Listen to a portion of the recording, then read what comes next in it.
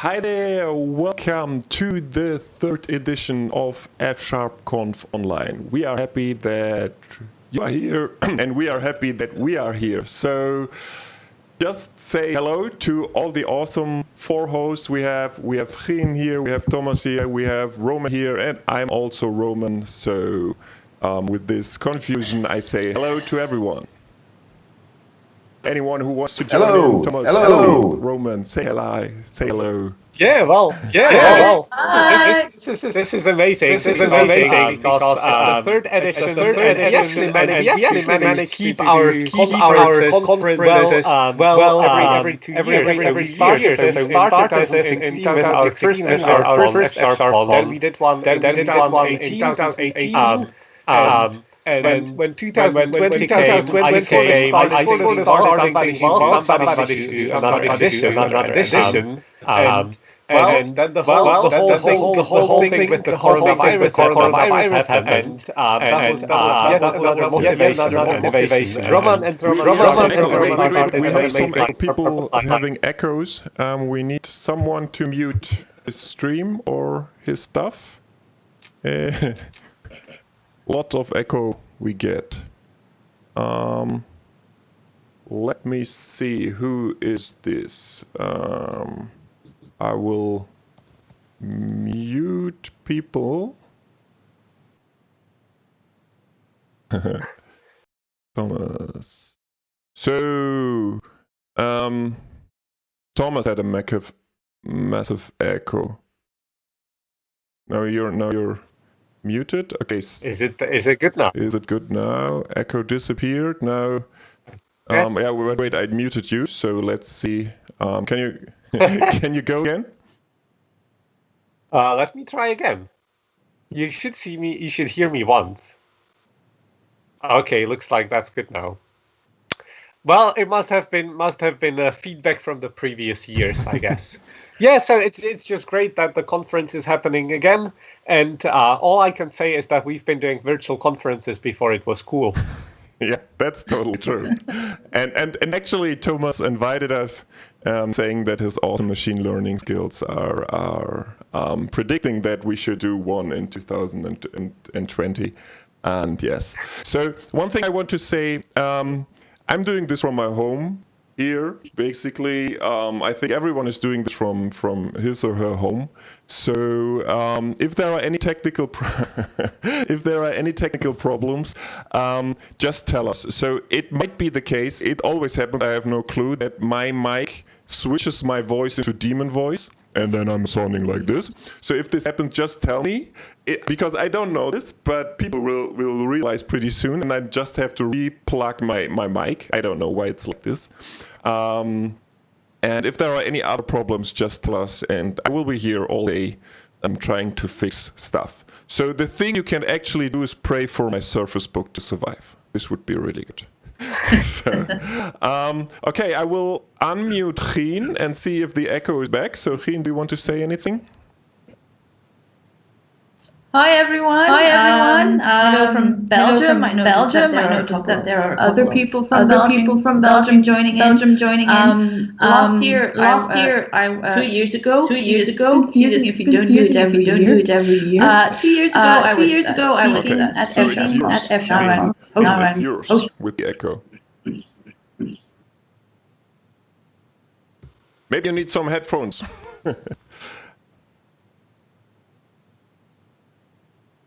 I will mute her again, and I will give Roman the word, and then Gien tries to figure things out. All right. I will say a few words. And wait for the echo messages in the chat. There it goes. All right. Hello from Czech Republic. I'm the second Roman, or Roman the second, the fsharp online. I'm really happy You also have that echo problem. Like I don't know. Man, this is really bad. We need to figure this out. I don't know why we have this problem. I'm doing this.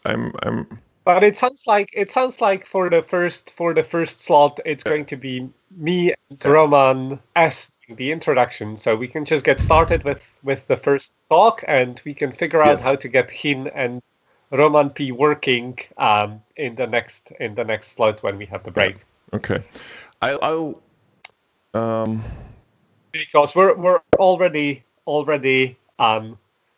getting ready for our first speaker. We are. I just want to say one thing, and we will come back to this a couple of times in the conference. So we are in crazy times at the moment, and EchoConf, really good.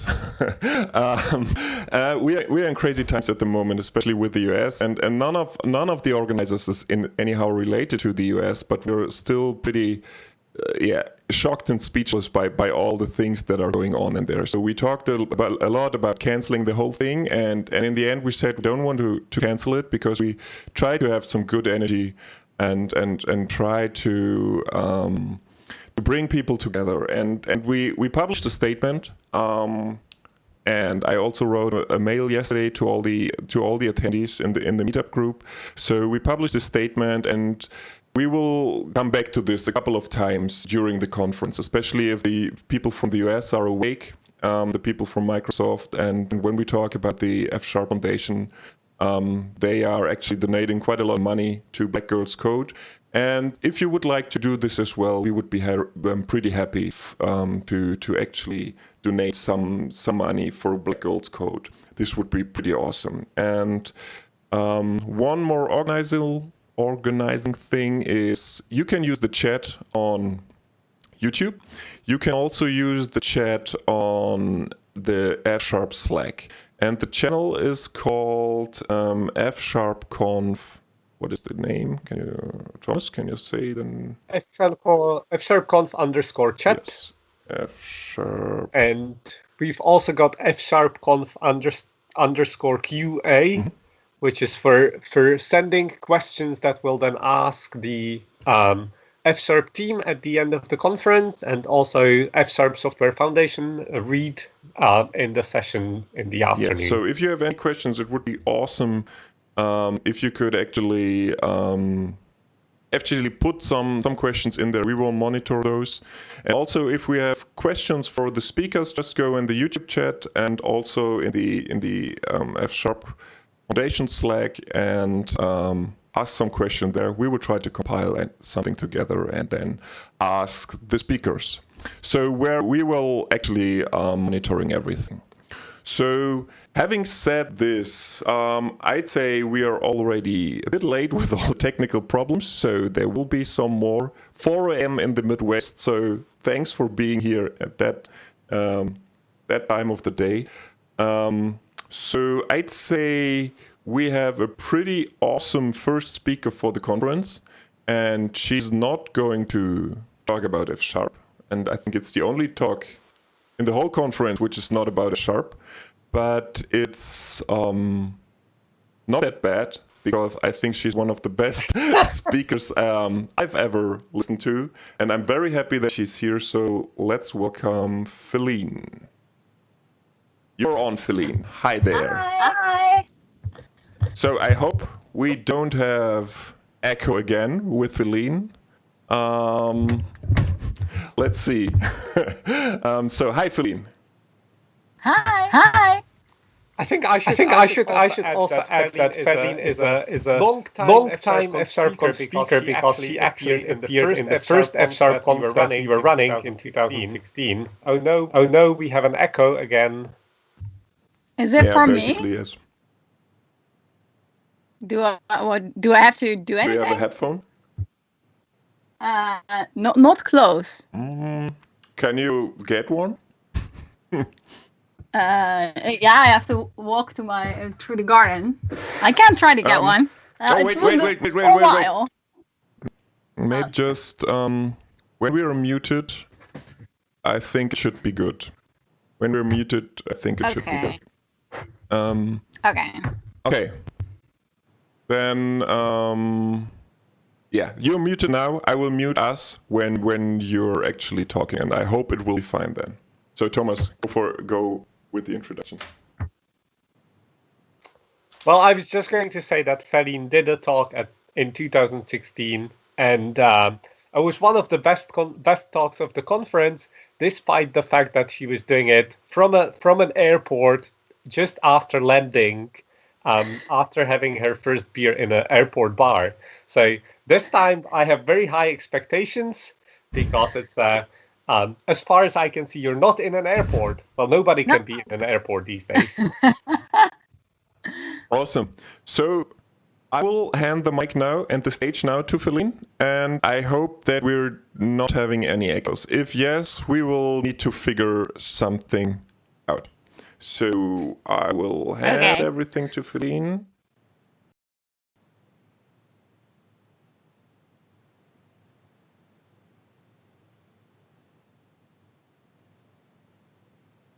Okay. Good morning. Can you see my screen? Yes. Perfect. Okay. Then we're good to start. My name is Feline. I'm on Twitter. Also, my Twitter handle is @Feline. Is my first name. So that's really easy. And my talk today, as Roman already announced, is not going to be about F#. It's going to be about the programming language I designed. It's called the Hedy programming language. To understand, we do have an echo.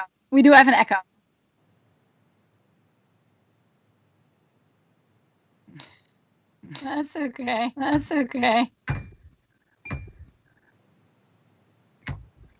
Sorry, I have to say something. Hello, testing.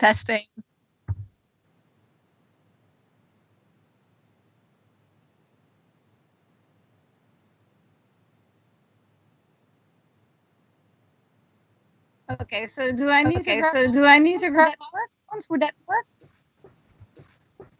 Okay.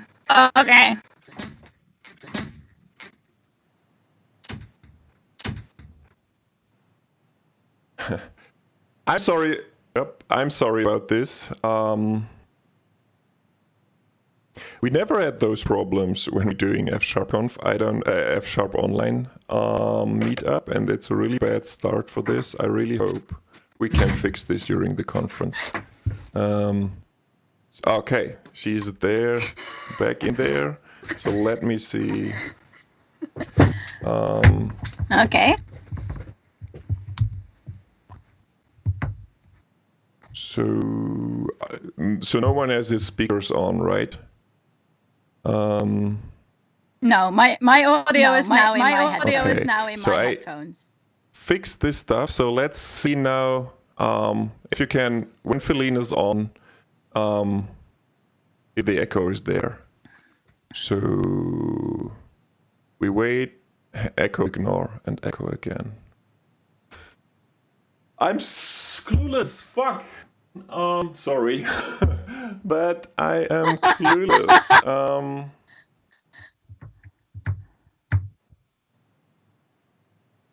I mute myself and see if it's gone, if it has anything to do with me.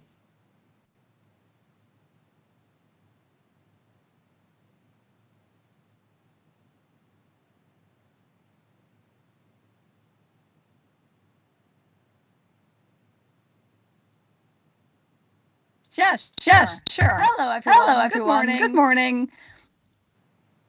Is the echo now?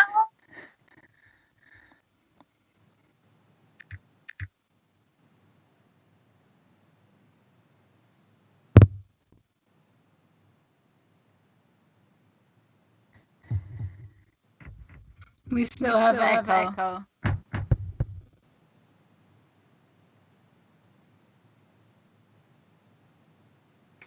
Should everyone just quit the call completely except for Feline and use and that everyone's really out.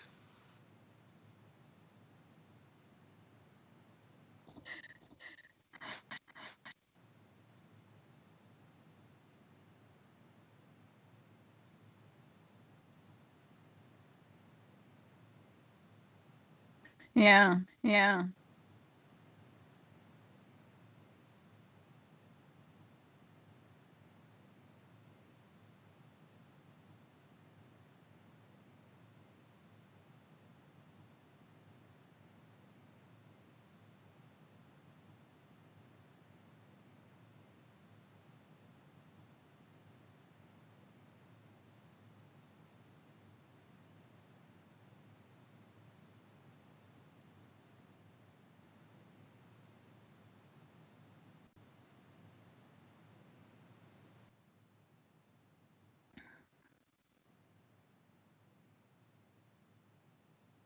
Me? Good morning, everyone. This is Felina. I think this is now the third time we're trying something. What about the echo? Has it disappeared, or is it still there? I don't know, because I don't hear the echo, so I don't know if the problem is solved now.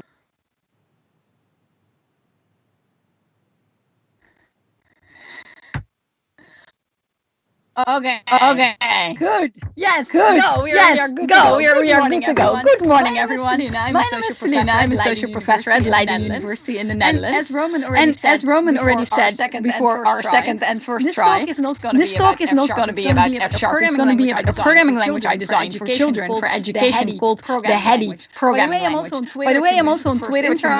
My Twitter handle is Felina, just my first name, so that's really easy. So in order for you to understand the history of the Hedy programming language, we have to go back to 2013, a long time ago, way before Corona hit. And at this point, I started to teach a group of children at a community center in Rotterdam, where I lived then. So these were 10, 11, 12-year-olds, and this club already existed, but they lacked a programming teacher. They used to have a teacher, but the teacher quit, and then they asked me if I would be interested in teaching kids programming. So I was like, sure, I can teach you, no problem. I know programming, so how hard can it be to teach programming to children? So I did know a lot about programming. I just finished my PhD in software engineering, but I didn't really know a lot about teaching. So I was teaching programming, but I didn't really know anything about how to do teaching. What happened then is sort of subconsciously, I started to think back of how I learned programming when I was a child. So this is me. I'm about 10 years old on my dad's computer. He had a home office, so we had a computer in the house. And I wanted to know programming because mainly I was interested in getting more games on my computer because this was way before YouTube and before Steam existed. So the only way I could really get any games on my computer was to program them myself. So how did I learn programming? Well, I had this book, and this might be something that is familiar to you also, where if you learn programming in, let's say, the end of the 80s or the early 90s, I had this book that was called Basic Computer Games. And how did this book look on the inside? Not really any explanation. There was one picture of this is a robot game, or this is a frog game, and I was just printed out basic listings that you manually copy into the computer, which I did, but then of course I made many mistakes and I have to fix them, and I didn't really know what any of it meant. I didn't know any English at that point, so all the words were also, the keywords were very foreign to me. So I just copied the codes, and then I knew programming after a while. Notice in this story that there isn't really a teacher present. No one was really teaching me programming apart from the book. I wasn't really in an educational setting. And this is an experience that many people have my age, let's say children of the 80s. Many of them learn programming in this way, without any adult, without any teacher, just from books that they got from their friends or from the library. This is very much the culture of programming. And because of that, many people that start teaching in programming clubs, like I also did in my club, want to mimic that same experience for the kids they teach. They're like, oh, just let the kids explore syntax just like we did it in the good old days. Either they do this consciously or they do it subconsciously, because as a community, the people of my age at least, we lack a collective history of what a programming lesson looks like, because we never went to a programming lesson. We mimic this experience either consciously or subconsciously. You also see that very much in the community of programming. So here is last year's Stack Overflow survey that they did among 90,000 programmers. And you see that 85% of programmers at Stack Overflow, use Stack Overflow, have programmed their first line of code before the age of 19. So that's typically before you would go to college, before university. And normally I just continue my story, but in light of everything that's happening and in light of the big inequality issues we see everywhere, I just wanted to point out how much privilege this is. Just realize for a second how much privilege there is in the programming community. If 85% of us can learn the most important skill for your job now before you enter university, like, take a second to realize what that means. That means you had a computer in the house. That means you had access to books. Either your parents bought them for them or you could go to the library. It means probably very likely that you learned this out of high school, because in most countries in the world, there's not really programming education in high school. So you were well off enough that you had the mental space and the money and the tools to learn the skill that you're now employed by before university. It's just mind-blowing. Just compare this to any other profession, right? Do you think surgeons learn to cut people up before they're 18? Or children learn spreadsheets before they're 18 so they can become an accountant later in life? It's just an overwhelming accessibility problem, in a sense that so many people don't have access to learning programming if they're young. The fact that so many of us learn programming in this way also means that we sort of celebrate this, right? Many people say, oh yeah, I learned programming when I was a child. And even people will say that if you haven't learned programming if you were young, then you are lost forever and you will never learn. This all contributes to this culture of just letting kids explore. Yeah, and this is very much what I did also. I just bought those books, programming books for children, much like the book I had, but then they weren't basic anymore. The language basic, I mean. And I just said, hey, hello, children. Let's just program. Here's some books. And I'm just having coffee in the back of the room. If you have a question, let me know. I'm just here sipping coffee, feeling good about my my service to society. You see this culture also, not just from our memory, but this culture is also very, very visible in the books you can buy, coding for kids books. So I will show a few snippets of books that the snippets will be in Dutch, but I've translated them in English if you don't read Dutch. So here's one. The best part of programming is finding mistakes. Not even fixing mistakes. Finding mistakes is the best part about programming. And this says something, right? It very much is this story of someone that, like me, tried to type all the basic codes, made many mistakes, and was like, ooh, a mistake. This is interesting. But of course, it isn't necessarily the best part. I mean, who thinks the best part of programming is finding mistakes? Solving mistakes, maybe, but finding mistakes. Often I am the one that put in the mistakes in the first place. I'm like, what idiot wrote this? Oh, it was me. Oops. So it's a very specific view on learning. Here's another one. Programmers only learn from making mistakes. And it's a bit ambiguous whether this means if there's a mistake, the only thing you can do is learn from it, or whether it means mistakes are the only source of learning.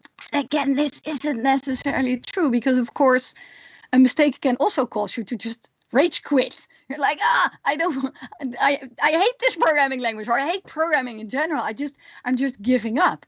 Again, it's a very specific view. This is another one that's interesting. You will fail often and it will be frustrating. And again, these are books, they're marketed at 8, 9, 10-year-olds. So really young kids. You will fail often and it will be frustrating. Yes, I mean, this isn't necessarily untrue, of course. Learning anything is going to be quite frustrating. But putting this in a book celebrates a certain culture where we think failure is supposed to be fun and it is not supposed to be discouraging. Be afraid to mess around and experiment. Okay, next of this says break the rules. So in general, I think, break the rules, pretty cool life advice. I do on occasion break rules. However, this book is about a certain programming language called Python.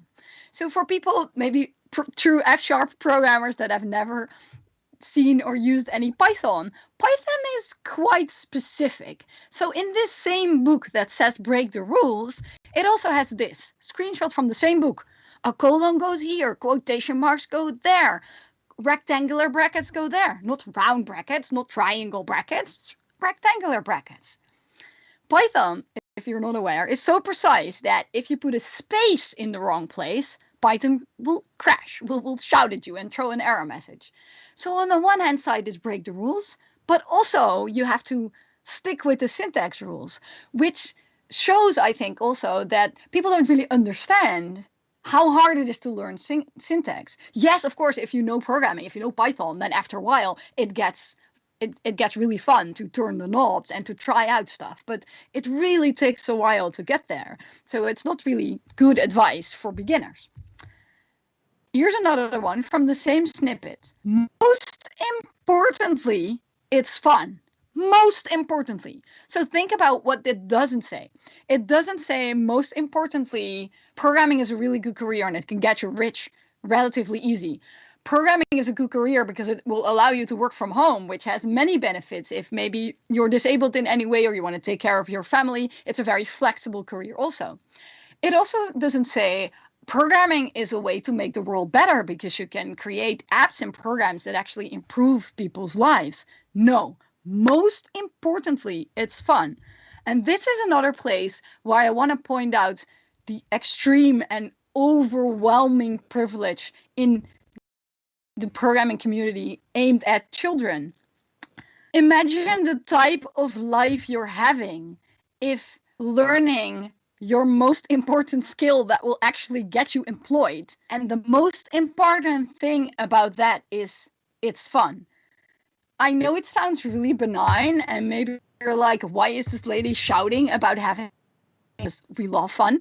Well, I also love fun. However, there are lots and lots of kids that these type of statements accidentally discourage. For example, if you're a child in a low socioeconomic, growing up in a low socioeconomic family, then the most important thing for you is to uplift your family, to get rich quick, and to help your parents not be poor. So books that say, oh, this is really fun, they're not going to appear to kids that are poor. They grow up poor because typically they're very interested in becoming rich. So if you want to get those type of kids into programming, you should also say, hey, this is a super good career. Another group of people that this might accidentally discourage is girls, because we know girls are typically socialized into caring about the world around them. Girls care about making the world a better place to a large extent. And I'm not saying this is nature. This is probably for a large part socialization. But also girls are not necessarily going to be interested in the fun of programming. They're going to be interested in making apps to solve poverty or to solve climate change. So even though this seems really benign, this says so much about the programming culture. And not all of it is great. And probably a lot is there that we would actually want to change. This whole culture, all of it, all our history of learning programming by ourselves, of being the type of person that likes the puzzly nature of programming, that likes the fun of programming, this all contributes to the fact that if we start teaching our own children, if we start teaching in schools, if we start teaching in code clubs, everyone just let kids figure it out by themselves, which I found out wasn't really a great strategy. I found the kids in my club to be struggling a lot, and I didn't really understand. And I remember at one point saying something to, like thinking something to myself, where I was like, child, how do you not understand this? I explained an if statement to you last week, like 7 days ago. How do you not understand this? And the type of teaching that was going on, the children were making games in Scratch or in Python, and they were like, oh, how do I do this? How do I make the ball turn blue? And I was like, oh, I can show you. Click, click, click, click. This is how you make the ball turn blue. And then what happened in my mind is I explained an if statement to them because, if this, then the ball turns blue. But in their mind, they were just like, oh, now I have this game. They weren't picking up on the basic programming concepts in the way that I remembered picking up on them when I was a kid. So at this point, remember that I didn't know anything about teaching. I had no idea of how people even learn things. So it's like, wow, I need to get better at this, because if I'm failing to teach a 10-year-old that voluntarily comes to my programming club on their free Saturday afternoon, and they don't even learn from me, then I'm a complete and utter failure, and I need to get better at this. So at this point, I started to read a lot about cognitive psychology. I really wanted to understand how how does knowledge get into our brains? And I started to get more and more amazed also about how little of this is taught in schools. So I am known, to say, every high school should teach programming. And I stand by that statement. But also now I'm getting this idea that maybe it also wouldn't be a bad idea if elementary schools and high schools taught some basic psychology and also computer science program.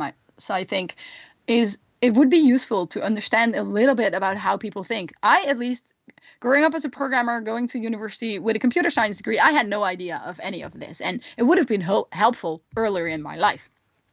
So one of the results I want to share with you that I learned about in my search for more understanding of cognitive psychology is about a Dutch mathematician called Adriaan de Groot. He researched cognition in the 1940s. He was a mathematician and he was supposed to research math, but he was actually very interested in chess playing. He was a very, very good chess player himself.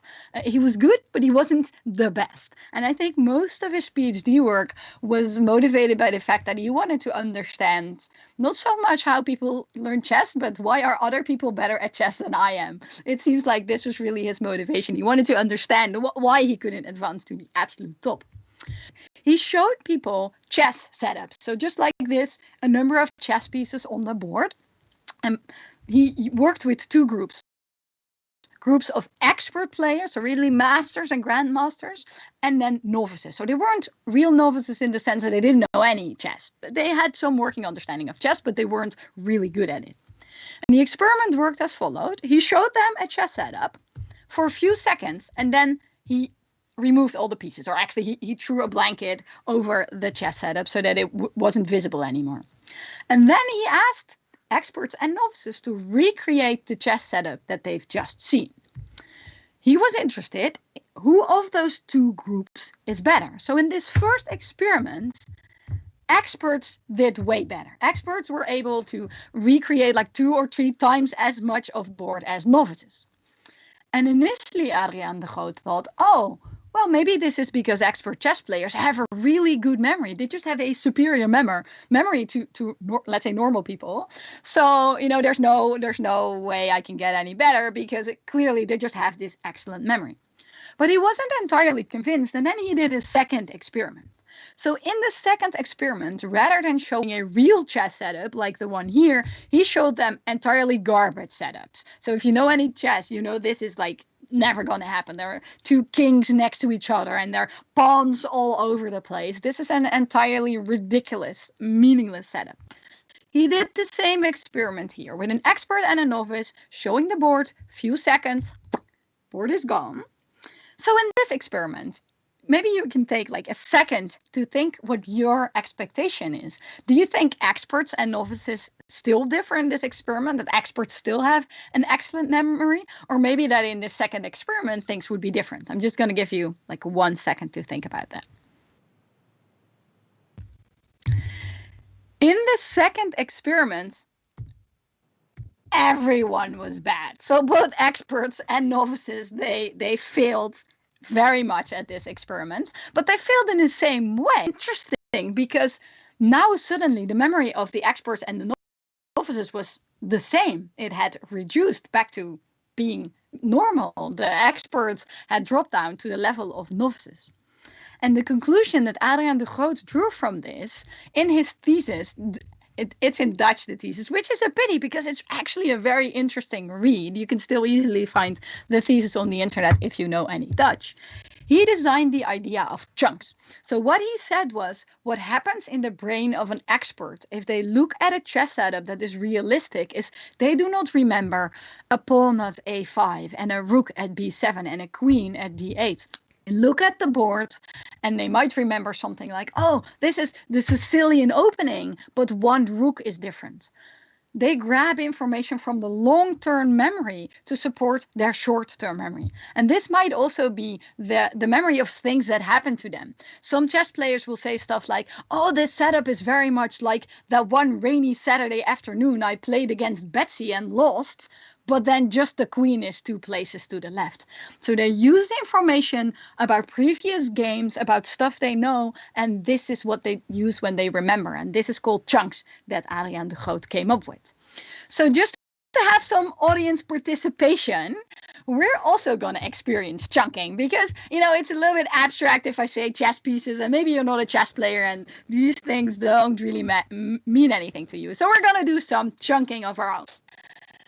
I will show you a sentence, very brief sentence, 3 words for a very brief time. And your challenge is to remember this sentence and to be able to read it back to me. We're not going to do it, of course, because of the online setup, but I'll just challenge you to remember this first sentence. Are you ready? There we go. Okay, so I'm just going to guess that was really, really, really hard to do. You're like, this is impossible to remember. But I'm going to do another one. And I promise you, this will be way, way easier. And it's going to be a sentence of the same length and the same number of different letters for the same time. There we go. Are you ready? So that was easier, right? That may have been almost doable. I'm going to show you another one, and I'm sure everyone can remember this one. And again, same length of sentence and the same number of different letters. Wow, your brain, right? Isn't your brain the most amazing thing you have in your body? I showed that sentence to you for less than a second, I think half a second, and you were able to read it and remember it at the same time. Why is that? This is the power of chunking. Because if you have to remember the sentence, you're not going to do, half a circle. A circle with a thingy. A Catholic cross. A long stripe. Because by then, the sentence is gone. You look at it, you know these letters. You know this language. You're going to immediately translate that half circle, that circle, and that cross into the concept cat. First into the word cat and then into the concept cat. Cat loves cake. You can easily remember it because it just doesn't take any space in your brain. This isn't because your brain is so good, and this isn't because these letters are specifically easy. It's just because they're stored in your long-term memory, and you use your long-term memory when you also access your short-term memory. And these things are the chunks that Adriaan de Groot was talking about in the chess players. So there's one other researcher that we're going to cover before I promise quickly we will go back to programming and source code. One thing you need to know about that short-term memory that was designed by George Miller in the 50s, so after Adriaan de Groot came along, he said your short-term memory is very, very, very limited. He said at that time that it could only hold between 5 and 9 items. You might know this work because commonly it's referred to, also Miller called it like that, the magic number 7 plus or minus 2 is what he said. And newer research actually indicates it might be even less. It might be between 2 and 6 items that fit in your brain at the same time. So this cat loves cake, that easily fits. But if you have more items like all the weird, crazy characters I showed you in the first sentence, there just isn't any space in your brain to process it. So these are chunks. Chunks have a flip side also. So here's the first sentence again. Imagine you are really, really trying to remember this. What happens in your brain is it sort of overflows. So you'd go like, a circle with a dot and a long stripe and a sigma reverse and a triangle like the diamonds in a card game. But your brain gets full. If you advance more, if you really would try it, then by the time you've reached the half arrow at the end, you will have forgotten the first because it just doesn't fit memory. It's easily more than 9 places, which is the absolute maximum that your short-term memory can process. This fullness that you feel in your brain is called cognitive load. So if your brain overflows with knowledge and there's no more room for anything, you're experiencing cognitive load. This is a concept designed by Australian researcher Sweller. What does this mean for teaching? So teaching well or explaining something to someone really well means that you manage the cognitive load of students, that you make sure that their brains don't overflow. And you might wonder, why is this relevant? Why am I listening to this? Because I wanted to learn about F#, which is a really great programming language. And now this lady is talking about cognitive science. Why? I have something better to do with my morning. Well, I'll tell you why I think this is relevant to my personal practice. Is for me, knowing about these things has given me a new vocabulary to talk about people being confused and frustrated. So sometimes you might have a junior coming into your team and you're like, wow, this person knows nothing. Why do universities send people to us, to our companies, that have no understanding of anything?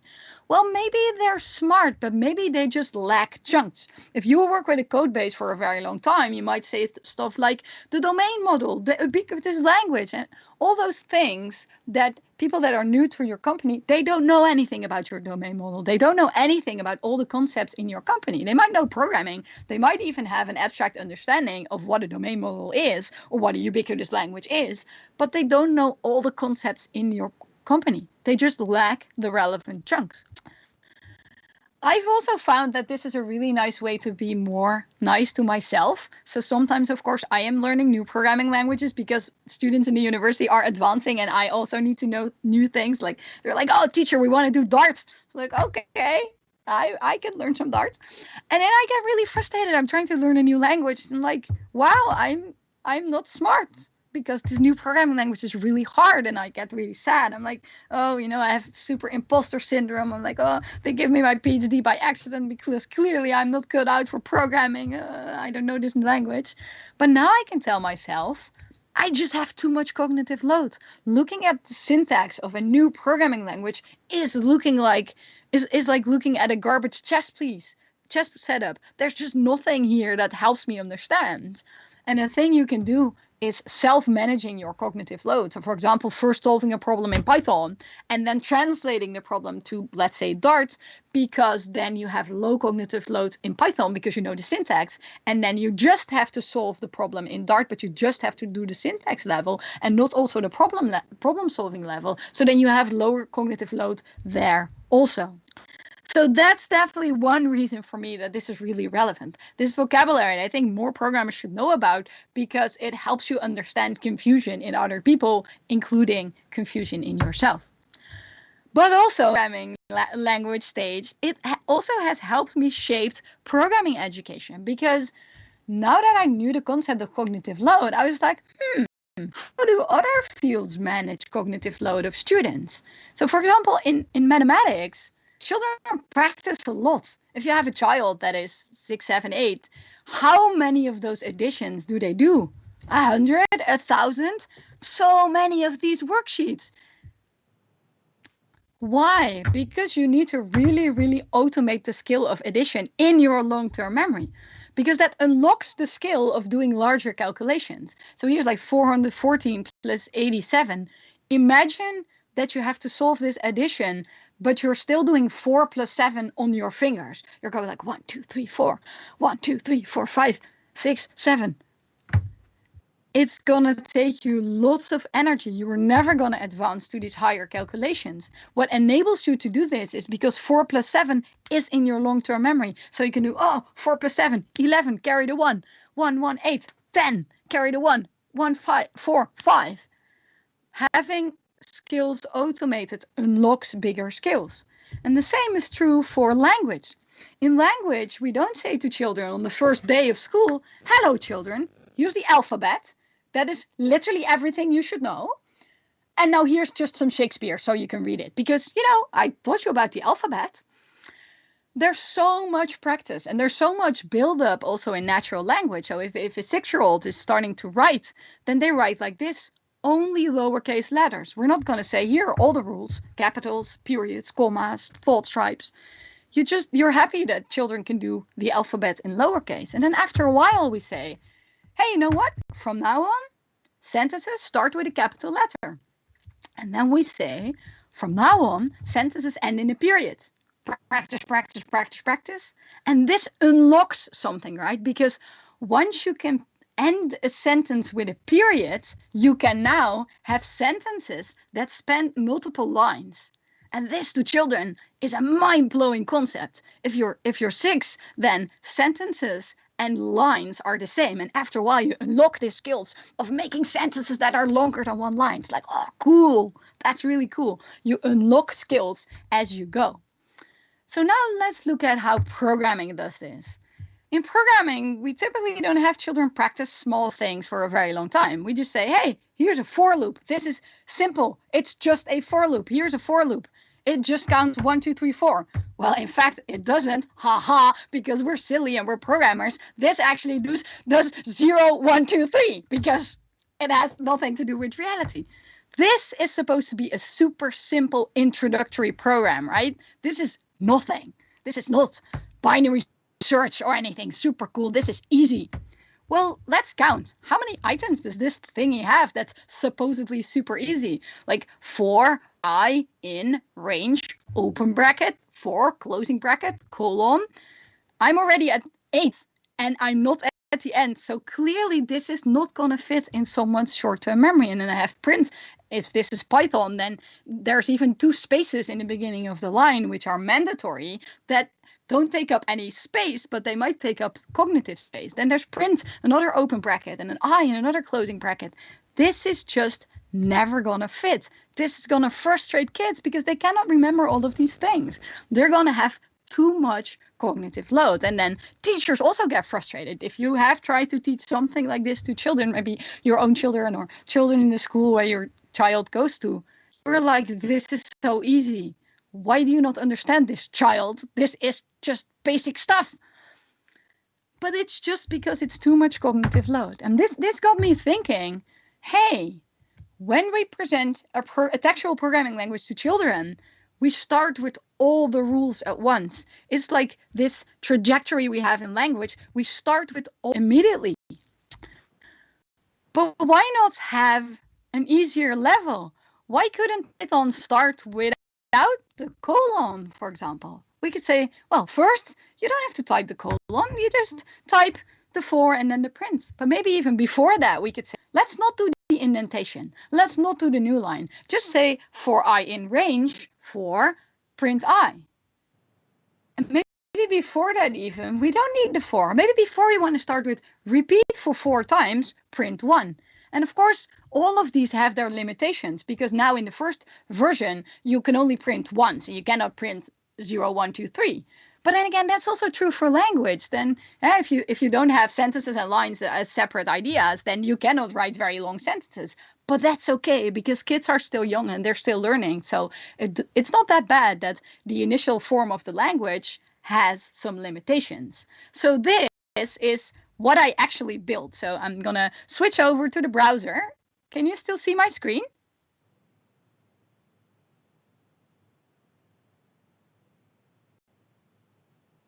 Oh, maybe I should switch. Switch screen. Yes. Switch screen. How do I do this? But now, can you see the browser now? Shit. Okay, I'll just stop sharing for a while and then share it again. Start sharing. What about now? Great. Okay, cool. So this is, welcome to the Hedy programming language. This is a programming language that we call a gradual programming language that builds up to being Python. So this is the first level where I can just print something, print, and then a space, and then whatever you want comes behind the space. And you can run it, and it's just printed. This is like magic, right? To people that know programming, you can type anything here. F#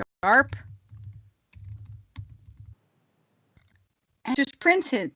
You don't need any brackets. You don't need any quotation marks. And also in this first level, we try to teach the mechanics of programming also to children. So we also have this thing called an echo, which is a little bit like an input to a means of communicating with the computer. So you can say, what is your favorite color? So this is ask, what is your favorite color?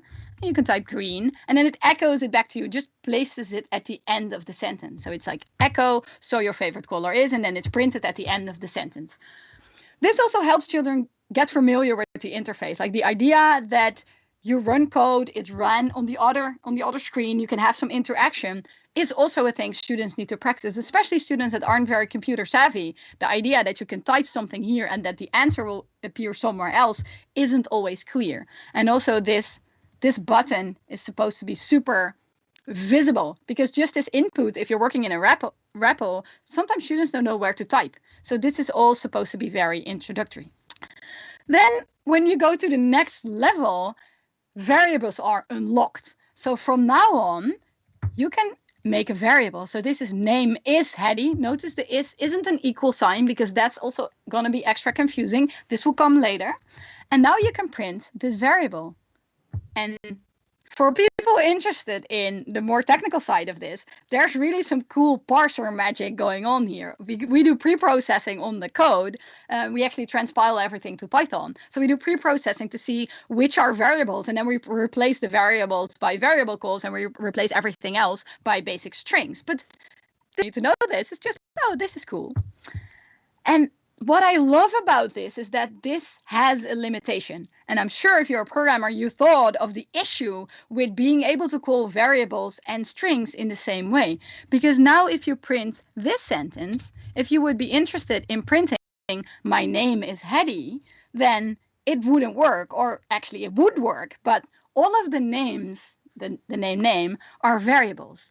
And you could say this is a limitation, but I would say this is actually a teaching opportunity, because now you can explain to a child why quotation marks matter, because you want to distinguish between the word name and the name that you have stored something in. This is a problem that you can solve in the next level. So if you go to level 3, then you can solve this problem, because now you can say my name is with quotation marks and then a name. And I love this form of teaching. So not only do I love the fact that every step is easy and it builds up so that it causes less cognitive load, I also love the fact that I can explain to children now why syntax matters. They have seen a language that doesn't have quotation marks. They've seen that that has limitations, and then they want to learn. I hate it if I have to teach children. They're like, oh, I want to print my name. I'll print Hank. It needs quotation marks and it needs brackets. And the child's like, why? And then I have to say, just because it's the rules, Hank, you just have to do it. Trust me, it will come in handy later, which I don't love as a teaching strategy. I don't love saying stuff like, oh, just put the brackets there. You know, especially this is very visible if you teach Java. You know, just create a main method. Why, teacher? Just because. I love this because it shows every step of the way the limitations of a language that doesn't have quotation mark. And the same is true for when we start. Okay, I will do, I think, one more level. Oh no, one level over, because this is nice. So here we can start repeating things. So if we start repeating things, then the first limitation, I think we can try this one. So it will ask what your favorite color is, and then you type green, and then it repeats it for 3 times. So here's the sentence. If the color is green, repeat for 3 times, print pretty. Clearly, this has the limitation that you can only you can only repeat 1-line programs. You can only have a body of 1 because it needs to fit in a flat sentence. But that is okay, because firstly, you can practice with it. And then secondly, in the explanation, we say, hey, this is an issue, right? You would want to repeat bigger blocks. Well, for that, you need indentation, which I think is a way stronger way of explaining stuff than, you just have to put 2 spaces there. So let's close it off. Am I back to my slides now? Perfect. Yeah. Okay, so this is the demo that we did live. So before we go off to questions, which I think will be brief because we ran out of time a little bit, I'll just summarize my entire talk in like 1 minute. So if you came in late, then this is your second chance to get the gist of it. This talk was about how to teach programming, which I learned about when I started to teach programming to kids within the culture that we have that emphasizes problem solving and that downplays the role of syntax in programming. I started to learn about cognitive science, and especially about the idea of chunks, that you use your long-term memory to support your short-term memory, and that teaching means that you have to manage cognitive load of students. Based on everything I learned from cognitive science, I designed this programming language called Hedy that builds up a programming language's syntax so that cognitive load keeps low at every step of the way. the end. If you want to know more, I'm on Twitter @Felina. You can also go to my website, felina.com, where you can read about papers and research I do. If you go to felina.com/Hedy, you can find all the information on our programming language. We are 100% open source. So if you are a programmer and you want to contribute to Hedy, then you can do so on GitHub. It is now supported in Dutch, in English, in French, and in Spanish. But if you speak any other language that we don't support yet, we would love for you to translate Hedy, so that more kids that are not proficient in English or Dutch or French or Spanish can also play with Hedy. If you like listening to me, you might also want to listen to Software Engineering Radio, which is a podcast that I am one of the hosts of. We interview software engineering professionals, and we have 4 or 5 shows every month. We're on iTunes and Spotify and on our website and Twitter accounts. I will answer one question, because this is a question people always ask. Hey, Felina, did you make those slides by hand? Yes, but not by hand, because I use my iPad and an app called GoodNotes. So I draw them with my hand, but not entirely without any technological help. That's it. That's everything I wanted to share with you this morning, or maybe afternoon or evening, wherever you are. And then I'll ask Roman if we can do any questions, or if you have to move on to the schedule straight away. Wait one sec. I think we have 1 or 2 questions. Yeah, we. Am I in the call now? Yeah, but you're not in the. I have some questions. Yeah, I can. In the thing, in the OB Earth thing, Thomas. I will just. You have. Yeah, I will do it. Okay, I would just make this off here. So sorry for this. We have some. That's okay. Some technical problems. So I hope we are not back with any echoes then. Oh, you could hear Thomas? Oh, strange thing. But you couldn't see him. But I missed the echo. Yeah, cool. I don't. So I hope it's not coming back. We will see. So thanks for this awesome talk, Feline. I really loved it. I think we can basically stop the conference because it's not getting any better. So it was great as always. So thank you for this. So there were a couple of questions. We won't have the time to go into those, but a lot of people were saying that they were basically taking this away, the cognitive load, the empathy. I think this is really cool. So one question I really like was how to make experts relearn. So sometimes an expert has to unlearn so they can digest new paradigms or things like that. So for example, functional programming, we have this a lot with, OO people coming to F# and basically are totally lost. Where are my loops and everything? So what do you think? Do you have any ideas about this? It'll be really hard. So there's one concept that you might also be aware of that's called negative transfer. So transfer is when something you know from a certain domain transfers and is useful in another domain. For example, if you know chess, then checkers is going to be easier because it has the same type of board and some of the rules. You have black and white, and it's first it's your turn, and then it's the other person's turn. Mm-hmm. You already know some concepts that are useful in the other domain. That's positive transfer, and this might be going from Java to C#. Then you have lots of benefit from the language you already know. But there's also this concept called negative transfer, and again, I just think I don't have a magic solution, but knowing that this is a concept that exists and being able to use those words and maybe to read upon that a bit more is going to be useful. So negative transfer might happen if you go from Java to F#, because then you think, oh, functions, I know functions. And then you're trying to mutate global state. And then F# is like, no, it doesn't work like that in this world.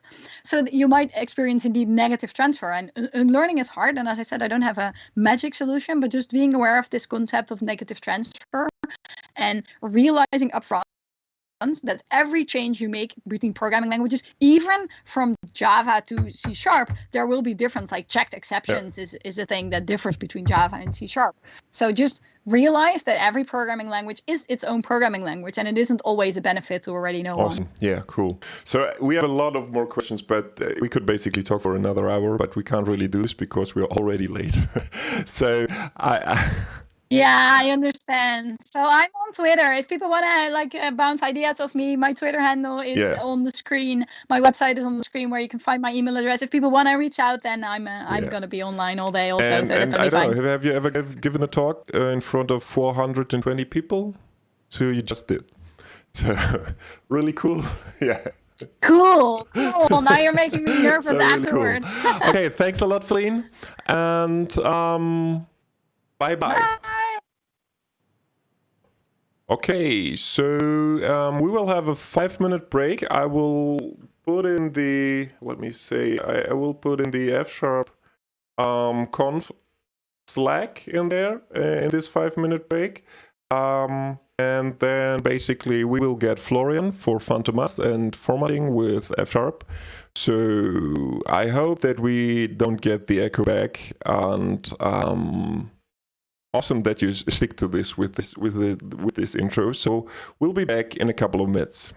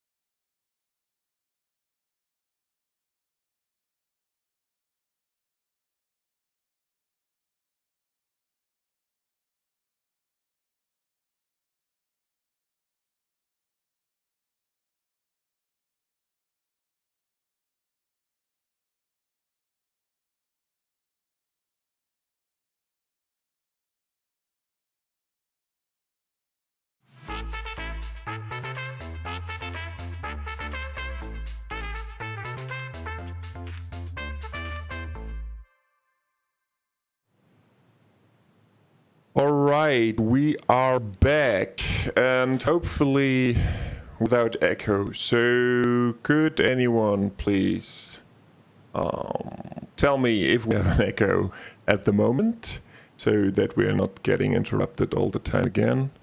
No echo. Okay, this is good, hopefully.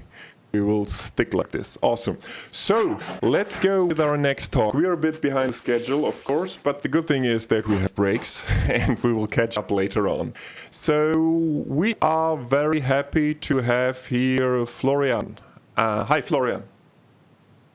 Hey, Roman. How are you? I'm good, I'm good. So, Thomas, do you want to say anything about him?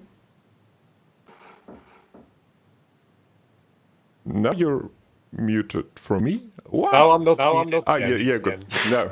Okay, yeah. No, I'm very happy to. So, Florian will be talking about Phantomous, which is a really interesting project to do F-sharp formatting. And I see I've got an echo, so I'm just going to shut up. So it's Thomas. It's Thomas. Thomas needs headphones again. Also, it's some problem with this stuff. Okay, so I muted him, and we were gone with the echo. And so yeah, Thomas has basically he's not created Phantomous, but he's taken over the project, and it's a really cool project, which I think F-sharp was missing for some time. And the echo should be back, should be gone now because I muted Thomas. I just hand over the mic to Florian, and if you have any questions later on, we compile some questions for him and see if we have the time. So I will give you this stage, Thomas. So there you go. Okay, thank you, Roman, and Thomas. So yeah, hi, my name is Florian. Today I want to go and talk a bit of how can we format F-sharp code. You can see this in action. I'm inside of Ionite here. The code is structured, and then we go to the actual sorry, document. We have also echo.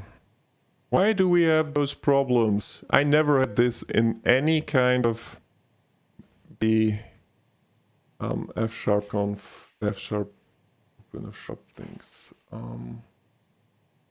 Let me see. So you're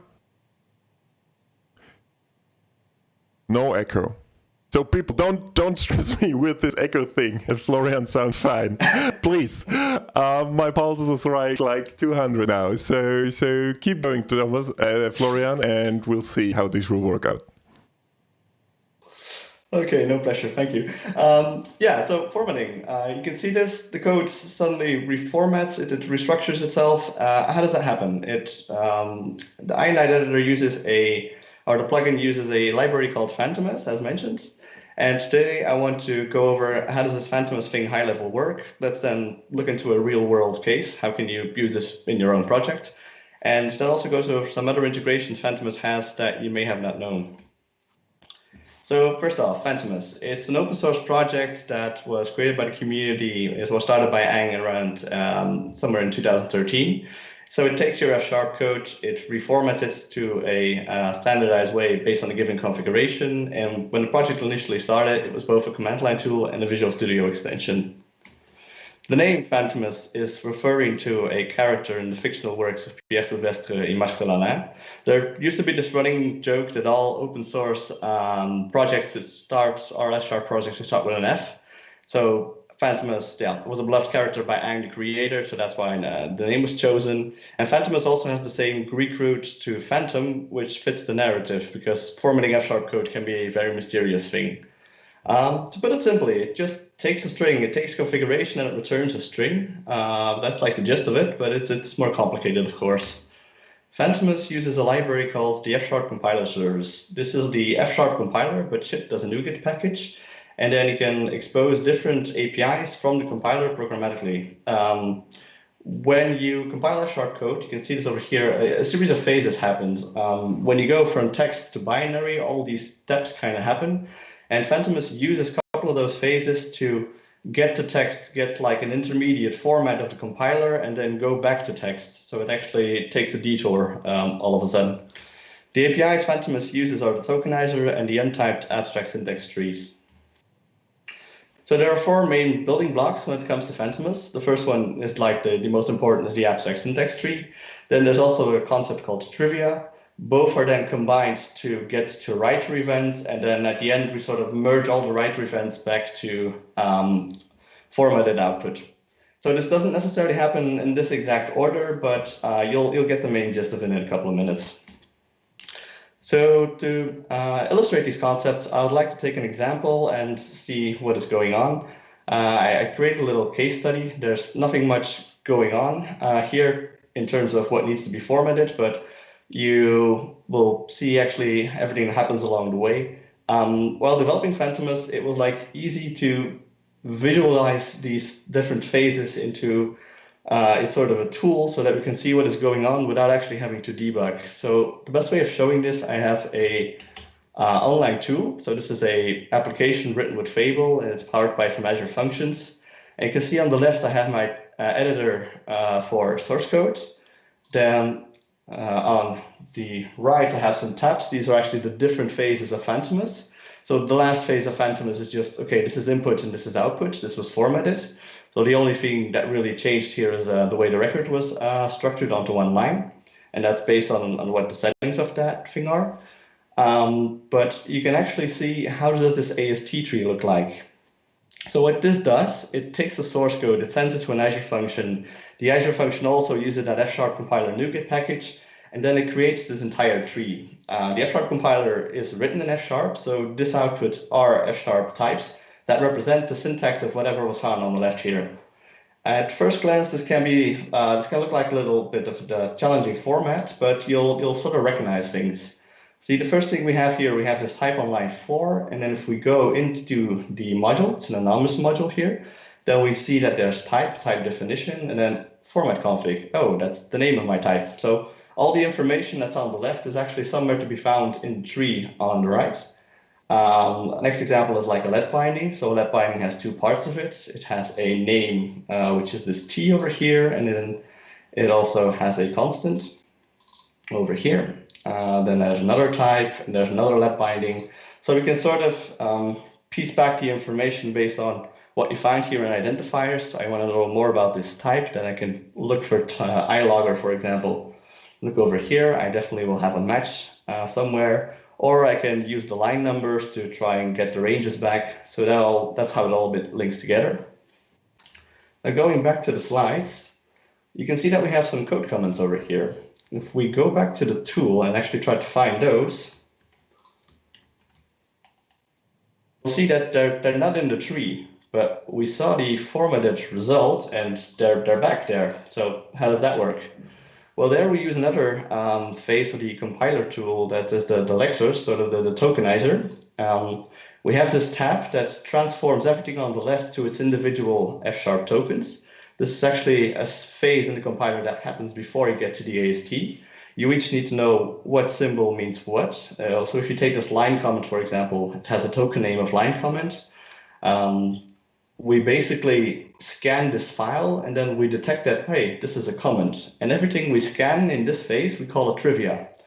There are also other things that are interesting here, like the equal sign. You'll never find a clear reference in the equal sign in the AST. That information is lost because it doesn't really matter at that point. But sometimes it does matter for us, and that's where we sort of collect everything into trivia. Trivia on themselves are the things we found in the tokens but are not in the AST, like this comment. There's new line. There's no notion of new lines inside the AST there. So you sort of have to deduce them either on the base of the range or just on what we found on the tokens here. There's also a number. So I mentioned that number was part of the AST, but notice the format. So this is like the original binary format. We found that in the tokens, but if you then look in the AST, the let binding over here, the constant, is in an integer format. So the compiler already made an optimization, because when it has to go to a binary at the end of the day, it doesn't really matter what format was originally used. Now for Phantomous, of course, that does matter because you want to maintain the original code. So that's where we use that. And the last step is we basically collect the AST, we collect the trivia. maybe let's just go quickly back. We collect the trivia, then we assign the trivia to the nodes because we need to make a link at some point. So there's this record over here, and then, yeah, we found the comment, but we need to assign the comments to like a range, and then that's the closest range or the best match was a record here. There's the left binding, the constant. We noticed that this constant actually has another formatting number, so we assigned the trivia to the trivia nodes. And once we have all of those, we just go to traverse the entire tree and create something called writer events. You can sort of see this in the screenshots. It's not part of the tool, but these are like instructions. You see the right line. These are instructions that capture what needs to happen at the end of it. And then we sort of do an event source kind of thing that we just fold everything back together. And that's where we create the output string. But the interesting thing here is that you can do some lookups based on the current writer events. So if you're at a point in traversing the AST that you say, hey, we need to add a space here, but we're not sure what the latest event was, then we can like check if there already was a space. And if that's the case, there's no need to add the extra space. So that's interesting. Or another use case for this is that we try and format something, and if it ends up being longer than the page width setting, then we say, okay, these last couple of events, let's just remove them and try again with a different approach so that we respect the page width rule. So that's kind of a neat thing we do there with those writer events. Cool. So now we can see this in action. I'm going to debug Phantomous, starting from the command line tool. And what you'll essentially see is the same example we started with, but now just notice that we use the tool. We're going to see the same thing. That's what I want to say. So I have the project open over here. I created a little launch thing that will format the case study script I have. So this just basically calls our .NET CLI tool. Let me just go into the debug. I hope it's all a bit clear from font size perspective. So we're going to launch Phantomous. It gets the single input file. It starts at here, the public API. So we're actually already inside the library project. We're setting everything up. So this is the context, the source is like the most important thing here. You see that we start with this comment. The first thing we do is that we capture the AST. Notice the F# checker. So this is part of that NuGet package I talked about the compiler service. We get the ASTs. And then if we continue, we also collect the trivia based on the tokens. So maybe just try and give a glance at this. So this starts with sparsed implementation file, etc., etc. It has one module. Well, this is exactly just the same tree that we saw in the debug tool. So that's why we created that. It's just a bit easier. Next, we're going to collect the trivia. And then we can see the trivia list is 8. So that should match what I had here from trivia. So this should be like 8 things. And then we can start and traverse the tree. So we start at the bottom. The bottom is either an implementation file or a signature file. And then we just collect everything and then go to the entire tree to end up capturing events along the way. And then we can see these writer events over here. Let me just try and get the results over there. All right, you can see we have a right line, a right line for the new line, then initial new line. And all of a sudden we also have the some more interesting things like, okay, now we need to indent bind because we're inside of a multi-line left binding, things like that. So we then dump all of these out and we go to the results, and this is in our output string that's been formatted. So it's a bit hard to see here, but take my word for it. And that's in a nutshell how it works. So sort of skipped over it, but there's also at the end of the format phase, and if you paid careful attention, so this is a result list, and we're having like multiple ASTs here. So what's the deal with that? Phantomous also formats your dead code. So imagine this sample. You have the foo defined here, so this hash if foo, and based on how your project settings are, or basically how the compiler receives those settings, you either get 8 or 42. So if you look at this from an AST perspective, we'll see that we have one constant, and in this case it's 42. I can change the settings for this, say that foo is one of my defines, And then we see that, okay, the constant is 8. The same for the tokens. If you look at the token, there's no line 3 here, so this 8 doesn't exist and it's dead code, so to speak.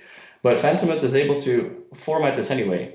And the way we do that is that we just try and take all the possible code paths. We have like a little expression solver thing going on there. We try and format all combinations of defines, get all the AST trees, and then just merge them together at the end.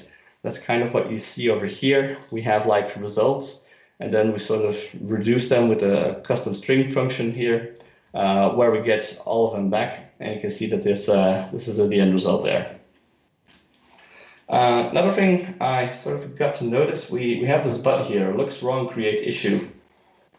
That's actually the preferred way to report issues in Phantomous. What this does, it leads you to our GitHub page on it creates a new issue, and it gives you everything, the code before, the code after. You can write, okay, what's wrong according to you, or what didn't you expect?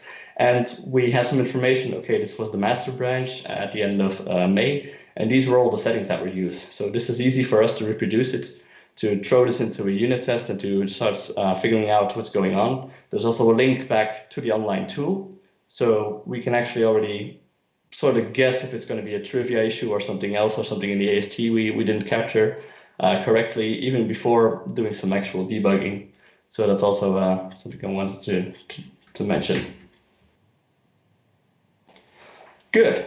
Phantomous allows for some user settings that can determine how the output will look like. I can also show this in the tool, actually.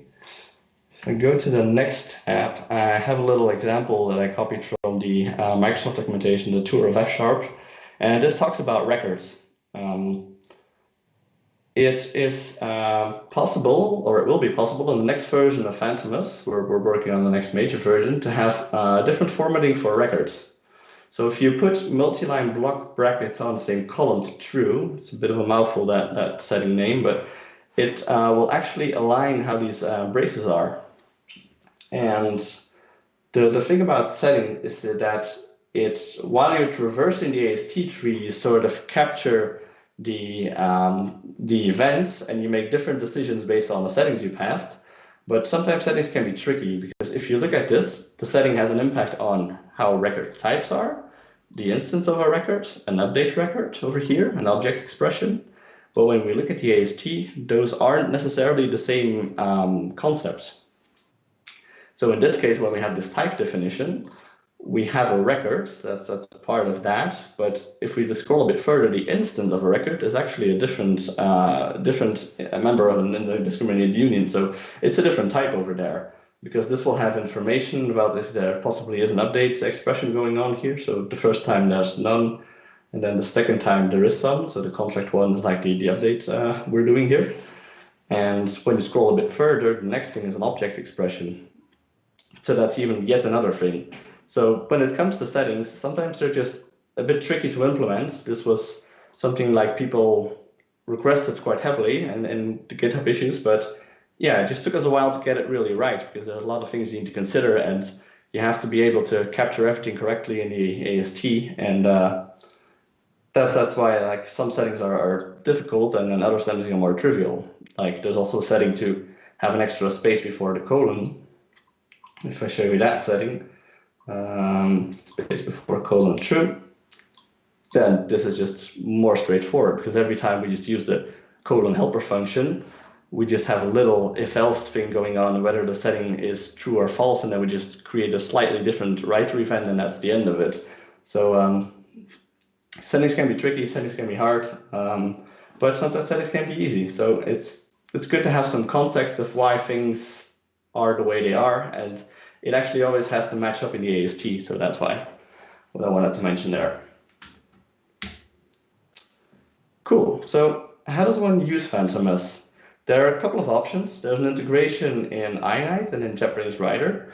So in those editors, you just need to use the standard shortcut to format, and it just works. But other options are using the command line client or a fake script.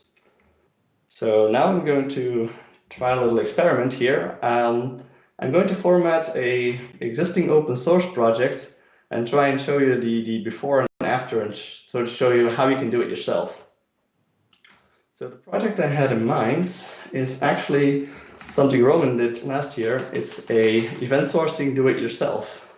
It was a video series where some concepts about event sourcing were explained with an ice cream truck sample thing.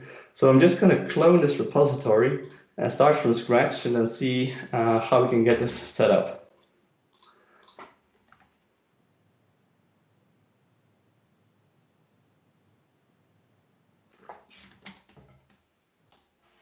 Okay. The first thing I'm going to do is I'm going to build the solution just to have like that before and after, because yeah, it's a bit of it's a given that formatting your source code shouldn't break your source code. So that's why I want to be really careful here. I'm just going to restore everything, do the build before we kick off. Then I'm opening a new window inside VS Code. And we can start with creating a tool manifest. So we're going to install Phantomous as a .NET CLI tool. And we're going to install it as a local tool. So we have like control for this project, we're using this version. So what it can do here is say .NET new tool -manifest. What this does, it creates a little config file over here, and then we can start installing tools. So if I now do .NET tool install Phantomous -tool, and I'm going to use the latest and greatest version. So that will be alpha 008, I think. And this installs it, and it says here you can now run .NET tool run Phantomous, or just .NET Phantomous for short. So if we do this, we can see .NET Phantomous --help. What are the options here? So for the command line tool, it just takes a string, or that can be a folder or a file itself. If it's a folder, you can pass in the recurse just to format every file it finds in subfolders. Notice there's also this profile, so if you ever want to know how long something takes or measure some performances, that's also possible. So let's just start out, let's say .NET Phantomous first, the entire event source project. So I say project, but actually I'm just pointing to a folder. So if it's the texture FS project file, it doesn't really do anything with that. It has no notion of it. And now we can see that everything was formatted. So let's just try and build that again. First check, did I break anything?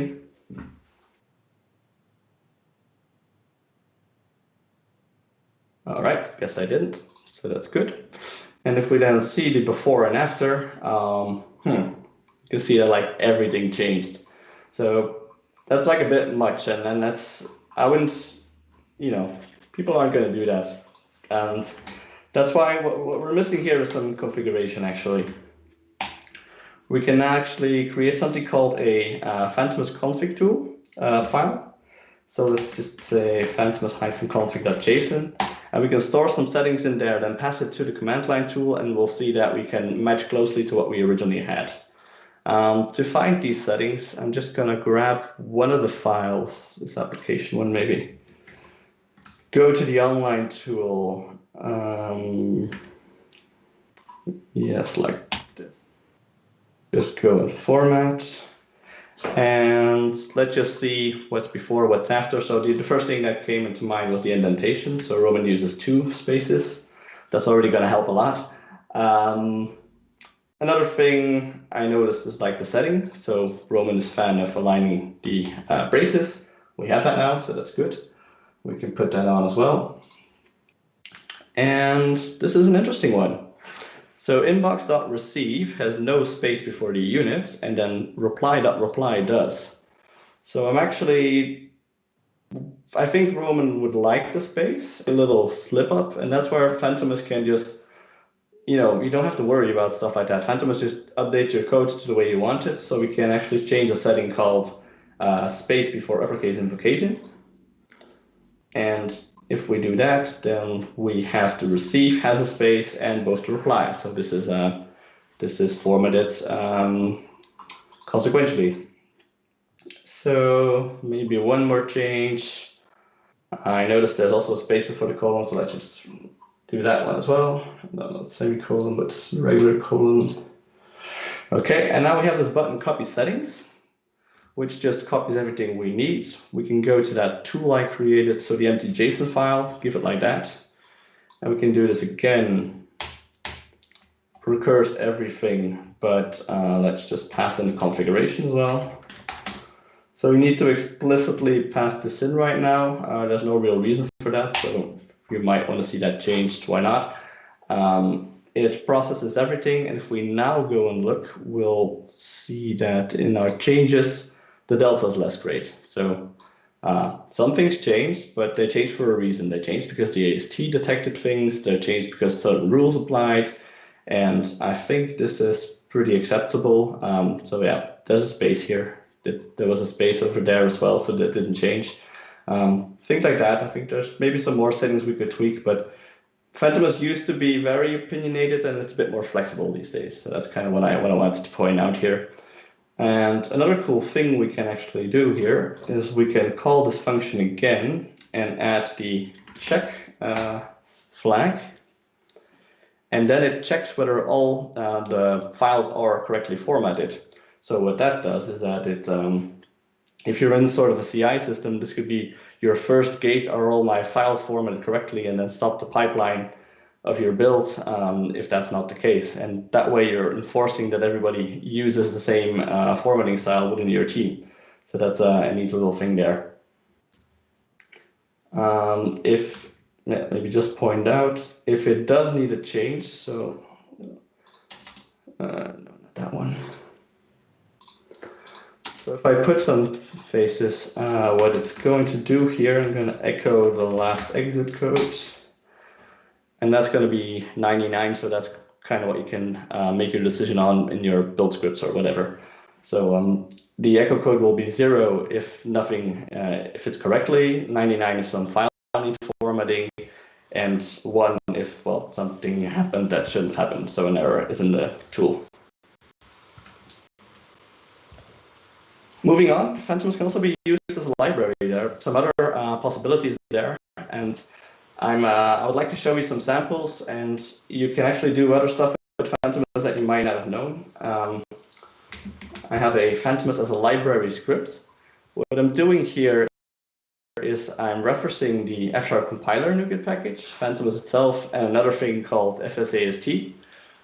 There, I'm actually constructing AST by hand, so I'm trying to recreate this snippet. If you ever want to do it yourself, the advice I give there is just capture this up front, look in what the AST looks like, and then cheat the hell out of it, so you can reconstruct this. So what I have here is I create that parsed implementation file myself. I added one module. Inside the module, I have this declaration, which is the let binding. You can sort of see this as the identifier, the parameters, the return type, and then the expression itself, the addition, is an infix operator, so operate an addition. If I were to execute all of this in my F# interactive,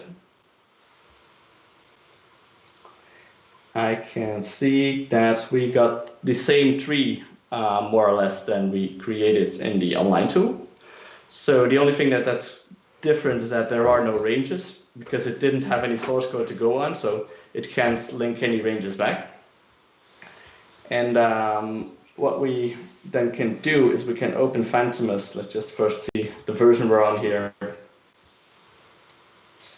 Roman, I'm hearing some echo somewhere. I'm not sure what's going on. Should be right, I think. Yeah, okay, I'm just wondering, hoping. No, yes. I can wrap up in a couple of minutes, if that's okay. Yeah. Okay. So to wrap up, we can use the public API, and instead of formatting from a string, we can format from AST nodes. So if we do that, we then send the selection, and we get the same result. So the thing we tried to recreate in AST nodes, we get formatted a string as well. And there's an area of code generation that's where this is very useful. So that's that's another thing Phantomous is actually allowing. I have another sample. I'm just not going to show it entirely, but maybe just the gist of it. The idea was that I have this database with some tables. Then I create a fake script where I generate the entire stuff. And I basically want to generate code to have a select query and a type on each table it finds. So I'm capturing the table information here, and then the generated output looks a bit like this. So I had two tables, which means I'll end up with two types. So this user type is based on whatever it's found in the database. It creates a helper function that uses another Dusty Tables open source project to like do the SQL querying, and then it has this reader function. The instance of each record is then based again on what I found in the database. So that's like another thing that's interesting. It's more like a real use case maybe to use Phantomous with. Inside that little fake script, I also had a format and a check. So this basically does the same as the command line tool. It just, we have some helpers to do the formatting and the checking within fake itself. And to wrap up, what's next for Phantomous? We're working on the next major version.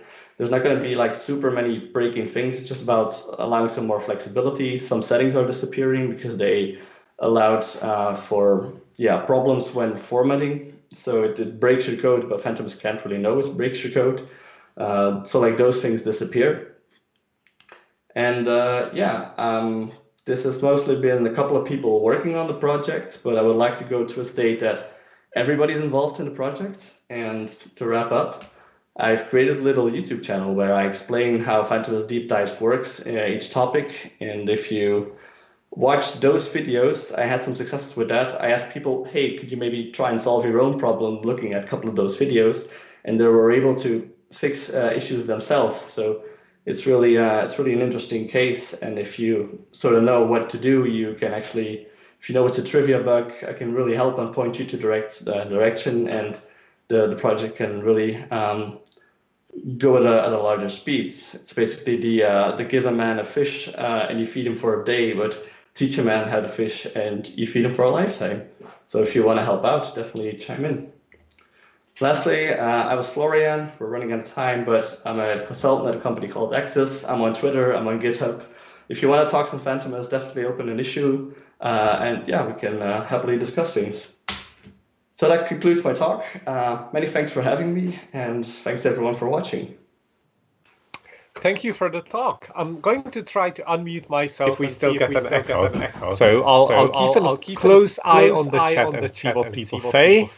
Hopefully we'll learn very soon whether this works or not. So Assuming it's already there. We've got one clap. Awesome. And no echo. Okay. Oh man. Roman, it's me, you. I fear. Okay. That's really bad. It was working, then Thomas clicked on something. Cool. That's strange. So but you start without echo. So let me just try something. I will mute myself. Okay. So this is another attempt with Roman muted, Florian live, and me live. So if this works, then that means we are only allowed to have two concurrently talking people. Closely watching the chat, getting ready for the stream of echoes, still echo. So we are. So I changed. I'm back. I don't know. This is something with OBS. I have no clue. This is something with NDI and OBS. And if anyone is actually an expert in this thing, it's EchoConf. We can use this now and the hashtag as well. So I'm really sorry about this. We're trying to fix this, but at the moment I have actually no clue. So the echo should be gone now, right? Dear chat. I just don't want to La la la la. I love hearing F# again and again and again. Is there a push to talk option? No, there is no push to talk. Okay. So I just keep going. I fear I will be basically then be online for 11 hours. This was never my intention. Let's see how this will work out. So we are very late. So first of all, thank you a lot, Florian. I really like this, and yeah, thanks for taking my library for doing this. You can have a pull request in there. I liked what you did there. Cool. Okay, so you have a couple of questions, but we don't have the time to go all of them. But one thing we were also talking about this, and I'm coming from Elm, and in Elm we have Elm format, which is basically you have no settings at all, which is very nice because then basically all Elm programs look the same. So where do you see a balance between being totally free with your settings and where, So where is the good balance between settings and no settings? What do you think? But there's a bit of an adoption. If you have the no settings approach, then some people will really like it, but others, F# has just evolved so much, and the fact that this wasn't a thing at the start, that's like the main difference with Elm. Elm had this from the start, and every Elm application looks the same. So if you would go too much in the direction that there are no settings, I think not enough people will use it, and the tool. I mean, Phantomous only grows better when people use it and report bugs, because AST can literally contain anything, any combination. So you kind of need adoption. So that's where some more settings make sense. And especially if you have like a code base that's, I don't know, maybe 10 years old, you just don't want to format from one day to the other. So I don't have like a perfect answer, but I think the style guides are maybe a good way to start the conversation. There's one officially from Microsoft. G Research recently published their own style guide. I think those kinds of things might sort of go into separate directions. You could also have something like this where you have with ESLint, you have the Airbnb styles, and then you have those styles and different styles that you can basically switch on, for example. And I think it will be better to have like a couple of styles instead of like a set of settings where everybody can just really tweak it like they really want. So that would please everyone, but to go more opinionated, I think you just need a couple of good style guides and sort of try and please everyone sort of with those approaches. Okay. Yeah, I really like this idea. Okay, so there are a couple of more questions. I will put them into the Slack, I think. And then you can maybe just, people can go into the Slack and you can have a discussion there if you want to answer those questions. What do you think about this? Yeah, sure thing. Sounds like a good idea. Awesome. So we will have another break. I will show the Slack then again, so you can see how Florian is going to answer those questions. And later on, so it's almost time for the break, but we are one talk late. So we are going to get two guys from South Korea in there pretty soon. So stay tuned, and EchoConf will be back. Bye.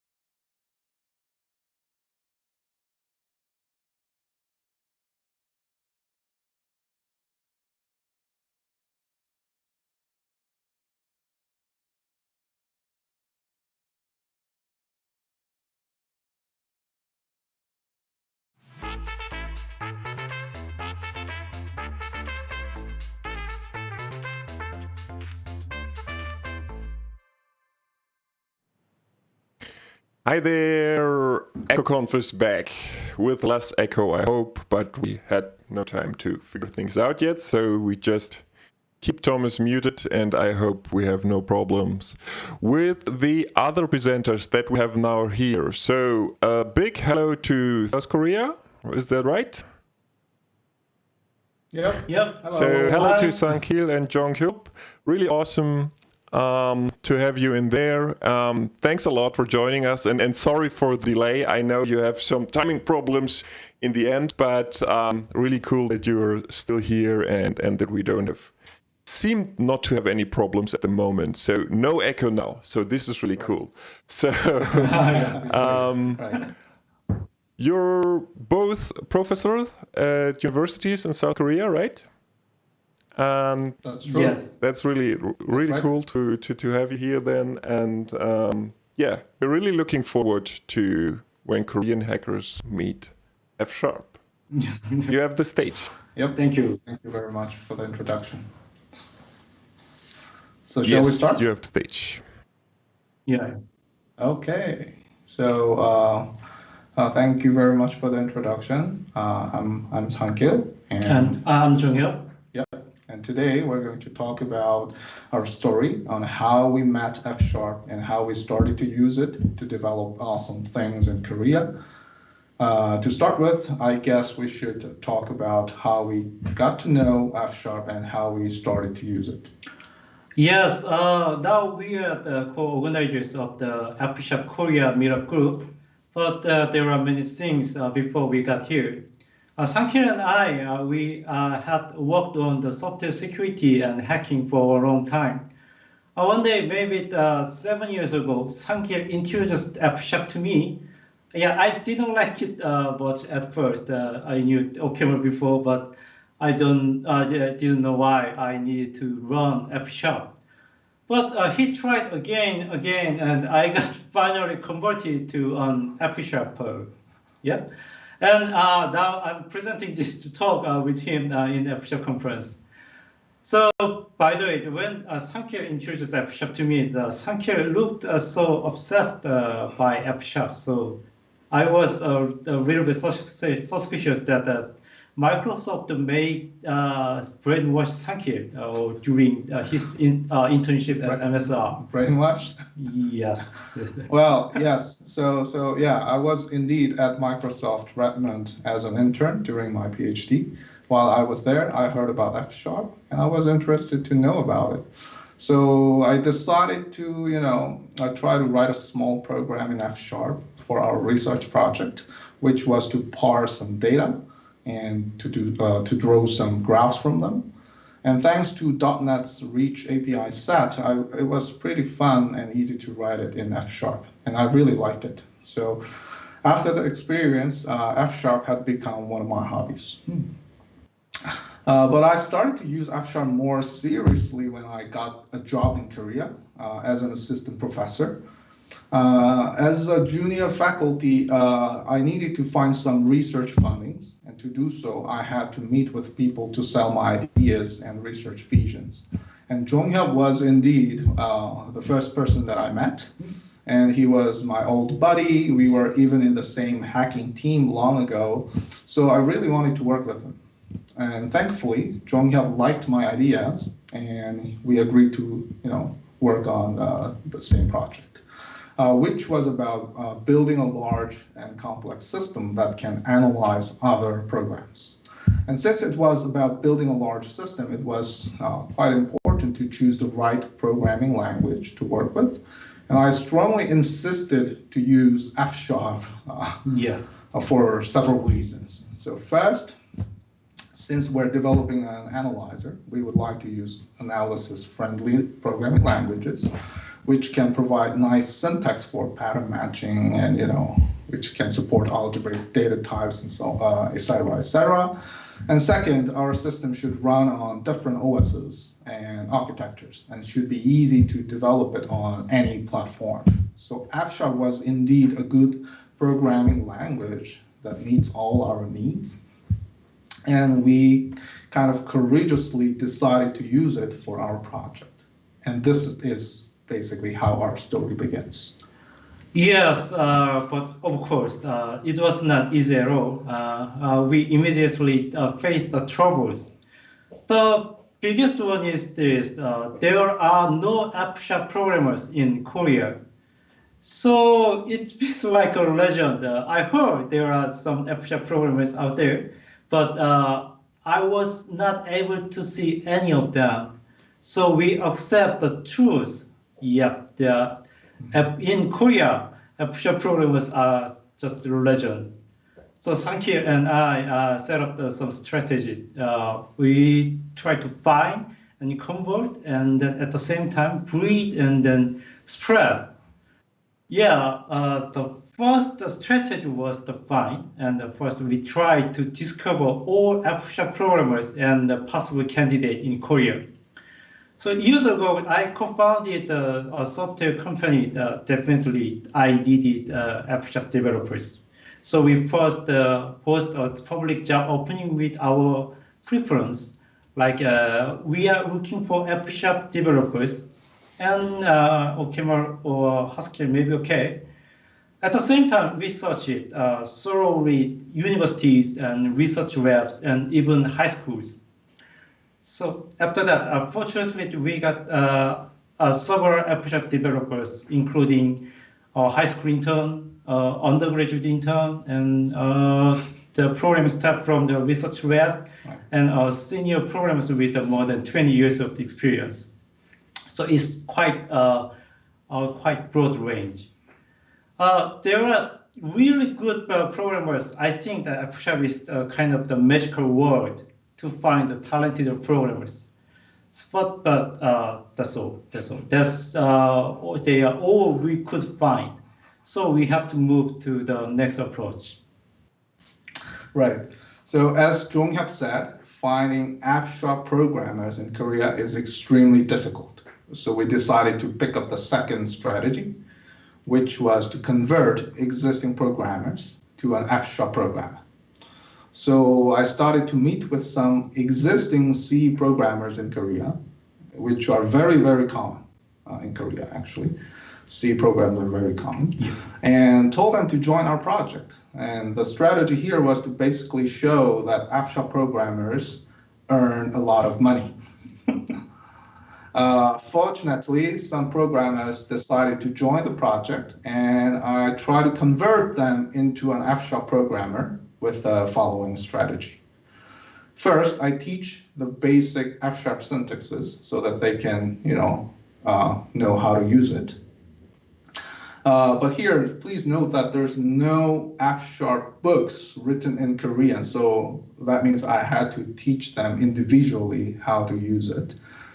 And then I gave them a stream of assignments for their practice, starting from writing a small function to writing a compiler for a tiny language. And after that point on, they started to appreciate the elegance of the language, and they gradually had become an F# developer. With this strategy, we were able to start some exciting research projects, and we managed to see some outcomes recently. One of the earliest projects was B2R2, which was about building a binary analysis framework from scratch, and of course using F#. It is entirely written in F#, so it is naturally functional first, OS agnostic, and platform agnostic, thanks to the .NET framework. And we carefully designed the system from scratch, considering efficiency of the system. And we were able to make it orders of magnitude faster than existing binary analysis frameworks. And as a result, we got the best paper award in the NDSS bar conference in 2019. And our tool is publicly available at GitHub, and this now serves as a basis for various other research projects that we are working on in KAIST. One of the notable examples would be our F#-based AEG system.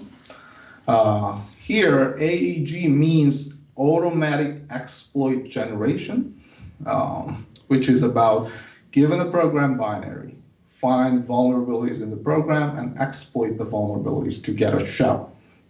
So you can basically imagine a traditional hacking competition where the main goal is to exploit vulnerabilities of a service running on each other's machines to attack, and get the flags from those machines, right? So the AEG challenge is to do such a competition without human effort, without any human effort. So it's all machine competition, hacking competition. And there was the CGC event held in 2016 by DARPA. And it's a really good example, actually. And in Korea, we had similar events in 2018 and 2019.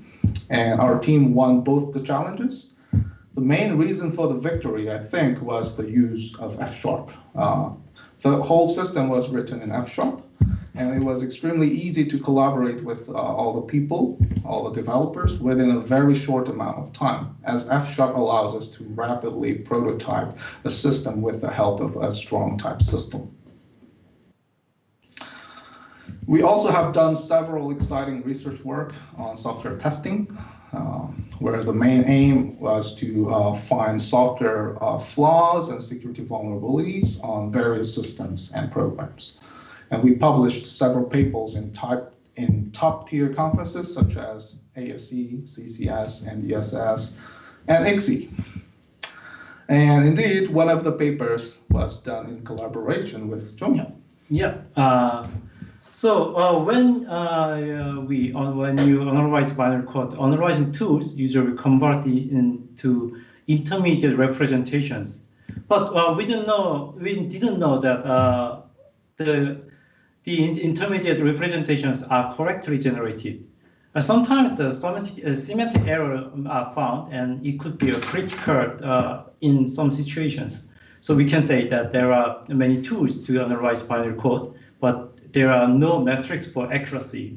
So in our research, we convert the same instructions of the binary code to different intermediate languages through the different tools, and then convert it again into our F#-based AST. And now the intermediate languages are comparable to each other, and we could find some mismatches via differential testings. In this case, the mismatches means incorrect lifting. From the result, we could find more than 24 semantic bugs in existing tools, and we presented it in the AAC conference. And then this experience led me to build an F#-based language application for blockchains in my co-founded company. Smart contracts are program code for blockchain systems, and they are the key to build blockchain services. But it's a little bit strange. In some sense, it is software, but it's like hardware. Once you install it, you cannot change it. This makes the writing smart contract code fundamentally hard. So our goal is to make an ultimate helper for this situation. So our system called Philosophy, and our system analyzes an instrument and translates the smart contract into better forms. You can change the smart contract code more easily for the different blockchains and enhance interoperation of your service. So my team is actively building this system with, of course, F#. And we have not launched the service yet, but you can find more information on our website in the near future, I hope. Mm-hmm. By the way, we are still hiring F# programmers and possible candidate. And yes, and indeed, we're at the company right now, right? Yes, we are at one of the meeting rooms. Right. Yeah. So, although we have managed to produce successful outcomes with the above two strategies, find and convert, we felt that the conversion process is not so efficient as it requires us to, teach them one by one. And if we hire one more student, and if we hire one more developer, we need to teach the same thing again and again. So we want to have more scalable solution, which brings us to the next strategy, breeding new F# developers from school. why don't we just teach F# in core CS courses, computer science courses? So I decided to teach a sophomore class, sophomore course in KAIST, which is called CS 220, Programming Principles. In the course, I teach the traditional wizard book, but using F#. This means I had to create all the course materials from scratch, but I was fully motivated to do so because I thought I could make students an F# enthusiast. And in the course, I try to do an exciting experiment, which is to do some coding activities during a class. And the idea is as follows. At a high level, I run a server, which is simply my desktop in this case. And I prepare test cases for a problem. And then I explain the problem to the students, which is basically about writing completing a single function. Students then write their function and submit their implementation, which is just a .fs file. Okay. And then the server then automatically compiles each submission and runs all the test cases and sends back the results to the students. So I'm currently running this in one of my courses, CS 220. And this class has about 100 students. And the service runs smoothly without any problem on a regular desktop machine, my desktop machine. And thanks to Swave and F# compiler service, the server code simply consists of 600 lines of code in F#. One good thing about the activity is that students can get instant feedback, during the class. And I, as an instructor, can instantly know how well each student performs. And moreover, I can pick a wrong submission during a class and take a look at the submission altogether and debug the code with students to give direct feedback to the students. So this experimental education platform is available on GitHub too. And I believe the effort will eventually increase the number of F# users and developers in Korea. Yeah, so what's going to be the future of the F# in Korea then? So from the beginning then, we kept thinking on the starting a general F# community for everyone. But for a long time, we also hesitated because no one might be interested in Korean F# community. But one day I found a TED Talk by chance. It was the Joseph Gordon-Levitt's talk, famous actor. Mm-hmm. He said like this, instead of trying to get attention from others, do pay attention to others. Don't be jealous when you find some talented ones in internet. Instead, trying to do work with them and build great things together. So I talked about it with Sanke, and he finally said, this is the time. Yes. So we started last winter. We built a miracle group without any expectation when we posted in some website. Mm-hmm. But surprisingly, that a number of people, of course, is a relative number. So, but for us, many people visited us. Mm-hmm. And we even found another Korean F# group in Facebook. So one member said that he have never imagined there will be F# group in Korea. Yeah, we did not expect it either, but now we have this one. Yeah, we are really happy to see all our group grows. Last December, we had the first and the second meeting, and then this year, we have the third one with Philip Carter, thankfully. And then we had this corona outbreak. Yeah, and many other sad things are happening now, but I believe soon we can find a way and we can fix it. So, and our goal may be humble, that we just need others to talk about F# with, and to share with, and to build something with. And we would like to let many people in Korea just know using a better programming language can make them just happier. And it is very, very useful for finding wonderful people nearby who you didn't know before. So here we are in Korea. We are open for anyone in general, in academia and in industry. So please contact us if you are interested in F#.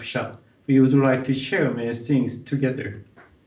Thank you, Jong-Young. And remember, our group name is F# Korea. And please don't hesitate to join us if you are interested in F# and living in Korea. And so this is it. And I don't know if you enjoyed our adventurous story about, finding F# developers, converting existing developers, and, breeding new developers, and also spreading the word about F# in Korea. We are, again, widely open for your participation. And thank you very much for listening to our talk. If you have any questions, we will be happy to answer it. Thank you. Thank you.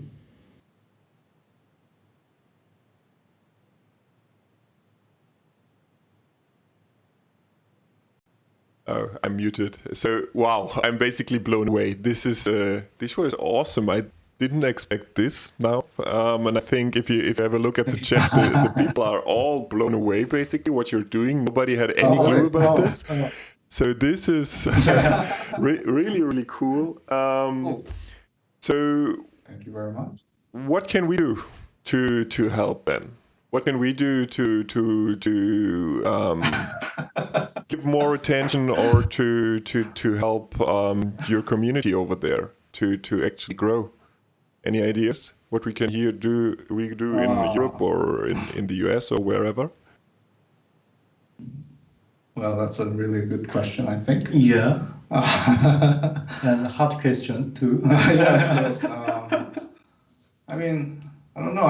It was great to have Philip Carter, for example, in our group meeting, and I don't know what to say. So we would like to have some more chance to interact with many members in F# community. Right.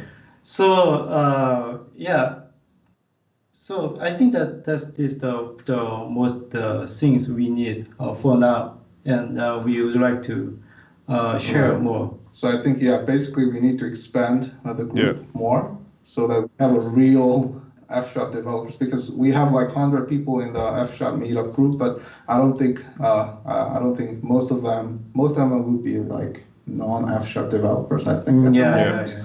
So I think the first. One thing I think you should really do is to be more active on Twitter, because I think the F# community is basically on Twitter, totally active, and this would be a good thing. And I will put both of your Twitter handles into the chat, in both chats soon, so that people can actually follow you.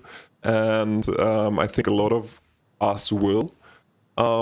So Kidison just said he's going to pack his laptop, gets in his kayak, and starts paddling eastwards. So be prepared to get some visits there. No, but it's really cool, and this is also then an invitation to. We're also doing the F# online meetup. And I think all the projects you have just introduced in a very short way are worth having a deeper look into.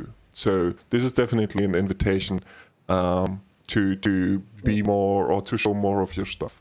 So thanks a lot. We will love to. So I will put this stuff in there. So yeah, thanks a lot. And I say that's it for your talk. Thanks for being here. Thank you very much for inviting us. Thank you. Bye-bye. Thank you. Bye-bye. Bye.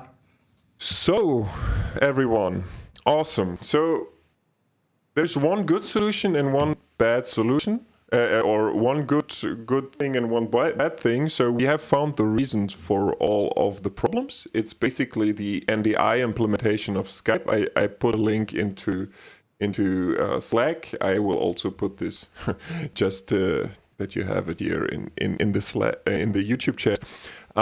So we will try to figure something out. When I was talking to Scott Hansel, and he was also introducing OBS Ninja to me.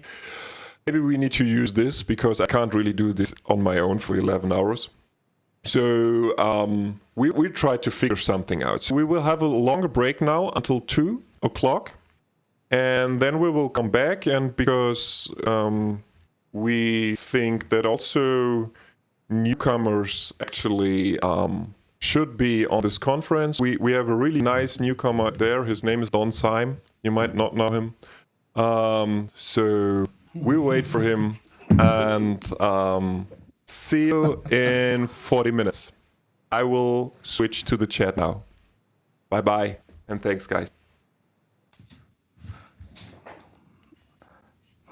Okay, thank you. Bye. Bye-bye.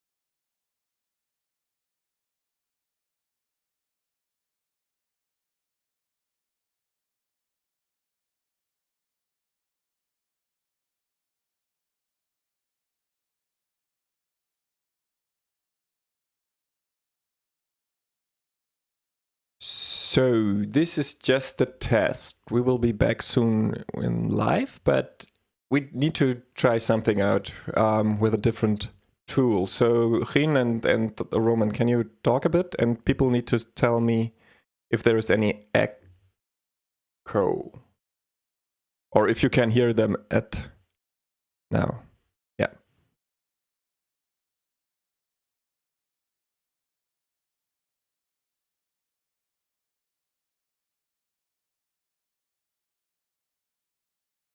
I'm not okay. Can anyone actually hear them?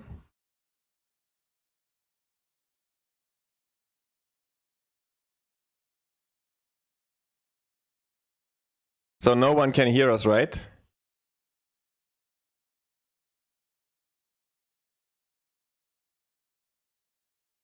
All right. Let me see. Audio. Okay, now we can. Gien, can you talk again? Wait.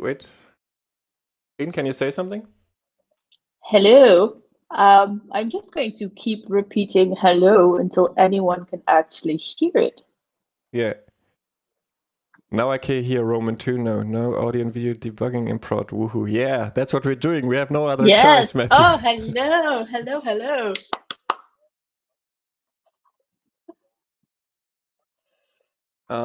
The problem might be if we get Don in now that he's not going to hear you. So because now I say reroute audio to OBS, and then people are also hearing you. But I'm pretty sure because the echo is gone now. But you can hear each other, so it should be all right. Can you hear each other, Gien and Roman? Yeah, I can hear Roman and Roman. Nice. I can hear Roman and Gien. And no echo.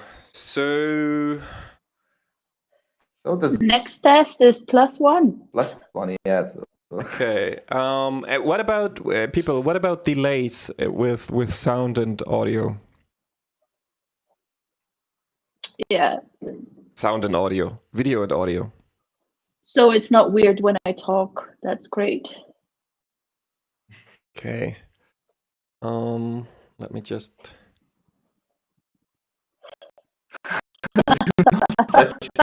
Do not touch anything. Don't touch I love, where love are you looking those at? messages. Yeah. Okay. Roman 2 Okay, Roman 2, can you say something? Who's Roman 2? The chat. I hope you don't mean me. Yeah, who's Roman 2? With Roman 2. Yeah. Perfect now. Okay, I just need to do this.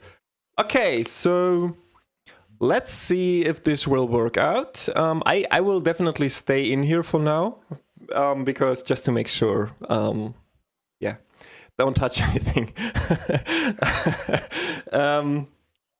Great. So we will wait another 3 minutes. We will prepare on time, and we will be back in a sec. See you, everybody. Where is Slack?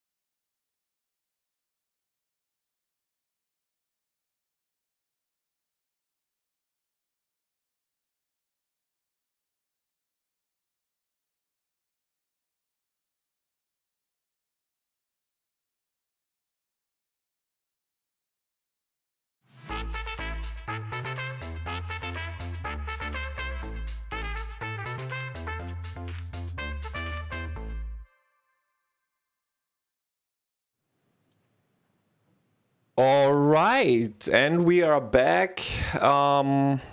I hope not with an echo. So we're trying OBS Ninja thing now. So if you hear any echoes, just tell us, and I will mute anyone again. So as long as I don't hear any echoes, I just keep on going. Let me just check if we're back live. Yeah, it looks good. All right, so we are starting now. Wait a second. No echo now. Okay, all good. Okay, so I'm very happy that we have Don Syme here. And as this is not my blog, as being a host, I will be silent now and I will give Gien and Roman the word. And just if there is any echo, we will see. I will step into this again. So I'm quiet. All right. Hello, everyone. Hello, everyone. Finally, welcome from me. It has been a bit difficult. Hello, Don. Welcome to fsharpConf. Hello, Don. Hello, Don. Hello. Hi. Hello. Great to. How are you? I am fine. I'll actually try and bring you guys up on the screen. Well, I'm good. I can't see you at the moment. I haven't got you on the videos, but I am absolutely fine. It's fantastic variation in the rhythm of lockdown to have this conference. It's really making a big difference for me personally to reconnect with the community as part of this event. And thank you so much to everyone who's put all the time in to put this together. It's okay, really so amazing. Gien seems to have an echo. I can't really understand why.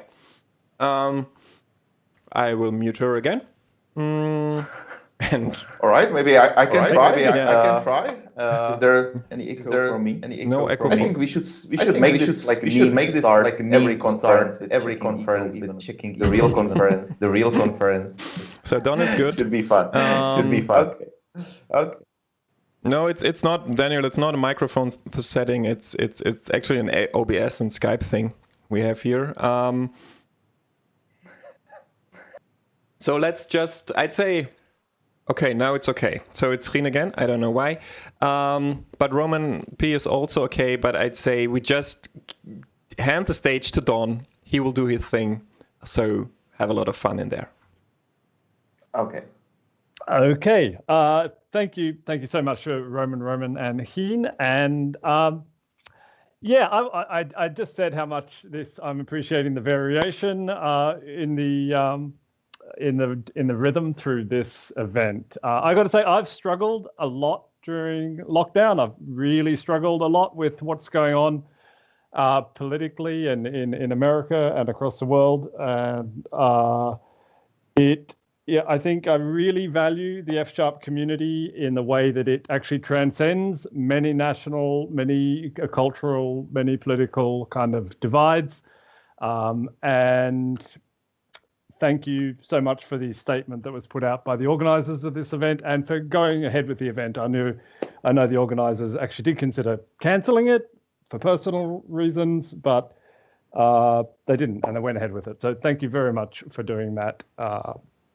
Okay, so in my talk today, there's this topic that comes up again and again in the F# community in lots of different kind of themes. And it is a technical subject matter, but it's also psychological, it's also cultural, and it lies at the heart of a lot of the challenges that F# programmers face in themselves, in their working lives, and in their technology choices. And that is this recurring notion about that is F# an independent language, or is it a dependent language? And of course, the answer is it's both, because this is a very complex notion, this notion of independence for a community, independence for a technology, lots of different pieces in technology. And I just wanted to, for the first time, I've touched on this topic on Twitter, I've touched on it in previous talks, and I'll actually reuse some talks, reuse bits and pieces, but I just want to really discuss this, open it as a question for the F# community to discuss, and perhaps to help shape some of that discussion, because it's going to keep coming up again and again for the entire existence and active existence over 50 years, 100 years, whatever, however long, the world has happy and productive F# programmers. They are going to be struggling with this question. Actually every other community in some way or another also struggle with this question in different ways. So I really want to talk about what is independence. What do we mean when we say a technology is independent, and how does this kind of play out for F# and its associated technologies? So independence, one of the key things is that independence can mean many, many things. Most of the complexity of human relationships and technical relationships are captured in this magic word, independence. And people strive for independence, and then they realize it doesn't quite get them what they want. And so there's this question. I'm just going to put on these various tag words, and I'll come back to these mostly at the end, about what kinds of independence we might be talking about. And there's probably more than this, but it's good to get a kind of system in place for talking at least about some basic categories. And one kind of independence we talk about is existential independence or existential dependence. And that is where something really cannot exist without something else existing. You might, if we have some technology and say some person, maybe that person disappears, then does the technology disappear? Maybe that person no longer works on it. And is there a fundamental existential dependence between two things? And that might be a theoretical kind of thing about somewhere in the future something changes or disappears. Does actually the technology crucially, critically, existentially depend on another technology? But then there can be kinds of dependence and independence which are much more psychological, about cognitive independence. Can I learn something? If I learn something, say F# or say a library, what do I necessarily have to learn? And I really like how in the previous talks we've actually seen this question of cognitive psychological elements to programming actually really come up. So this basic idea of cognitive learning, independence, mental processes. Do I need to know a library to one technology in order to know another technology? What is the cognitive base for learning my technology? Then there's this idea, which we'll touch on later, called it's a terminology I think which I really invented in a talk in 2014, which is about mimetic independence. That's the idea of a meme, or can an idea spread? And that isn't about how much you need to learn. It's about whether talking about something and you try to share that information with somebody else. What's the minimal number of concepts you need to explain to get that person? How many words do you accidentally take along with that? Okay.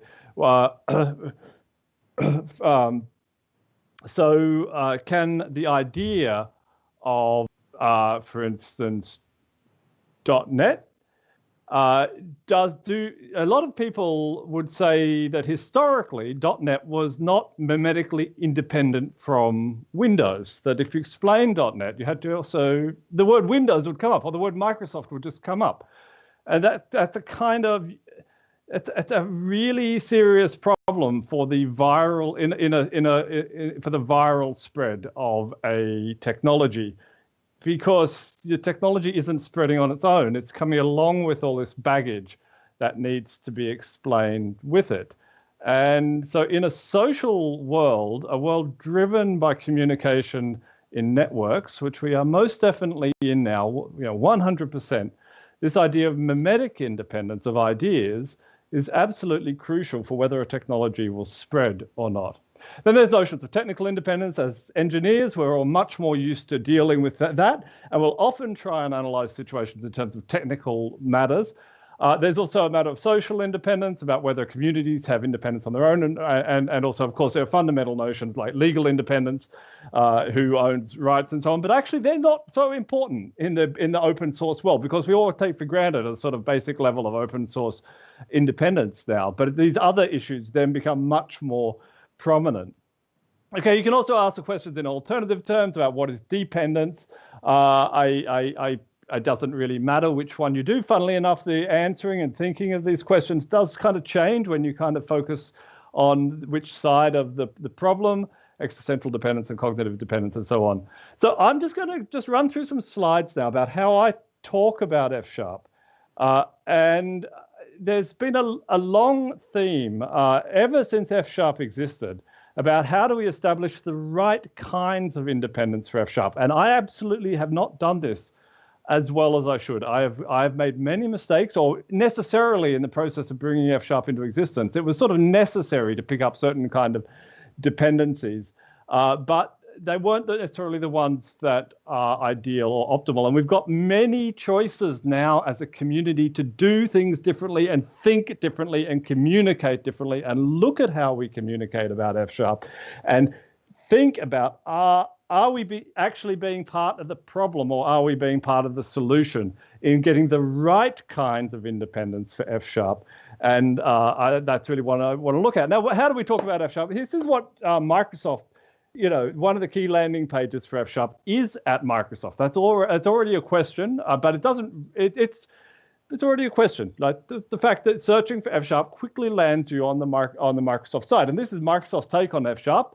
F# is the open source cross-platform functional language for .NET. Get started with F#, etc. Windows. It's actually a really great landing page, and it's not heavily tied up with Microsoft. And in a sense, the way to look at this for me is that Microsoft is providing an exceptionally neutral experience, getting started experience for F#, and that is one of the contributions as a part of the community. That is one of the contributions that that Microsoft is making to F#. Now, of course, there are many other landing pages for F#, and in fact, you can, if you go along to fsharp.org, the absolutely crucial ones are actually the ones that you get via these use pages. And you can see them, the F# experience on Mac, the F# experience on Linux, Windows, desktop apps, mobile apps, and so on. And I've picked out one of these because it's also how it's interesting from the point of view of independence. And that is the experience of using F# from Fable. That is Fable, that is F# in its configuration as a JavaScript language. And this is a very, very different, psychologically different experience of using F# in the sense that, you just look at the page and look at the words you're being asked to consume as you come to this page. You can see there's JavaScript, you can see there's Babel and so on. It's a compiler. It's got something called Babel inside, but you don't need to know anything about that. We'll get that back. That's that sort of cognitive independence. You don't really need to know how it works. But it's really just Fable is a compiler which makes F# part of the JavaScript ecosystem, very cognitively independent from any other experiences of using F#, very self-contained.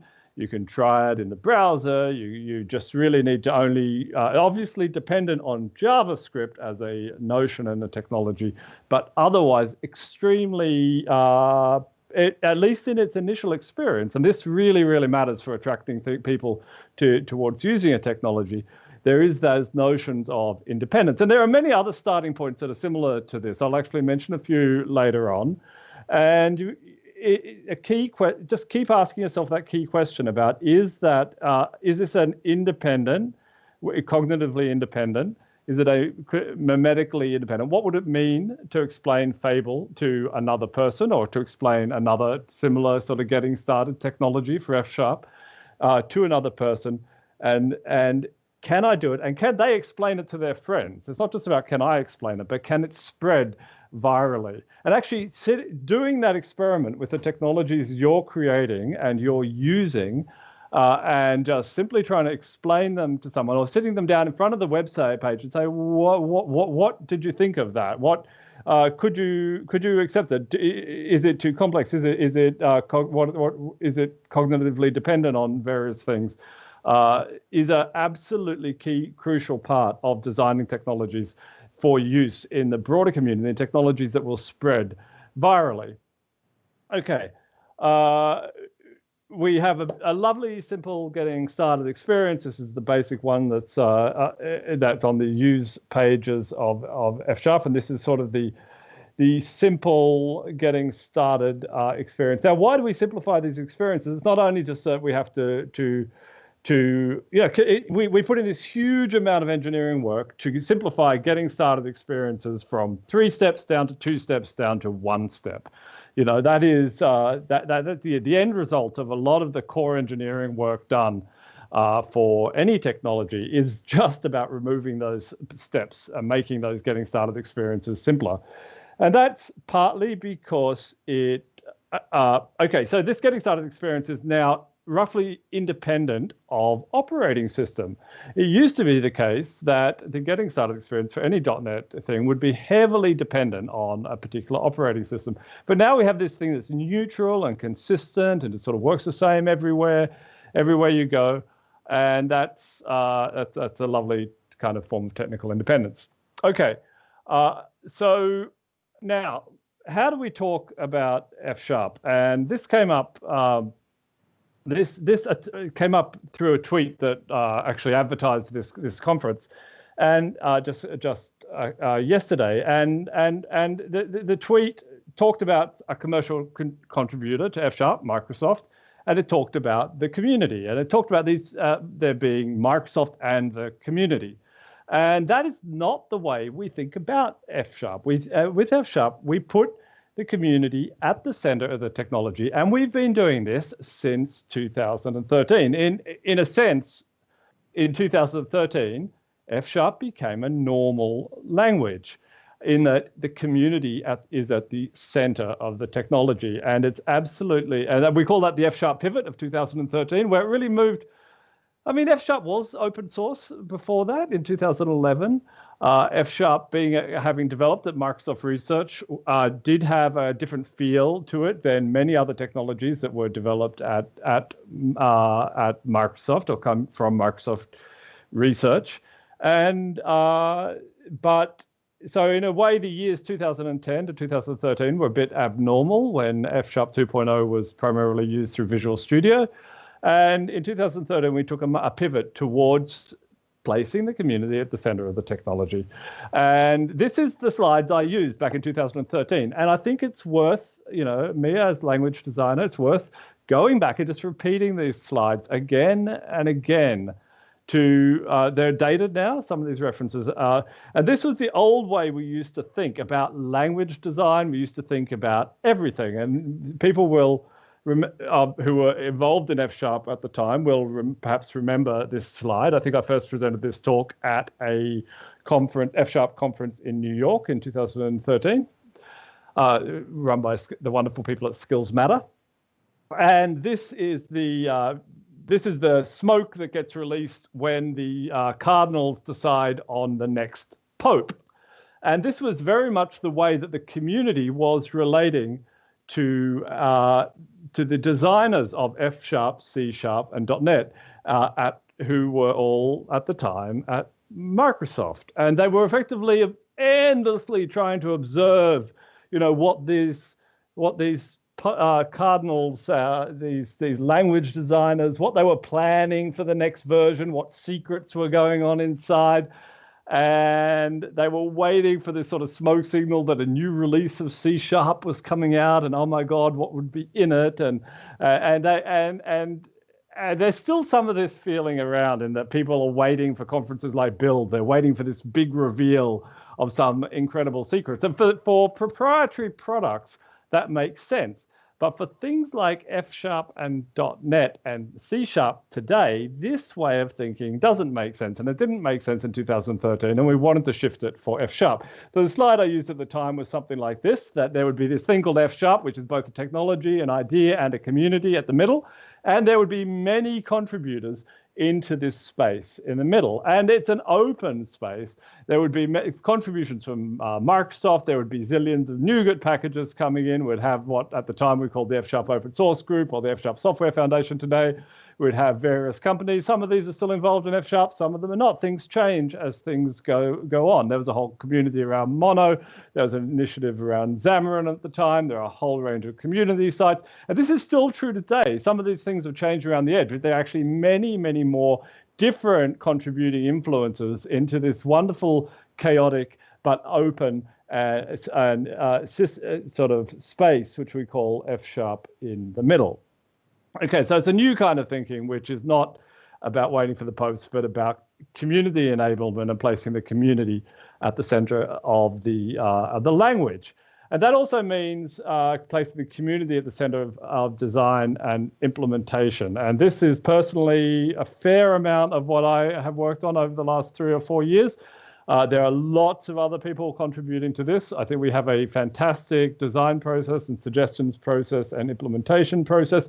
It's never as fast as people like, but many ideas about F# have originated. All the ideas since F# 4.0 have originated in the community, and myself as part of the community, but also through others.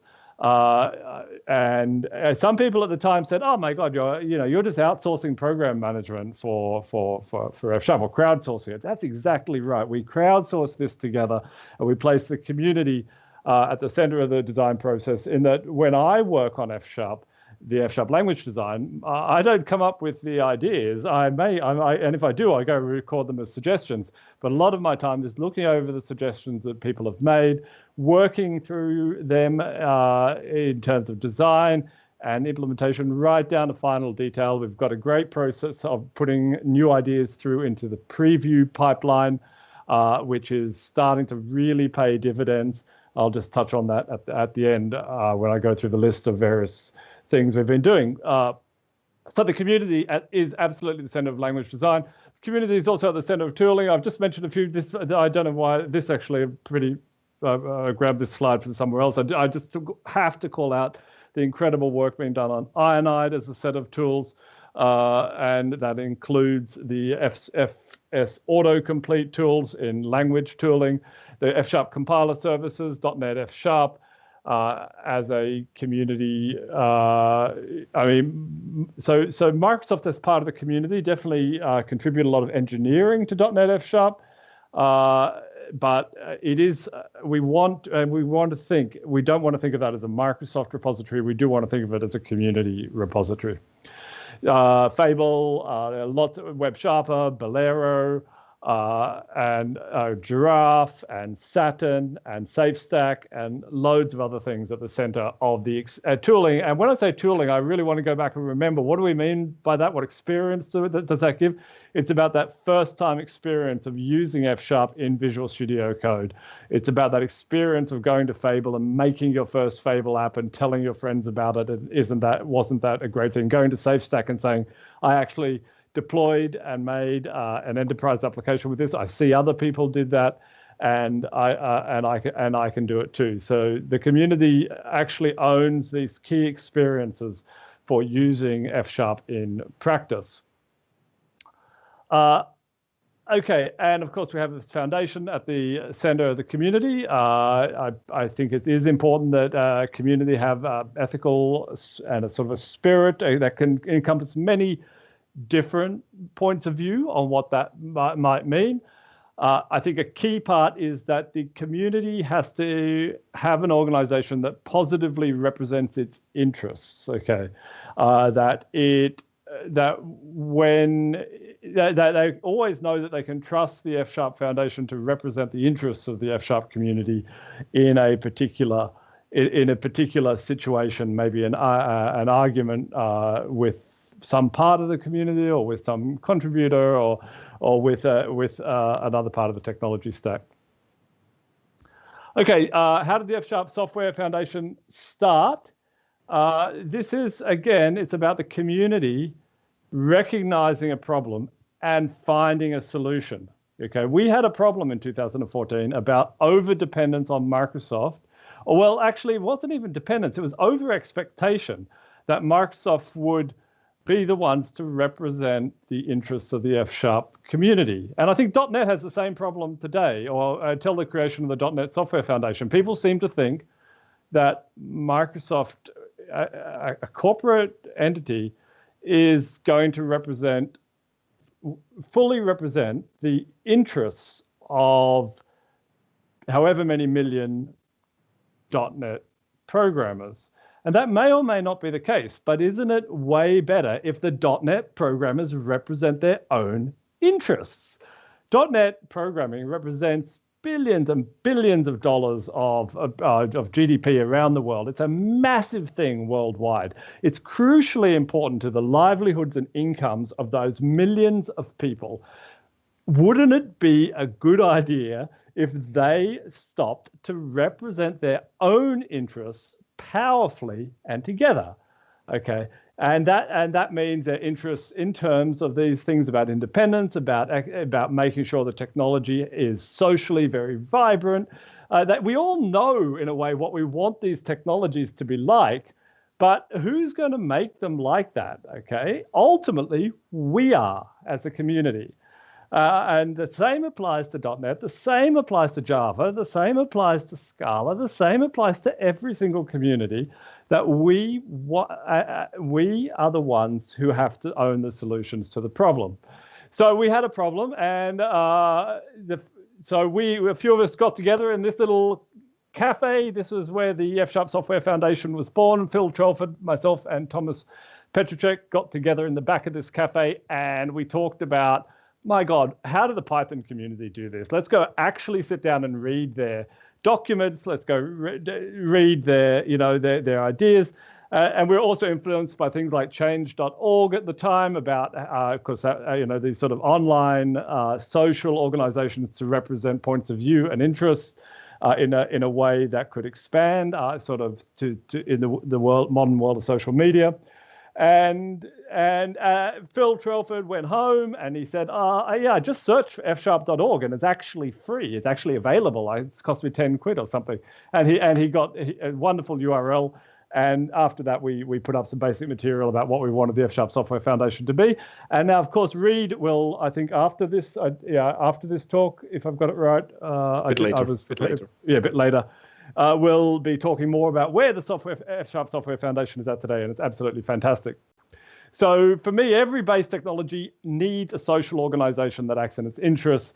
Companies struggle to provide a voice strong enough to a base technology. They can contribute, absolutely, but don't rely on them alone.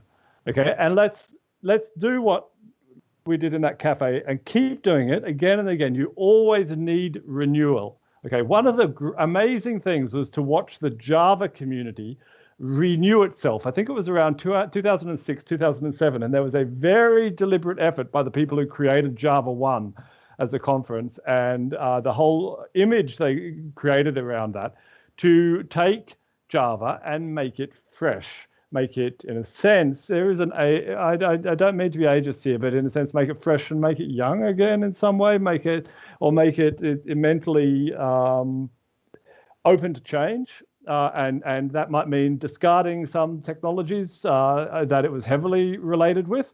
And I think we need the same thing with C#. We need the same thing with F#. We need the same with .NET, and probably all the technologies. Now, we need this sort of idea of renewal. There were some brutal videos, by the way, put out at the time about the Java community sort of attacking the C# community as being your grandfather's programming language, all dependent on XAML. XML, just loads and loads of XML processing in C#, and that's not where Java was going to be. It was just all words, right? It wasn't real. It was just them deciding to let go of the past and move on and shift Java to where they wanted to be. And it did a great thing for Java, and it really renewed it as a social community. We do, the F# Software Foundation from the start decided to embrace both commercial and non-commercial angles. And at the time we had real weaknesses with regard to cross-platform and open source, but we worked on it. It was very painful to do it, and we worked on it, and ultimately the .NET Core provided this wonderful solution for those core weaknesses. So identify your weaknesses, accept them, and work on them. Okay. And actually, it's not all about size. It can actually be better to be self-consistent and empowered as a user base, cognitively independent and empowering, more than about sheer size in the long run, because size matters in terms of communities, but actually the enjoyment that comes from using coherent and self-consistent technologies is even more important. Okay, so the community, I just run through these and get back to the notions of independence. I've been touching on them along the way, but I wanted to kind of give this as sort of shaping material. The community at center of incubation. Now, the community in F# very much owns the message about F#, and this was a major part of the problem about why we created the F# Software Foundation, is because Microsoft just wasn't being a very good voice for F#. There was this problem that I would get these loads and loads of people would come to me and say, I've done this amazing thing using F# and I want to write a testimonial on it. I want to write a case study, one of those Microsoft case studies. And I went to the case study team at Microsoft and said, look, we got these people doing amazing things. Can you work with them? And they said, yeah, that'll cost you $20,000 of internal budget or something like that for each case study. And I went, what? You can't be serious, right? And it's just like, yeah, it goes back and forth for 3 months and nothing happens. Then we moved to the F# Software Foundation way of doing things, and creating a testimonial was literally 10 minutes work. People would send the testimonial. We would put it on the website and hit submit on GitHub, and the testimonial would appear with a link that it could be shared around with. And so the community is actually much better at owning the message when it decides to do it and do it well. Okay, so the core, and it also allows these messages to adapt over time. And Microsoft can be part of this. Other commercial interests can be part of this.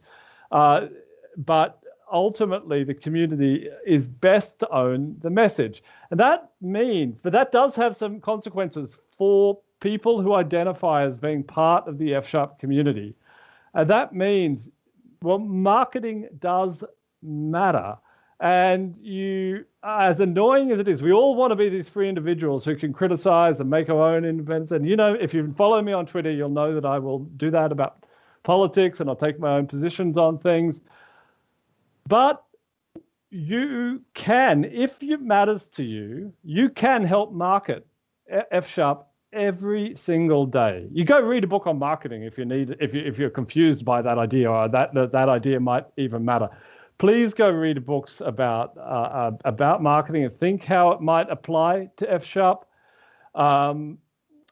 Think about what it's like to come as a new user to F# and hit the Wikipedia pages, hit the fsharp.org pages, and don't just complain about it, but think about how you can help make that a better experience, help with the marketing. So part of that is that social proof really, really matters. It's absolutely crucial.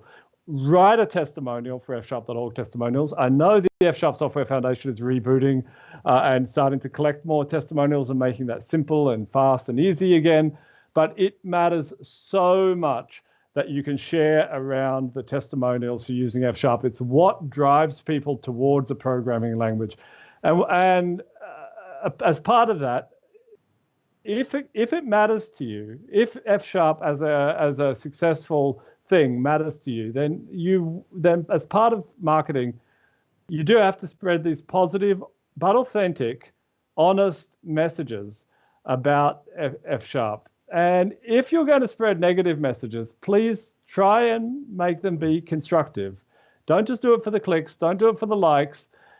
Try and make it constructive, and be aware that you're spreading that not just to the F# community, you're spreading that to everybody who sees it, and you're shaping perceptions. One negative message can easily in terms of marketing, I'm not saying it's, of course, these messages we're all assuming these messages are factually accurate, but one negative message can probably undo the work of 100 positive messages. That's just how marketing and perception works. Okay, so what is independence? We've touched on these kind of things. Cognitive independence. A technology A can be understood and used without knowing a technology B. And I just wanted to draw out some examples. And this tweet came up just yesterday from Tomas, wonderful, wonderful contributor in the F# space. I'm struggling to see what the value of Giraffe and Satin are over ASP.NET Core. And, you know, it gives you this nice functional syntax of start to end, but, and this is a crucial line, Tomas doesn't mind the object-oriented, the ASP.NET Core is you can see his handle, ASP_net. He's very familiar with ASP.NET. So what's his adding, what value is being added? And my reply was this, that these technologies like Giraffe, even though they're built on ASP.NET, and even though they are perhaps in advanced use, you may have to know something about ASP.NET, they basically allow the F# programmer to be cognitively independent. Okay, and it's not a technological thing, it's a psychological thing. That F# programmers, especially in absolutely core, crucial programming experiences like server-side programming, they need to be in their sweet spot. The problem is if too much of ASP.NET leaks through to the F# experience, then you're not holding this C# world at arm's length. Every time you search for documentation, every time you try and do something advanced and so on, you'll get dragged down into this world of ASP.NET. And that's not that bad, but it's not cognitively independent, and it's not sort of in the sweet spot. And here's another example. I actually don't really like Blazor as a technology in its C# manifestation. Now, other people do. That's their thing. But I love Fable. I love this thing called Bolero, which I'll talk about. But this C# Blazor thing is not that satisfying to me. But I love F# on top of WebAssembly and F#, which is called Bolero. And you can see some of the getting started experience over on the right here. And why can one is built in terms of the other, more or less, right? So how can I like one and not like the other? And that is because the one on the right, it's not just that it's in F#, it's that it's super clean and cognitively independent. If you go to the Bolero pages, actually, let's bring them up here. Bring them up, Bolero F#, and you do a bit of expansion here. And you look down through here, there's actually, there's a mention of Blazor, but there's not a single message. I don't mind HTML, I'm doing web ultimately, I expect to know HTML. Let's see what else I expect us to know. Nope, nothing else. I'm happy with everything here. I'm willing to, as an F# programmer, Elmish, yeah, this is good. .NET Core, yeah, okay, that's good. Blazor, okay, use it underneath, whatever. WebAssembly, but I didn't need to know any C# in this. And now, there are times when it's absolutely appropriate just to use a .NET library. You don't really mind which language it's implemented. It's beautifully designed and implemented, but there are times for core programming experiences when you just want to be in the F# sweet spot. And that cognitive independence is a key part of that. Okay, so now can I really emphasize that achieving cognitive independence does not mean simply switching to functional programming everywhere. It doesn't mean getting rid of all objects. We're not trying to hold, in F#, we're not trying to hold the world of object programming completely at a distance. F# is functional first, but it has object programming and dot notation for a reason. You should use it as part of good design practice. And you can see my talks on F# Code I Love, which go through some of these elements. There are other good guides. But when I say this kind of cognitive independence in Bolero, that is not saying you should drop any use of objects. Okay, so don't confuse those two things. Okay, so F# users thrive on programming experiences which offer the sweet spot of cognitive independence and interoperability. So you don't need to think in C#. You don't drive yourself into corners that don't work through accessing various samples. And yeah, good examples are in F# and you stay in your F# sweet spot. Okay, but examine yourself. Ask yourself, am I helping to make F# cognitively independent from C#, or am I making the problem worse? Am I making it independent from Haskell? This is something that comes into the F# community, and I don't think it's a fully good thing. where people try to use F# as a Haskell dialect. And that's just a bad thing. F# is F#, program it as F#, learn F#, and make it cognitively independent. And please be part of the solution to that and not just part of the problem. Touching on one or two more notions of independence. One notion, mimetic independence, about viral communication. I mentioned that before. Does Visual Basic have mimetic independence? No, it was incredibly dependent on Windows, incredibly dependent on Microsoft. Do .NET and C# have it? Well, for the .NET community, that's their challenge. Does F# have it? Interestingly enough, this comes and goes. In 2015, I think we had a higher level of mimetic independence.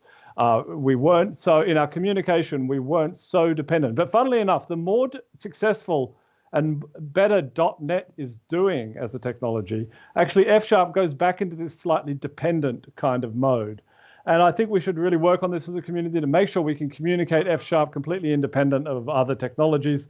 I mean, after all, we've got JavaScript implementations of it. We've got .NET implementations of it. Let's keep working on this to make sure that F# doesn't become psychologically dependent on other technologies, and .NET in particular. It's got a relationship to .NET, but it should not be one of complete mimetic dependence. We should be able to explain it and spread it as its own thing. Okay. Independence and OSS projects. Ask yourself the hard questions. My open source projects needs dependencies, of course, but like which ones? Not just technical ones. Ask yourself, am I making something too complex for others to maintain? If it's too complex for others to maintain, then that means it's existentially dependent on you. And if it's existentially dependent on you, does it really even deserve to exist? Or can you improve it? Okay. Am I working to improve this? Have I got second maintainers? Have I got people who are second publishers? Have I got backup maintainers and key holders? Have I got fully documented build and publish processes? Are you avoiding existential dependence? Is obviously one of the key problems in open source projects. The others are all relevant as well, but this is the first level you need to achieve with your project if you expect it to be kind of taken kind of seriously. A lot of my own work has been over the last 8 years has been to make sure that F# is not existentially dependent on me. All the processes are documented end to end, and that's a core important step to take in maturing your technology. Okay, so I just want to finishing up the great challenge for .NET, C# and F#, but we're focusing on F# is the right kinds of independence while still getting all the benefit of interoperability, of performance, but really making sure we get the right kind of independence, and we want quality engineering in our delivery and use, and those two things together give a wonderful base for technology. So I hope that that's a very general, broad brush, and I hope that leads to a lot of interesting discussions over the coming years in the community. And I think that's all for me. So thank you very much. Oh, just before I go, I wanted to say, just quickly run through what we've been doing, F# 4.0, 4.1, 4.5, 4.6, 4.7, and 5.x. Look at this change here as we have this massive, this pipeline from suggestion through to design through to preview. Most of these features are still in preview, is absolutely starting to pump away. And that's a really good thing for improving the language. I've been happy to be working as part of that. Okay, but back we go. Thank you very much. Awesome. Thank you, Don. This was really nice and really motivating, I think, at least from me. So cool. So we have a couple of questions, and I'm not so sure. Maybe you can also say this. If they are good here now or later, if we have the Q&A with Philip. Shall we take one question now, and then I'll do the Q&A with Philip later? You also want to be in there? Would be great, of course. Would be cool. Sorry, or on the Slack channels we were talking about. Yeah, we have 2 more minutes. I think we can do this. So there's. So first of all, there's a non-technical one, which is. I have been following F# Twitter for some time. I feel there is a divide between some of the competing technologies. It feels like a source for negativity in the community. People seem to intend on dunking on another's work, for example. Do you feel the same? Should we address this somehow? I do think F# Twitter has its negative elements. I think people need to be able to be negative. I in some settings, we need to be self-critical.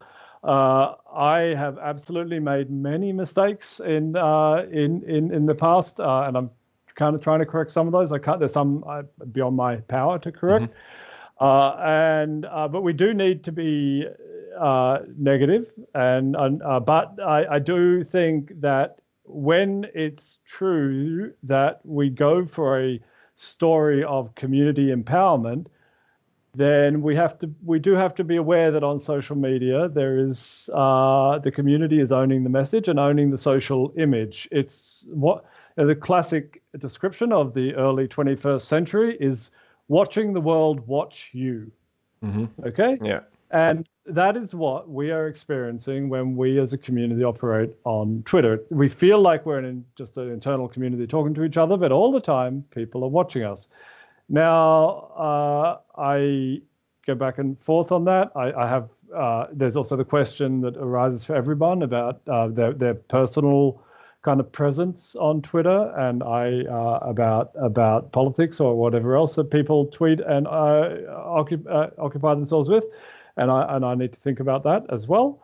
But in terms of the straight technical things, yeah, it's not so much about different camps. I think anyway, I do think a really positive atmosphere on the social media is important, but I do also think that forums. Maybe the question is we just need that if negativity can be channeled off social media, but still appropriately talked about in the community. Yeah. Maybe a good rule is if you're going to be negative, then try and discuss privately with one or two people in the F# community first. If you want, it's up to you. You're all free individuals, right? I mean, you can, I'm just saying there's a certain logic that goes from the community owns marketing or owns the message. Sounds great in practice, but there's also actually have to think about that message. Yeah. So I certainly I'm aware that a steady stream of positivity is a wonderful way to build a community, but it can't be not. It needs to be able to be self-critical, and there needs to be able to be room for argument and of all kinds and all sorts of opinions coming in. Totally. And if I also can chime in here, I think staying empathetic and compassionate to other people and just thinking from which side they are coming at the moment is also a good thing. And I think this thing of psychological safety is always important, not only in your team, but also in these huge communities where you see some big stars over there. And then if they are really picking on beginners or criticizing in a really harsh way, you're basically using your psychological safety to ever speak up again, right? So I absolutely, I take it for granted that we are incredibly welcoming to beginners, that we love programming in this language, and we want to share that experience, and we want people to be able to enjoy it. The F# community is a wonderful, wonderful community. Totally. You can see that in this conference. And I totally think we're doing a lot of the right things as a community. People also just need to be able to, I do sympathize with that experience of coming to Twitter. Twitter on the whole can be a very, very negative environment. Yeah. And we need, perhaps I need to personally think about that. I know a lot of my social media contact is through Twitter. My son actually got on Twitter the other day. He doesn't normally use it. And he said, "Oh my God, Twitter is just so negative. What are you doing there?" And it's just like, I got to ask myself that a little bit as well. It's a bit, I know the Reddit for F# and the like can be a bit negative, and it's a bit frustrating, the moderators of that, but Reddit's also kind of like that, I guess. And yeah, it's an issue today. It can be a struggle. And the better we can do to make it a positive environment while still allowing negativity where necessary is a great thing. Yeah, and this is one of the main reasons we did this conference, even though the horrible circumstances at the moment. So Yeah, and thank you for that. Thank you very much, Don. It was a real pleasure. Okay. So I think we keep all the questions for the CLR and all this stuff for later for Philip. And okay. Because we are a bit late, Isaac is waiting for the safe stake. So thanks a lot, Don. And my pleasure. And I look forward to joining you with the rest of the conference. So thank you. Catch you later. Bye. Thank you. Bye-bye. So we are also doing a short break again. We will get Isaac in. So have fun with the Slack chat. See you in a bit.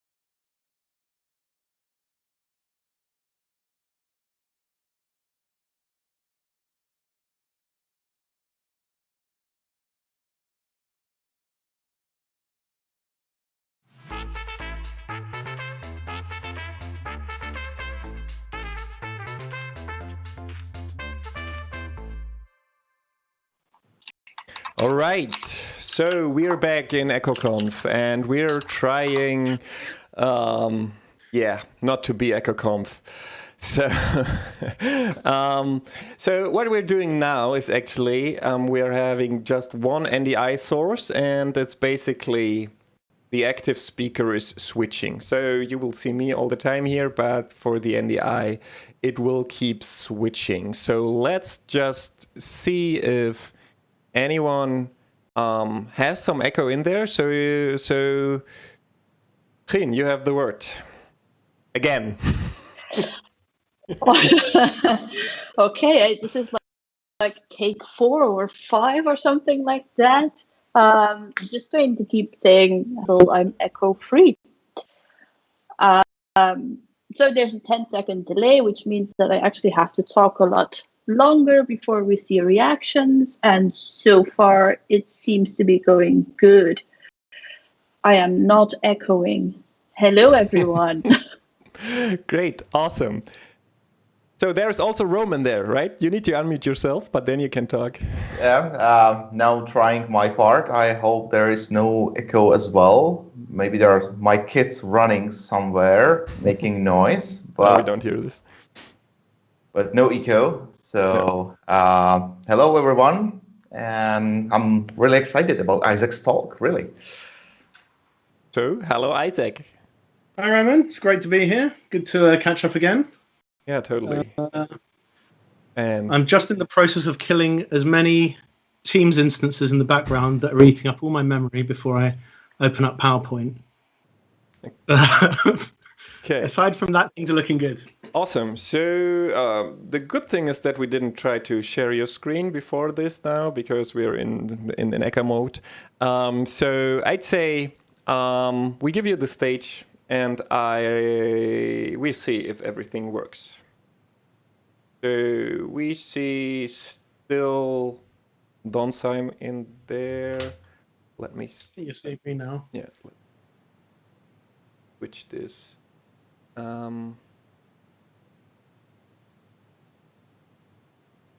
So should I just share my screen through Skype? Go for your screen. Right. Just through normal Skype, nothing. Yeah, normal Skype. Okay, let's do it. Share screen. And the shared screen is... Yes, it's there. Awesome. So you should be live on now. So have fun with SafeStack version 2. Lovely. Okay, good. So yes, thanks again for inviting me. I think I've got, what, is it 15 minutes or 30 minutes? Or just get through it as quickly as possible?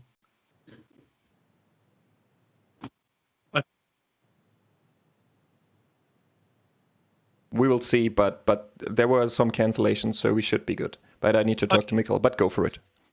Okay, so this is, I'm not going to give, it's not going to be a code demo with flashy lights and stuff. I just wanted to give everyone an update on where we are with SafeStack, what we're thinking about in terms of V2, what our plans are, and really what the kind of next steps are, and if you're interested in helping, how you can potentially contribute as well.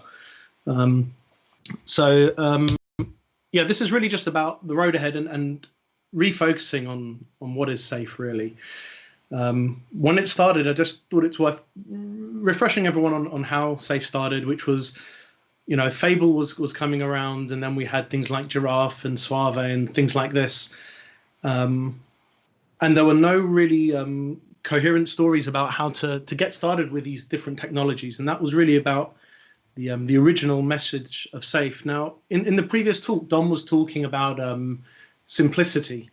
And that's actually something that we've realized, and I've definitely learned from working with SafeStack over the last year or two, particularly training up new customers on Safe. And when we started looking at Safe, we had a tagline, which is "What is Safe?" and it was a long sort of 3 sentences and so on and so forth. And really what I think what we're trying to do with Safe 2 now is to really compress that message. So one of the things is, what's the vision of Safe? And we just want it to be the best way to write functional first web applications. Simple as that. So not necessarily about on F# or on .NET. we just wanted to make it the best way. If you want to do functional first web apps, SafeStack is where we think you should be. So just to sort of recap as to why you might be wanting to do SafeStack, and again, this is a kind of message that we've tried to simplify, but it's really down into 4 kind of parts. So one is that it's super productive.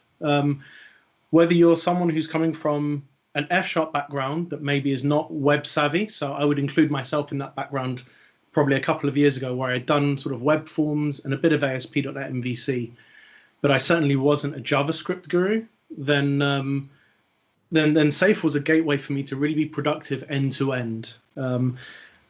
Second part is it's fun. We see that not just ourselves, but with some of our customers as well, and people that are using Safe, that it generally seems to be an enjoyable story. People are happy using Safe. They are generally delighted at how they can be productive in a way that potentially they couldn't have been before. Next thing is it's flexible. So we're very keen to ensure that Safe isn't a walled garden. It's opinionated in what we start with, but it's not going to lock you into any specific libraries or technologies. We provide you with a starting point, and you can then change from there and amend it as you see fit. And lastly, we want it to be a safe choice. Now, that's not a pun there. It's not intentional. That's not the design. The point I'm making here is we're running on top of platforms that have millions and millions of users, whether that's on top of the JavaScript ecosystem, whether it's running on React, on .NET Core, and on ASP.NET. So we don't want people to think that using Safe means that it's going to be a risk in the sense of the runtimes and the libraries that they're sitting on top of. So just to refresh, what is really the core parts of SafeStack? So first we have this thing called Saturn, which is functional first wrapper on top of ASP.NET. Don touched on Giraffe before, so Saturn is just really a batteries included version of Giraffe that just pushes it a bit further. Then we have Azure, which is our sort of starting point for our hosting and service platform. Excuse me. Then we have Fable, which is where we see F# for the browser. And finally, we recommend Elmish, which is like UI programming for the web. Again, if you've been following any of the things on Build recently, you'll see that Microsoft are trying to get involved in this kind of MVU pattern, which is definitely something that Elmish has a very nice implementation of. So just a quick look back at where SafeStack was and what it's achieved so far. So just looking at the current state of Safe, some of the things we have definitely achieved is I think we've really lowered the barrier to entry for F# web applications now. Again, Safe hasn't invented any of these techs, Fable, Giraffe, ASP.NET, Elmish. These are all things that people have done already. I think all we've done is provide a place that people can focus around and where they can look to get some guidance, where we can get them up and running as quickly as possible. And it's kind of just a brand more than anything. Certainly within the F# community, it's gained some acceptance and people seem to be gravitating towards it. We're seeing certainly a lot more people understanding what it can do. And also outside of the F# world, this has definitely started to get awareness. So whether that's on the Tech Radar from ThoughtWorks, where it was featured on last year, but also as a way for maybe not non-F# devs. I'm talking people that aren't even in the .NET platform potentially, that are coming to SafeStack and therefore coming into the F# world. So these are people that we're working with in the past that are coming from places like PHP, potentially, or JavaScript or Python, that are coming into F# almost via the SafeStack. So that's certainly something that I think has been a good success. And we've also, I think, helped provide a place where people can evolve some tools and libraries.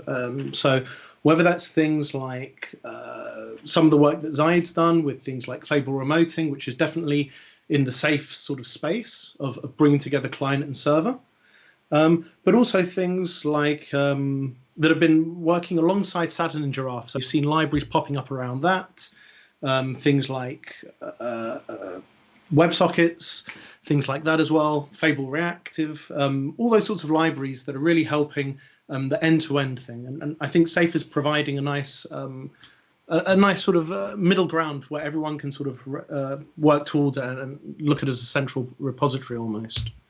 There are definitely some places, though, that we can improve, which is what we're looking at with Safe v2. So things like it's sometimes difficult for newcomers to see at a glance what Safe is at a code level. Particularly when you create a brand new template, it can be quite difficult to see the wood from the trees because there's a lot of really good stuff in there, but it can be overwhelming. That also impacts on the maintainers, people like Tomas and myself and a few others, in that the template is actually really difficult. So we want to make that a bit easier for us to maintain so that we can evolve it more rapidly. The documentation we need to improve. There's some good stuff there, but we see a lot of questions about how do I do things, and a few other things that I'll touch on in a bit that we know we need to improve. We need more wrappers for third-party libraries, so it's easier for people to start using JavaScript components and React components that everyone needs. And the development on the template was a bit stop and starty. There's a good reason for that, because when we started looking at Safe v2, we were going down a different, a different route, and we kind of pivoted a couple of months ago and really changed that. So that's part of the reason why Safe, in terms of the template and a lot of the documentation, has been kind of quiet for the last few months.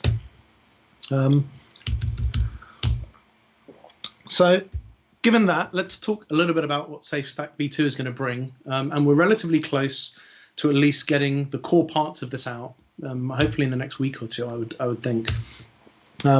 So as I said, the first thing we want to do is make it easier for newcomers to really get what Safe is. And I don't just mean by reading a blog post. I mean actually spinning up a new Safe template and being able to see at a glance what it's about. We want to make it cheaper to maintain the template. We want to take full advantage of improvements in .NET Core. And this is kind of related to the previous point in that the more expensive the template is to maintain, the harder it becomes for us to move to a new version of .NET Core, because we have to test against all the different combinations that we have. Also shift focus from tooling in the template to looking at making excellent libraries and documentation. So what this means is we're going to be removing things from the template, but instead of that, look to making libraries that are ideally self-documenting, and if they're more than that, provide very good documentation on the Safe site that can either redirect people to more detailed documentation elsewhere and provide simple getting started instructions. So this could be something like, how do I add Fulma support? How do I add Feliz support, or things like that, that are simple documentation that people can get up and running with quickly. And also we want to keep more of a regular release cycle with potentially a roadmap of where we see things going. And the last one, which again is based on a lot of feedback that we keep hearing, is make it easier to see what Safe can do by having more excellent demonstration apps that are always available that we can reference from the website. Really to make it a simple story that if you want to use Safe, but you need to get buy-in from your colleagues or maybe your management, it might be easier to show them, here's some examples of some real Safe sites. It's not a risk in that regard. It's being used in real world scenarios. We can do it as well. Roman, if you want to stop for questions at all, just sort of interrupt me and we can take a break before I go any further. It's up to you. We have some questions later on. I'll just keep blitzing through it then. So good. So one of the things we've changed then for Safe 2 is this template, which I'm going to demonstrate in a little bit. So one of the things it's done is, as I said, we've completely simplified the template. It's going to be easier for us to develop and easier for people to actually understand what it does and what it doesn't do. And we've really looked at targeting what I would call 3 personas of people that use Safe. So one of them are the people that we see are curious about SafeStack. These might be .NET developers, maybe people from the C# community, maybe people that are outside of the .NET community, but they just want to try the SafeStack out, maybe spin up the template and see at a glance from a code level, what does it look like? The next persona we have are the experts, people that are using SafeStack today and don't want an opinionated story. They want something that gives them a bare bones, but then they can then add on step by step the bits that they need for their use cases. And then the last use case, I would say, is what we would call the first-time production use. So these are people that want an opinionated story. They maybe don't know all the ways of using Webpack. They're not sure about the difference between Fable remoting and raw JavaScript messaging and so on and so forth. Those are people that want to get up and running quickly. They're not so fussed about fine-tuning it. They would rather have a safe option, something that gives them a reasonable recommendation of how to get up and running. So given those two personas, what we've done is basically said the template is going to have two variations. One is what we call the minimal option, and one is the full option. There will be nothing more. There will be no opportunities to switch between Saturn, Giraffe, and Suave anymore. There will be no options to choose whether you want specific UI templates or anything like that. We'll just have these two options.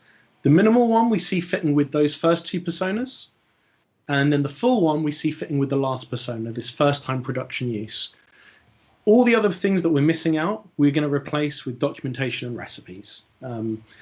In the future, what we might look to do is to automate and provide a plugin model where people can essentially, through tooling, add in automatically different components. But for now, this is basically our starting point for Safe v2. So in terms of new features for Safe, in terms of out-of-the-box tooling and templating and guidance, one thing we've heard a lot of feedback in is testing support.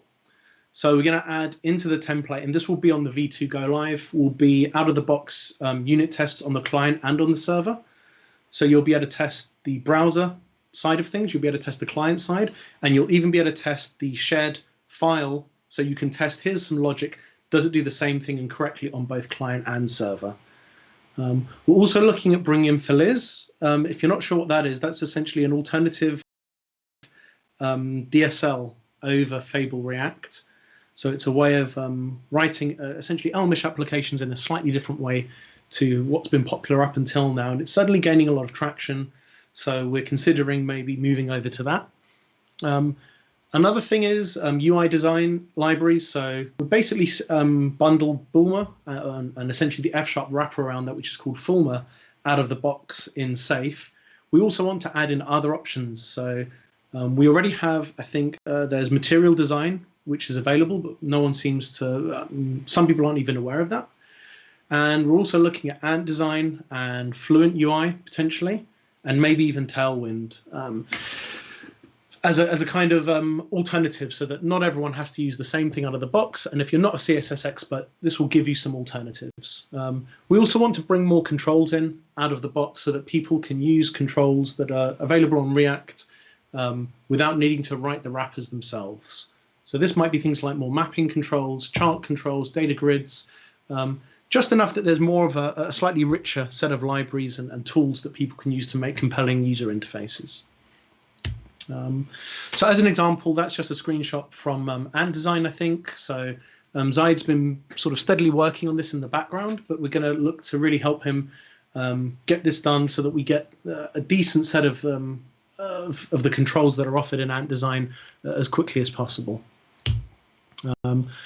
Another thing we've got here is now a checklist, and this is almost like a call to action for anyone that's using Safe today, or if they're interested in learning it. We have now set on GitHub on the Safe Docs repo a set of what we call recipes, and we're basically going to put a few samples out with a guidance of how to create and contribute to these, where essentially we want to rapidly create as many of these recipes as possible. So someone wants to know, how do I migrate to Packet from NuGet, or how do I use Yarn instead of NPM? We'll provide a set of simple steps, simple guidance with some code samples, potentially some repositories that people can work through from there.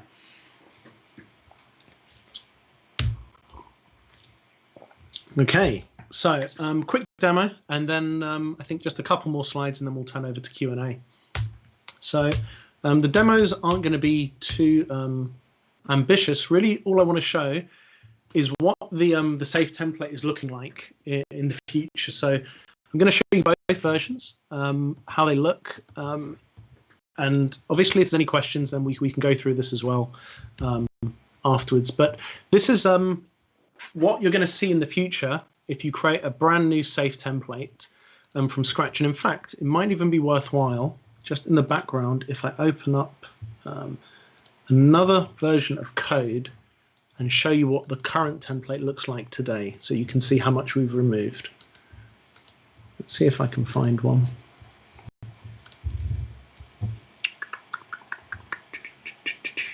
This might do it. Let's have a look.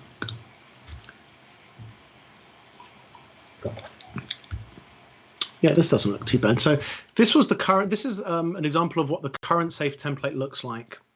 Basically, when you just create it brand new, you get a yarn lock file, you get webpack solution, release notes, a README, packet, package JSON, a build script, git ignore, editor config, dev containers, VS Code recommended extensions, all sorts of files.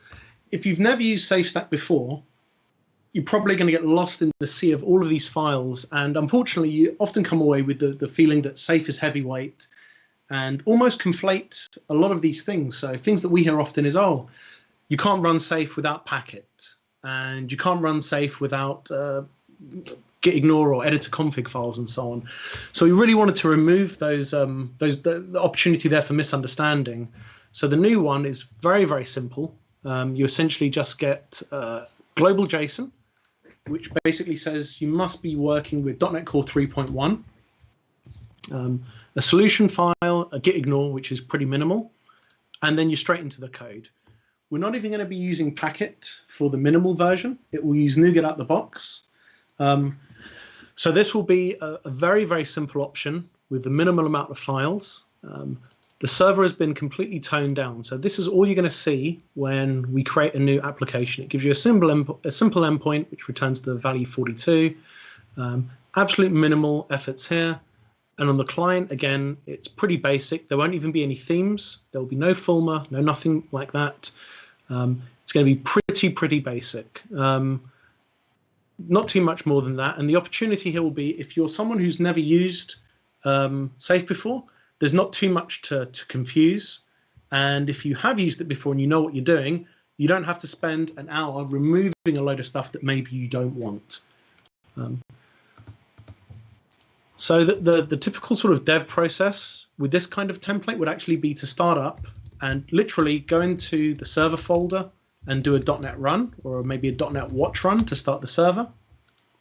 And then on the client side, go to source client and literally do an npm run start. So there will be no fake script, no nothing. There will be no. One of the things we're trying to remove is this notion of having magic behind the scenes.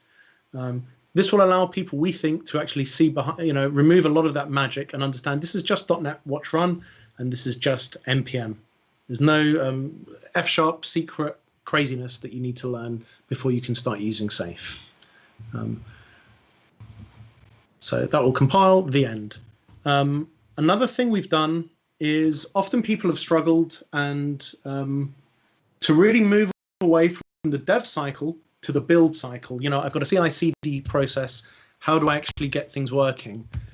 So what we're going to do is make that even easier, that you can literally do something like .NET publish, and then go to the deploy folder.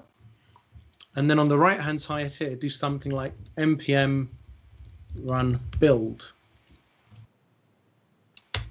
And ideally, we'll get a folder that will be that will essentially have both things in one. And in fact, I'll show you on the full template, because that'll be out of the box, and I can show you some other cool stuff. But that's kind of one option. And then the other option I'll show you now quickly is the alternative one, which is a more fully featured version of this template that is geared towards someone who wants a few more batteries. They want to use something that we recommend as a starting point. And if you're not sure about how to get going, this will be sort of the place that you start. So we're going to be pushing Packet, which we still recommend as the best way to manage your dependencies in for the server and the client. We'll give you an editor config file, which will give you some more recommendations on things like indent size and spacing and so on and so forth. And what else do we have? On the client side, we'll give you some more theming. So we'll be using Fulma and so on and so forth. So it'll look a bit prettier. You'll have a few more dependencies like font awesome out of the box. I think you need to come to Close? Okay, great. Yeah. All right, fine. So essentially, yeah, we'll be just making this a bit nicer. We'll also have out of the box things like you'll be able to do a build from Fake and it'll package everything up. And we'll even have out of the box the ability to deploy to Azure in just a few lines of code. Basically, we're going to use a tech called Farmer, which will do all the deployment. None of the stuff you needed to do in the old version with creating Azure service principals will be required anymore. Things will just work out of the box. So I'll just wrap up now. I hope I've got time for just one or two more slides, and then we'll. So future plans, we want to continue to take advantage of .NET improvements so that we can make things even simpler in Safe. Doing a .NET Safe tool, which will give us some more modular, flexible opportunities to do things, and maybe even look at kind of starter kits or themes. So maybe a data science version of Safe, or an e-commerce version or something like that, which has a few more bundles and a bit more opinionated. Last thing, we're running a Safe Stack training course and F# training courses online. So on June 22nd this month, 4 afternoons, and Safe Stack next month, 4 afternoons. Compositional IT, eventbrite.com, or message me on Twitter afterwards. So, or in Slack, I'll be hanging around there as well if you've got any questions. So yeah, with that then, happy to hand over to Roman and any questions if we've got time. Hi. Yes. Gien. I can hear myself. EchoConf, but here, locally. We have time for a couple of questions. We have like 11 questions, so I'm going to pick out 2 randomly, and I'm going to sort of post them in a DM message in Slack for you, and then you can answer them there. Is that okay? Absolutely, that's cool. All right. On when Swagger UI will come to Giraffe? That's a really good question. So I know that the Giraffe team and also Chris are looking into it on Saturn. Up until now, it wasn't really possible because Swagger was relying on essentially features that ASP.NET MVC provides. And Giraffe doesn't sit at the MVC level. It's a lower level down.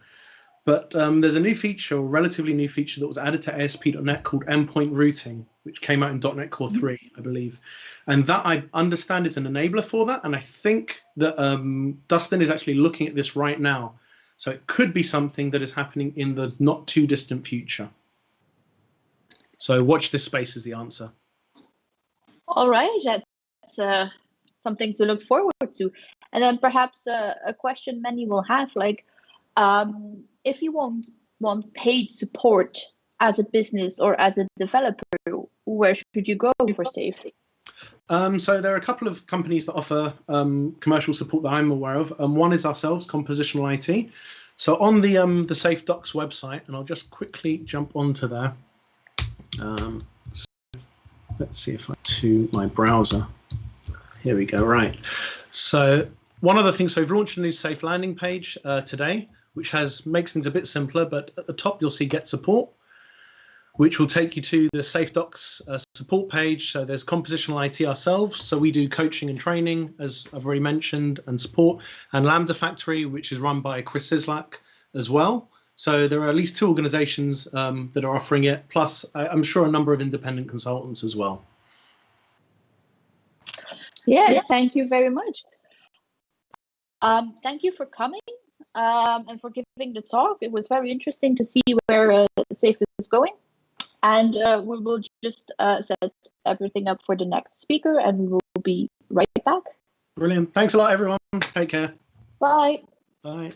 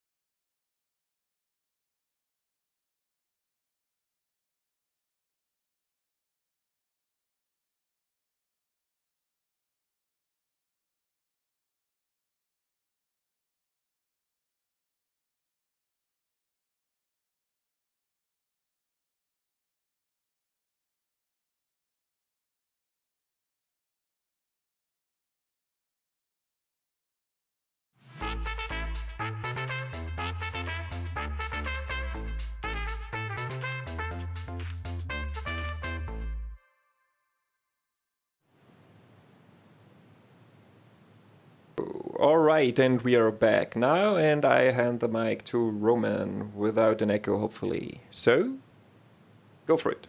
So, hello. Can you hear me? I hope this sentence we won't hear again with echoes. I'm really happy that we are continuing with our fsharpConf, and we have here a really great guest. He's called Mikhail Shilkov, if I said right. Hello, Mikhail. Oh, you're probably unmuted, but I cannot hear you. It doesn't matter. I hope that the audience can hear you good. And before I'll give you the word, I need to say one thing, because you're used to know as a guy who did a lot of like serverless stuff, and now you move to the infrastructure part, and it seems like whenever you touch it became to gold. So I'm really looking forward to hear your talk about the Pulumi, about how to not really clicking things, but making infrastructure as a code. And I think this will be another great contribution to the fsharpConf. So, Mikhail Shilkov, it's yours. Awesome. Go for it. Now you're muted, Mikhail. Mikhail, you're... You were there? Now you're gone.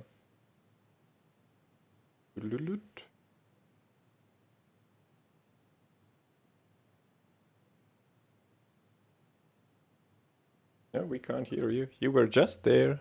Now you're gone. Yeah, the question is whether it's better echo or silence. Maybe we should do some kind of like poll. You can choose if you want for next fsharpConf more of echoes or more of silence talks. Ian just said he's echoing silence. I also like this. Yeah, echoing silence is the best one, definitely. All right. How about now? Yeah, better. Now you're the back. Cool. I restarted my mic. I don't know what's going on. Yeah, that's the thing we all the computer folks doing, right? That's the conference theme, I guess. So you need to, you start your thing again. Okay. Yes. So we shut up and you go. Yes, I hope you can hear me now. Yes. So my session is going to focus on Pulumi, the open source tool that I'm currently working on, indeed. The idea behind this tool is that you can provision your cloud infrastructure, create your cloud resources, deploy your applications to the cloud, anything that you have to do in the cloud, you can now do with Pulumi and using F# to define what you exactly want to deploy. So if you are familiar with like AWS CloudFormation or Azure Resource Manager templates or Kubernetes YAML files, so that's kind of the same space, but all those tools use markup languages like JSON or YAML, and we suggest you can use general purpose programming languages, and today we focus on F#, obviously. So the first great thing about Pulumi is that we support multiple clouds, so it's not just Azure or just AWS. We support provider-based models, so we can deploy to your favorite cloud, AWS, Azure, GCP, but also like smaller clouds or even things that are not exactly clouds, things like Kubernetes, or even if you need to deploy New Relic monitoring dashboard or like Postgres SQL tables. You can provision all those resources in the same manner from the same program or set of programs from the same solution. So we currently have like 40 providers, one provider for all of those destinations, and you can use F# for all of that. And second, we are fundamentally multi-language, so we are not just .NET or just F#. We support multiple runtimes, currently 4, Node.js, so JavaScript, TypeScript, Python, Go, and .NET Core. And you can choose whatever you want, and also if your colleagues, for example, more IT-focused colleagues usually know Python, so if you want to deploy your application with F#, but you want to collaborate with your colleagues, they can use Python, for example, or maybe TypeScript at the same time. But today we are focused on just on F#, and the good news is that F# support, together with .NET Core support in Pulumi, is generally available, so you can get support, and like it's guaranteed to work and be compatible, and so on and so forth, all the goodness. So maybe if somebody attended my talk last year at F# Exchange London, then there I was showing more or less the same, the preview of Pulumi, but back then it was like a hacky prototype that barely worked, and now it's all first-class support and generally available. So at this point, I want to switch over to my other screen and show you a quick demo just to get the sense of how Pulumi works and walk you through the workflow. So I'm on my terminal and I have to switch to it. I have Pulumi tool installed on my machine. So it's a open source cross operating system, so you can use it on Windows or on Linux or macOS as I do. And then there is a Pulumi new command which would create a new project. And because I want to deploy a static website to AWS in this case with F#, so I choose the template called AWS/F#. And then I run. What it does, it downloads the template. It asks me a bunch of questions. I'm gonna just accept all the defaults, like where I wanted to deploy it and what's the name of my stack. And what it does, it creates a new F# project with one F# file in it, like compiles it for the first time and says, now your project is ready to go. So at this point, I can open my favorite IDE. I'm using Rider. You can use VS Code or Visual Studio. Doesn't matter. It's just a .NET project. And then once it loads, I will show you what exactly was created. So that's a F# project with just one file. So I'll close the Solution Explorer. And the file is pretty simple. That's a console application. It has the main entry point here, which does just one thing, deployment run command. And then I'll clean up a bit because I don't need all of this. And I have some snippets prepared just to avoid a lot of typing. I'm going to create a program that deploys a static website. I have a folder on my disk with 2 HTML files, and I want to deploy those HTML files to AWS just to show you how deployment works with F# and Pulumi. So first I just import a couple of namespaces that I need, and then I start creating resources. So my function here is just a helper function in F# called infrastructure whatnot. And what it does, it has to create all the definitions for resources that I need to deploy. The first one is S3 bucket. So to define an S3 bucket, I call bucket constructor, pass it a bunch of parameters, in this case just a name, and then I say that this bucket should actually become a website and host an index document called index.html. I'll come back to this syntax a little bit later. And then the second snippet is a bit more complicated, but what I do here is I basically use standard library to list all the files in my root folder, and then given the array of these files, I map every entry in that array bucket object. So basically a file deployed to S3 bucket. And you can see that I can use standard libraries. I can use things like loops or array maps or list maps or whatnot. I can do substrings. So I have the full power of F# here. And also I use IntelliSense and features like from IDE that I get from IDE. So the authoring experience is really close to what I used when creating applications. And then for each bucket object, I basically say, okay, this is going to be a public object so that everyone can see my website. Please put it into the bucket that I defined above. And then it's a HTML file, and I pass the reference to that file in here. Now, finally, the final snippet that I need to do is to export some information from my program. When I run this program, AWS will create my S3 bucket, but I don't know in advance the URL that it's going to assign to my website. So bucket object would have an output property called website endpoint, and after I run my program, it's going to have the value of the website endpoint. And I don't know it in advance, and I need to export it from my program. And you can think of this sort of as like a task of T or a promise, because I don't know it yet. So it's not just a string, because you cannot just manipulate the string. It's like a future of string. And then I can manipulate that future by applying sort of functional techniques like maps. In this case, the function is called apply, but that's essentially a map that maps that value with printf to just a URL with HTTP to illustrate. And finally, the result of execution of my function is that a dictionary of output properties, and the only one here is endpoint that I want to export. Now, to run this program, I cannot run it just from IDE, because the program itself, I'm going to explain a bit later what it does, but in order to run it, actually I need to switch back to my terminal, go to Pulumi CLI again, and type Pulumi app. What it does, the Pulumi app command would compile my project, and it would evaluate what kind of resources I defined in that project, and will show me a preview. Of course, the first demo always takes a little bit longer than it should, yes. So finally it's here. I can see that Pulumi found out that I want to deploy one S3 bucket and also 2 bucket objects, one for each file on my disk. You should trust me, there are 2 files on that folder.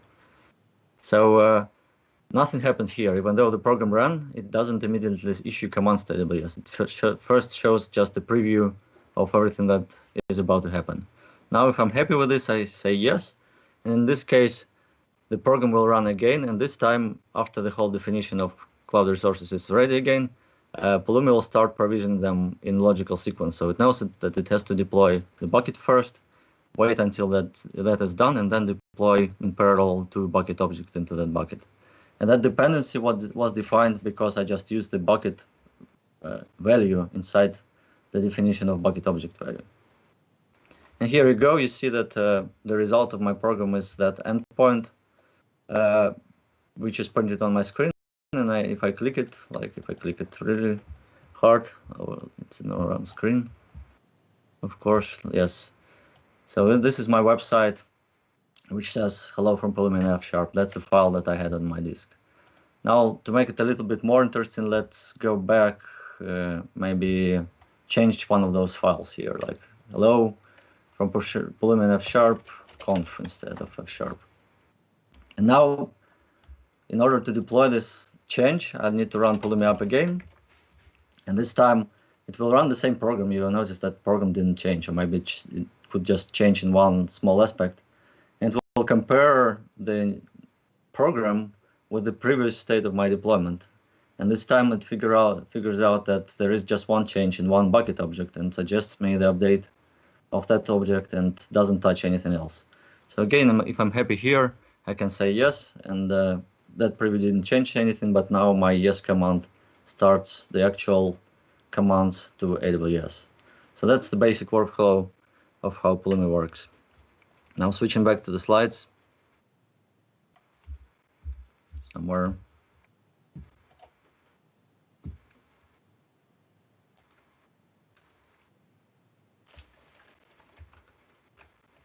Yes, so now when we had the demo, I just want to explain a little bit more about how this whole thing works. So if you compare this to something like Azure SDK provide for .NET languages, Azure SDK, when you run programs written with Azure SDK, will immediately issue commands to the cloud provider as you go line by line. Instead of that, Pulumi is using more high-level concept called desired state configuration. So instead of defining the exact step, how you want to get there from like your existing state to your target state, saying please deploy me as free bucket and please deploy this bucket object and so on. In Pulumi, I just define the target state on the left here on the chart, like your ideal state of the cloud infrastructure. And then Pulumi as a tool is needed because it needs to compare that target definition with your current state, figure out the difference and all the required steps to get from current to target, and then apply all of those. And a useful way to look at this definition is to treat both states as graphs of resources. So on the left and on the right, you have graphs where nodes are resources that you want to deploy or you already have. And the edges or arrows between them, they are dependencies. And dependencies are crucial in order to figure out which resources can be changed by themselves, whether they depend on each other. So the order of deployment should be predefined. Or like if you want to delete something, maybe other resources still depend on it, so you cannot delete it. So all of that happens behind the scenes when you run Pulumi app. Now you can define the target state of your program, the target definition of your cloud environment with all the tools that you are used to as an application developer with F#. So obviously I already said that you can use any OS editor and IDE and so on. You can also use Packet or NuGet or whatever for package management, so you can share your code with your colleagues the same way. And then you can also do things like unit testing with your favorite tool. that I'm going to show just a little bit later.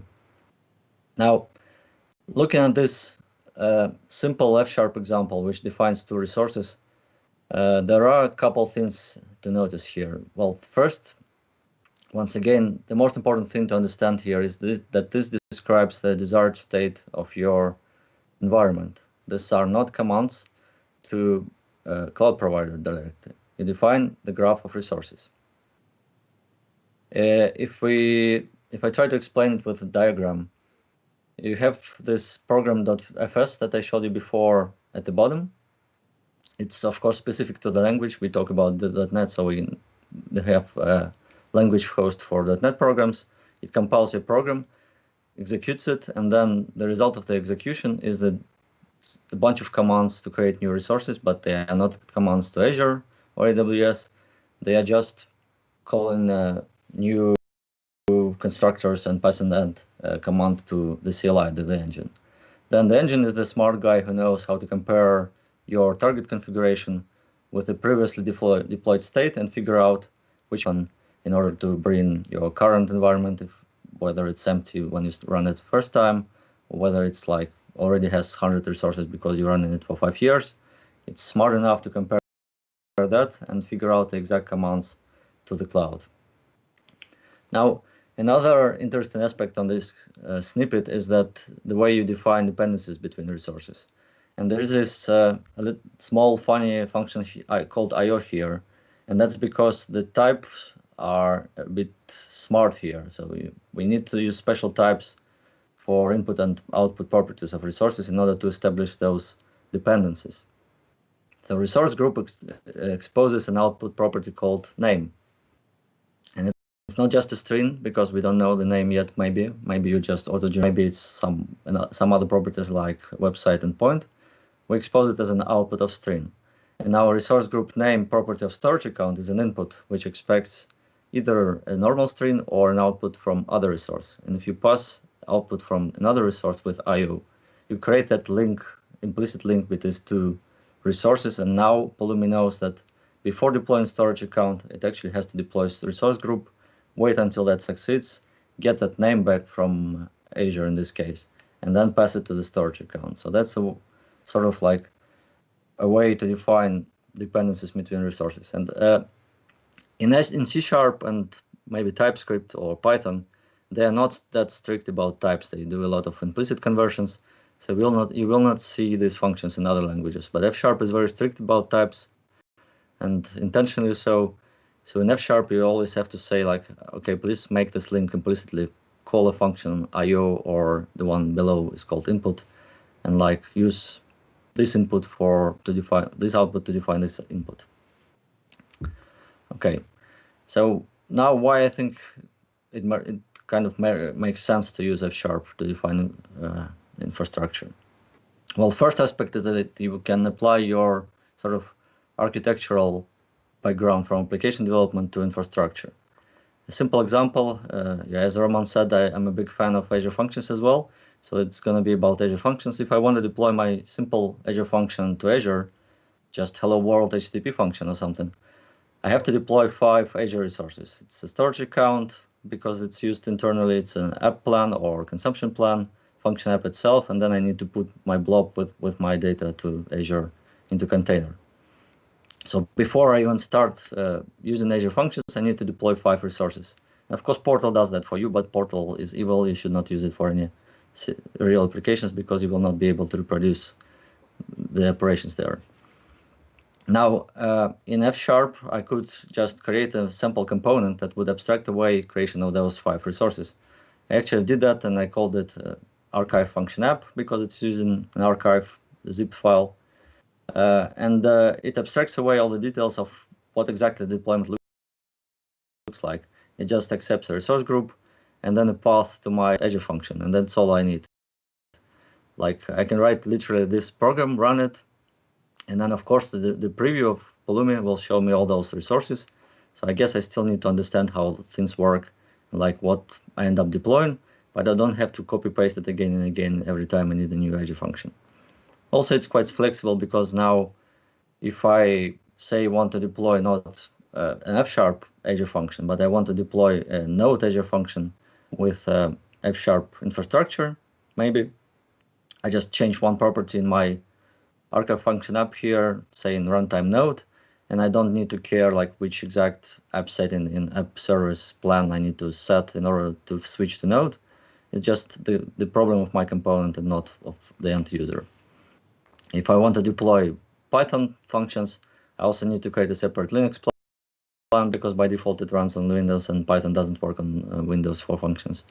So I create a Linux plan with all the right properties, and then I pass yet another command to my archive function app saying that I want to run on runtime Python and on plan Linux, and it just works. So the component can be as sophisticated as possible. So someone probably needs to spend time on designing the component, but then the usage of component for everyone who is using this, say, NuGet package, it gets quite trivial. Now, also because we are using general start unit test in our code. Just a quick example. Let's say I have some stack, I don't even know what it does. Maybe it deploys a website, but I don't really care what's inside. But I want to make sure that if I have a resource group there, I have an environment tag assigned to it. Like that's the policy in my company. I want to make sure that tags are always there. So traditionally, I would need to do something like Azure policy to make sure this, or even deploy infrastructure and then check at runtime if tags are there. Here I can just write a unit test. So instead of saying something like deployment run, like what we did before in the example, I can call deployment test instead, pass it my stack, and then I get back the list of resources that would be deployed by this program.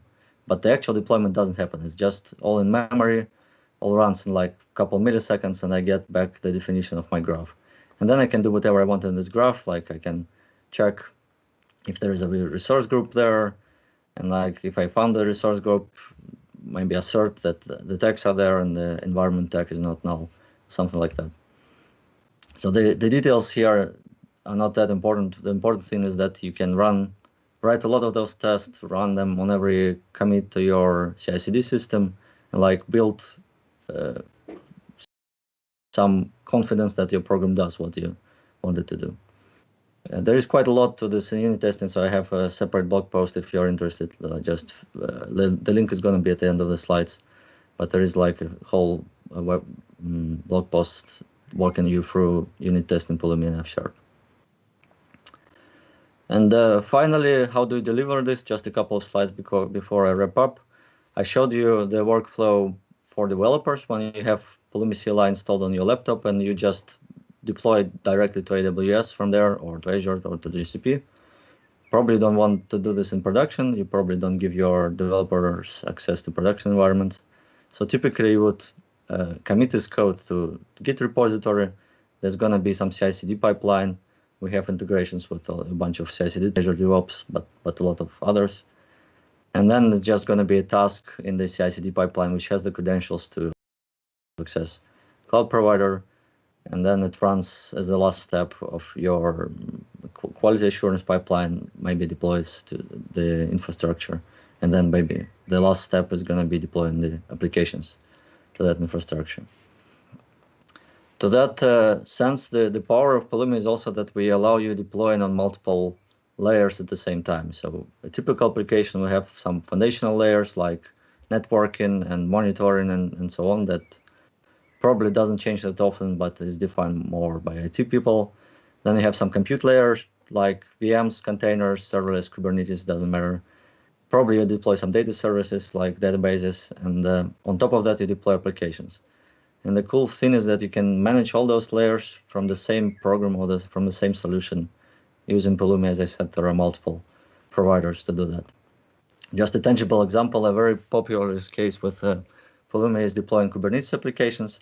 So maybe your colleagues will write Python definitions for like ground layers of networking, security, and identity and storage. Then they would deploy also a Kubernetes cluster in something like AKS or EKS. And then you as a F# developer can deploy your F# applications with F# programs in Pulumi using the same tech stack at the same time with those other IT people. So just to wrap it up, we believe that cloud automations, cloud applications are getting more and more complex over time. There are more and more moving parts, more and more layers. So it's good to start treating them as the first-class complex problems and to use existing tooling for general-purpose programming languages to deploy infrastructure. And the developers also need to be involved into those deployments because they are the only people who really understand what the applications are and what their needs are. So being friendly to developers is very crucial again. And of course, you can now use all the tools that they're used to, from like refactoring to package managers and reusing your code with abstractions and classes in order to deploy repeatable patterns, architectural patterns in your infrastructure and test it with unit testing and beyond. So if you want to know more, go to that link, bit.ly.pulumi/links. It has the link to the slides of my presentation and also like getting started and several blog posts specific to .NET and F# and how to ask questions, where to raise issues, and so on and so forth. So all the further reading you can access on that link. And of course, you can ask me questions here now or on Slack later today, or feel free to reach out on Twitter, well, that you see on the screen. Thank you. Wow. Thank you very much, Mikhail. That was an amazing talk. There have been so many questions. I'm reading through the list, and I'll be sure to come back. Like, if you don't, if you don't have time now, I can just spend as much time I have. I definitely put them into the F# Q&A Slack channel. However, I think we have a time for like 2 or 3 questions. First one is how Pulumi determines the last deployed state. So it stores it on its own. It stores the state in a storage. By default, this storage is our own backend service. Like every time when I was running Pulumi up, it would save whatever happened into the storage on our backend system. If you like don't trust us due to some concerns, or like if it's your enterprise policy, you are free to configure Pulumi CLI not to talk to us, but to store it anywhere you want. Like a common use case is like S3 bucket or Azure storage, but then it's your problem if you break it, if you lose it, you lose all your history, and you need to restore it. By default, it will think that everything is gone, but there are ways to restore, but you should not treat that lightly. Okay. Another question was logically about another player on the F# infrastructure ground, which is the farmer. Can you somehow compare these two, even if they are not exactly the same? Sure. Yeah.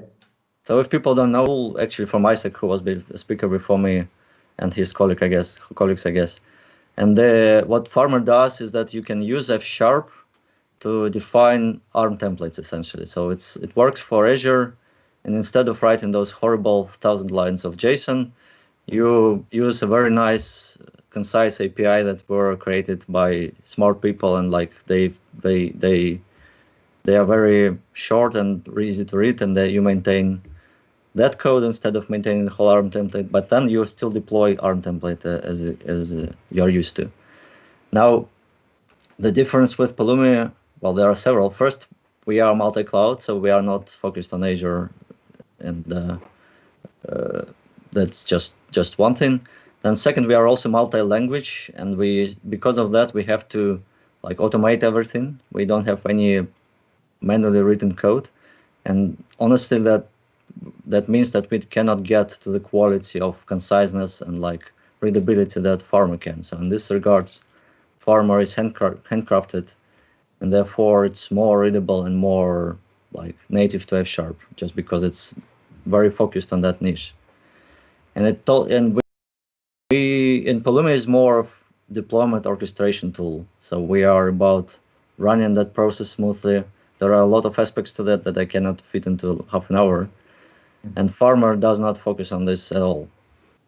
It delegates this to Azure. So I would say these are related tools, and like the only thing that you want to do is to deploy to Azure, and you are more or less happy with CLI, like Azure deployment tools, then you go for Farmer. And I would say also that I would look, like in midterm, I'm interested to look at how we could use Farmer programs and deploy them with Pulumi. I think awesome. that should be possible. That sounds really awesome. Yeah, that's really cool. I have that's a pet project of mine. There are some things that need to happen before we can do this, but I think like somewhere later this year, I would at least prototype this. Awesome. So I think there are a lot of more questions, but we are already 10 minutes into our break. And there's one more talk to come before the break. So we are running late, really late. We're happy about those breaks, actually. But Roman, you will put the questions in the Q&A channel? Yeah, I will pull it in channel, for sure. So Mikhail will be there to reply to all of them. Yes, definitely. Awesome. So thank you. Matthew is coming out next with the final lightning talk before the next break will start. So see you in maybe 2 or 3 minutes. Bye-bye. Bye.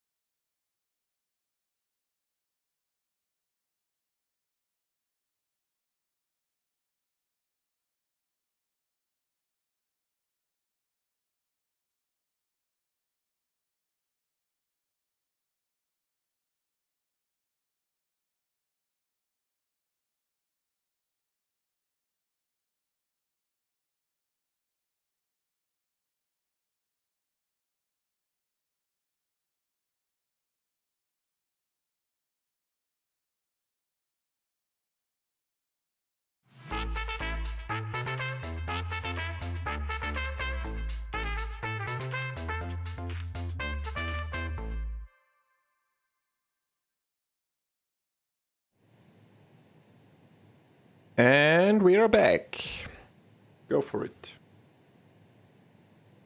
Hello, welcome back to fsharpConf. Finally, we are getting to some mathematics stuff because you all know that F# is for the mathematicians only. So luckily, we have here Matthew Cruz. Hello, Matthew. Hello, sir. Hello. You said that you are audio freak, sound technician, or something like that. So you know that the echo was actually because it's so awesome content on the conference, so it has to be like heard twice or 3 times. Yeah. Is it correct or not? Oh yeah, for sure. Oh yeah, perfect. So you are going to talk about the domain modeling and the mathematical planning. So looking forward to it. I don't know nothing about math, to be like frank. So leave F# now. I hope, yeah. But we do F#. So let's get to it. Yeah, it's yours. Awesome. Thank you to the organizers. Thank you for the opportunity to speak. I am absurdly pumped to be talking about this. I just ask any of my teammates at my company, I can go on. So, but because of time, I'm going to move pretty quickly and I will be happy to answer questions afterward. A little bit about me. I'm a machine learning engineer working at Quicken Loans. Quicken Loans is the largest mortgage originator in the United States. So big company.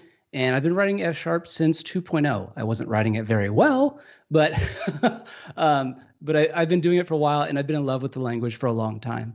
The areas that I tend to focus are on the intersection of predictive models and mathematical planning. And so if you ever have questions about that space, please feel free to reach out with me. Matthias, another big person in the F# community, we love hanging out and talking shop. Please feel free to reach out to me on Twitter, GitHub, email, or on Slack. So the journey I'm going to take you on in the next few minutes is I'm going to show you that mathematical planning is this incredibly powerful set of tools that are really being underutilized in the industry, and that when we want to utilize them, the best way to do that is with F#. And together, they create a beautiful thing. And before we get into that, though, I think it's important that we ask the question, why? Why do we care about mathematical planning? Why do we care about F#? And I like to use real-world examples to motivate this. And so this is a problem that's very near and dear to our hearts right now. So this is a map of Germany. And I'm going to throw out this quote-unquote hypothetical problem. Let's say that there's a global pandemic going on. There's a disease that's going on, and you've been in charge of distributing medical supplies, right? And so you have a set of hospitals that you need to supply. You have distribution centers that you can resupply them from, and you have a fleet of trucks in order to move these materials around. I'm asking you, give me a plan for allocating these resources that's going to save the most lives, right? This is a very real problem that a lot of countries are dealing with right now. And this is a perfect example of a mathematical planning problem. Now, if I was giving you a little bit more technical description, I would say mathematical planning is an approach to finding the best solution to a problem where you have a set of decisions that need to be made, constraints that need to be obeyed, and a quantifiable objective. So in this case, we need to decide where we send what. We are constrained by the number of hospitals, distribution centers, and trucks. And our goal is to save the most lives, right?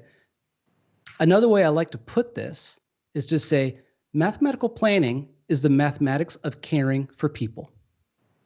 How do we do the most good with the resources that we have available? How do we take the best care of people that we possibly can? And that is why I get really excited about mathematical planning. So, who uses it? I think this is a fair question. Matthew, you just said there's this great tool. It does great things. Is there anyone using it right now? Well, absolutely. The logistics industry, the people who are shipping freight around the world, were probably the first adopters of these tools, where they had a problem of, I have goods in one location, and I need to get them to a new location, and I had a set of freighters, a set of trains, planes, with which to move those goods. I need a plan that is going to move those goods as efficiently as possible, given the resources I have available. That's a mathematical planning problem. Another industry is the finance industry, and this is where I work right now. And there's always this question of, we have these financial resources available, we need to allocate them to different locations, and there's a different yield expectation there. Again, a set of decisions, a set of constraints, like what am I allowed to do? And then objective, like, hey, I want to maximize revenue or I want to maximize returns. Again, a mathematical planning problem. There's also the power industry, where we have the problem of, you need to supply people with power. You only have a certain number of power plants, and you need to choose how you distribute that power. And you would like to do it in such a way that you're minimizing the amount of waste and excess power that you're generating. And the last example I'm going to talk about is retail, another industry I've worked in. You have to make a decision about what do you manufacture, how you move it to distribution centers, and then how do you move it to your retail stores. You are constrained by your manufacturing, your distribution centers, and the size of your stores. And your goal is to provide the best possible customer experience. So again, decisions, constraints, objective. Well, there are many more, and I'm not going to go into them, but there's a valid question. I was like, okay, Matthew, you said this is a great tool. There are lots of industries using it, but not everyone is. How are other people solving this problem? Excel.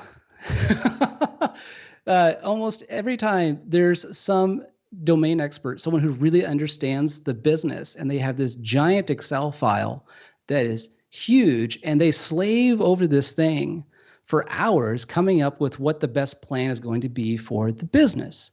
And it's typically fragile and very error prone. Now, I could knock Excel, but it's also the operating system of finance, if you've been working in the finance industry, and it's the most ubiquitous programming language. And that's per Scott Vlachen, not me. He has an amazing talk. You should go check it out.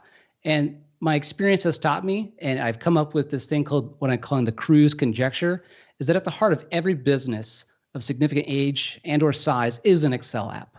And people slave away at these things and like, hey, wouldn't it be better? Wouldn't there be a better way? Because this is fragile. It's not testable. Forget source control, like whatever.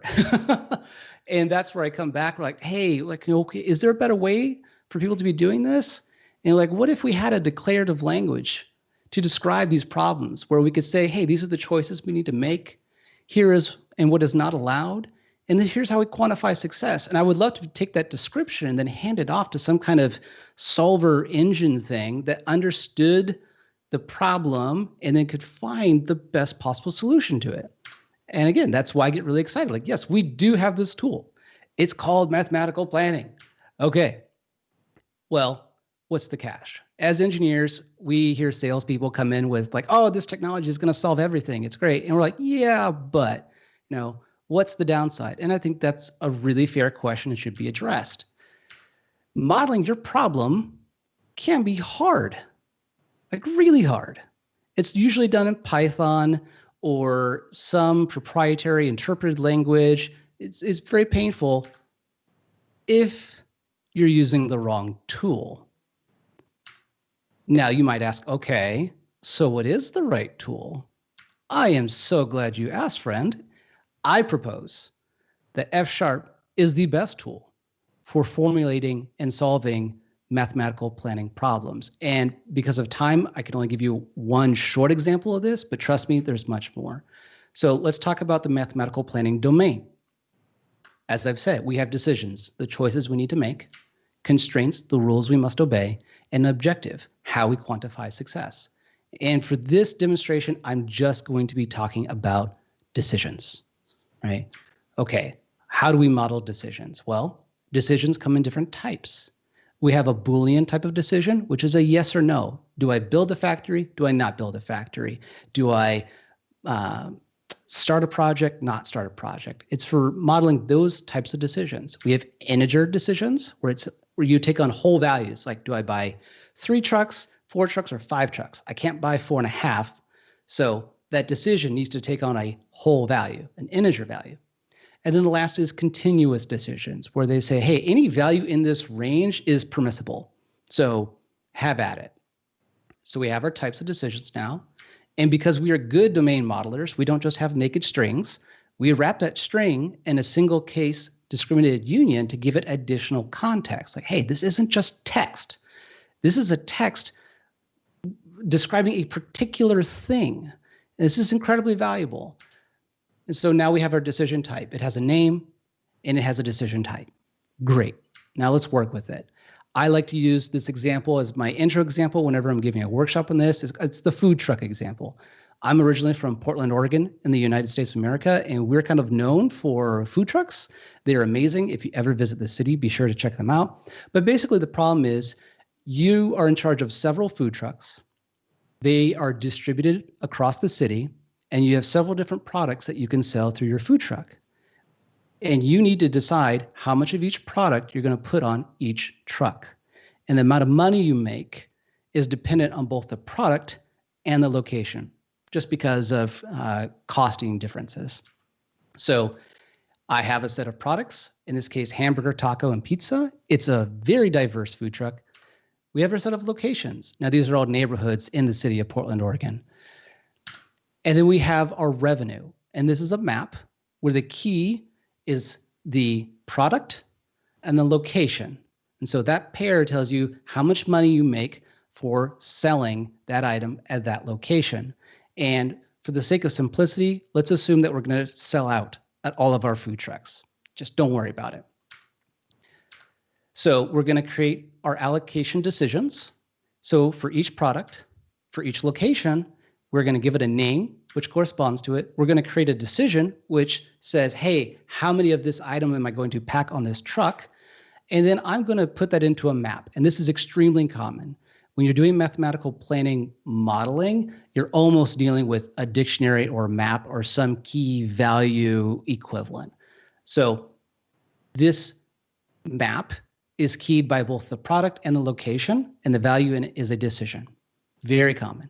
And so I might want to calculate my revenue. Like, hey, how much money do I how much money do I think I will make given the decisions I'm making? And so again, you might say for each product, for each location, I'm going to multiply revenue by how much I decide to allocate there. And then I'm going to sum that up. Now, here's a question. Do you spot the error, right? And the important reason I ask is because the compiler cannot. And so this is a problem. And I'm going to point out where it is. It's right here. Revenue and allocate decisions were keyed by product, then location, not location, then product, but they're both strings. So what's going to happen is the compiler says like, yep, looks good to me, string, all good. But then when you go to run it, and you better have unit tests. So hopefully you catch this at a unit test, if you're doing it right, it's going to blow up. And unit test is like, hey, not passing, like you're trying to access something that's not in this map. You're like, oh my gosh, I can't believe I did that. That's so annoying. But here's what's really important. This type of calculation happens all the time in mathematical planning modeling, all the time. And so it would be so much better if we caught this earlier. So the question is, okay, what are we to do? How do we solve this problem? We'd rather not wait till runtime to catch our errors. Well, I have found that almost every problem in F# is solved by adding another type, or two. And so let's do that. We're going to add a product type. And this is, again, a single case discriminated union, which is wrapping a string. And so we are adding domain context to this string. Like, this is not just a naked string. It is representing something in particular. And the same with location. Single case discriminated union wrapping a string. So now I'm going to have my products, again, hamburger, taco, pizza, but I'm going to wrap that in the product type. Same for locations.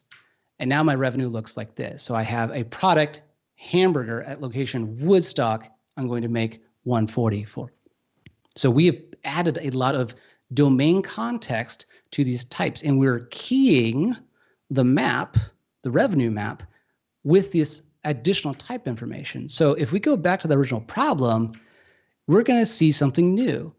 The compiler is going to say, wait a minute, this does not make sense anymore. And if you hover over it, it's going to say, if you hover over that L, it's going to say this expression was expected to have the type product. but here it has the type location. This doesn't make sense. No, the compiler can now validate your modeling. This is a huge deal because these are the huge pain points when it comes to mathematical modeling. When I said like, hey, modeling is hard. Well, it's hard because you might not be using the right tool. Now, some of you may be very unimpressed at this point. You're like, okay, Matthew, great. You wrapped some strings in single case discriminated unions, whoop-de-doo. Okay, well, give me an opportunity to tell you why this is a big deal and why this matters. So this original problem I gave you had a revenue for each combination of product and location. That is actually unusual. Most real-world problems would not have that be the case. Not all products can go to all locations. And so I'm going to cross a few of these out. So that code we had before would not work. So we're going to have to make a change. And in this case, the way you would describe it mathematically is you're saying, hey, well, decisions are sparse across the dimensions. You don't have a value in every single location. Now, if you're one of those superpowered functional programmers, you're like, haha, Matthew, I know the map module has a try find function in it. And if the key is in the map, it will return an option type with a value in it. But if it doesn't have that key, it will return a none. So I need to be able to multiply, option floats together. So I'm going to make this try and multiply function and use my fancy match case statements. Okay, now let's go back to total revenue and use this new function where we say for each product, for each location, we're going to use the map try find, and we're going to multiply these together. So now we have addressed the sparsity issue with this code, right? We can now deal with sparse revenue. Okay, here's the problem though. I'm going to laugh when you do this because your bug is back, friend. L and P are still in the wrong order and the compiler still can't help you. And what's even worse is now when you run this, it's going to try to find values in the map. It's going to return empty, which when you go to list.sum, it's going to sum to 0. So now your problem makes mathematical sense, but it doesn't make domain sense. And so these are the kind of bugs that will absolutely drive you up the wall because everything will work. Unit tests may even pass, but the results won't make any sense given your domain. And this is what you're going to be like after you've been pulling your hair out trying to debug a giant mathematical planning model. So this ability to accurately model your domain is incredibly important and makes mathematical planning, modeling in F# just a joy, is basically the way I describe it. So why does mathematical planning plus F# make a beautiful thing? Well, F# is allowing you to accurately model your domain with discriminated unions. It's wrapping those indexes with these single case discriminated unions, which is eliminating one of the most nefarious and invisible bugs in mathematical planning. If you were doing this in Python, you'd be having a real bad day. Now, a lot of people are doing it successfully, but it is hard, and you are having to trust people to be very diligent with their testing. I like to move as much as I can to the compiler. F# is giving us static typing with a clarity and succinctness of Python, which is amazing. And there's a whole bunch of things I wasn't able to cover in this really quick talk. Things like the elegant composition of models through the use of the piping operator. Oh, so good. And property-based testing of models. This is something in the area of mathematical planning I've just never seen. No one even talks about property-based testing. Testing is like a luxury. So the idea of going to property-based testing for this is amazing. And it's what we are doing at Quicken Loans with mathematical planning and with F#. If you want more of this, and I realize that this was very brief, feel free to check out the library that I've been working on. It's called FLIPS, F# Linear Programming System, on my GitHub. It has more sophisticated examples and showing you how to do this and the real power of mathematical planning with F#. Open source solvers are included in the library, and I'm really happy to announce that I was able to reach out to Groby, which is, they make the best solver in the world for these types of problems, and they're giving me a license for free to do development work. And so I'm going to be adding support for the Gurobi solver and support for the CPLEX solver. So those are industrial strength solvers for tackling insane problems. But honestly, the open source ones will get you really, really far. So feel free to check that out. Feel free to ask me questions. And lastly, I just want to say thank you to the community. Thank you for the opportunity to be able to speak. And I think I'm the first speaker coming from the US. And I want to just say, we appreciate the F# community. We appreciate you speaking out. We appreciate you standing with us. The demonstrations in other countries has been amazing. So I just wanted to say thank you from the bottom of my heart for standing with us. Thank you very much. Roman? Oh, thank you. Thank you very much. It was amazing talk. Thank you. Finally, something with math I was able to understand. You made me also a little bit hungry with your food truck. As Tomas said in the chat, we have time for about like -8, -10 questions. So maybe we will take only one, because whenever you touch the Excel topic, there's always some question about Excel itself, because it's like incredible. As you said, whatever you can do in Excel, you can do everywhere. So do you believe that every Excel sheet should become an application of itself, or is sometimes Excel enough? That is a great question. As a software developer, I always say it depends. What we are doing at Quicken, yeah. No, well, I'm a full-time employee, so I'm allowed to have stronger opinions. So at Quicken Loans, the tact that we take is we look at the risk associated with the decision being made in Excel, right? So for thinking about what I can and can't say, and I probably have team members watching me right now. There are some key decisions made at Quicken Loans involving billions upon billions of dollars, right? Those are great candidates to move out of Excel and if it's a planning problem, which it often is, that is a great candidate to lift out of Excel and put into some kind of service. You may expose the data via Excel and having Excel kind of as your UI, but as far as the logic for making the decision, that has been moved out of Excel. So I always look at the risk profile associated with the decision, like how often are you making this decision? How much money is on the line? That's typically where I start. Awesome. So every single one? No. The high value, high risk ones, absolutely. Makes total sense. Okay, thank you very much. There will be a couple of more questions, I guess. So I'll be in the chat. I will be also. So we have another break now. It was planned for 1 hour. It's not 1 hour, but we will not start at full o'clock. Depends on where you are, but 10 past, because I need a break and also my PC and fresh air in here. So half an hour break. And after, so I will be streaming the Q&A channel. And so if Matthew is answering there, you can also see this if you're not on the Slack and only on YouTube. And after the break at about 10 past, we will have another great talk. Maria Gorinova, one of the best talks actually at last year's F# Exchange in London. For me, it was at last. I really liked it. So it's another iteration for this. So wait for this. I think we have awesome quality here, no outlier yet, and it's just, I'm blown away actually. So really cool. Thanks everyone, and we'll see each other in about half an hour. So and one more thing,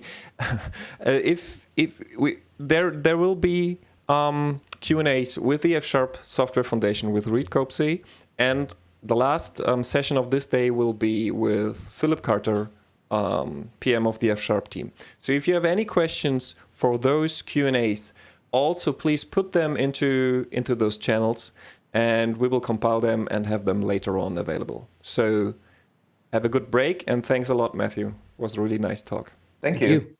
Thank you. Bye. Bye.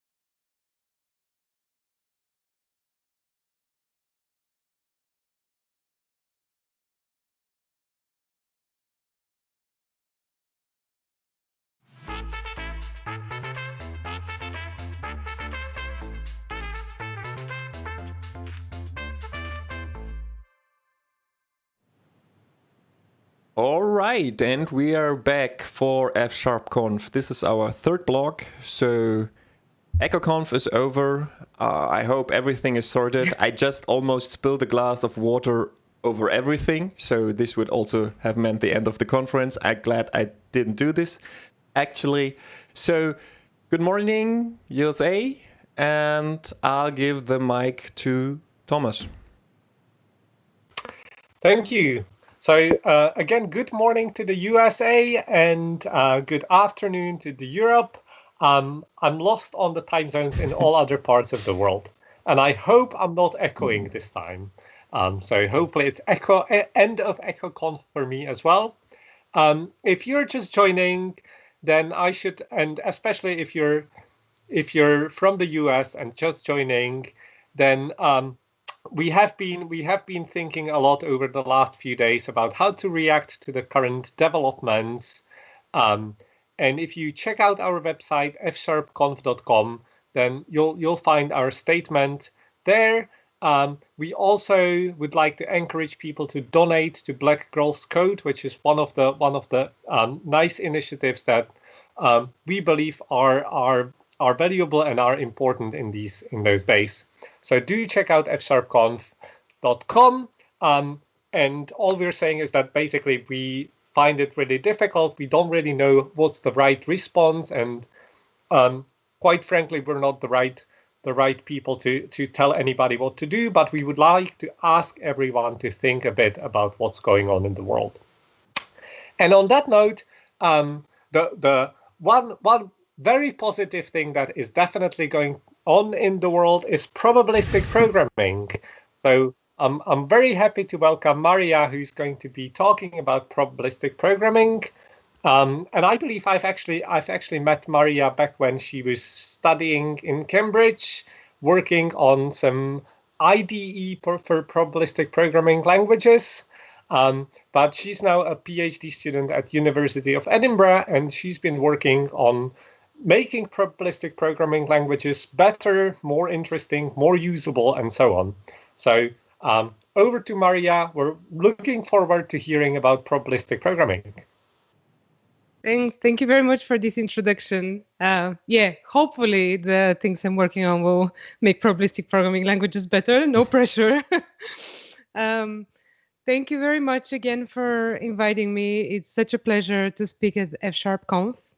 And also, thank you so much for being vocal about Black Lives Matter and for supporting Black Girls Code, which I think it's a wonderful organization. And before we start, can I just say, please, everybody who's listening, go and check it out because it's really wonderful and consider donating. Yes. Yes.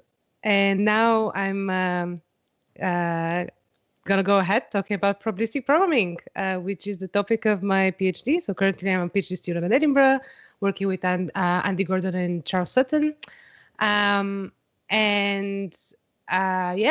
will try to introduce you to probabilistic programming, to explain what that is, where we might want to use it, and what the problems are, what are the challenges.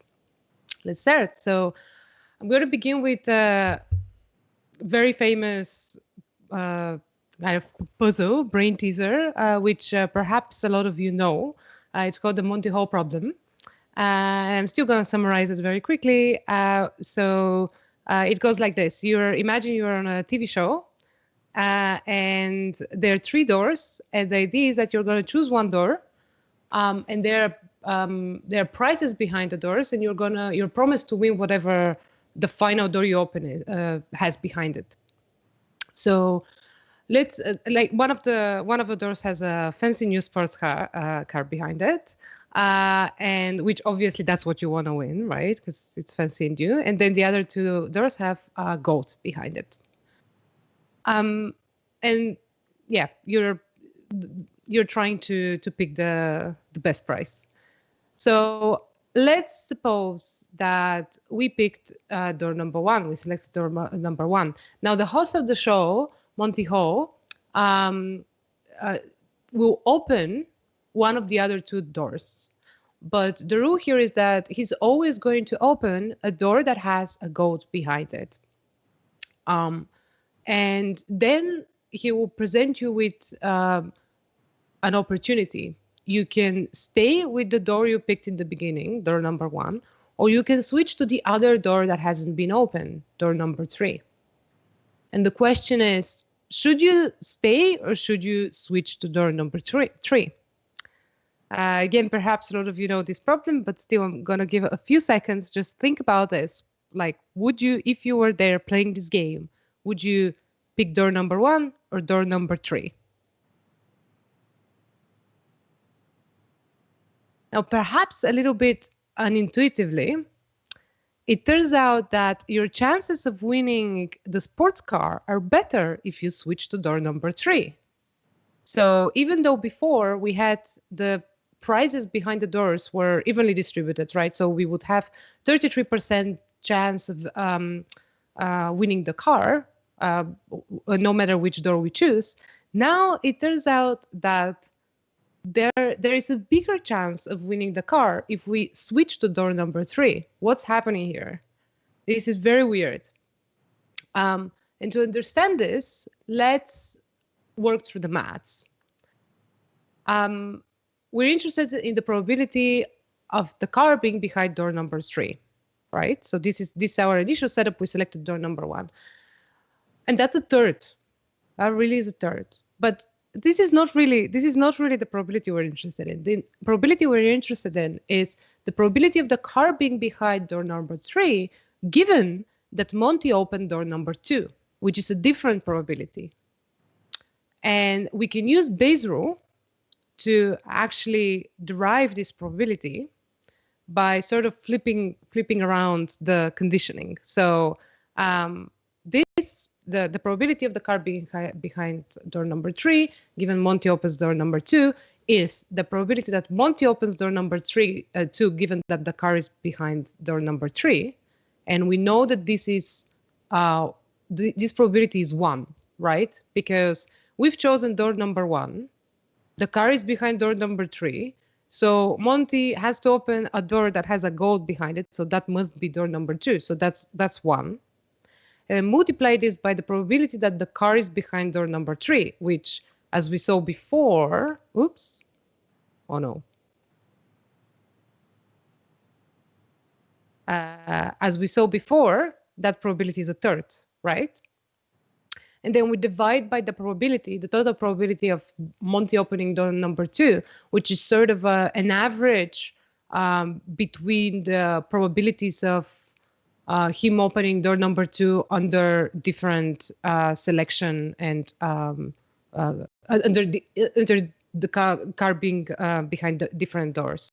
And it turns out that this total probability is 2/3. So if we make this calculation. So yeah, so there are 2/3 chance that the car is behind door number 3, given that Monty opened door number 2. And what we did here is, so what's happening here is that this probability distribution, that is the probability over the positioning of the car, given what Monty did, is called a posterior distribution. That's what we're interested in. And what we did to derive this posterior distribution is called Bayesian inference.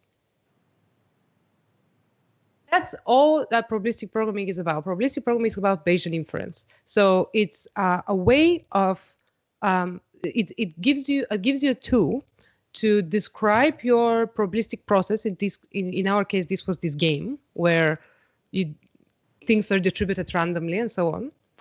And gives you a way to describe this in terms of a program, and then sort of automatically does stuff for you. So there are two things that you need for a probabilistic program. One is the choosing randomly, and here we can see that this describes the Monty Hall problem. So we firstly chose the car randomly, the positioning of the car randomly from 1, 2, or 3. So the car is either behind door 1, behind door number 2, or door number 3.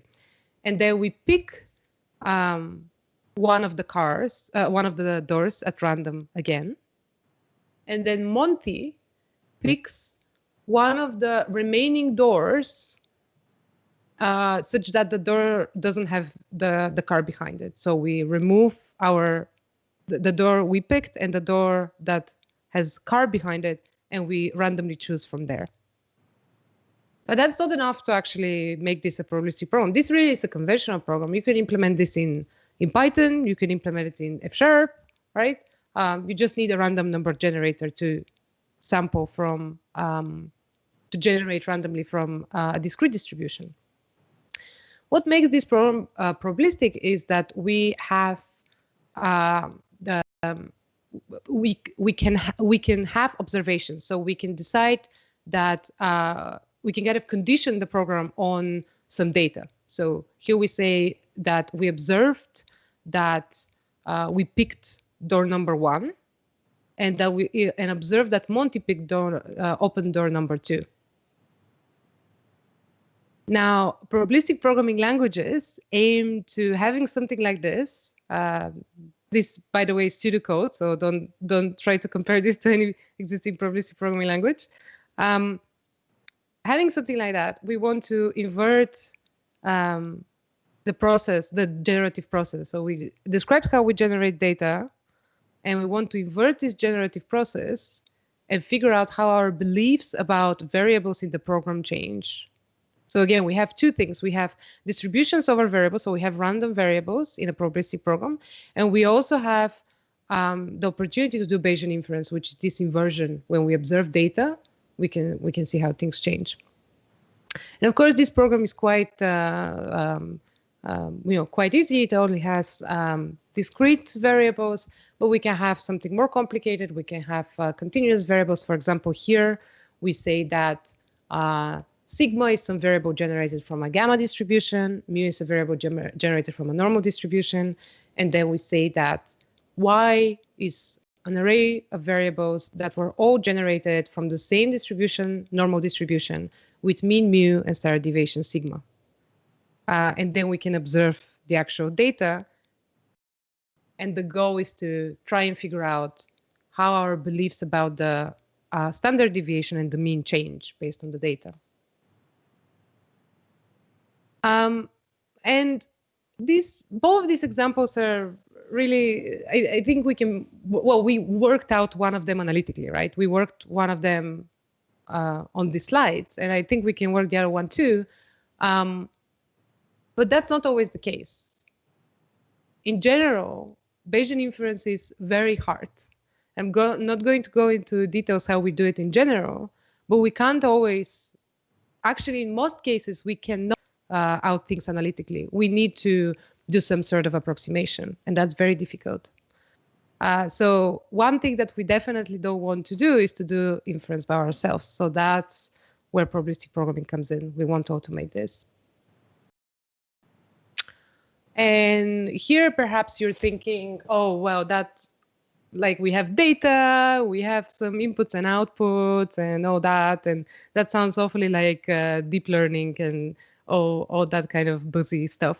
But it's different. It's a different thing. So this slide, I kind of compare conventional programming, probabilistic programming, differentiable programming, which is deep learning, really. And in conventional programming, we will typically have an input.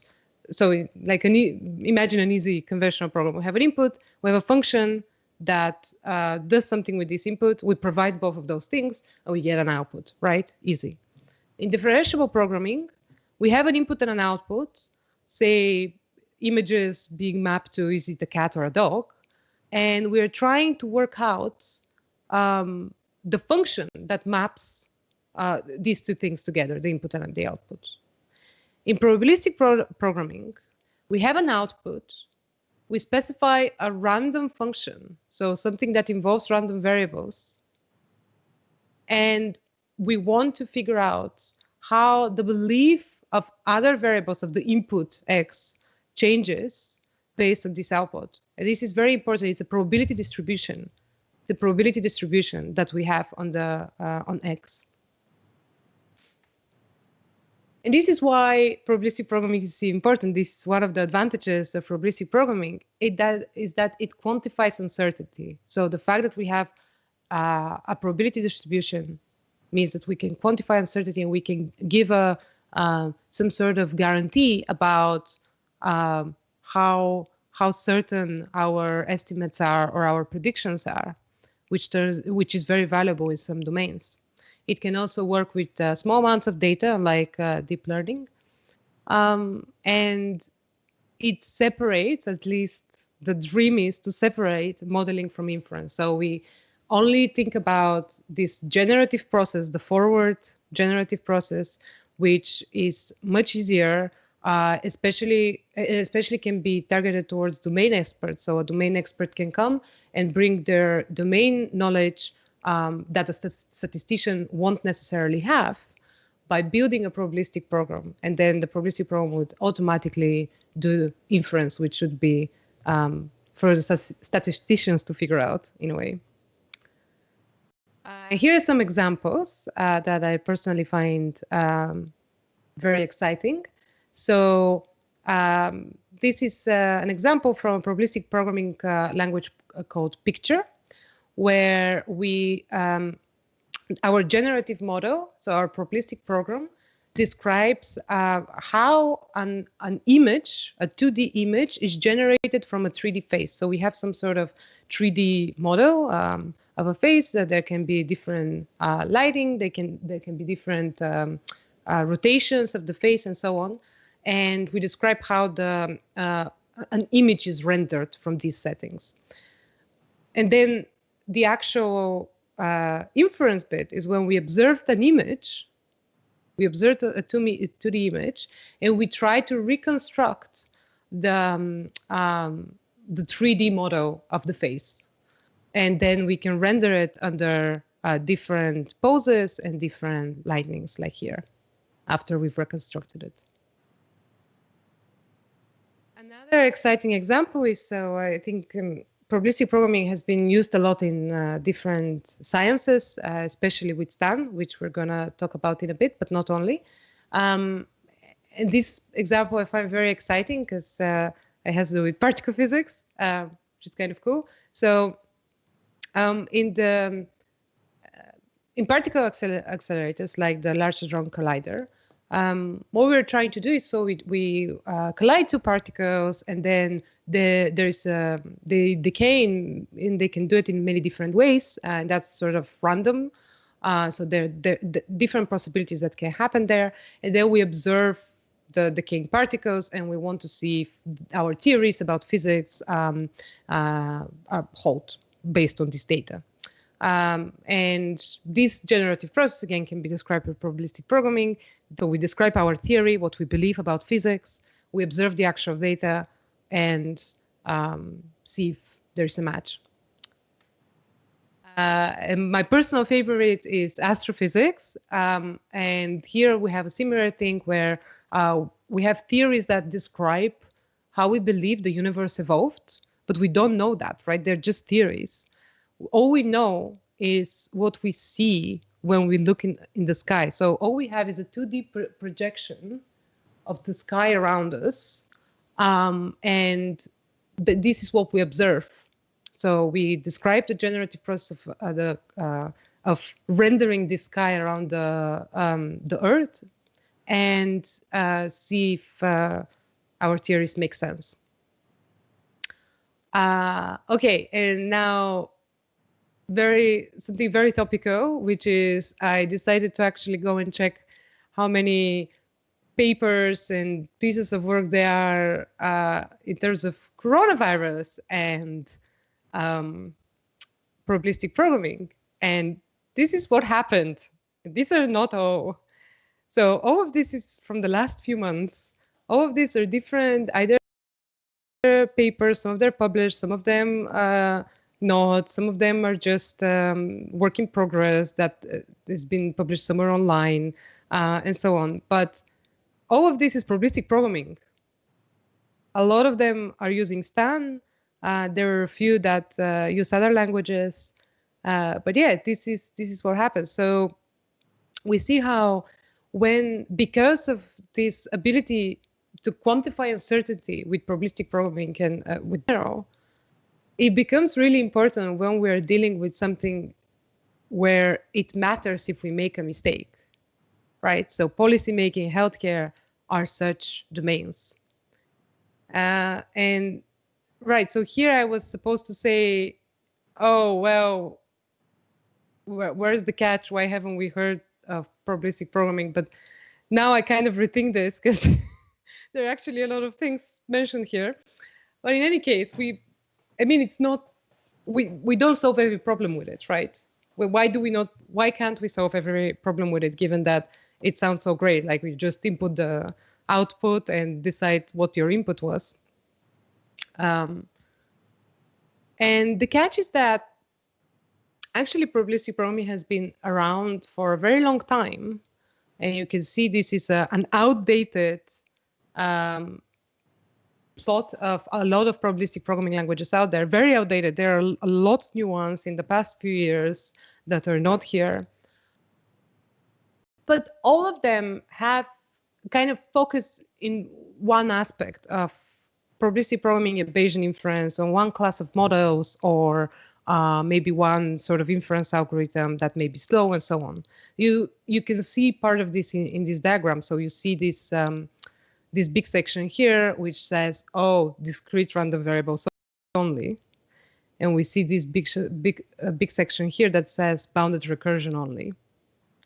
And these are not all the restrictions that a probabilistic programming language might have.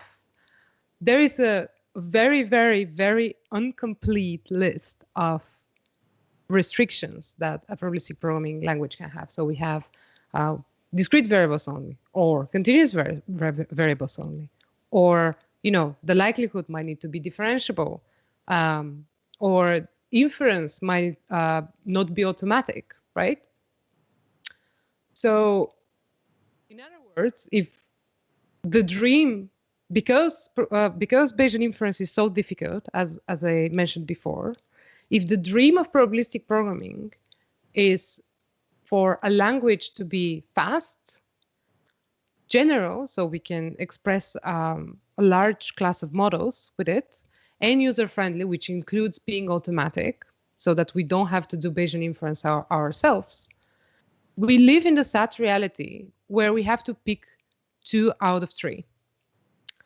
And we have to sacrifice in one direction in order to make this work. Or at least we definitely haven't figured out how to combine all 3 of those yet, so that we create a probabilistic programming language that is all 3 of those. And this brings me to my own research, which is about using techniques from the programming languages community to existing and applying them to existing probabilistic programming languages to hopefully improve the language in one of those aspects. So either improve the speed of inference or the usability, or make the language more general. And today I'm going to talk about one of my projects that kind of demonstrates this and uses F#.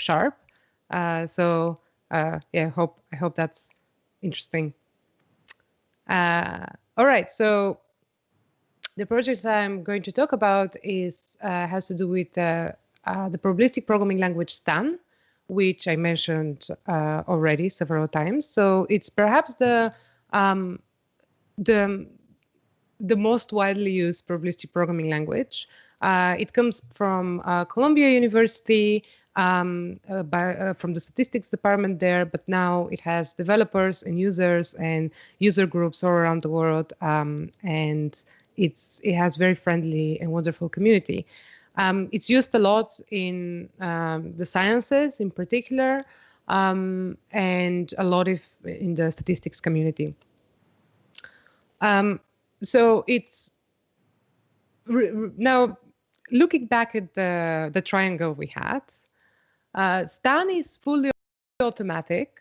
It's an imperative, fully automatic language, as in it does Bayesian inference automatically. And it's very fast. So it uses Hamiltonian Monte Carlo, which is a fast inference algorithm. But it has sort of an unusual syntax, and also it restricts the class of models we can have. And here you see an example of a STAM program. This is similar to the program I showed before, the second program.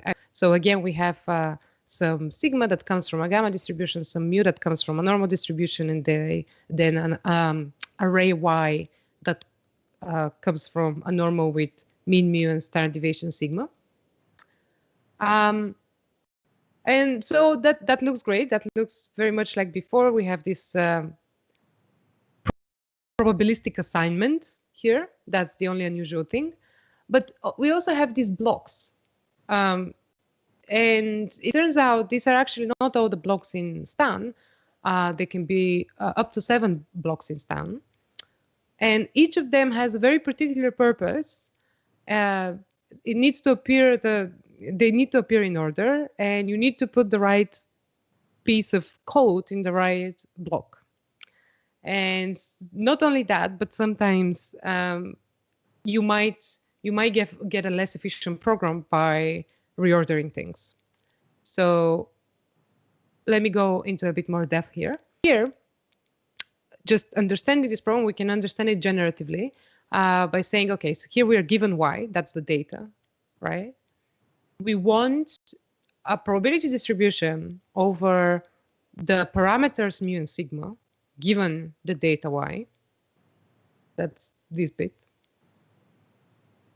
And then we specify this is the generative bit, right? We specify how we believe y was generated from mu and sigma. Then at the end we have this bit that is generated quantities where there might be other quantities that we're interested in that we can generate once we've done everything else. Just a short disclaimer, this is not the actual syntax you're going to use in the generated quantities in Stan, but for the simplicity of presentation, I decided to include it that way. Right, but why is this different to this? Why is it why is it separated?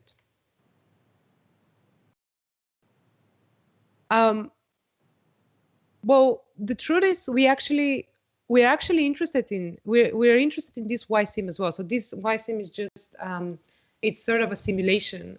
We simulate from the parameters we inferred. So it's the same, as you can see, it's generated the same way as Y, but it's fake. We don't observe it.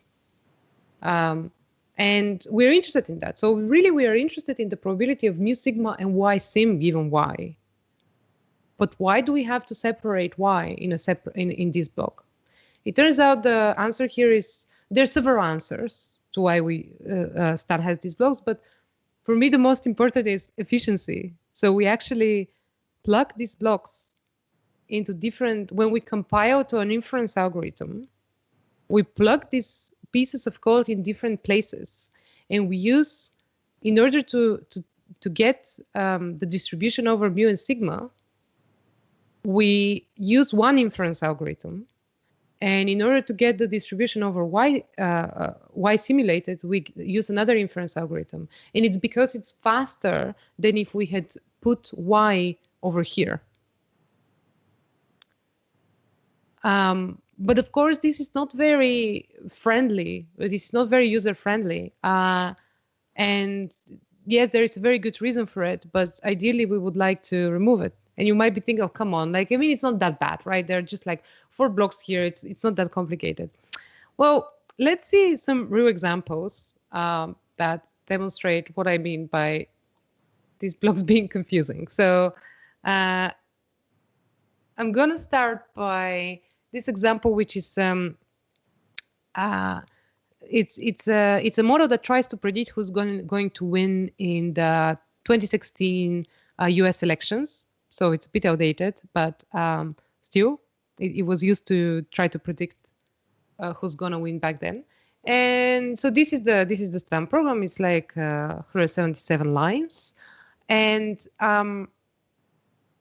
you can see that it's the blocks are very big. The biggest block is transform parameters, whatever that means, instead of model, which you expect to be the biggest bit, because this is like the core where you say how your data was generated, right? I should probably increase this. And also, it's sort of, it's confusing to read. So if you go here and you try to figure out what's happening, you'll see that all the variables pretty much come from standard normals. So this doesn't really tell you anything about how these variables are connected. And you see some weird names like alpha 01 that comes from normal 01. What is that? If you go and search for it, you see that actually this alpha 01 depends somehow on alpha, right? And alpha is, let's see. Oh no, maybe I didn't pick the right parameter because that's actually a parameter.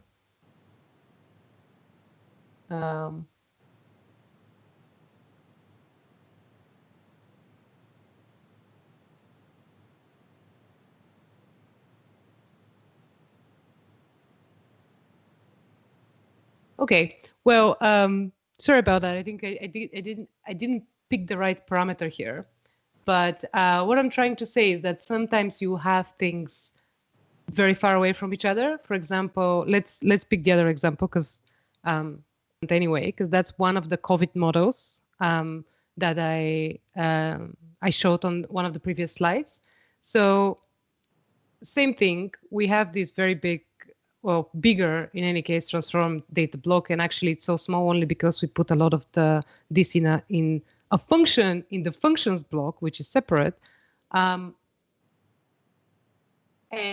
if we go down, we will see that all the things that are involved in model, again, they come from standard normal in most cases. This is called gamma rho, and it implies that gamma comes from something. And this is just a comment, and this comment exists because this code is written by the wonderful Ben Goodrich, who is a Stan developer, and this is one of the good Stan practices to write these comments. But actually, gamma is what you're interested in, because if you go here, so if you go to transform parameters, so no, if you go to parameters, you see that gamma rho is a parameter. So supposedly that's what you're interested in, but actually you're not. You're interested in gamma, which is a transform parameter, and it's somewhere over here. And every time you want to change something, you have to go ahead and like find where this is defined and figure out which exactly is a parameter, which transform parameter, in what block you should put it. Anyway, I hope this shows how confusing it is, because even I'm confused. I am extremely confused right now. This is what the first project I worked on in terms of Stan had to do. So I worked on Slick Stan, which is a language built on top of Stan, and it's a blockless version of Stan. So you can see that it has very similar syntax. Again, this there's like deterministic and non-deterministic assignment, but no blocks. And it uses information flow analysis and type inference to translate this blockless Stan to Stan. And I'm not going to go into details, but if you're interested, you can see the F# exchange talk from last year, which focused a little bit more on this. All I'm going to talk about in this talk is that I used F# for that, and why I think F# was a great choice to develop Slick Stan in. So Slick Stan is built in F#, and because I'm a PhD student and I work in the programming languages community, the papers we would submit in the programming languages community, syntax, if you create a new language, there has to be like very formal syntax and very formal set of rules that describe what happens with this language throughout the paper. So this is what the syntax would look like. I will say, oh, okay, and an expression in SlickStan can be this or that, right? It can be an array element or a function call.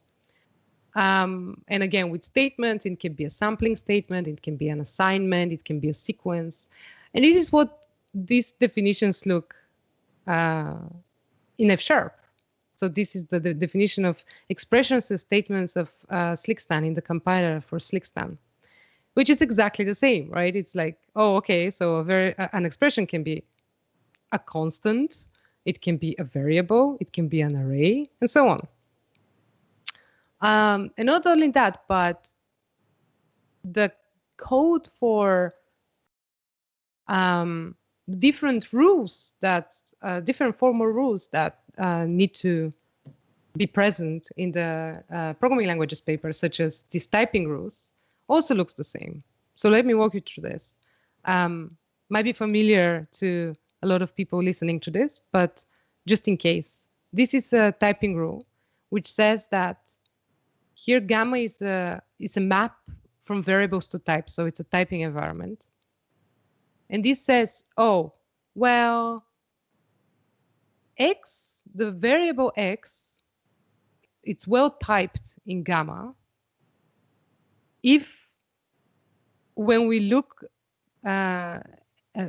x into gamma, we will get this type t, right? And here we have, oh, well, the constant c is well typed in gamma with this type. If the primitive type of this constant is tau and this level, which again, I'm not going to go into this. This is part of the information flow, is data. And the F# code, once again, looks exactly like this rule. So, or well, pretty much like this rule. So we have, if gamma contains that key, then do this, otherwise fail. All right, but just in the last 2 minutes, what you are probably the most interested in is how can I use probabilistic programming in F#? Well, there are several things that you can do. So one of them is you can use infer.net. So what I described here is a compiler written in F# for some other probabilistic programming language. But if you want to use probabilistic programming in your F# projects, one thing that you can do is to use infer.net, which is a probabilistic programming language for .NET, which already exists. It's not very F#y, so, you know, be prepared for that, but it's there. Now, another thing you can do is, and I hope will be done more fully soon, is an embedded approach. And actually, Evelina gave talk 2 years ago at the previous fsharpConf about this. And well, she kind of presented a lightweight embedded probabilistic programming language in F#. And it's a very good talk. So if you're interested in this, go ahead and watch it. I strongly recommend it. And until we have something else, some other embedded probabilistic programming language, hopefully for F#, unfortunately, these are all the choices. So to wrap up, probabilistic programming languages are about automatically doing inference where we just provided data to some generative model. So we say, okay, this is my data generated from these parameters. How do my beliefs about the parameters change? Why do we want to use it? Because of easy interpretability. We actually write the model. We write our belief. It's not data hungry, and we can quantify uncertainty, which can be really, really important in some sectors. How? It's hard. There exist many probabilistic programming languages out there, but each makes certain sacrifices, and we don't have anything truly amazing yet, unfortunately. Thanks. If you have any questions, I'm going to be around to answer them. Thank you for a great talk. I think you answered many of the questions that we were watching on YouTube with your last example of the computation expression, but some of the questions that people had were around sort of what would be the best way of using this in F#. So you mentioned that the computation expressions idea. I think one thing that I was sort of curious about is whether there's sort of probabilistic programming embedded in some other languages that you're aware of. Yeah, many. So here, these logos. So this is Stan, which you can use in many, like it's a standalone language, but it can be coded from many interfaces. So you can use it in Python, you can use it in, I don't know, MATLAB, R, Julia, from the console. You can, yeah, it has many languages it can be used for. This is Edward, which is built on top of TensorFlow. So this is again Python. This is Pyro, which is built on top of PyTorch, and this is again Python. There is Gien, which is built on top of Julia, and many others. Yeah, many others. So there is plenty of probabilistic programming languages out there. I don't think a part of F#, a part of infer.net, there is anything else for F# currently, but hopefully that will, well, hopefully will change soon. I think with all the excitement that people had from your talk, that will change very soon. That's a good call to action. So one other question I wanted to ask is, when you're describing the model, you sort of showed some code snippets. And I was wondering if the code you actually have to write to sort of express those models, if that actually ends up being more functional, or if it ends up being more sort of imperative with loops. How do people actually express those models? Sorry, which model? Well, I think even in Stan, when you're writing some model, are you going to be using things like recursion or loops? So they mostly use loops and for loops in particular. So as you can see here, am I still screen sharing? Yeah. Yeah. Yeah. So for loops, it's not. It's an imperative language, really. And I think there are probabilistic programming languages that would use recursion. They're much more functional. Like I think Anglican possibly is one of them. I'm not that familiar with them, so I can't really say. But the reason why for loops in particular, and that's for loops, not while loops, make sense for Stan, is because one of the constraints that Stan has is that it can't have. It has to have like a static size of random variables. So it can't have random number of random variables. It can be a variable, as in it can be like a user provided variable of random variables, but it needs to stay constant during inference. So a recursion where we recurse on a random variable wouldn't make sense in Stan. We can't do it. Thanks. And I think final question from YouTube is whether the Slick Stan project you're working on is available anywhere. Where should people go? I got this question last time too, and I can't believe I still haven't made it available. Yes, it will be. It will be. I promise. It is not yet, but keep your eyes open. We will.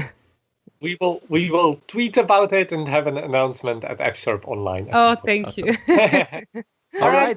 Well, thanks again for a great talk. Thanks a lot, Maria. Thank you again. Bye. So we will have another short break, and then we will have Reed from the F# Software Foundation in there. Just one more thing, and I think we will say this later on again. People started to actually tweet about fsharpConf with the Black Lives Matter hashtag, which is, I think, very well intended, but please don't do this. Because the thing is, we don't want to draw attention from the real cause, you know, and we don't want to draw any clicks for people that are really having problems right now in the US and being in this situation, and not only in the US. So please tweet about fsharpConf, but don't tweet about Black Lives Matter in this context of this conference. I know we put this on the website and everywhere, but just don't use the tweet because it has a different cause to use. Thank you. So, see you in a bit.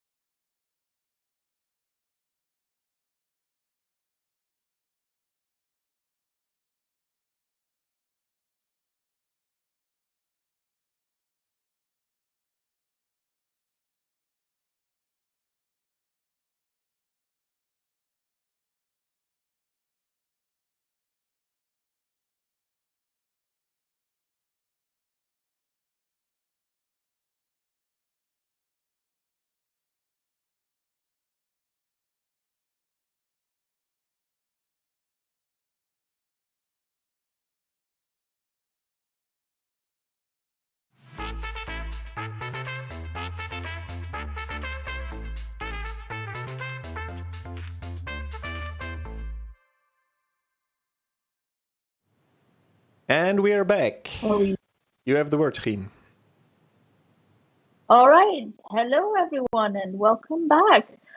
With me, I have Reed from the F# Software Foundation. Welcome, Reed. Thank you. Appreciate it. You're going to talk a bit about what the foundation actually is, because there still seems to be a bit of a confusion around that sometimes, correct? There is, yes. All right. So I'm an ex-board member, so I should know what it means, but I'm looking forward to it, and the floor is yours. Thank you. And thank you to all the organizers. I appreciate getting a chance to talk about the foundation as well. So the F# Software Foundation, our mission, as you can see, is grow, support, and educate a diverse community around the F# programming language ecosystem. And the first thing I really wanted to point out before we get into here is the whole mission is about community. The biggest misconception that we often get, especially when people haven't been around us for a while or new to F# community, is that it's more technical focused. And while there is some of that, really it's about getting the community in place. So I want to just talk a little bit about what all we do, and a little bit about what we don't do, and then open it up for questions and conversations with anybody, and hopefully we can answer some questions. The first thing is, we've been around for a few years, and our membership has been growing fairly steadily the entire time. This is a graph showing from first time I tracked this, which was back in January of 2015 to now. And as you can see, the community is growing, and the membership in the foundation has been growing fairly steadily the entire time. I'd like to keep this going, and so hopefully we can get more people interested. What we really do is we're trying to do everything we can to build community any way possible. So we provide a lot of space. So there's the Slack channel that we're using for chat and questions in this conference, but it's fairly active all the time. There is the forums, so forums.fsharp.org. We have a GitHub organization we manage, which is where the language suggestions and design is hosted. And then really a lot of what we do is programs around community itself. So the affiliated user group program, which F# Online is part of, thankfully. And there are many others around the globe at this point. We try to do things like pick up meetup costs and promote, meetups as they happen, events. We have a speakers program. So if you speak about an F# related topic, we could help fund, travel and give a little bit of reimbursement there just to try to get more people talking and make it easier.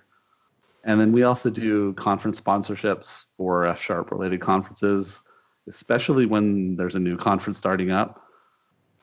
This year, that's not such a happening a lot because of everything going on in the world, unfortunately, but we will continue to do what we can in the future moving forward.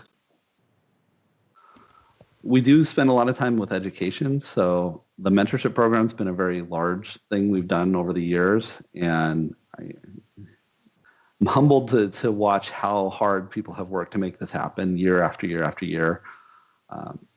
We've consistently had anywhere from 20 to, I think one of the rounds we had over 40 mentorship pairs get paired up, where we pair up somebody who's new to F# or new to some specific topic with somebody who's been using it for a while, and they spend 6 to 8 weeks working together and trying to grow their skills. We also have some programs around diversity and bringing new people into the community. There's a diversity program where we've gone and tried to help get people tickets to conferences for no cost and things like that. Last year, we started participating in Outreachy, and the plan is to do that again this year, where we fund to have somebody doing a much more deep, in-depth mentorship with one-on-one over months. On a topic. And so Nikita was the Outreachy participant last year. She did a lot of work on the compiler services. And then most recently, which I'll talk about a little bit, we've given some funding to Black Girls Code. So the other question that comes up a lot is, how can I help? people want to do something and they don't always know what to do. And the first thing I'd say is join the foundation and encourage other people you know to join. If you can get people involved and connected, it really helps grow the community as a whole. And then participate in discussions, meetups, forums, whatever there happens to be going on. And we'll talk about that more in a minute here. In the very short term, we have stuff happening that I'll talk about. But the other things, if you really want to help take it a step further and you've been in the community for a while and you want to know what else you can do, if you work for a company that's using F# or looking at F#, if they want to help sponsor us, a lot of the programs we do try to do, like Outreachy and the meetup programs and things, cost money. And I don't want to make this a fundraising thing, but it helps to get it whenever we can. Becoming a sustaining member is kind of the next step. That allows you to vote and in the board elections and be a little bit more involved with things like that. It's $10 a month, and it goes a long ways towards making us able to do what we can do. So if you are so inclined, please consider becoming a sustaining member. If you want to get hands-on, joining a working group, there's a few of them that we have. Some are related to communications and social media presence. There are some for the education, working with the mentorship program, things like that you can do. Participating in the mentorship program whenever we have rounds is incredibly valuable because it wouldn't exist except for all the people out there who are willing to put their time and effort into mentoring other people. But really, being active in the community any way you can really helps everybody. On that topic, there are going to be new board elections. So the foundation is a legal entity, it's a corporation, and there is a board of directors, or board of trustees, rather. And they change every year. Right now, we have 7 of them. Starting next month, we're going to be having a new round of elections. When we do this, there'll be a campaign, and the more people who ask questions of potential board members, the more everybody learns about them. Anything you can do to get out there and get your views and voices heard is good. We want the board to be representative of the foundation members especially, but really the entire community as a whole. And if you are a sustaining member or willing to become one, get out there and vote so that you make sure you're represented on the board. Now, the other thing that I wanted to do before I open up to questions, with everything going on right now, the board wanted to put out a statement, and this was put out on the announcements, the links at the bottom. It was listed on Twitter. You can read it at your leisure later, or if you don't want to read it now. But we did want to get out there and say that there's a lot to be done for improving diversity within our membership and making things safe and inclusive for everybody. We have tried for years to do what we can, but there's still a lot more to be done. So we put out this statement yesterday, and as part of it, I know that the organizers of fsharpConf have been fantastic about encouraging people to donate to Black Girls Code. The foundation decided to donate $5,000, and so that was done yesterday. And we are asking people to put out their voices. I know that this is an issue, and it's going to continue to be one, and hopefully everybody can work to try to make it better in any way we can. With that, as I said, I wanted to just give a very brief overview, but this was mostly about questions. So anybody out there who has any questions or would like to know more about anything specific, please feel free to ask. I'm open to answer anything out there we can. There's a channel. There are many questions, I guess. We've got quite a few questions. Great. From our listeners and viewers. So I guess there's some that are pretty easy to answer, some that will more be sort of opening for discussion. So I'll ask one easy, which is if you're running a meetup that's non-foundation sort of organized, can you transfer it to make it an official F# Foundation affiliated meetup? Yes, almost. I think of the we're up to 19 affiliated groups right now. I believe only 3 of those we helped start. I think the vast majority of ones were ones that already existed, and then we transferred them in. So if you are running a meetup, please feel free to reach out later and just contact me directly. Either email me, my email link's here, or ping me on the Slack channel, and I can walk you through the process of transferring it. It's fairly easy, and we can get that moved over anytime. And we're happy to bring more meetups in. Thank you. All right. Next question. Is there an academic sponsorship from the foundation? I want to introduce F# in my university/lab. There is not right now. We would be happy to work with anybody who's looking to do this and figure out what we can do to help with something that we are very interested in. The part of it there's been a little bit of a lack of, I think, knowledge of the right approach and what we can do there in people who have been involved in the board in the past and been working on it. But it is definitely something that I think everybody involved in the foundation would love to see, and we would love to try to help any way we can moving forward with that. Getting a discussion going and trying to figure out, and if you have ideas of what we can do specifically to help you introduce it or, get it into your school, we are more than willing to do whatever we can. So. All right, that makes sense. So if you're in the position where you would be interested in sort of introducing F# at your university, do reach out to the foundation and we'll see what can be done. Another group of questions actually that we've received is around the F# Foundation run mentorship program. Okay. So the sort of I'll merge 2 questions because there's a message from someone who says they've been reluctant to join as a mentor because they don't really understand what exactly is expected from the mentors. They're asking whether there's a syllabus for the mentorship program, and a related question is whether the mentees choose what they want to work on during the program or whether they're assigned to our various projects. Okay, so I'm actually going to tackle those separately because I think they're very different. So for mentorship, if you are at all interested in mentoring, the only thing you have to be willing to do is put some time in.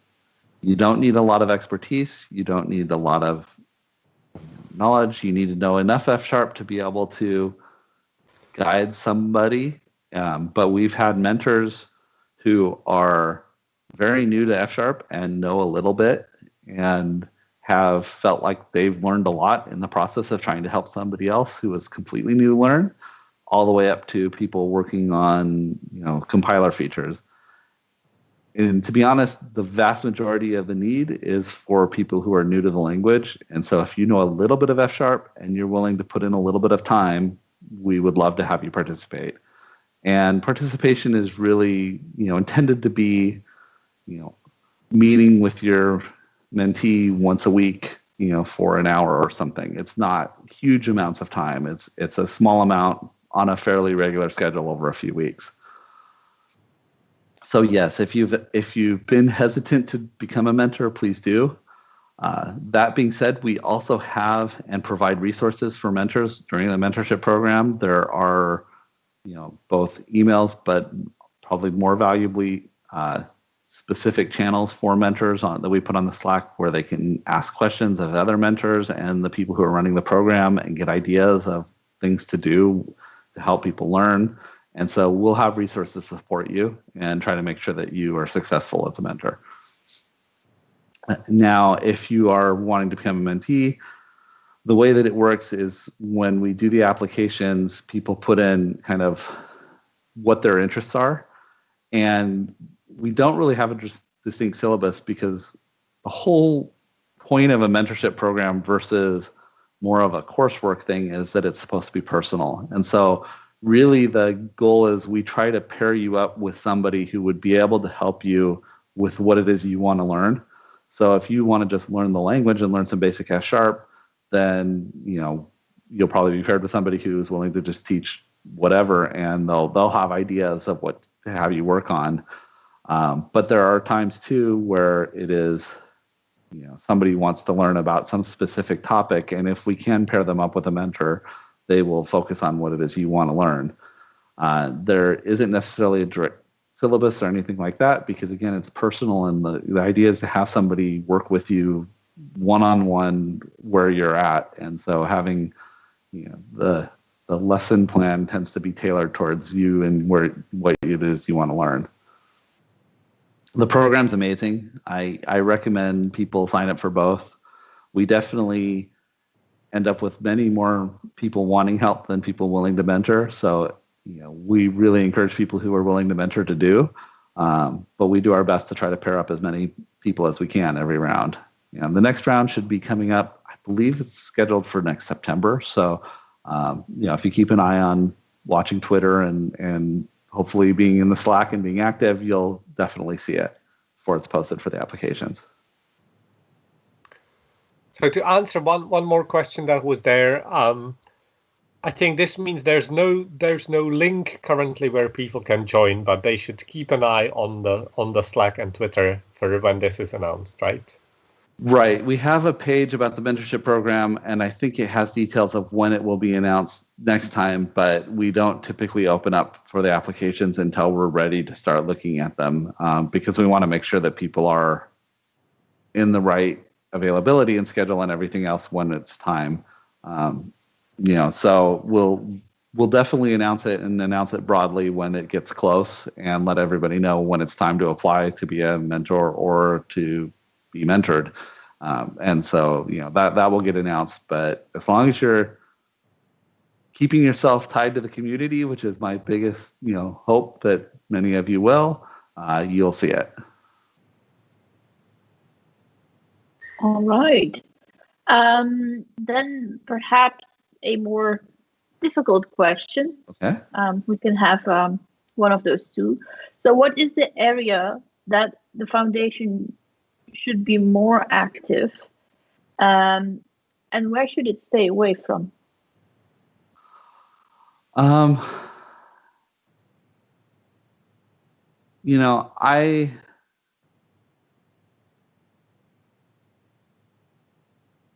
would like to see us more active in what we've been trying to do, but doing more of it and more often.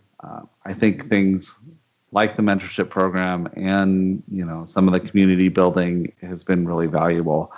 I'd really like to grow some of our outreach work over time, and so as I said, we just started doing outreachy, and we'd like to try to do it again this year. I believe that has potential to bring different people into the community that haven't been there for a long time. I'd like to find other programs like that we can try to pursue and grow the community from outside of the F# and outside of the .NET space, and try to find people in other communities and get them interested in LinkedIn and grow it that way. I do think that the focus that we've had on community and education, I believe, is the right one. And that kind of leads to the second half of what should we kind of stay away from.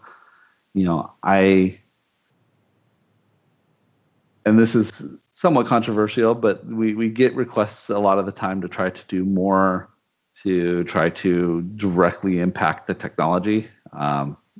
Whether we could hire people to work on the language or things like that, like some other software foundations do.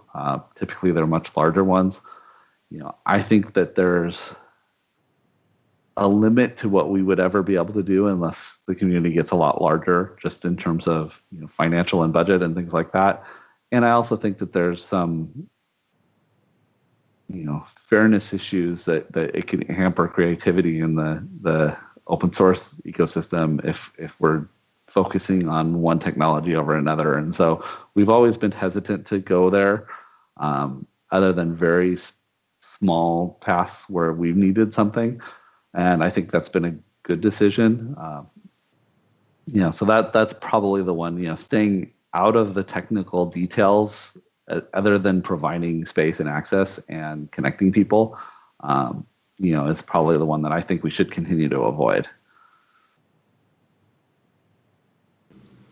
Thanks. That I think makes sense. And I guess this is also a point where sort of it's important to highlight that the FSharp Foundation is an actual registered non-profit, and as such, it's bound by quite a lot of rules that it has to follow. So do you think there's something that you sort of felt like would be nice to do, but we couldn't really do it because of the rules? Definitely. The rules are a blessing and a curse at the same time. So we, back in 2014, when the foundation was turned into a legal entity, the decision was to become a nonprofit entity in the United States. That has some advantages, especially for people in the United States who are willing to give money. It's all tax deductible, easier for corporate donations and things like that.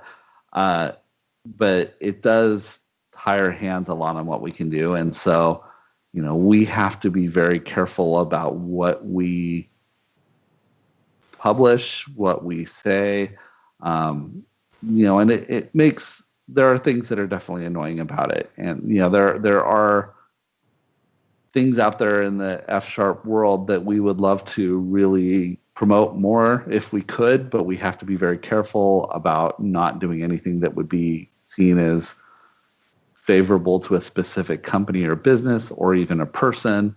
And that does tie our hands in a lot of ways.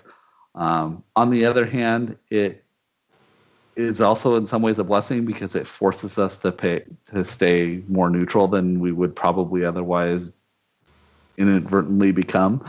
It's very easy to promote a technology over some other one or promote some company over some other one without trying to, and hamper the diversity and creativity in the community. And so the fact that we can't do that and we have to be very careful not to do that is also a blessing in some ways. But yes, there are times when it's very frustrating where we'd love to just go out there and retweet something and put out something about that's really neat that's happening, and we can't really talk about it.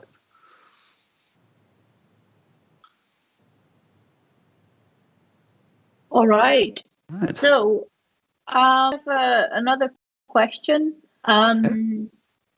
about mentorship. It's a question like when I was running them, something I struggled with a lot.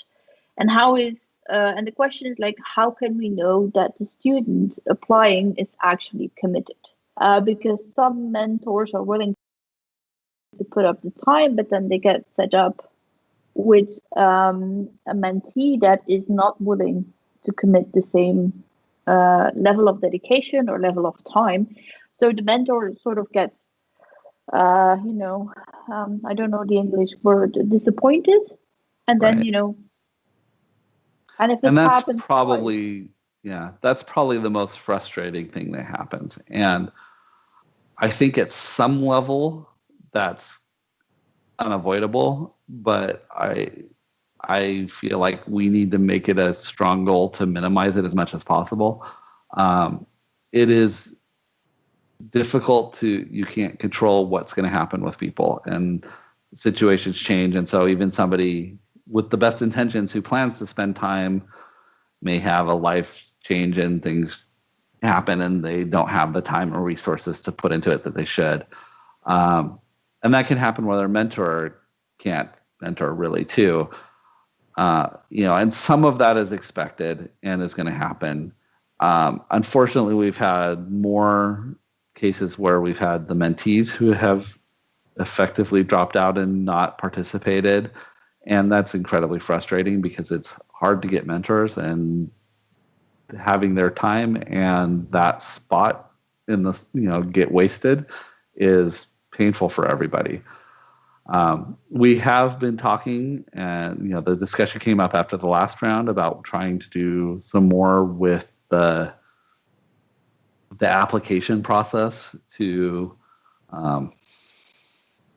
we don't want to make it harder, but we want to try to make it so that it's a little bit more of a serious commitment at that stage, so that people who are going into it aren't doing it lightly. We are definitely open to suggestions if anybody has them. It is always difficult when you're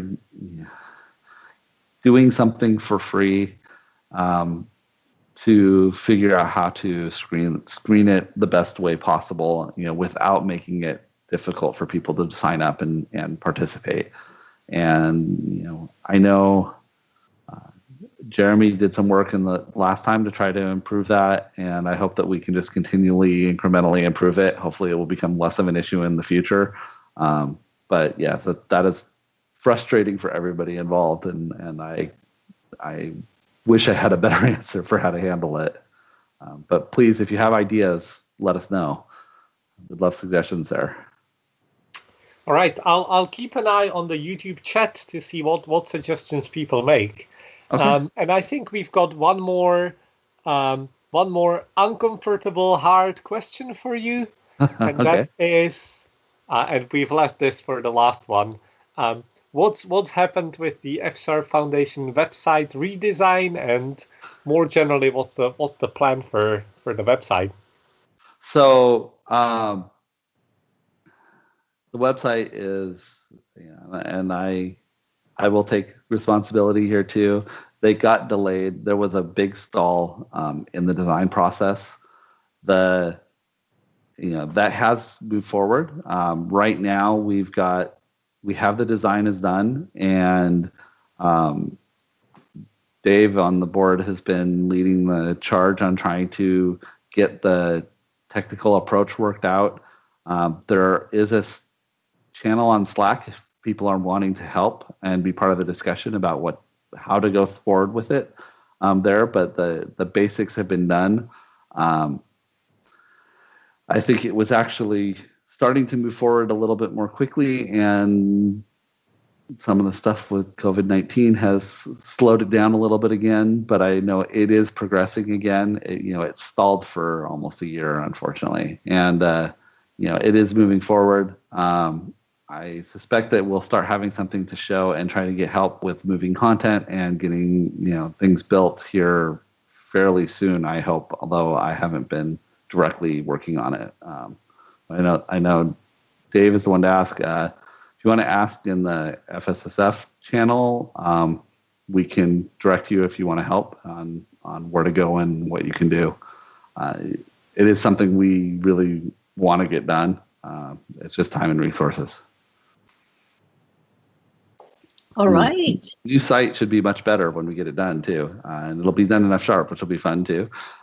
So it'll all be on GitHub, open source, and it should be a good example of some other code techniques and stuff. So the future of the F# website is great. Yes, it is. It's been slow, and I admit that, but it'll come together. So it'll happen. I want to make sure it happens somehow. Well, in 2 years, we'll have another fsharpConf, and then you can announce the wonderful new website. I hope not. I really hope not. All right. So that were all the questions we had. Okay. Except, will there be goats? I think the answer is simple. Yes, there will be goats on the website. Goats, yes. There must be goats. Yeah. They will be behind doors, though. Yeah. So just before we wrap up, I think maybe one more thing to end on a more positive note would be, can people still apply to join the foundation as board members for the next elections? And if so, what should they do?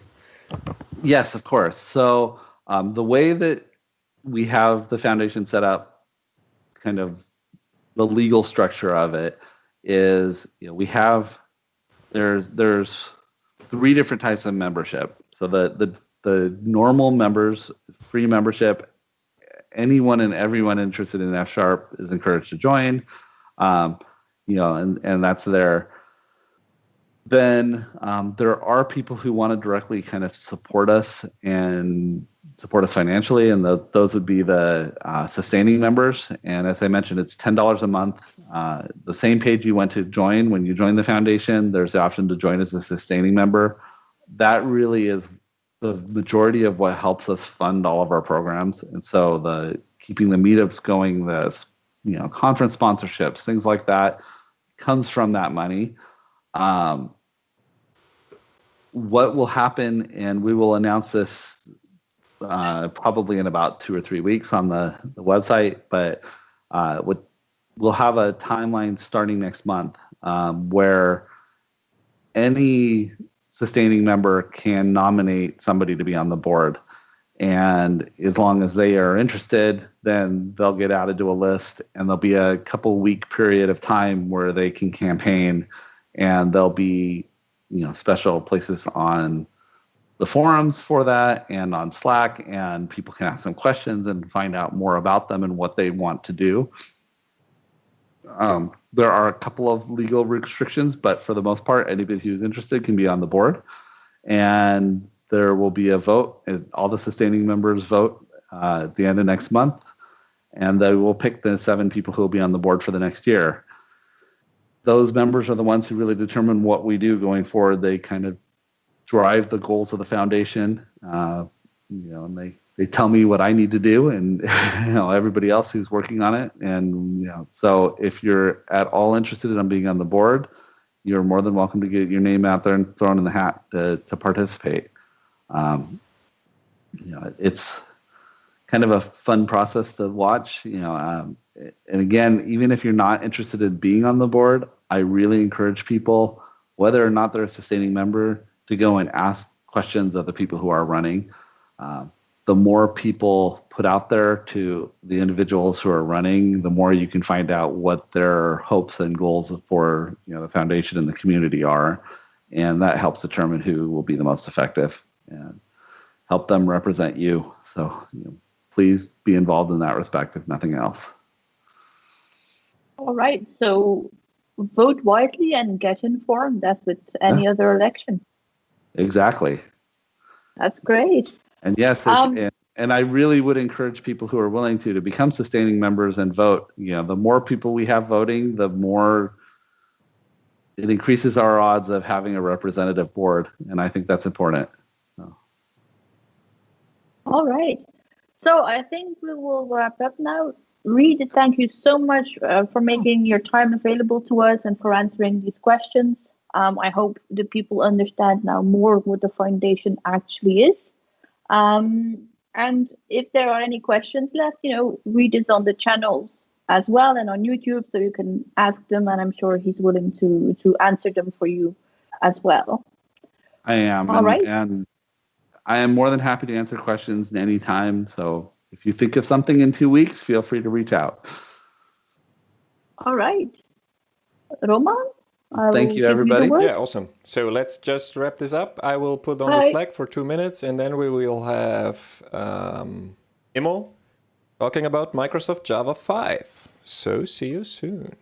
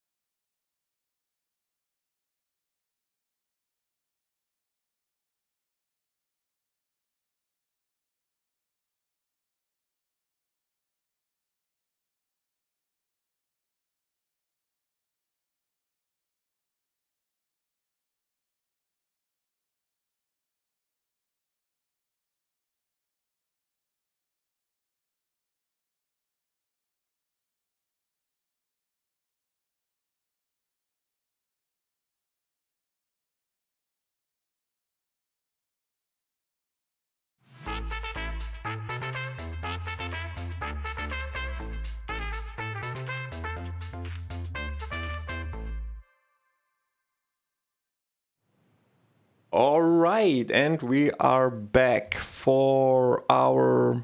Did I miss anyone? Yeah, of course, Don. So our second guy from Microsoft. Really happy that he's here, Immo Landwert.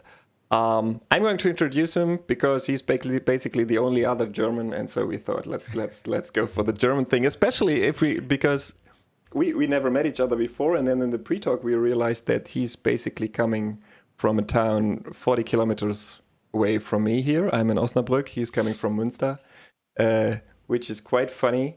So thanks for being here, Immo. Thanks for having me. Really cool. So you are going to talk about the future of .NET. So is this right? Yeah.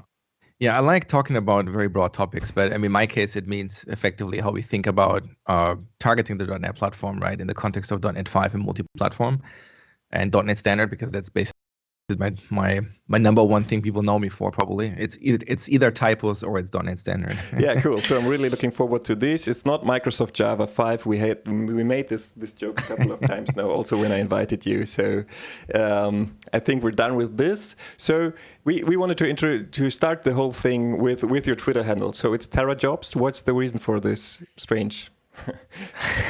So my legal first name is Jobs-Immo. Oh. Which, by the way, is a great way to test IT software because most software can't handle the dash.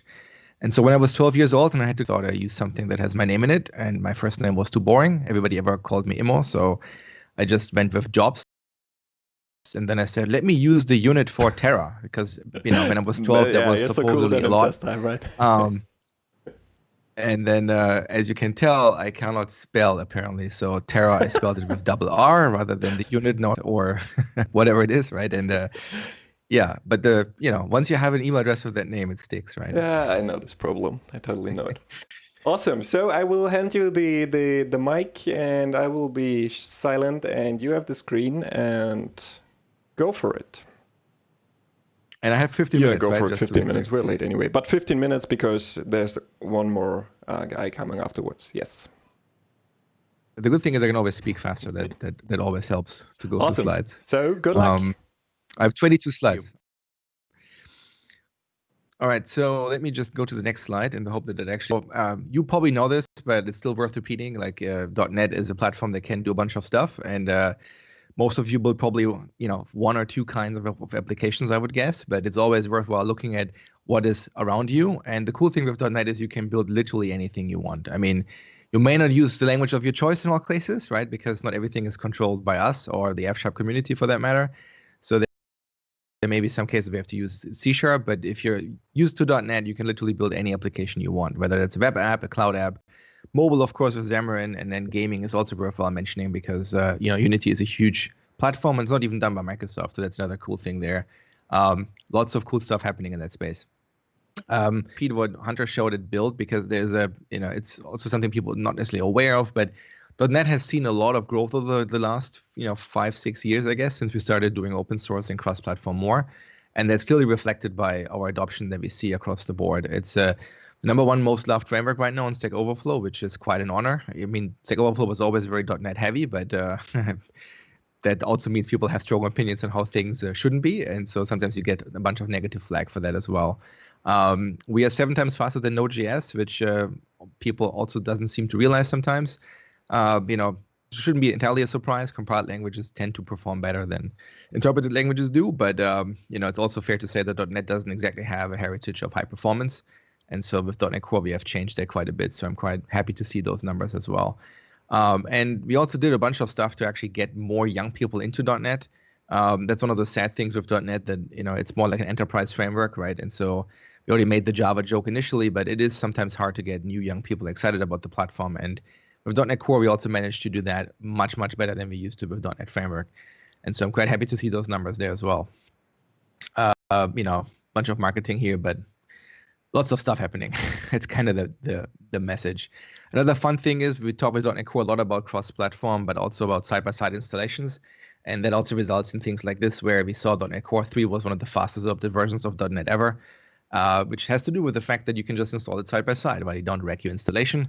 Always good. So And then lastly, then my marketing slides will end, is basically Stack Overflow moved to .NET Core 3.1. Nick Craver on Stack Overflow, not on Stack Overflow, but on Twitter, posted a lot about his their journey towards adopting .NET Core 3.1. If you had never heard of Nick Craver, you should check him out. He's on Twitter, very avid tweeter and blogger, and he talks a lot about what they do on the engineering side of Stack Overflow, which, as most of you hopefully know, is written in .NET. All right, so let's talk about the journey to one.NET. So one.NET is a phrase that we used on the team for at least as long as I'm on the team at this point. And so the idea is, let's have a unified platform. And so one of the first attempts at doing that was .NET Standard. And so I want to give a quick update of where we are with .NET Standard. .NET Standard is our way to write reusable libraries. And so, of course, we look at NuGet.org. And what we see is, since we really heavily push to it, there's kind of a linear adoption pattern that we see in the top 1,000 packages. So that's good. I hope that we get the rest of them as well. The data is slightly older here, but I don't think that there was substantially spikes that I haven't captured. So, I'm pretty sure we will get there, get the rest of the stuff on .NET Standard. If you look at the long tail, NuGet.org has, I think last I checked, close to 200,000 packages now. So, of course, there's a very long tail of packages. Some of them are abandoned or no longer updated, but we can see kind of like a slow hockey stick grow there. And that makes me very happy because it means more stuff works in more places. Let's talk about .NET Core in general with .NET Framework, because many of you are familiar with .NET Framework potentially. You have written apps in that, and it is always the big comparison that we used to have. And in .NET Core V1, we tried really to be very minimalistic, and that's kind of reflected by the number of APIs that we had at the time. And .NET Core 2.0 and with the Compat pack, we already more than doubled what we had in .NET Core 1.0. But with .NET Core 3, we pushed it even further with WPF, WinForms, and some of the other stuff that we did. And so if you consider everything that we have in .NET Core now, including ASP.NET Core and some of the other stuff that was only ever shipped as a bunch of NuGet packages, it's kind of similar in size to what .NET Framework has to offer. And that's quite remarkable. There's still some delta in terms of APIs that .NET Framework has that we don't have. But in terms of scenarios, you can build pretty much anything you can with .NET Core at this point. And but in contrast to .NET Framework, we are much better with the installation footprint. So it's not a gigabyte install. It doesn't take a gigabyte to download. And so it's quite remarkable to have feature parity effectively in many areas without having any of the downsides that .NET Framework had to have.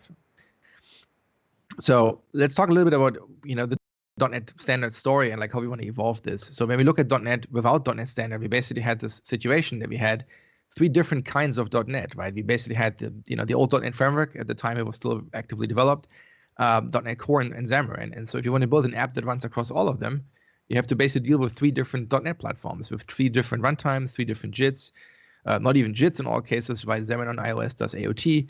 And so the question is, how do you do this? How do you write a library that works in all places? And we tried this with some sort of specification kind of stuff and recommendations and all of that, but at the end, you want to have a library that you can actually build, right? Where you can say on the command line or in Visual Studio, I want to target this API set, and then have the compiler make sure you only use APIs that actually are available to you. And that's what .NET Standard gave us as a toolable artifact. And then with .NET 5, we basically already said we will change this quite significantly. So, the current situation of having 3 different platforms unified by .NET Standard, we don't want to do this moving forward because it's a very slow process. So instead, we want to have basically a single platform offering. If you ever built NuGet packages, let's look at a few popular examples. Newtonsoft JSON is a JSON library that probably everybody knows of. It's also called JSON.NET. Ski-R# is a cross-platform UI rendering stack. Xamarin Essentials is a thing that gives you access to device APIs like GPS and geolocation services. And here's what these packages look like today. Yes, we have .NET Standard, but if you want to implement stuff cross-platform, you have to deal with the actual different .NET platforms that exist, right? And if you look at all these version numbers here, it's kind of confusing. And even our brand new JSON library that we shipped with .NET Core 3.0, I guess, there's still 3 different things in there. And so if you're new to the .NET platform and you try to figure out what you have to do, you might feel like this gentleman here, that it's not really clear how these names and these version numbers have any sort of relationship to each other, right? You kind of have to have a decoder ring in order to make sense of this. And so, quick summary, we have this thing called TFMs, which is what we call target framework monikers. Moniker is just a fancy English word for name. This basically allows us to represent managed APIs, and it's used pretty much everywhere in the .NET experience. You see it in NuGet packages, you see it in the project files, and that's kind of the thing that makes some things harder or easier for that matter. And so with .NET 5, one of the questions is, why can't we just have a single framework, right? When we talk about this unified platform thing, let's just shovel everything together. And it's kind of also how Java started, ironically. And I mean, we already mentioned Java or Microsoft Java as a joke, but the reality is that Java does share a lot of the same problems that we had. And Java started kind of at the opposite end of where we were. Java started as this cross-platform thing from day one. We started as a Windows-only thing on day one. And both have pros and cons. I mean, one of the big con that the Java stuff had was it's very hard to actually use native platform APIs. And that's kind of by design because Java wanted to be cross-platform. And .NET made it really easy to use operating system provided APIs. And that was great because it allows you to write apps that integrate very well with the rest of the stack. And so with .NET 5, we want to make it easier for people to write cross-platform stuff. But we still want to maintain our ability to bind to native OS APIs, right? And so the question now is we can't have a single TFM because we don't have a single OS, right? We still have to build applications that work on iOS, can call iOS APIs, or an Android app that can call Android APIs. And the only way for us to do this is to give you additional OS-provided APIs somehow and shovel them all in .NET. I mean, we could shovel them all in .NET, but now imagine what this would mean. We would have a bunch of Android APIs that would throw on every operating system except for Android. And then we would have all the iOS APIs, and they would throw everywhere except for iOS. And now you could imagine, of course, linking and other tools that would get rid of these APIs, but you basically create a mess and then you try to invent tooling to fix it, which is generally a bad approach. So we need some sort of ability to differentiate them. And so with .NET 5, what we will have is we will have different names and different descriptions, if you will, of the different sides. .NET 5 will be a valid TFM. It's basically this, logically naming-wise, it looks very similar to how .NET Framework looks today because .NET was used by .NET Framework. And .NET Core App was what we used for .NET Core.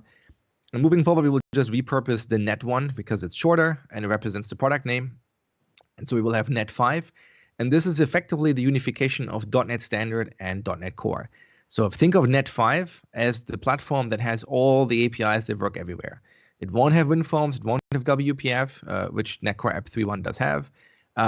But basically, the idea is everything that is in .NET Standard is in there. So if you want to write code that works everywhere, .NET 5 is your friend. And similarly, we will have TFM specifically for all the operating systems. We will have one for Windows, we will have one for Android, we have one for iOS, and one for whatever other platform we have. There's already, watchOS and iOS, and macOS, for example, that we also have. And what these will give you is basically everything in .NET 5 plus whatever the operating system APIs are. And when you think about operating system APIs, it's not just P invokes, right? It's also any sort of rich wrapper around OS APIs. For example, WinForms and WPF are just, fairly complicated managed implementations of OS APIs, right? They just expose them as an object model, but that's logically what they are, right? And so they're only available when you target .NET 5-Win. So what does that mean? So we will have effectively this one vision where we say, okay, we want to have just .NET. We don't want to have these different brands anymore, right? And so one thing that people often ask me is like, why did you call it .NET 5? Like, why is Core gone and why 5? Why is there no 4? And the reason really is because .NET Core as a brand doesn't make sense when the only thing you have is .NET Core, really, right? And we want to unify with both the Xamarin side as well as the .NET Framework side. And the .NET Framework side, the unification there is really not in terms of the product, right? Because the product is done. We already said we will no longer add new features to .NET Framework. So .NET Core is the spiritual successor of .NET Framework. And that's where the 5 comes in, because .NET Framework right now is at 4.8. So there's not going to be a .NET 5 ever. And so the idea here is we will say, yep, .NET 5 is basically, the next version, if you will, of coming from a .NET Framework perspective. And so we want to have a single SDK, a single code base even. So that's the other thing with .NET 5. We will have a converged code base between Xamarin and .NET Core. We don't have 2 implementations, 2 repos anymore. It's just one code base. But we also want to have a unified tool chain and a unified tooling around that effectively. There's cross-platform native API. You probably saw our announcement that we made at Build as well about MAUI. Let's ignore the naming discussion right now, but basically what MAUI is, it's the successor of Xamarin Forms. So it's a way to write cross-platform UI. We will, of course, have Blazor and ASP.NET already, and we make a lot of investments in cloud. And so the idea here is we will have effectively one platform that does everything. And it's not just a marketing slide anymore. It's actually a real product that has, a single code base, single tooling, and everything just works the way you would hope it will. I want to talk a little bit about schedule as well, because that's also one of the biggest confusion points with .NET Core. In the good old .NET Framework days, we shipped every 3 to 5 years, depending on the size of the release. So it was a very, very slow moving train. With Core, we moved a little bit faster, quite significantly faster, actually.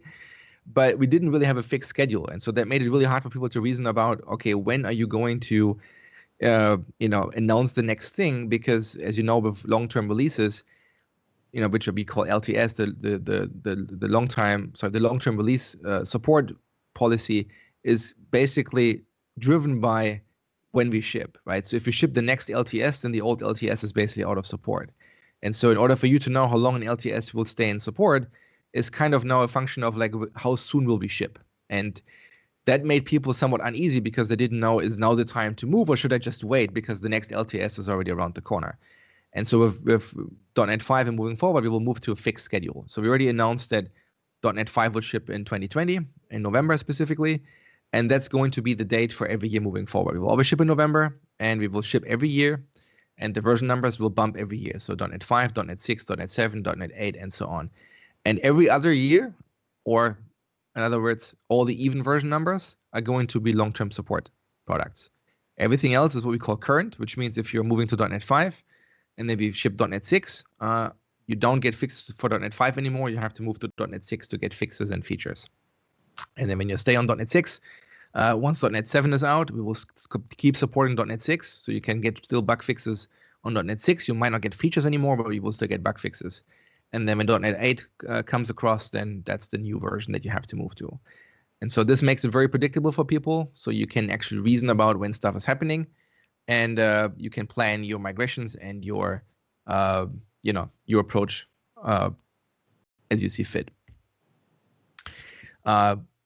Just quick reminder where we are today. So .NET Core 3.1 is LTS. It's available. You can download it, and it's an LTS, so it's supported for quite a while. .NET 5, we would have shipped a preview this week, but we didn't for obvious reasons, because this week was Microsoft's way to say, okay, we will shut down all our social handles for a while to give the Black Lives Matter movement a lot more breathing room. And so we didn't ship our preview this week, but the preview 5 that's coming out soon. But you can already download preview 4 today if you want to play. So thanks a ton for listening to me. You can find me on Twitter. My name is TerraJobs. We talked about this in the beginning. And I will make sure I get all your questions answered and route it to the right set of people. And if you have a few more minutes left, I can totally take questions. Yeah, we have no minutes left, but you will get a question anyway. I think we have time for some questions. Great. One or two, maybe. Okay, so there is a request to support F# in Maui. Any updates, plans on this? So I'm not on the Maui team, so I can't comment on what their plans are. But I think it's fair to say that that's always a thing that bubbles up. And if there's a lot of people that will support that, I think that's something that the team will at least consider. I think there is. I think it's one of the most upvoted tickets now in the .NET repo. It has 200 something upvotes, 226. So we really hope that the good tradition with Xamarin Forms and F# and now Maui will keep going.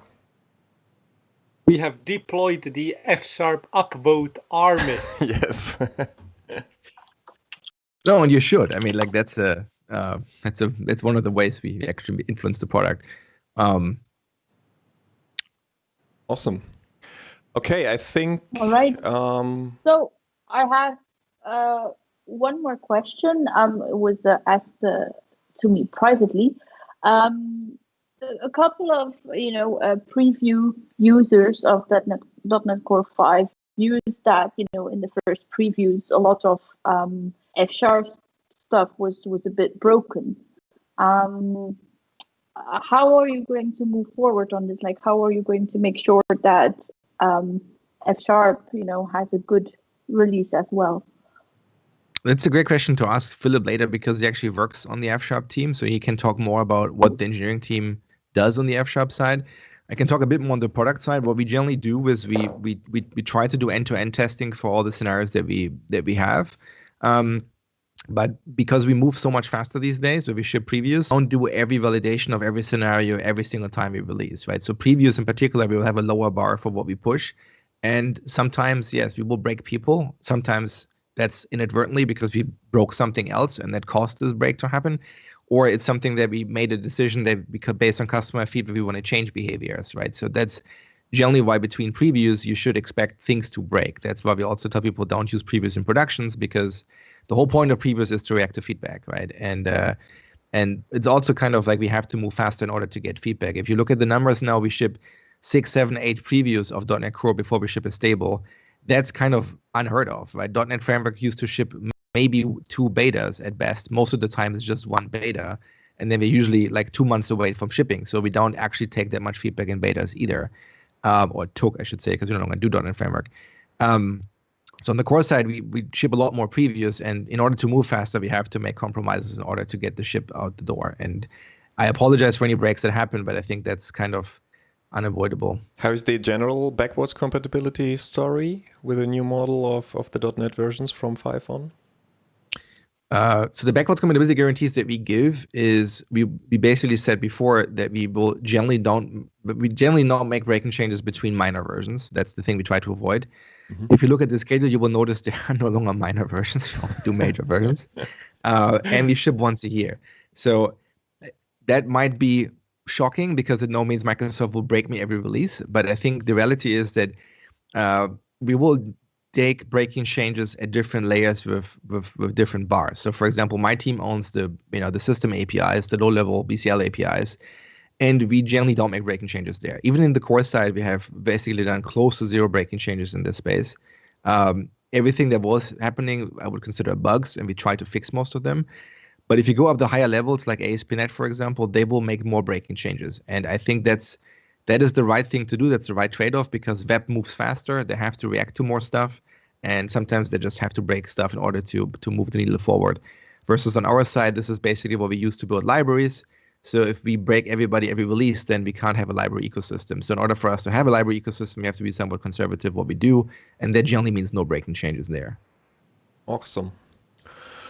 All right. I think we are done with this. So thanks a lot, Immo, for being here. Absolutely. Thanks for having me.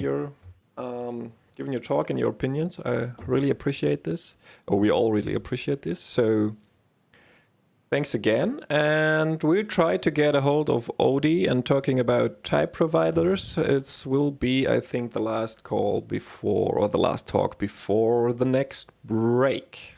So, awesome. See you around. Thanks, guys.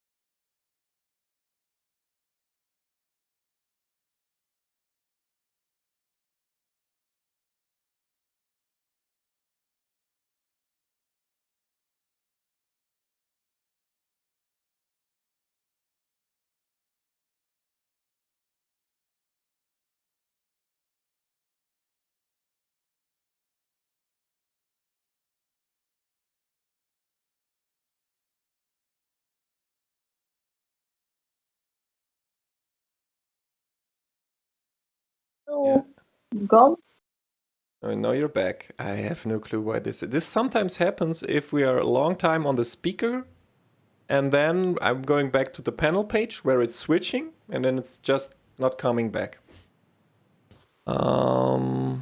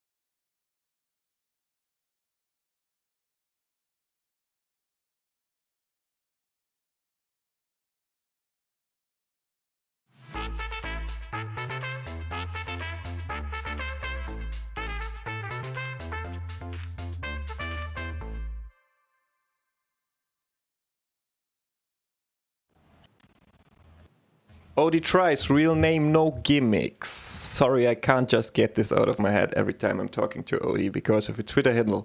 So, I'm really happy that he's here. Hedy from Nigeria, really happy that you were able to make it again. You were also at the last fsharpConf, right? 2018. Which is pretty cool. So you will have the last slot before the last break starts, and you will talk about creating your own type providers, right? Yes, right. Awesome. So let's get this started. You have the stage, and you have everything. You can close this little Skype window in there because otherwise you see people see my face all the time. You're showing your desktop, right? Okay, then you can close this Skype window there. You see this on your desktop? Because otherwise people see my face all the time. No, it's closed. It's closed, then can you do something on your desktop? Oh. Maybe then your screen is not actually shared. Can you reshare your screen? Because I'm not getting any updates there.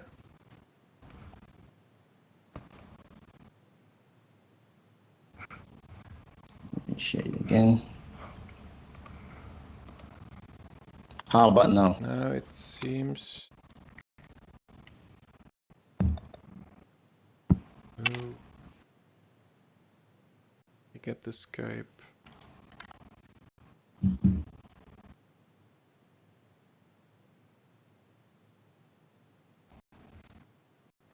Is it better now? This is a new problem. We didn't have this throughout the conference. We had a lot of others, but we are not getting your screen.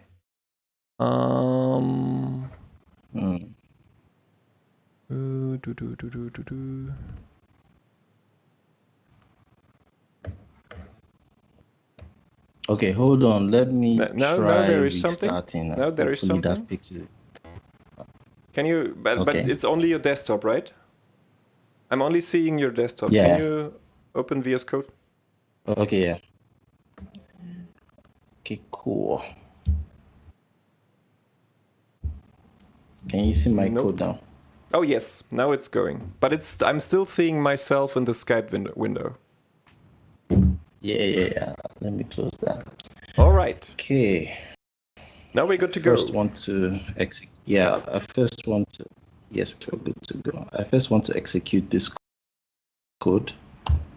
I just feel like this is my own way of doing my own protest.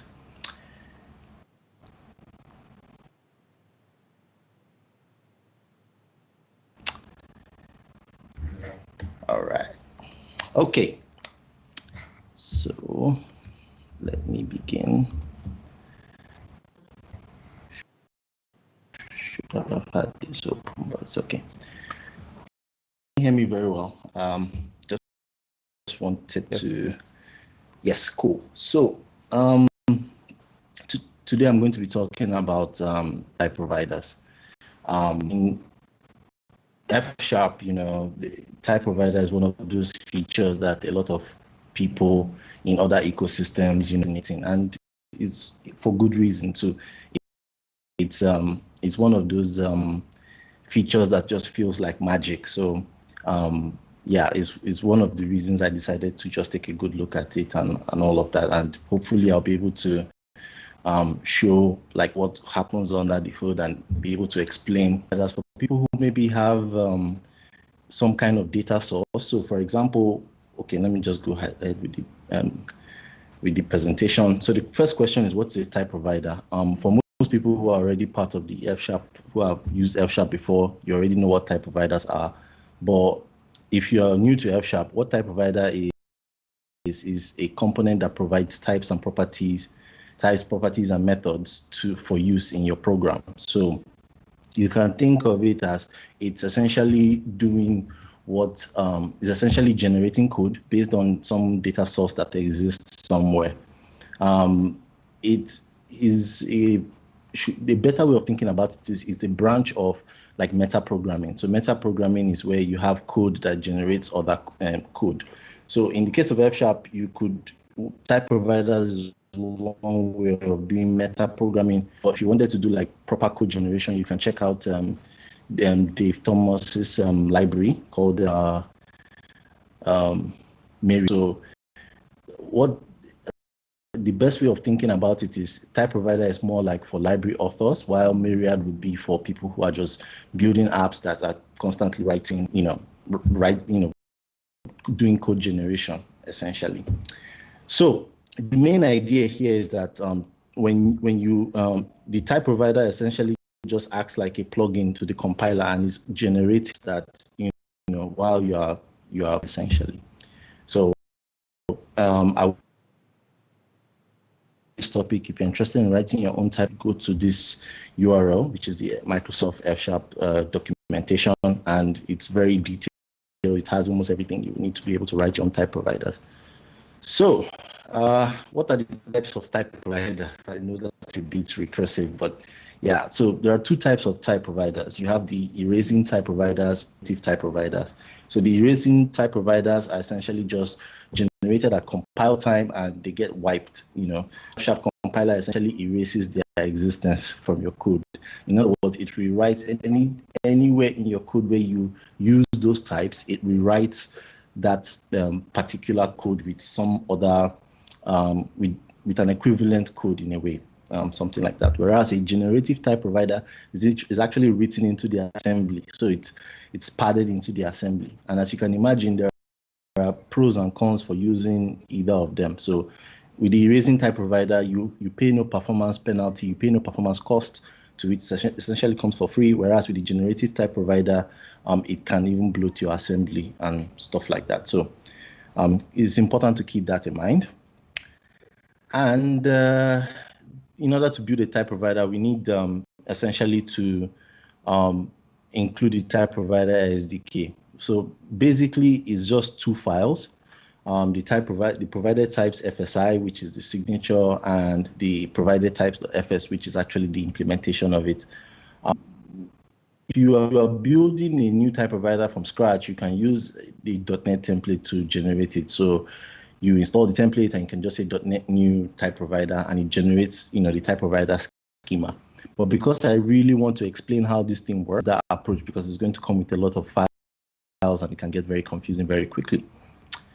All right. What does the type provider assembly look like? How does it actually work? Well, it works in the following steps. The first thing it does is when your compiler is loading your assembly, right? Loading your assembly for compiling, or it's trying to analyze your assembly. It looks out for this annotation, this assembly type provider assembly annotation, and if it finds it, then it knows that, okay, there are type providers in that assembly, and it then goes ahead to scan for any types that have the type provider annotation. And if it sees a type with the type provider annotation, it will compile and run that. And what the type provider is doing is essentially manipulating F# quotations, right? So it's using that to essentially construct what the type should look like, okay? And then these quotations are compiled into IL and probably erased out of existence during compile time, or they are written directly into the assembly for generative type providers. So demo time, I don't really have much time. I'm going to go straight into the demos. So we're going to first play around with F# quotations, because it's one of the cornerstones of knowing how to build type providers. And once we're done with that, we'll head over to generate our CSV type provider. So the first thing we'll do is to, let me open my console. Let's see, okay, yeah, I have my windows here. First, create a directory. So let's go and make fsharpConf, right? Into fsharpConf, we should have nothing in there. Oh, okay. Yeah, I think it's switching my internet then. Just give me a moment.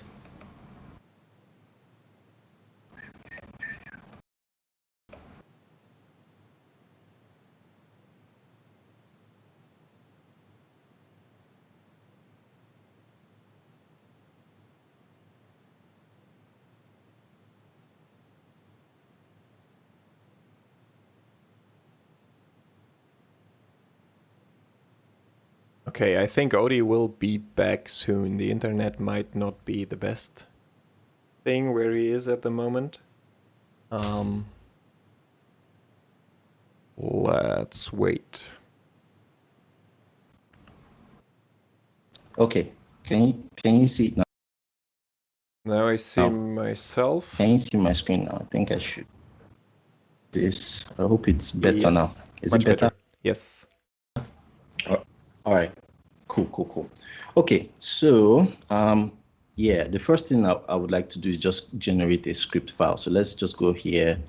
Let's say touch script.fsx, and I'm going to open this in VS Code. All right. So what I'm trying to do here is I want to explain, what F# quotations are. First of all, consider this statement. A funny thing happened when I was working at a company where my boss just barged into the office and was shouting.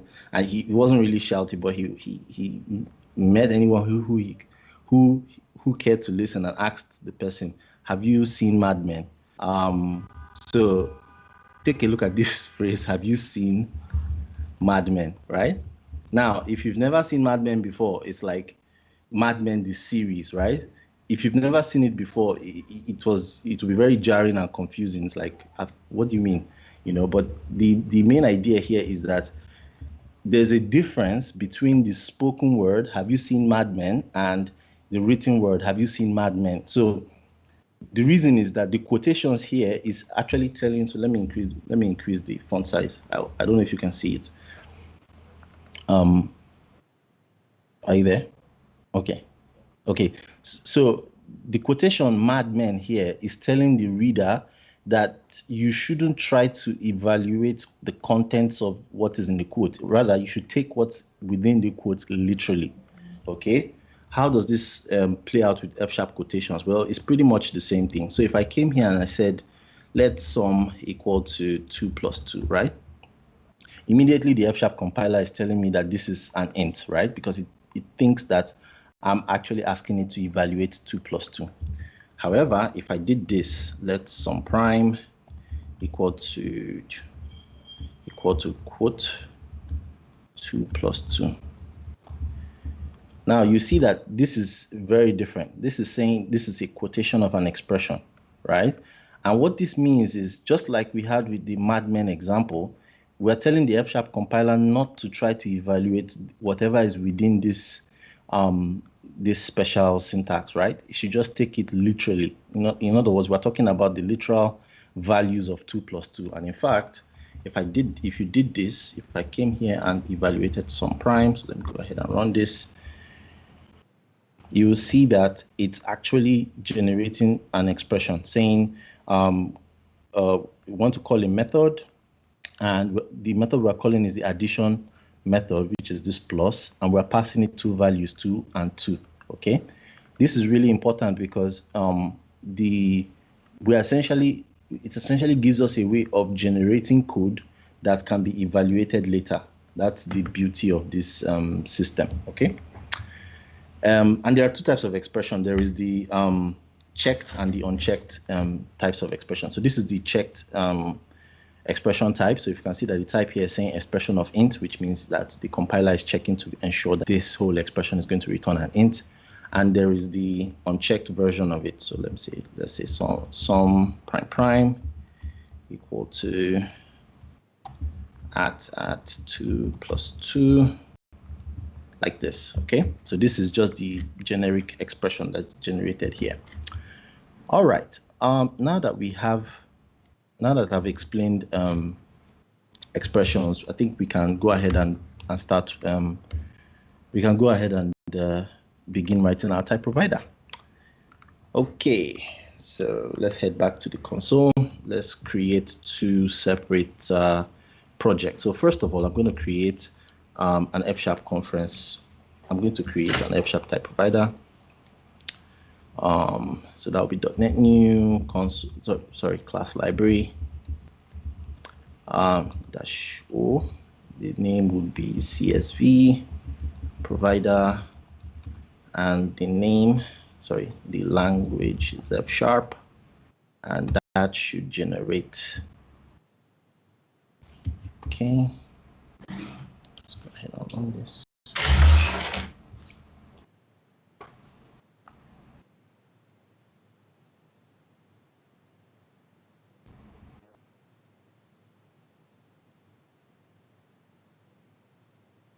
Okay, good. And I want to generate a sample app, something that we could use later to test. So we just call this, this would be a console app. Nothing fancy here. Let's just say sample application in F#. All right. And then it will generate that as well.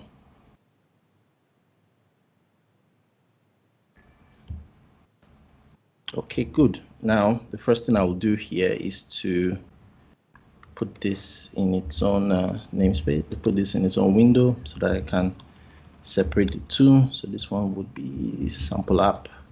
There we go. And here would be CSV type provider. There we go. Okay, so the first thing we need to do is let's just head over to our type provider, jump right in. So if you look at this, what we have here is just a simple console app. There's nothing fancy here. You've seen this 1,000 times. What we're going to do here to make this a little bit better is to, let me go back one step. So let's go ahead and generate some packet files, okay? So here I'm going to use packets, say convert from NuGet, and this should generate, essentially just, generate packet of dependencies and packet of references and just do a, convert it for us. And I'll show you why in a moment, because we need it to, if you remember part of what I discussed earlier, we needed to be able to bring in two files, the provided types.fsi and fs provided types.fs. Okay, so let me go ahead here and do a code dot. Okay, good. Let me move this into its own namespace. So window, there we go. All right. Okay. So this is a simple F# project with the dependencies, blah, blah, blah. The first thing we need to do is to first bring in the, provided types, right? Essentially the type provider SDK. So to do that, I'll just say Command V. I would paste,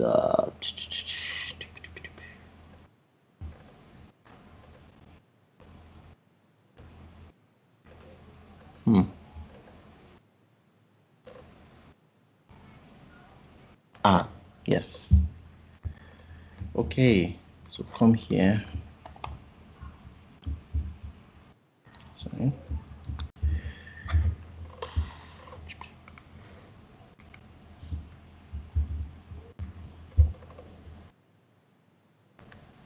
There we go. So essentially, we're just asking packets to go to GitHub and pull from the type provider SDK, pull these two files in, and then we need to reference them. So that's bringing that in here, and I'll need to reference it for my packet references here. So that should be as simple as, there we go. Sweet. So we've referenced the two files. Let me make some minor changes. Let's call this CSV provider and change the file name, obviously, to CSV provider. Okay, cool. All right, let's try building this to be sure that everything works. Let's first do packet install, and after that we will just build it. Okay, so it has gone ahead, downloaded two files. Let's go ahead and say .NET build. Oops, let me head over to CSV provider, do a .NET build here.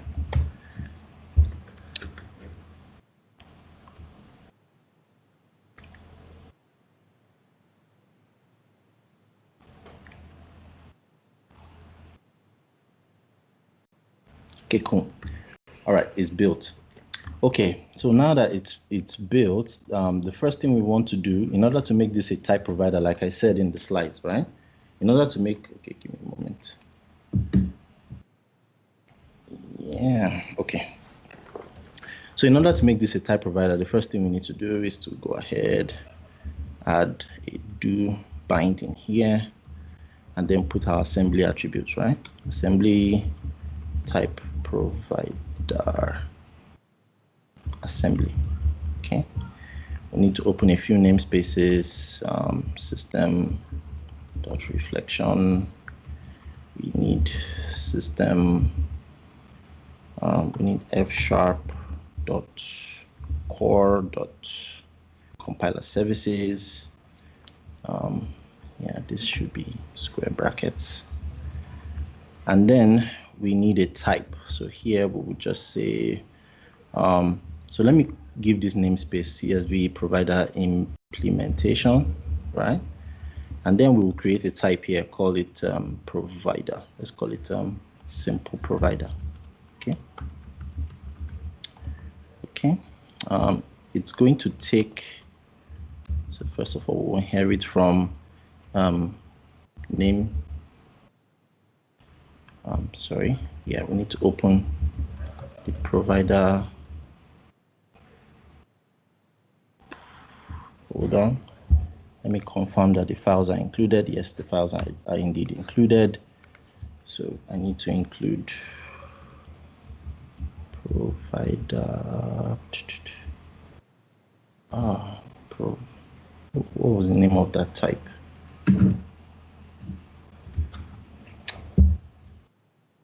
Hold on. Let me do a build again.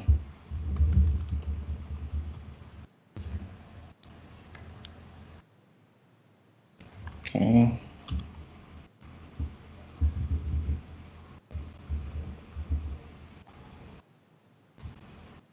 Hold on. I have a working sample. Trying to remember the name.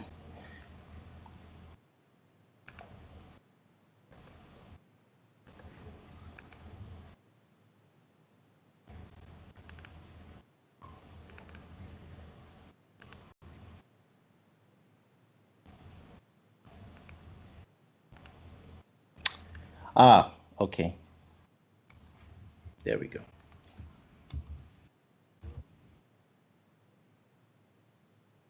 Oh wow, are you serious?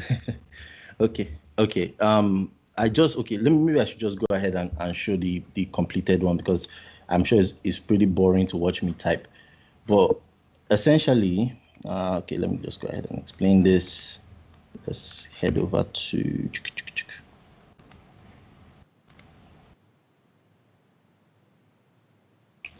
okay. So here we have the assembly, the CSV type provider assembly, and then we have the sample application as well. Then the CSV type provider, what we have here is we inherit from this type provider for namespaces, and we pass in the type provider configuration here. So here I just got the assembly name, the namespace, and then this is where the magic starts happening. So let me go ahead and build all this just to show you. Let's see. Let's go to CSV provider. Let's just do a .NET build here. Okay.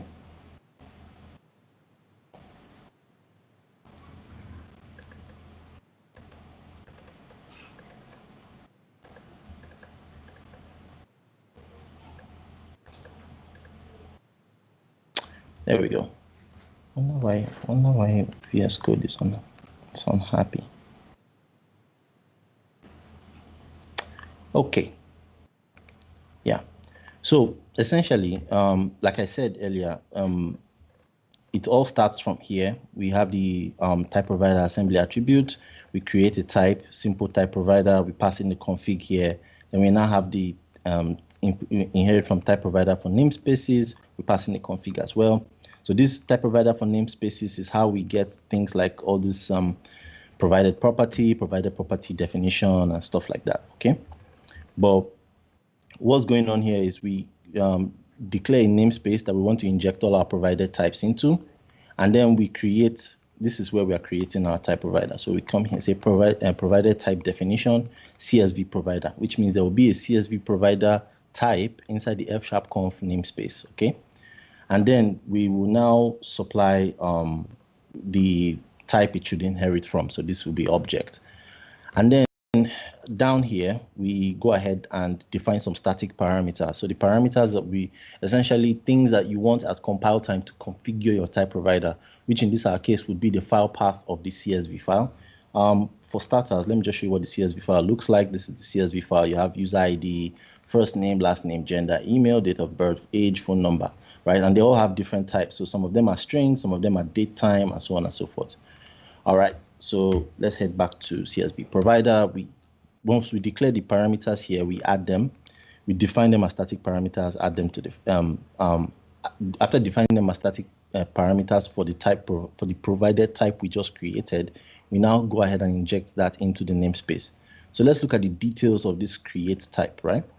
So the create type here, it takes the name of the type that's supplied, and then the or what they call it, the argument. In other words, the static type parameter. So here we are just getting our CSV file name. Then we now get the path. We use this path to combine the resolution folder to get the name of the full file path to the CSV. This is where we load the CSV. So I have a CSV code I wrote here. So what this does essentially is it loads the CSV and looks through the contents of the CSV to infer what the types of the columns should be. And then it loads all that into a data table, okay? So if we head back here, that's what's going on here. We load the CSV into a data table. And then from there, we can now generate the name of whatever this is where we're actually generating the type based on the name that was given to us. So with this type name, we can now go ahead and create a constructor, right? So in this constructor, you have the opportunity to declare what should go inside of the constructor of this particular type. In this particular case, that is where our quotation is coming in. So essentially inside the constructor, there will be a call to this CSV file, which will be available at runtime as well. And then we pass in the file name. So that's how this object is created with the default constructor. In other words, a constructor that doesn't take any parameters. And then we have a second constructor here, which takes in the file name in case you wanted to load a different file, but maybe use a particular file as the schema, then use a different file to load the data that you want to use at runtime. And then, so all this is doing, so if you look at the invoke method of the code, it's essentially doing the same thing. We're generating a quotation here, which is what will be the implementation of that constructor. And then we're taking this, what we have here as an argument is the list of expressions that go into the argument. Keep in mind that this argument list is essentially using .NET semantics, which means if you're trying to call an instance method, the first argument would be the instance that, the this parameter, essentially.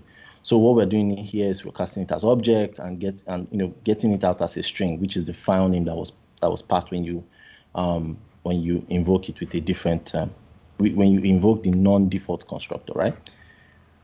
So long story short is both constructors construct an instance of this object CSV file, and then we can now create rows.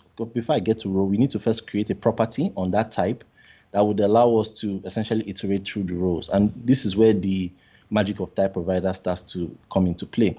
So what I'm doing here is to get the first argument, like I explained with this parameter is the first parameter. So we're casting it as the CSV file, which represents our internal state. We're getting a list of rows, which are this rows is from the implementation, right? And what's being returned is just the data row here. That will come into play later. Then since we're now casting it as whatever the type we just created. So that's what this is doing. So we are saying we are taking the type of sequence and we're generating a sequence of this type that we just generated here. And then we add that property to the type. And then finally we add the property to the type and we add the row type itself, so that this is now like an internal, how you can have types inside of types in internal nested types, essentially. That's what this is doing. So let's head over to create row. Yeah, I'm almost okay. So let me just rush through. So here, this is where the types are being created, blah, blah, blah. We generate the properties using the type of the data table, and we are adding them to the rows and all that. So to see it in action, this is where this comes in. So from here, you now have, I need to close this and reopen it. Give me a moment. Let's go to fsharpConf, backup, sample app. Let's open it in code. And let me just show it in action. So if I come here, say .NET build.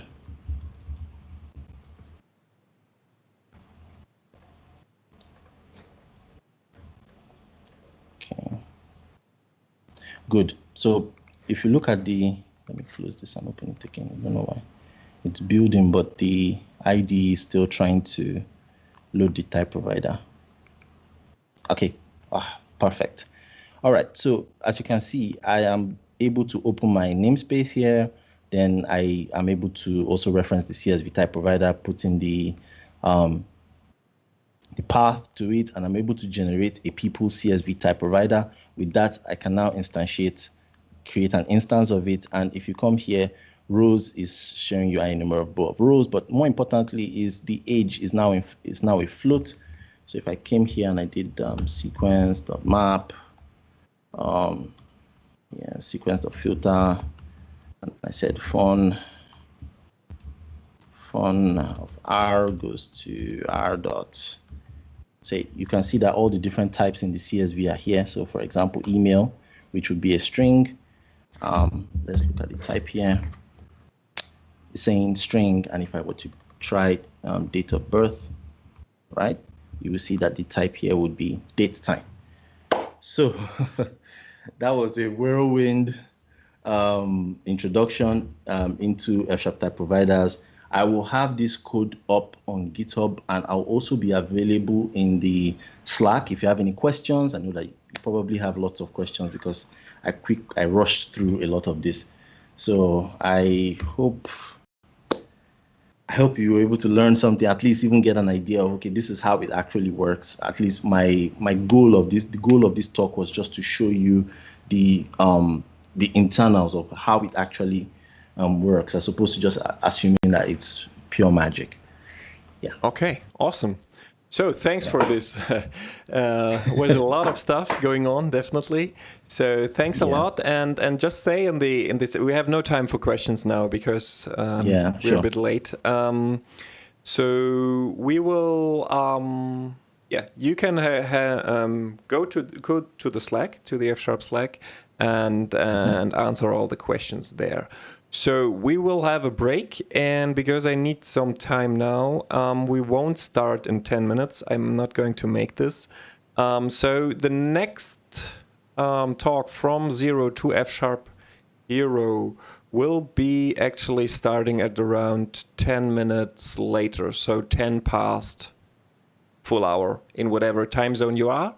So I'm really looking forward to the last 3 talks. So it's James Rundle, Mani Dierman, and in the end, Philip Carter. So I hope that you will be there, stay there, and we will have a nice last block of the conference. So see you around. All right, bye.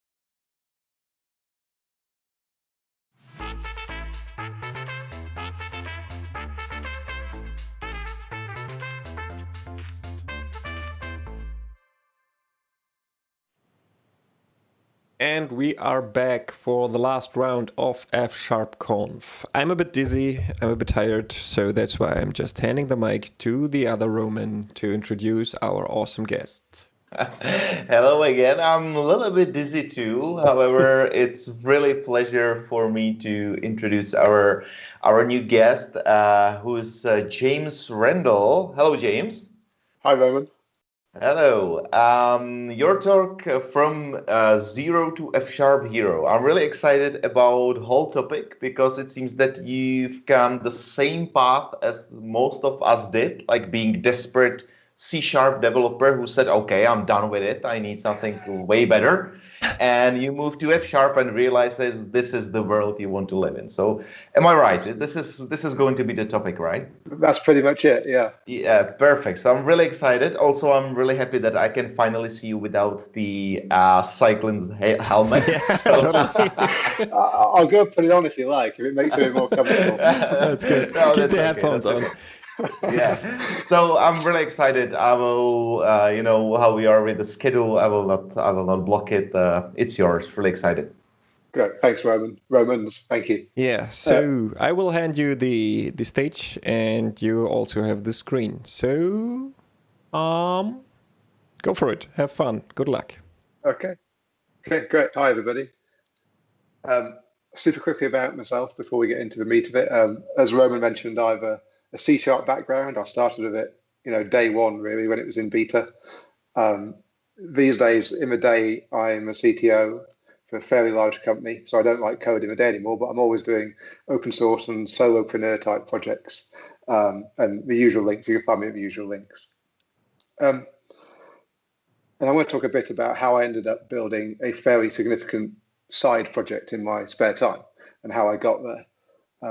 It starts about a year ago, and I was looking for a way to become more productive. I was freelancing at the time, and I'm always looking for ways to become more productive. The more you can get done faster to a higher quality. If you're a freelancer, you essentially make more money. If you're working for an organization, you're delivering a better product, you can get more done. I'm always looking for ways to do that. And I'm fairly ruthless about it. If I think something will help me, I'll bin the thing that was before it quite happily, which has kind of happened to C#.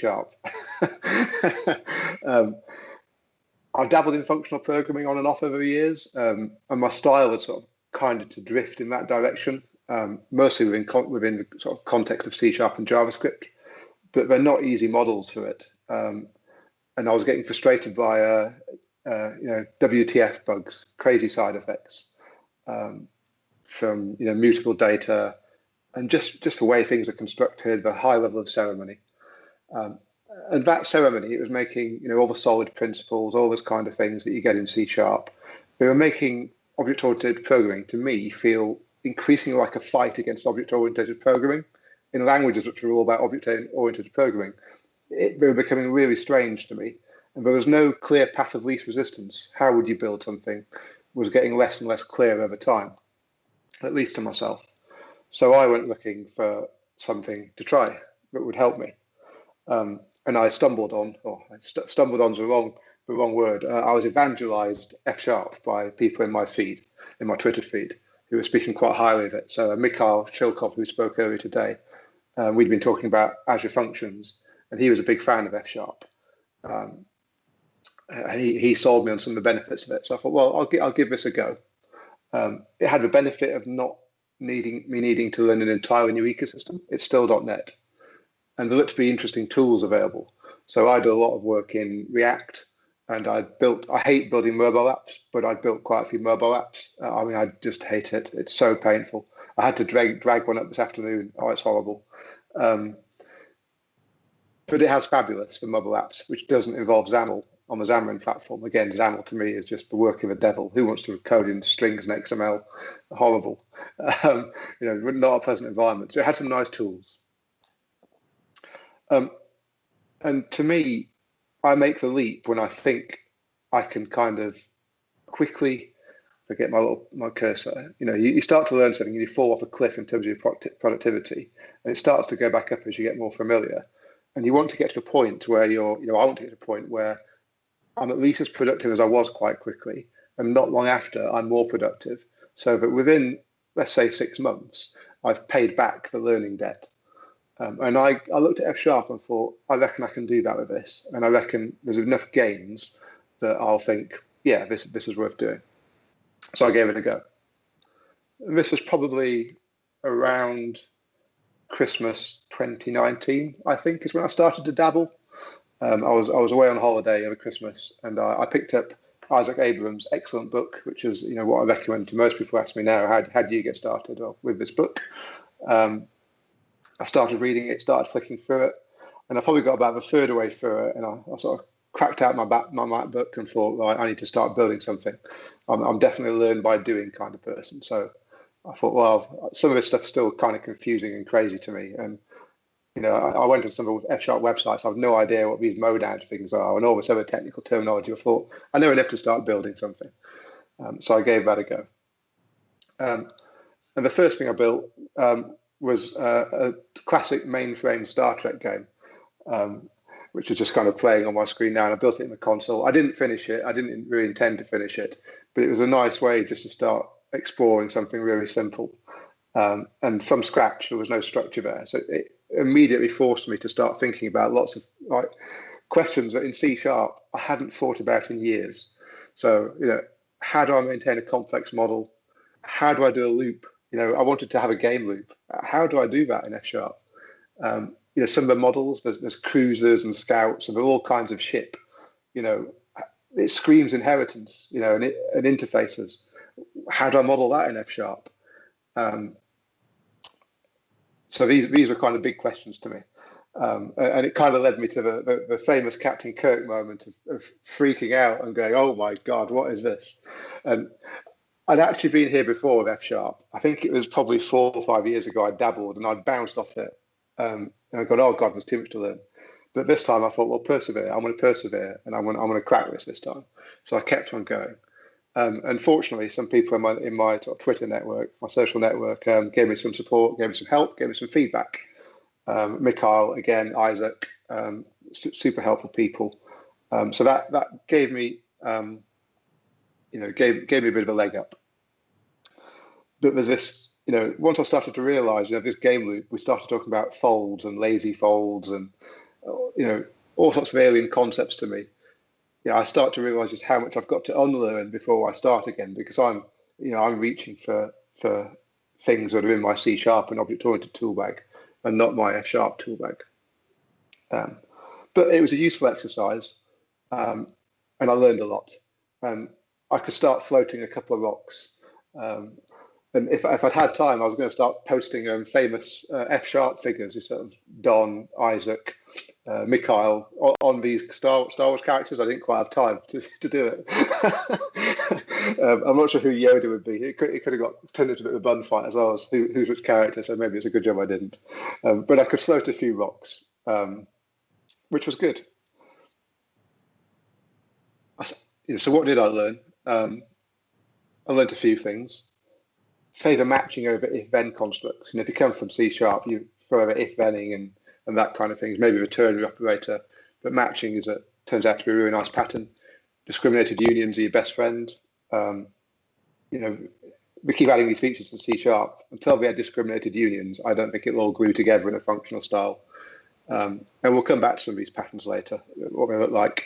If you get stuck, often the answer lies in the sec module, fold, map, filter. If you're struggling to find how to do something, explore that namespace, that module. Mutable is a massive code smell, and it's not necessarily that it's wrong. It's that you shouldn't use it often, and when you do, you should really know why you are. So you should fight really hard against it when you're starting out. I learned those things. I kept missing brackets on parameterless functions, which led to me essentially instantiating constants which weren't changing, kind of capturing closure variables and not changing, and causing some really weird bugs. So that was a bit of a gotcha. And I came across computational expressions which I'd never come across before. They're really rather clever, and you start to realize how much of F# is based around them, some of the things you use in them.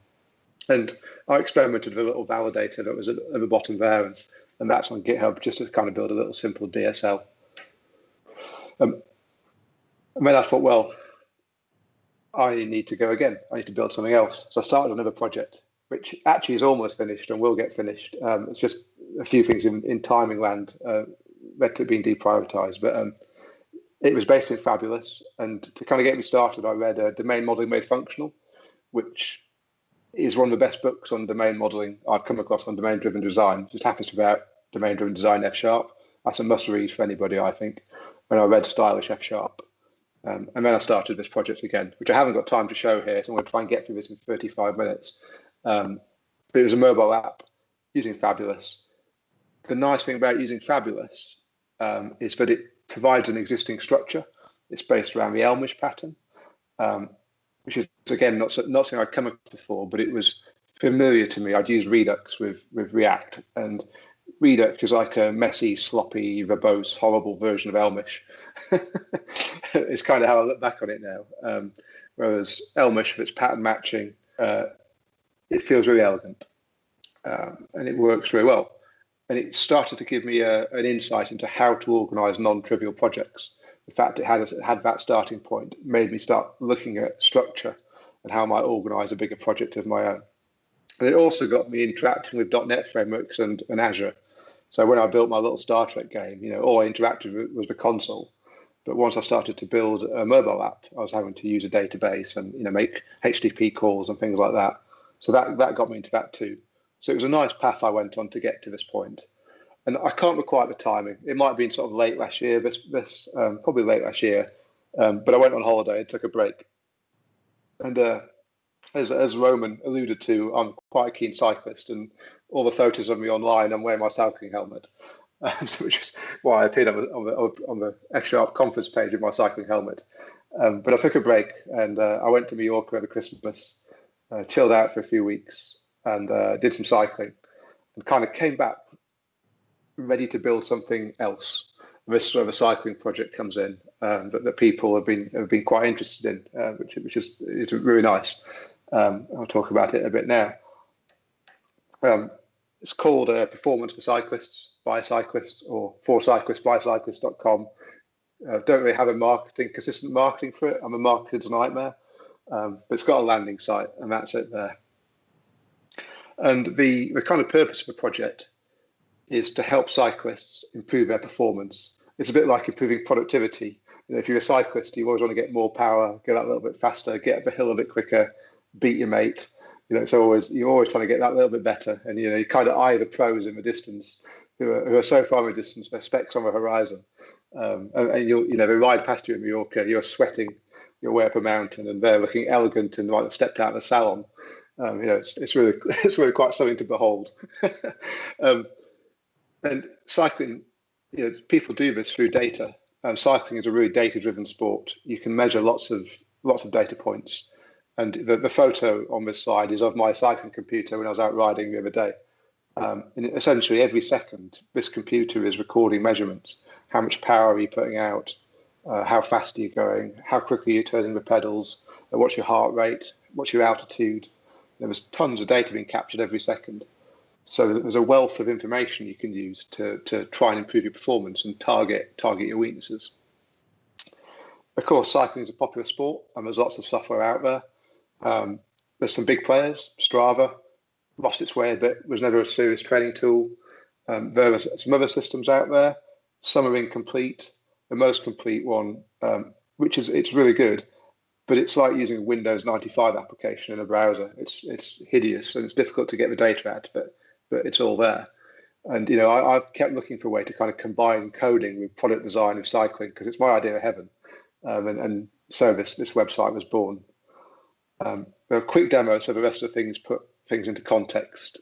So this is the real site. I just log in, and it's end-to-end F#. So there's nothing but F# in all of it, which is quite nice. So you get a dashboard. How far have you ridden? I've done no riding this week. I've been very lazy and prepping for this conference and doing things like that. And my weight's been going up as well because I keep munching on apple crumble and dairy milk, which has got to stop. So this is my real data, which is it's my own data. I'm doing a privacy violation on. There are my recent rides. I can click a ride, it'll load the ride. show me a map, show me some breakdowns, show me some of the sort of data that's important to cyclists. All sorts of bits and pieces you can see to sort of get an understanding as to where you are on the ride. I'm not going to go through lots of this, but you can run various analysis. So if you want to look backwards in time, and you can do like a rolling analysis of your power output over the last, n days, weeks, and you can generally see I've been getting worse over time this year. I've been quite lazy. I found with the whole COVID crisis, I've just been happy to be out on my bike, and I haven't had the mental energy to really push myself. So it's been a bit of a lazy year in some ways, but I'm still riding. I still generally clock up quite a few miles a week. So you can use all this data to drive out, interesting insights and things like that. Keep track of your training in general. So that's my website, and it's continually growing. I was really fortunate when I put it out on Twitter. I know quite a few cyclists on Twitter and runners. It works for runners too. And about 60 people signed up and have been giving it a go and giving me feedback, which is great. Kind of went live about a month ago, I think, 2 weeks ago. In fact, I hadn't put it live, and this conference was coming up, and I thought I better put this live. It's not been quite so interesting to talk about. I've been using it privately for about a month, I would say 2 months. So what does it look like? Well, we'll sort of go from the big picture down. It's based on Azure. It's using the Safe Stack, which I know has been talked about today, but sadly I missed that session. It uses a variety of Azure services. It uses SQL database, Azure Maps. It uses a few functions to do the number crunching. So some of those graphs we looked at, there's quite a bit of number crunching involved to figure out your best performance over time. Quite a lot of kind of rolling average calculation and things like that. And that all gets fanned out into Azure functions via Service Bus. The app we were using is sat in the Azure CDN, and the marketing site on the front is also sat in the Azure CDN. And the marketing site's but the one bit that I guess isn't built in F#, it's just built in Hugo, just a simple static website. And at the end, there's the two websites that we were looking at, the marketing site and the actual app itself. So underneath that it's actually fairly simple. There's a lot of parts to it, but it's fairly simple. So this is kind of like the application structure and the code structure. There are two primary code bases. The client application, there's quite a lot of user interface code. There's an API application, and there's these three Azure functions over here. The Azure function apps. The function apps are not actually that large. They use the same logic as the API. So there's a domain layer which is shared between all these backend services, and then there's a bunch of code shared between the client application and the API. So some validation code, models, some API interfaces, which we'll see in a moment. And the client application connects to the backend application over something called Fable remoting, which is one of the options you get when you use the Safe Stack. It asks you a bunch of questions. And one of the ways you can handle your HTTP calls is through an awesome library called Fable remoting, which I'll talk about a little bit in a second. There's an identity provider. I was already signed in. There was already a cookie left there, so we didn't see it. It's using OpenID Connect. I'm actually using Auth0. I know Auth0 quite well, and with all this, I've made choices that are kind of pragmatic and productive to get me going. Path of least resistance. Yeah, so that's all F#. There's nothing else in there really other than F#. Lots of open source are in use. I've kind of pulled Fable out from Safe because it's such a great piece of software. It's amazing. I think it's an absolutely amazing achievement for an open source project. It's fantastic.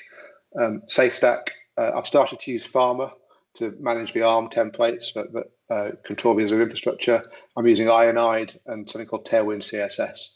And I also use Rider. I'm probably going to zoom in on this. The Fable app itself, I've used a many small applications approach, which we'll take a quick look at in a second. So all the navigation is somewhat hierarchical. Analysis breaks down into 4 or 5 sections. So when we're looking at the graphs, that was the analysis area of the site. And there's an application that kind of hosts an analysis area, and there's the 4 different analysis types that you can see on the screen at the time. And each of these things as we go down are completely isolated from the others. So when I'm working on peak performance, it's very, very difficult for me to break peak history or break something under the training log. Just realised I got some typos there. So it's kind of like a hierarchical way of dividing the work out. We'll take a look at the code in a moment. Just a quick drink, sorry. Talking quite fast to try and clear this in 35 minutes.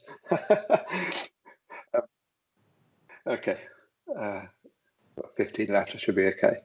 You can use functional composition quite nicely with dispatcher, which we'll see in a second, to push things down, keep things simple. The drawback of it is there is a bit of cognitive overhead to get your head into it.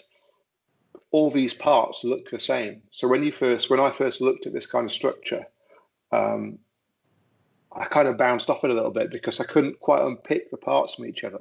They look a bit alike. There's a dispatcher that hosts another dispatcher. So there is a little bit of an overhead to get into it, but once you do, it becomes quite familiar. There's also a little bit of typing to set this up, a little bit of boilerplate. And to help with that, because I'm lazy, I wrote a quick Visual Studio Code extension for generating some of the boilerplate around that kind of Elmish application. It's pretty primitive. You know, you can say I want an index, a show, a create, a delete, and I want it to be called this, and it'll spit out a bunch of files for you. It's not clever like the Ionide stuff. It's not looking at the source code formatting and things, but it does work, and it helps to take some means you can set up a new area of application really quickly. I think before we move on, I'll just look at the code before we get the right thing. Okay, so this is the solution. It's not an open source project, but it's not code I'm particularly secretive of, other than shame over certain parts of it. I'm definitely still an F# beginner. I definitely still class myself as an F# beginner. I've managed to get a fair bit done. Some stuff quite well, and some stuff I'm pretty sure pretty badly, but it works. And I keep improving it all the time. So it's not open source, but I'm quite happy to share it with people and talk about it. I kind of organize out. I talk about the many applications. You can kind of see this is the root of the application, so at least of its model structure.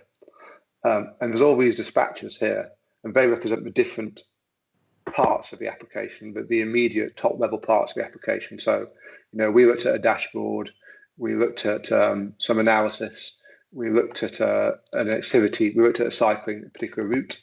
They're all modeled in these areas, but are not instantiated until you need them. They're all optional. And there are messages associated with those areas. So each of those areas has its own set of messages. There's a let's just find a second dashboard message, the analysis messages. So, if you know Elmish at all, this is using a message passing, message dispatching to communicate around the application, but it communicates down essentially, not across. So if we go into one of these, and I'm just going to pull out the peak, one of the analysis dispatchers. You can see in here, this is the level down. So we've gone down a level.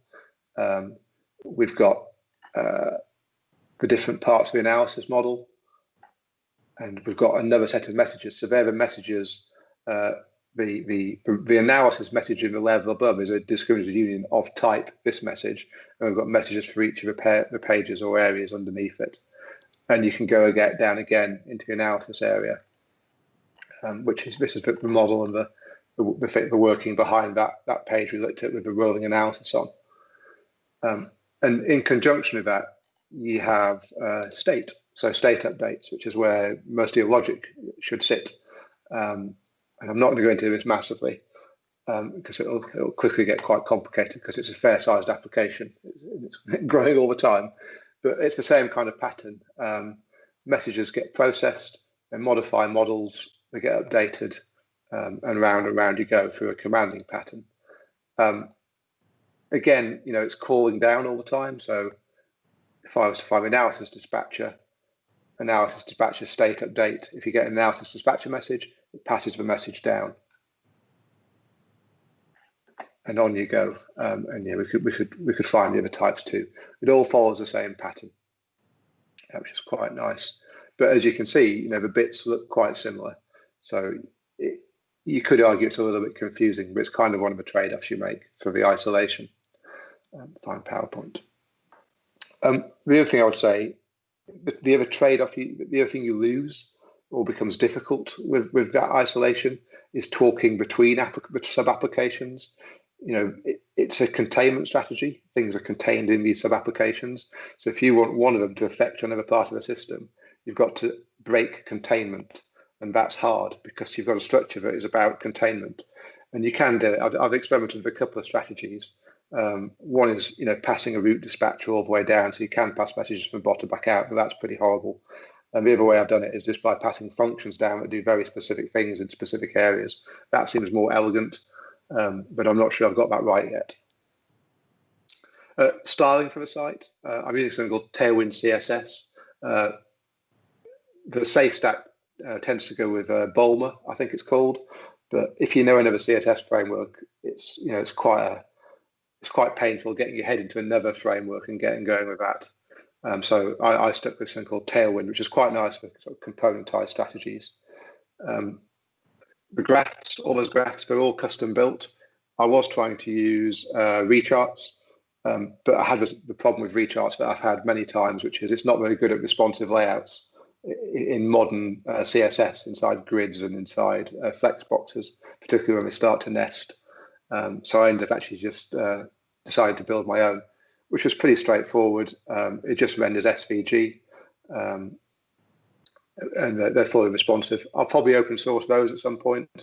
I'm just a little bit wary about open sourcing stuff at the moment because it carries a fair amount of sort of personal overhead to support them and get those things going, which I haven't got a lot of time for at the moment, trying to build this thing. The maps are using Leaflet via React Leaflet, and there are some ready-made bindings for React Leaflet, which you can find on GitHub for Fable, so you can drop them into Fable really easily. And some of the visuals I'm starting to use for these with rather than a sort of bundled React layer, but it's early days for that.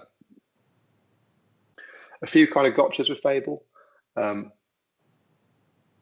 I've yet to get my head around building my own React bindings for existing packages. So to interact with JavaScript, you have to obviously interact with JavaScript and bridge a world between F# and JavaScript. It's not that hard, but I feel I'm missing something. I haven't quite got that. But I've got a big new feature to build where I've got no choice. So I'm going to have to master that one shortly. But it's definitely a part of the framework, but it's harder than the rest. And the other issue I've had with Fable is that occasionally you get what look to be impossible things happening that the compiler shouldn't allow to happen. And nearly always what's gone on is something's got dirty in the incremental build. And if you restart things, it goes away.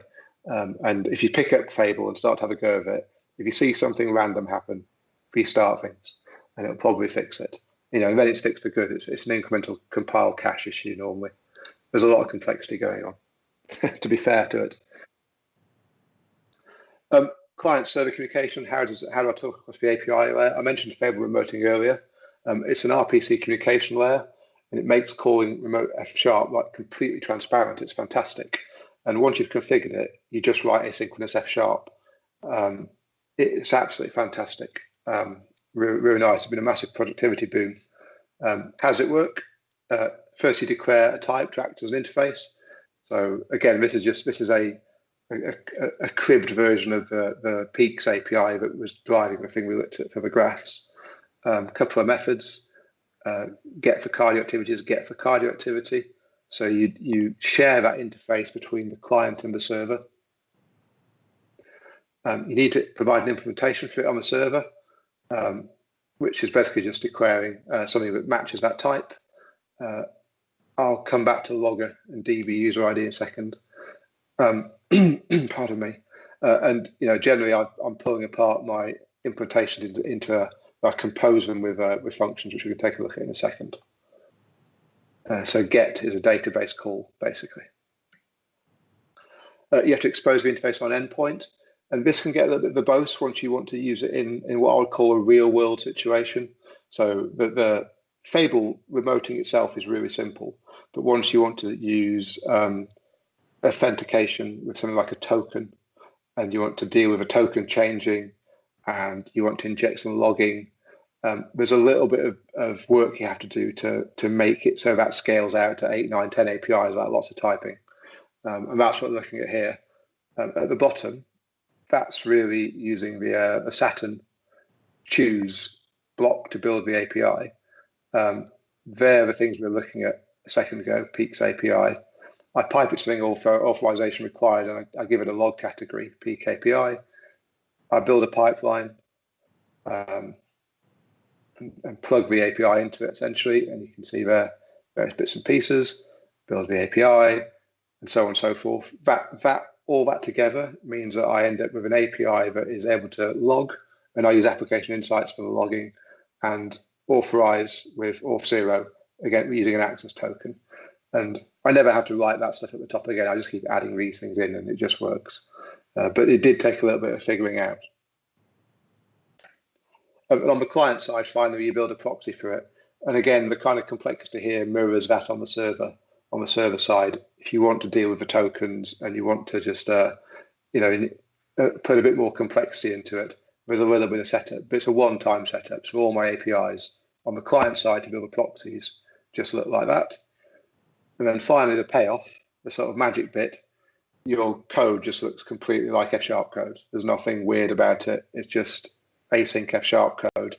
And once you start to use this in a real application, you're making lots of these API calls, it's fantastic. You're not worrying about anything. You're not worrying about the tokens, the HTTP structure, forming requests and payloads. You just get on with writing F# code. And again, you share the API models.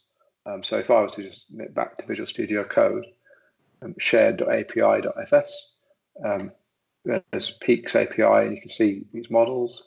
So I've got the wrong one, shared.models.fs. Here's some of the models for some of the things we're using. So when I looked at the bike ride on the screen, that was the model we were looking at. They're just shared across the client and the server, and the API just uses those models. So again, there's no crazy generate the models in JavaScript or TypeScript. There's no, none of that kind of stuff going on. You just use the same code, which if you're somebody writing a significant piece of code on your own, it's fantastic.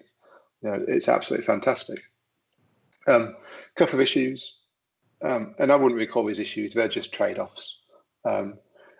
It doesn't result in well-formed REST APIs. They're generated based on its structure, and it uses post where you might post verb where you might want to get verb.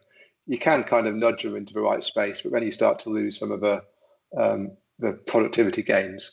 So for me, I'm building a product, and I'm trying to get users interested. I'm looking for market fit. So none of my users care about well-formed APIs. They care about getting fast on their bike.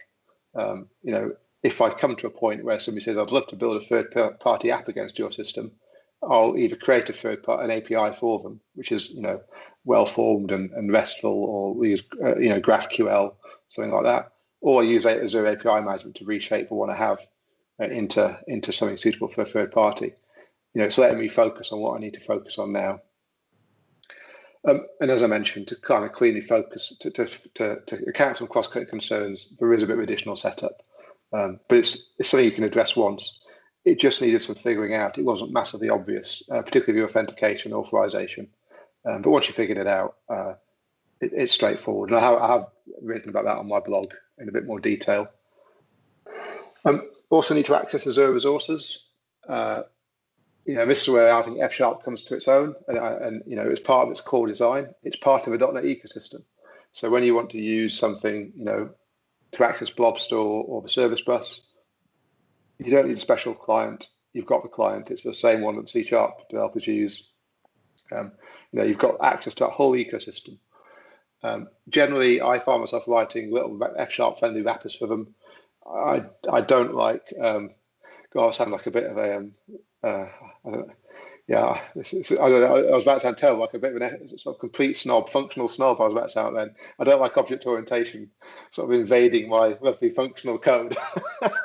So I definitely work hard to push it to the edges, and I just find that leads to slightly cleaner code. And a lot of the C# frameworks, there's still I still use the horror that is null, and I don't want that falling into my F# code. So I tend to build little wrappers around them, just small things. They're quite quick to write, and we just present a nicer interface to the rest of the code. And the other sort of downside, sometimes those packages can be a bit awkward to work with. I used a Garmin package for dealing with a particular cycle format called fit files. And the way it was structured was just horrendous from a functional point of view and an F# point of view. So I just wrote a little bit of C# to present it in an F# friendly way. And that was it, problem solved. So it's a really good thing that F# is in .NET. I know you get lots of debates about this on Twitter and C#, F#. It's great that it's in .NET. It would have been much harder for me to get to this place if I'd had to bin .NET to get here, because I wouldn't have known where to start on any of this. Where I've already got I've got one leg in each world all the time. Data access, it's a bit of a mixed story. When I started this project, there wasn't a clear candidate. Some of the stuff that was there, and by data access, I should say I mean SQL database access. There wasn't an obvious winner for doing this, and all the frameworks seem to have little foibles and problems. I know quite a few are being revisited at the moment. Dapper.f#, for example, has been recently updated. I've not had a chance to try that yet.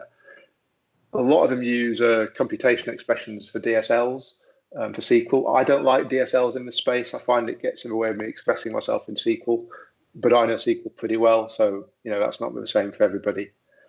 In the end, I just used Dapper and wrote a simple interface over it, but it's one of those places where you have to be quite careful. F# uses type inference, so it's figuring out what the type of something is inside a method, but the database doesn't have a clue what an option type is, for example. So if those things bleed through into your SQL calls, into your SQL parameters, you can end up with runtime errors. So you do have to be quite careful about the parameters at that boundary. And I basically declare more explicitly, then I can't fall into that problem. It definitely feels the weakest part of my solution of what I've put together so far. So that's my 35-minute timer. I've been speaking myself. Shut up. I'm nearly done. It definitely feels the weakest part of my solution. It's something I want to revisit. So if anybody's got any suggestions, post me on Twitter, please, and I'll take a look. It'd be really helpful. So have I become a hero, an F# hero? Am I Luke Skywalker? Well, I think I'm more Darth Vader anyway. I was always more Empire than Rebel. I'm definitely more productive. I posted a tweet the other week which ended up being really controversial, which was surprising to me. It wasn't meant that way, which was really about how productive I found F# to be.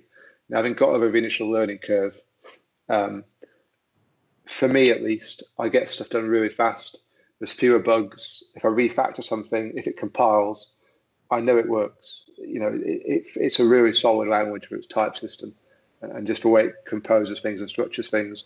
There's not a lot of ceremony. One of the things I was drowning in F# in C# rather than I've fought against for quite a while is the amount of ceremony in there, the amount of boilerplate you get in some of the stuff, at least how it's recommended to be used.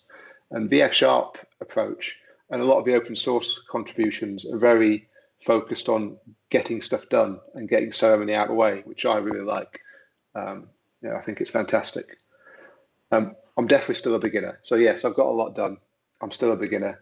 Some of my code stinks. I was looking at a bit of the code earlier. I was like, what can I show tonight? What bits do I not want to show?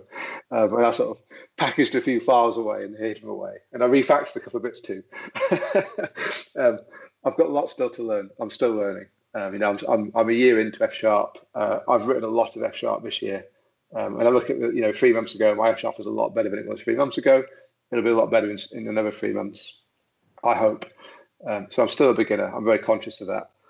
So I was quite nervous talking at this conference about F# because when I talk about C#, I'm in a place of comfort, definite comfort zone. F# and talking about F# is not a comfort zone.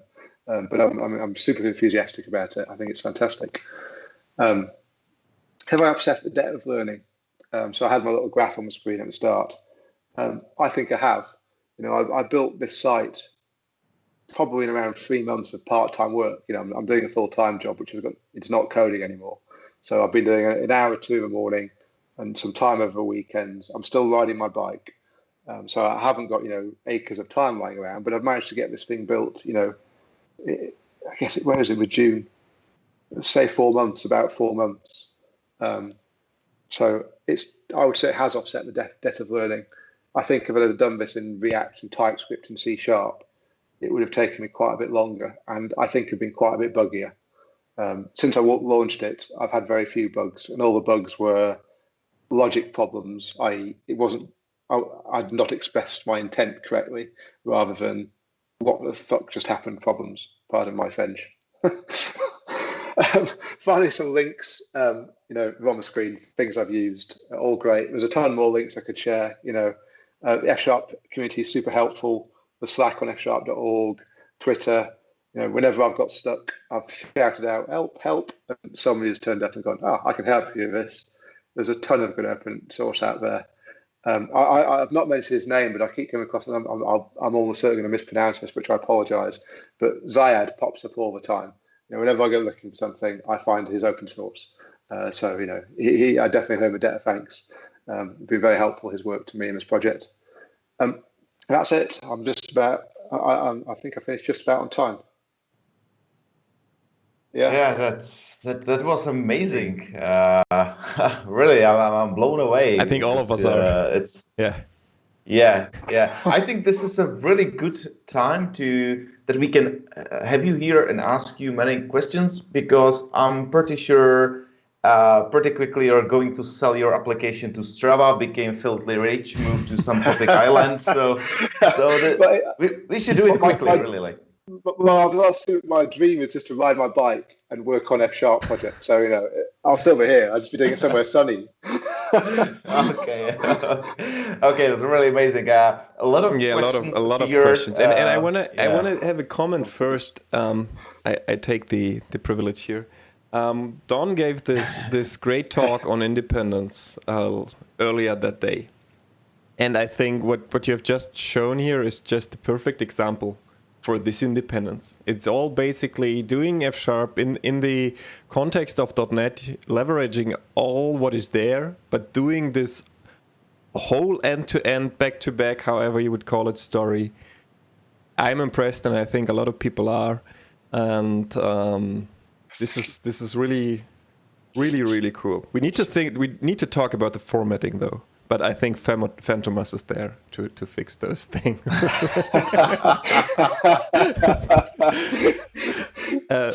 I'm a two-space person. Me too. But those match things. Oh no, match expressions. No. We need to talk about those. But still. So let's have maybe 5 minutes of questions, and then we need to move on to Marnie. And I think you will be. Are you going to be on the Slack to answer some more questions? I'll try and join the Slack. Yes, I have to log in. I've not logged in. Then we will leave the questions then to the YouTube Slack, to the YouTube chat, and so. But let's go through this stuff. So Roman, you want to start? That's actually a question from myself, but I'm really curious, because you said you had to unlearn many things. What was the most difficult thing you had to unlearn, to forget, to get rid of in your brain? That's a very good question. So I think it's the stuff that led me into Fold. So I think it's simple loops, the habit of simple loops, of writing for each and for int counter equals. That space there was really difficult to get over. But the first thing I tried to do, actually, there's a whole bunch of stuff coming up in my head now.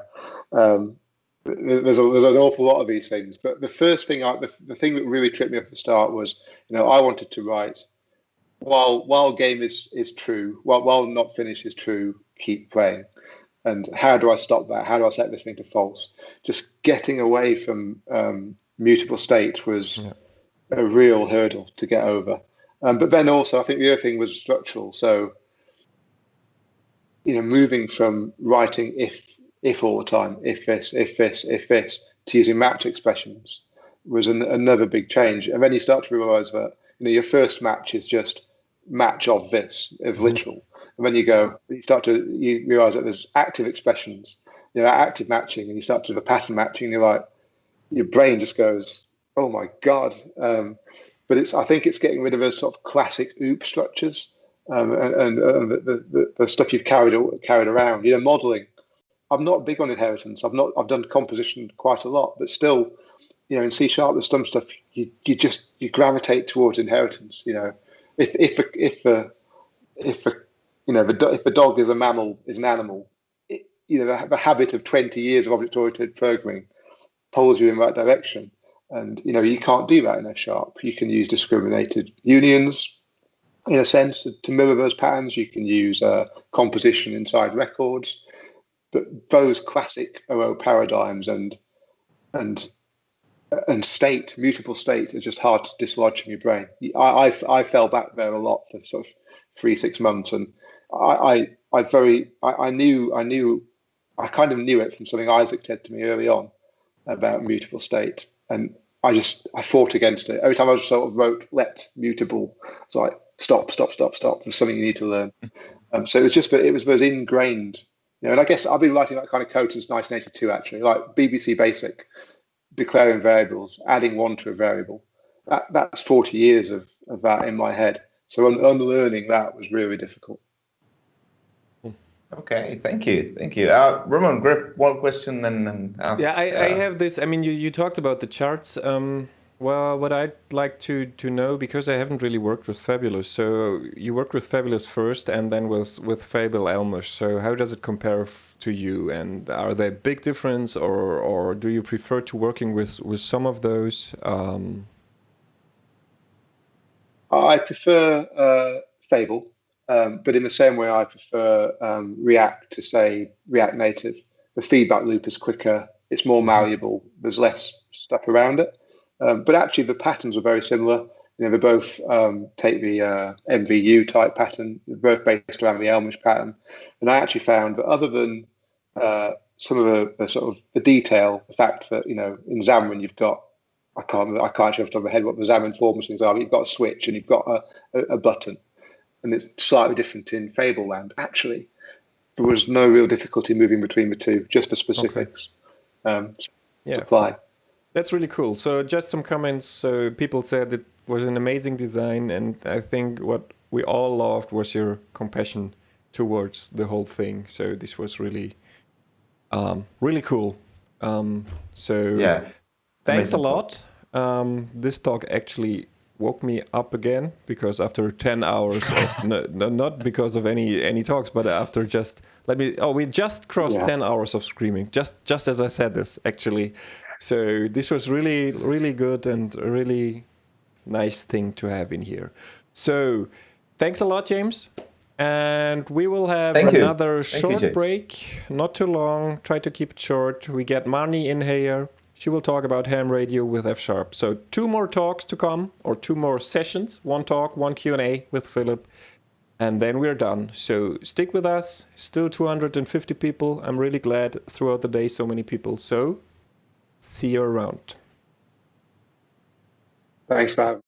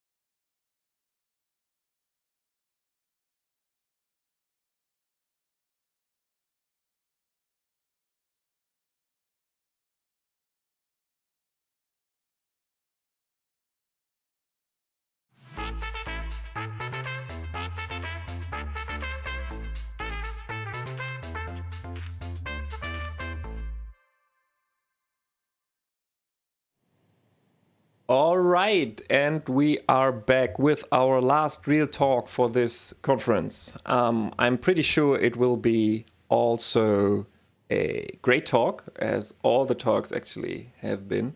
I'm really impressed with all the quality in there. So no pressure for you, Marnie.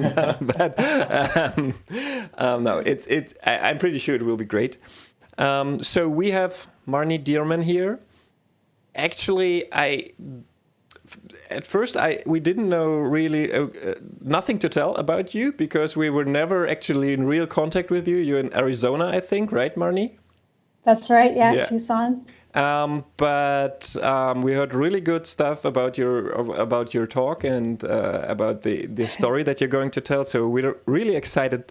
But then, like a couple of days ago, I was actually, I have a talk next week at NDC Oslo or online or whatever.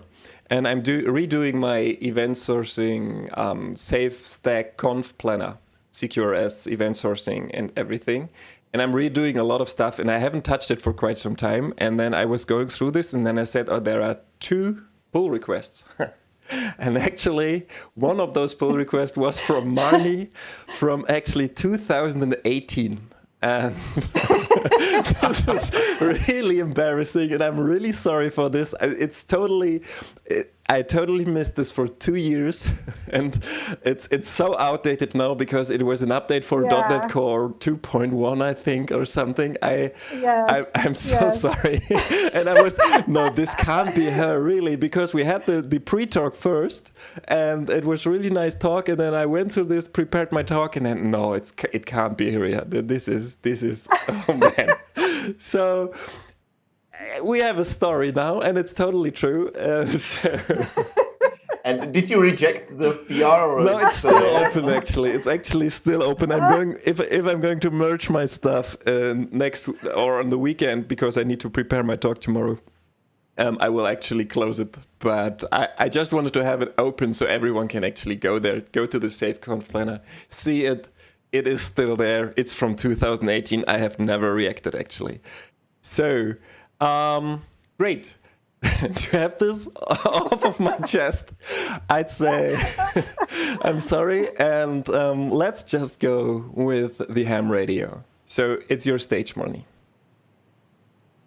Hey. So hi, my name is Marnie. I live in Tucson, Arizona. I'm I'm a licensed amateur radio operator.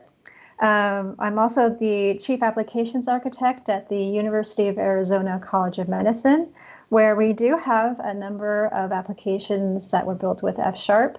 Last year, we launched an application built on patterns, so that was really fun and exciting for me to get to do. So I'm going to be talking about ham radio, also known as amateur radio, and how I use F# to work with a ham radio. So when I tell people about amateur radio, they usually tend to think that I'm some sort of groovy DJ playing music and talking, but that's not really what we do in amateur radio. Playing music is actually illegal on our license. That's for commercial licenses. This is what amateur radio is. So we do a lot of things in amateur radio. It's mostly about global communications and sharing data and sharing information. We do a lot of emergency communications and support. It involves obviously a lot of radio technology, which is fast and fascinating and wonderful. Lots of software and hardware to deal with. We've got radios, we've got antennas, and we've got all the software to run all that. And then, of course, the application of science and engineering principles, which is always fun for me. In the picture on the top right, we have a picture of the amateur radio station on the International Space Station. So as far as I know, all of the astronauts on the space station are licensed amateur radio operators. And if you can point your radio in the right direction, you can talk to the astronauts on the space station. And you can do that over a frequency in the VHF range, very high frequency range, because that's the frequency that can penetrate the atmosphere.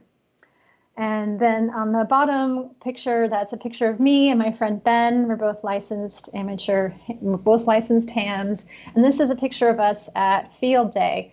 And Field Day is this big deal day in amateur radio.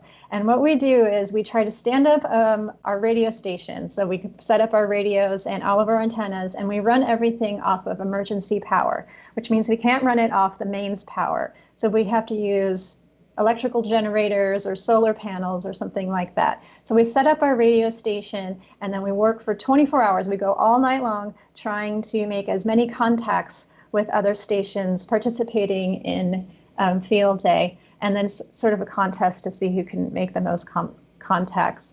But really, it's an exercise in practicing setting up your emergency communication station. So if the electricity went out, you wouldn't be able to use the telephone or your cell phone or something like that, and you'd have to communicate via radio and then some sort of emergency station running on an electrical, a generator. So it's a test to see how well you can set up your station. In amateur radio, we are allocated by the FCC a variety of different frequency ranges. We call them the radio bands. The most common ones that we use are HF, which stands for high frequency. And those are the radio frequencies that can bounce off the atmosphere. So that means that I can get long-range communication if the atmosphere is participating. It depends on the solar cycles. So I can bounce the signal off the atmosphere, and that makes it go farther. So I could be here in Tucson, bounce my signal off the atmosphere, and contact someone over in Russia, or someone in Antarctica, someone in Australia or China or something like that. It can go really far. And sometimes it can go so far as to even come all the way back around. So that's really fun and exciting to try to be able to do that. And you might think that you need some fancy equipment and a super antenna to be able to do that, but you don't. You can actually do this with very low power equipment and very simple radio. So that's fun. VHF, that stands for very high frequency. That's very commonly used for local short distance communication because it doesn't bounce off the atmosphere. You have to have a sort of line of sight to be able to communicate, or you have to use a repeater. So if you can reach a repeater, the repeater will retransmit your signal. And VHF is something we all are familiar with. Every time you get in your car and you turn on the radio, you're tuning into a VHF signal. UHF is also very commonly used. It's higher frequency than VHF, and it kind of works the same way. And we are also allocated Wi-Fi bands. So if you want to do data-intensive communications, you want to share an application, share lots of data, Wi-Fi is a good way to do that. And the way that I participate in, the way that I use Wi-Fi is I participate in the local what's called broadband hamnet, and it's a Wi-Fi mesh network. And so I have an antenna and a radio up on my roof, and I can join that Wi-Fi network and communicate with other stations in the Tucson area over Wi-Fi, over long distances. And there's lots more there's lots of other frequency bands that we are allocated to, we are licensed to use. So this is my radio station. It's really simple. Other than the Wi-Fi antenna that I have up on my roof, this is pretty much all the equipment that I have. So I don't have a big antenna out in my backyard on like sticking up in the sky 20 feet. I just have a little antenna that sits on my desk, and that's a VHF mobile antenna. I can just pop it on my desk. And then I have a tri-band transceiver. So that will work on 3 different frequency ranges. And then you can see my little handheld, my Baofeng radio, cost me about $30, works like a charm. And I can use that to do all kinds of things as well. And then I can connect up my radios to my Raspberry Pi. So I can programmatically control my radios through my Raspberry Pi, and I do that through a SignalLink USB audio interface. And I can control my radio through something called box, which is called voice activated something, I forget, box. And then I can control my radio. So I control my radios through my Raspberry Pi through the audio interface. And that's all. And that's all I need to also do what I'm going to talk about today. So in radio, we have two modes. We can do analog and we can do digital. We can do digital transmissions over the radio. And I'm going to be talking about the digital mode today. So there are lots of digital modes. And if you were listening to a frequency and a station was transmitting a digital mode, you would just hear a lot of weird sounding noises. Maybe you think it's the aliens trying to contact you, or someone has his radio right next to his old dial-up modem and he's got mail, but but it's just digital modes. They sound like screeching modem noises. And there are lots and lots and lots and lots and lots of digital modes and digital protocols. Some of them are open source, some are proprietary.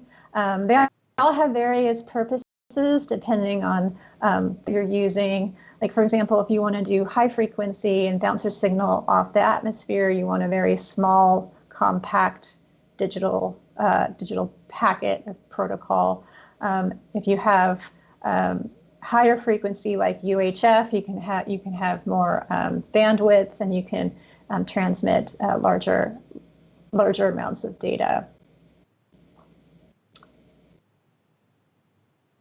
So the digital protocol that I like to use the most and has been the most accessible to me is APRS, and that stands for Automatic Packet Reporting System. And it's a digital mode packet radio. So it's packet radio. It's a specific type of radio communication. And this is what Wikipedia thinks APRS is, the Automatic Packet Reporting System, an amateur radio-based system for real-time digital communications of information of immediate value to the local area.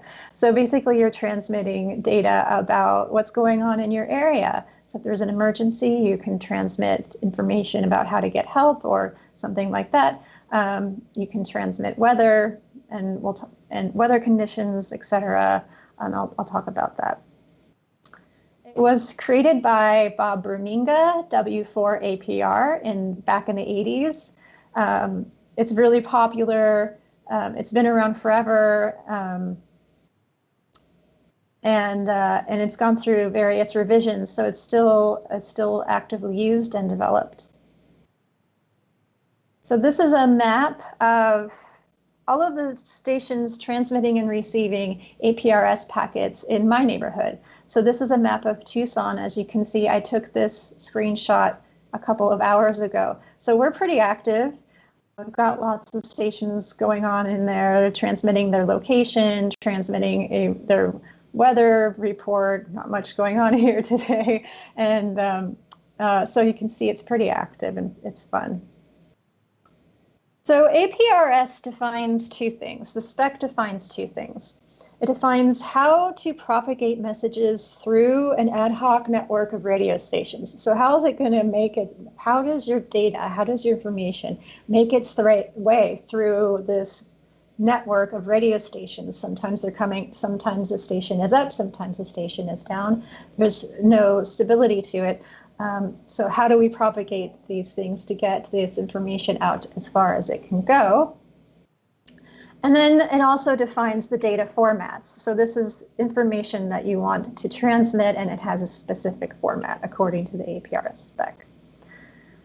So in this diagram, I'm showing you how an APRS packet makes its way through the network of radio stations. So first, it started with a person transmitting an APRS packet from the mobile user in his little red car, and a repeater, a station nearby, picked up the signal and retransmitted it. And then another station picked up that signal and then retransmitted it. And then some more stations picked up that signal and retransmitted it. So even though that mobile user wasn't in range of those outer stations, that information still made its way out to those outer stations.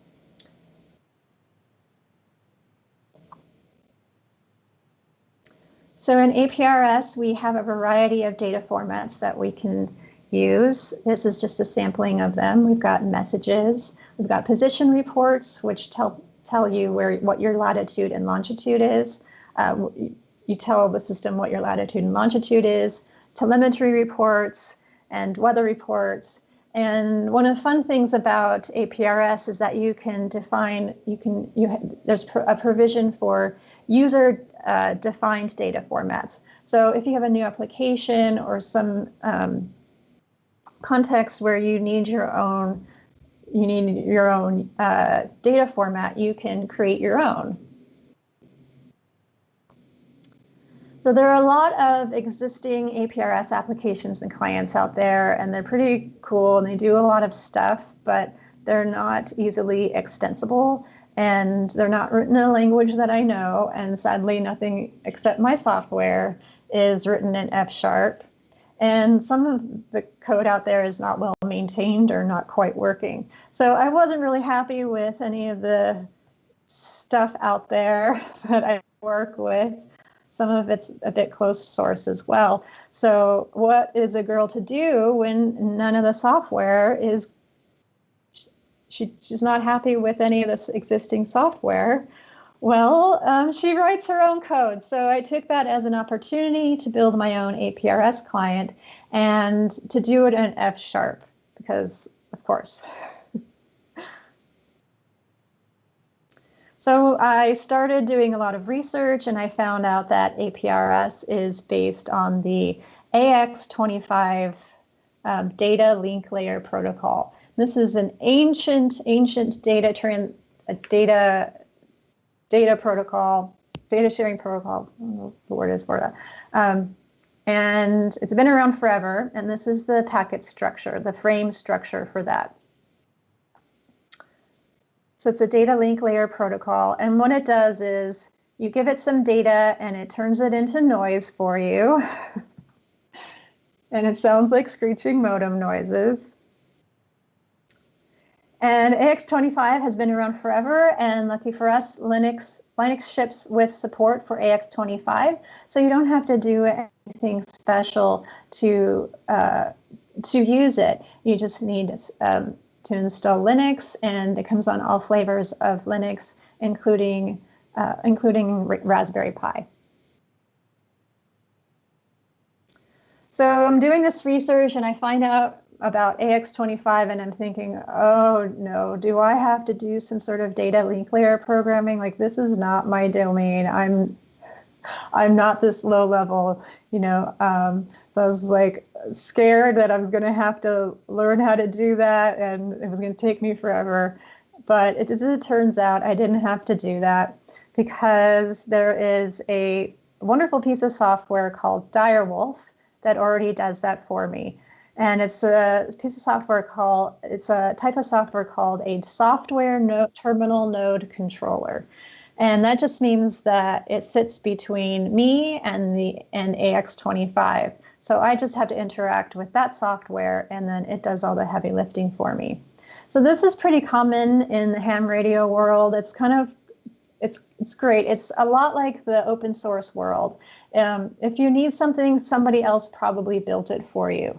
And they probably did it in C, because a lot of this is very old and has been around for a long time. It works great. Direwolf works great. It's really easy to use, and it just works. So if you're a ham and you want to work with software, there's a lot of options out there. So I used Direwolf to do this. And Direwolf is easy enough to work with, because it provides an interface where you can write to a file, and then it processes that file and does the heavy lifting for you. And then when it receives a signal, it'll also write to a file. So it just writes the data that it received to a file. So all I needed to do was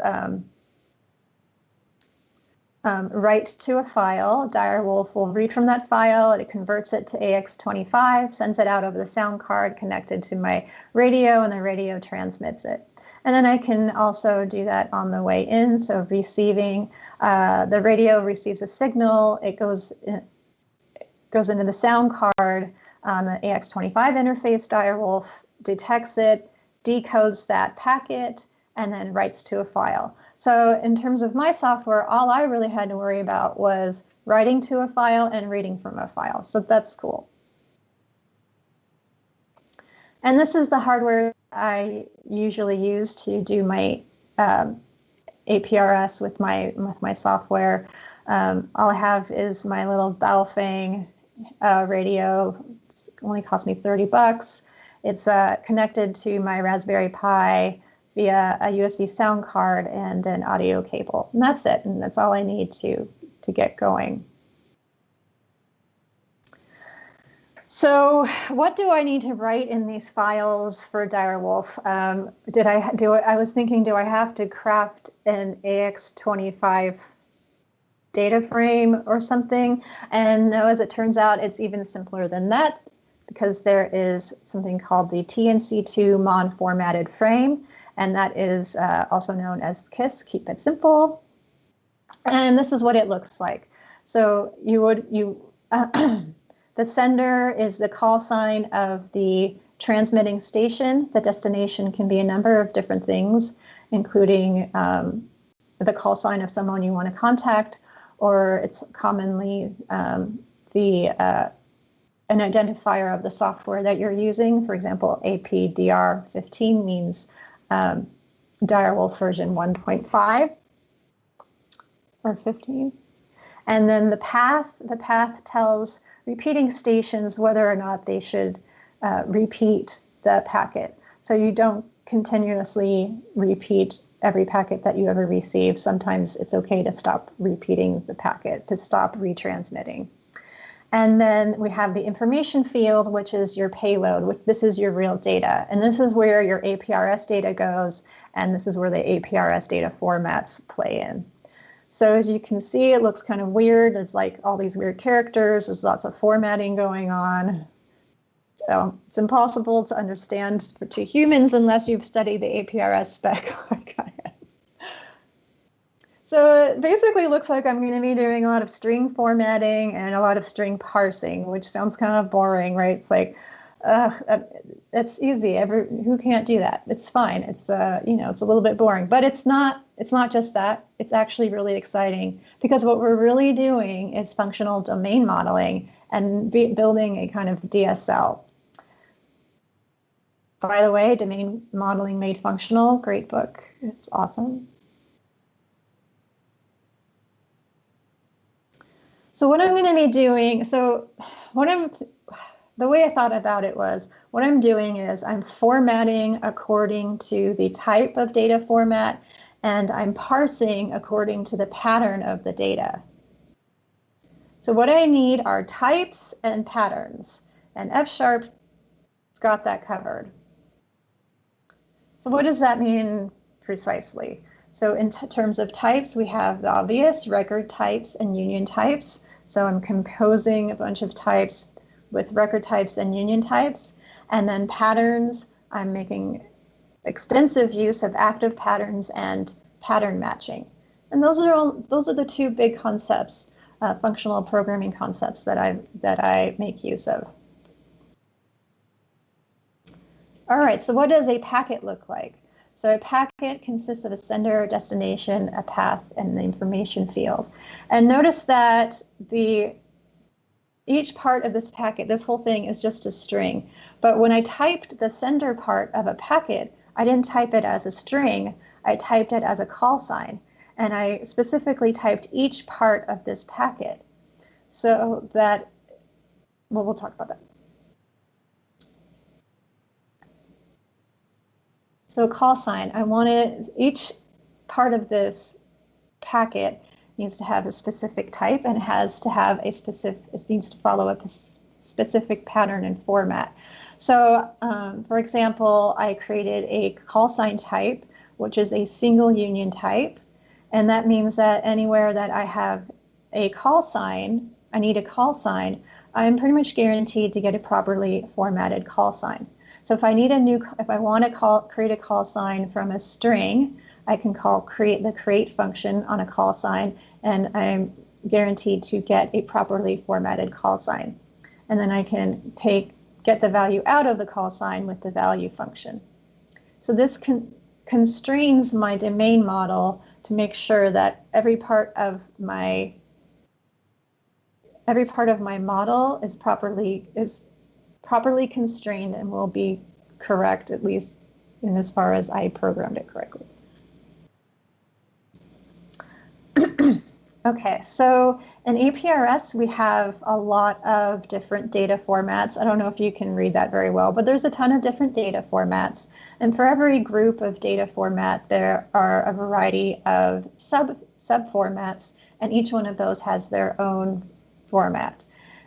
So we have a format, and then we also have extensions to those formats. So if you want to transmit your position, you have different formats to choose from. If you want to transmit your weather, you have different formats to choose from there. So what we're looking at is a lot of union types. So a position type format is of this type, or this type, for example.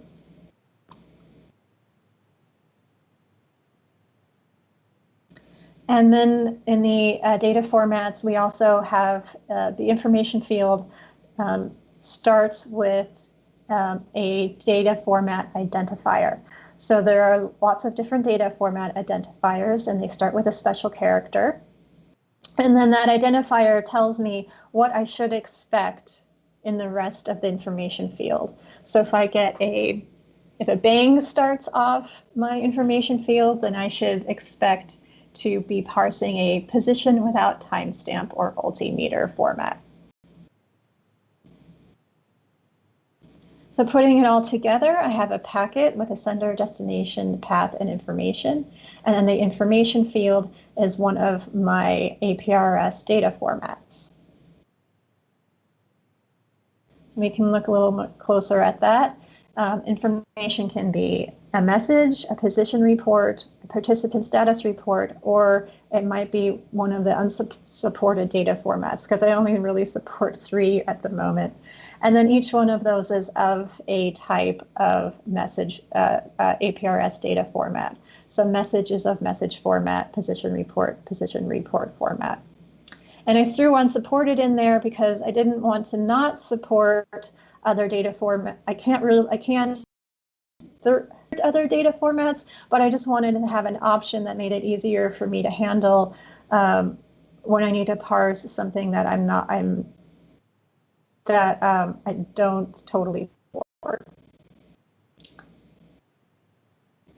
So a position report has 4 different formats. There's 3 of them shown here. That's the APRS spec right there.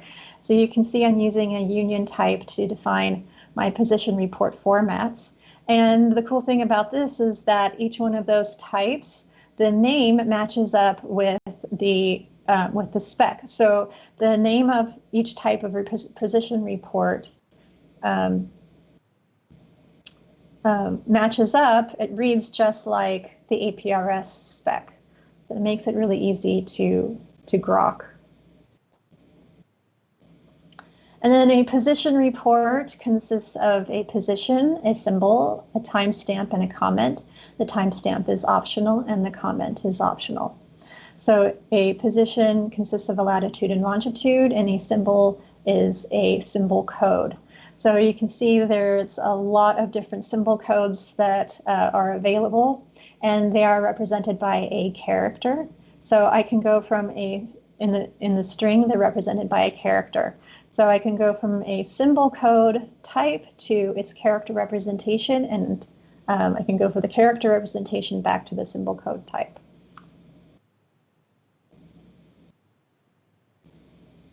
So this is a position report. This is the position report as specified from the spec. So this is from the APRS spec.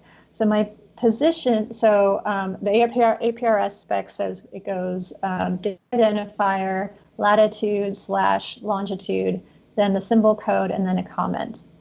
So my position report consists of a position, symbol code, timestamp, and position report comment. Not all types of position reports have a timestamp. So let's dig a little bit deeper into the position. So a position consists of latitude and longitude, and it's a specific format. So you can't just use your decimal, a decimal representation of latitude and longitude. You have to use the APRS format. So I created types to handle that. So I have a formatted latitude and a formatted longitude, and what I do is I pass in the decimal latitude or longitude and convert it into the APRS format. So let's say that I've composed my packet, I've got all my data in my little instance of packet, and I want to create the string representation of that packet so I can write it out to direwolf and get it sent out over the radio. So what I did was I overrode the toString method on almost all of my types, and then that returns the string representation of that type. So that helps me guarantee that every time I need a string representation of some type, I'm going to get a properly formatted string representation of that type. So I just need to call .toString on that type, and it just uses plain old sprintf, and away you go. All right, so we've got our domain defined. We've got all of our APRS data formats defined, and so much as we have time to do that. We've got messages and position reports, but what about parsing strings? What can we use to parse strings? And of course, we're going to use active patterns. So F# has a special type of pattern matching called active patterns, where the pattern can be parsed or detected dynamically. So this works a little bit differently than regular pattern matching, but ultimately it's kind of the same thing. So what you're going to do is you're going to have a function that returns types, and you're going to match the input according to some rule and output a type according to that rule. So here we have a function called even odd, an active pattern called even odd. It's going to take some input. If it's even, it's going to return the type even. If it's odd, it's going to return the type odd. And then we also have partial active patterns. Partial active patterns are active patterns that do not always produce a value. So they return the option type, which is some or none.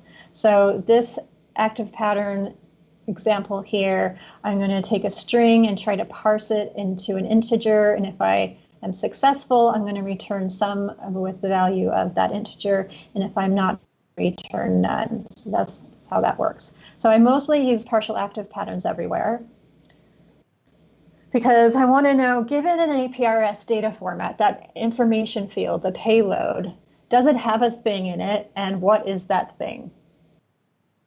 So for example, does this information string blob thing have a latitude, and what is the latitude? So for example, here I'm going to try to pull out the information field, the information blob from the packet. So I look for a colon, and if I find one, I assume everything to the right is the information field. And I return none if I don't find it, and some if I do. Then I can do a similar thing with latitude and longitude.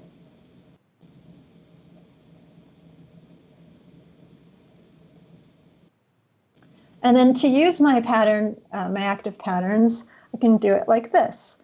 So I can use regular old pattern matching for that. So I pass in it, I use a string, the info blob, and I say, does this info blob match on the latitude? So latitude there is the active pattern, the partial active pattern for parsing latitude.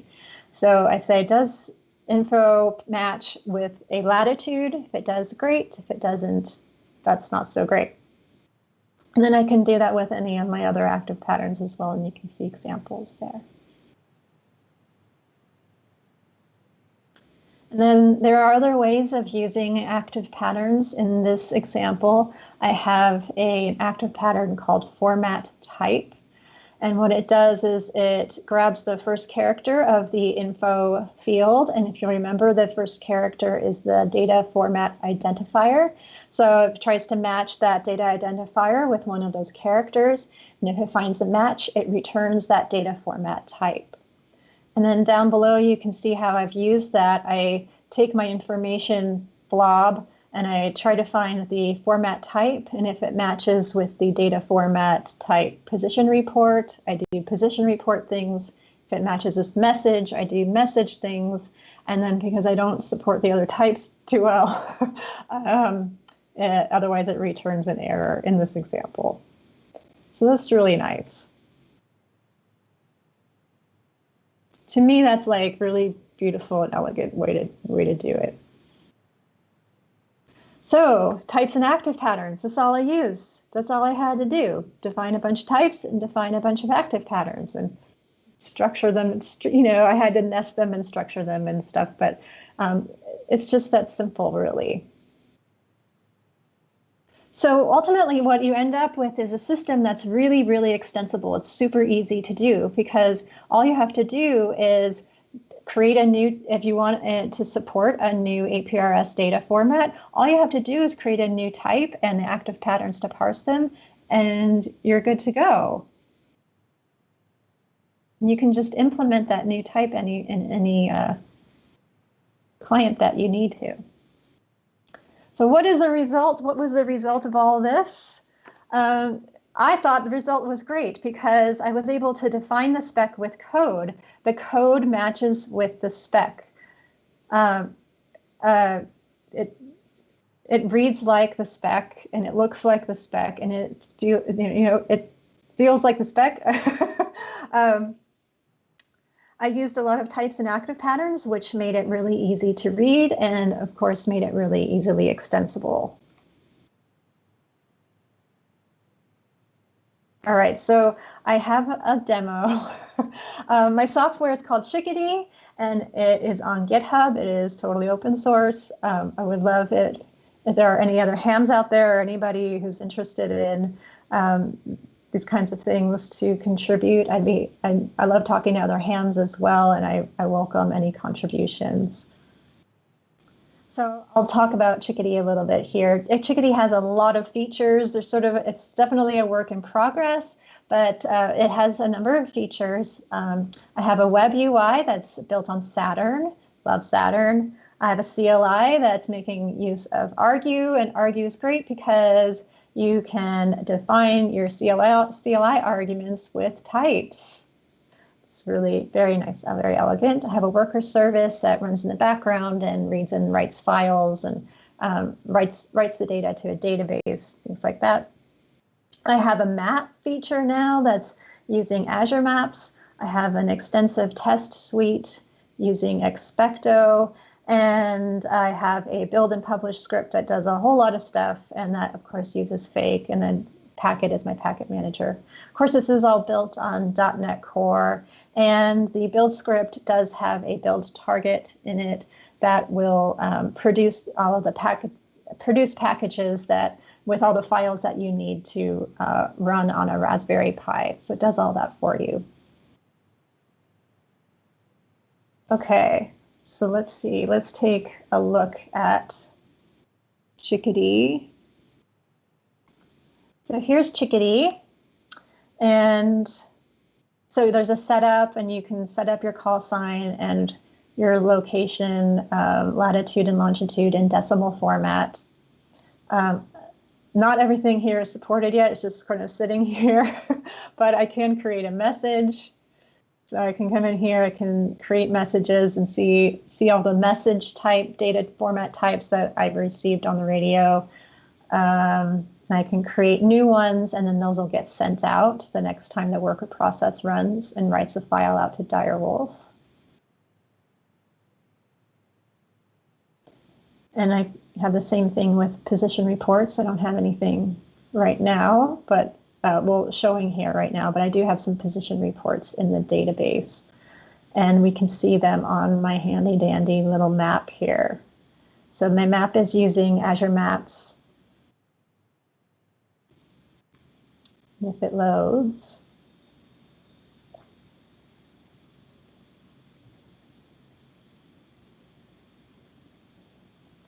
Okay, so I have 3 position reports currently in the system right now, and each one of them came in with their own little symbol code. So if you remember the symbol code with the character representation of the symbol code, that character representation also translates into a little icon. And those were generously provided by hams who have developed other mapping services and interfaces for APRS.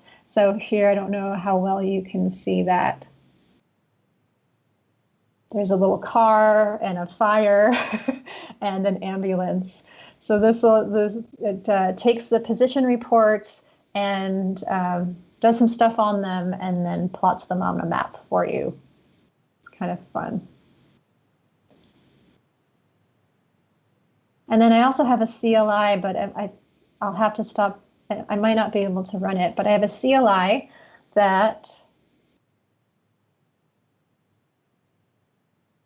yeah, I mean, I have a CLI that you can provide it with some sort of, you can provide it with an APRS packet, and it'll parse that packet out for you, try to determine the type for you, and then you can use that to sort of maybe troubleshoot, like, what's going on, why can't I parse this packet?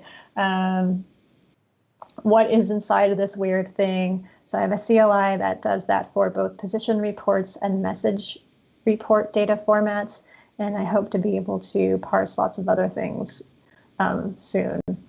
And then it'll also let you craft a position report. So there's a command line for crafting an entire position report with the packet, and then it automatically writes that out to Direwolf, and then Direwolf will send it out for you.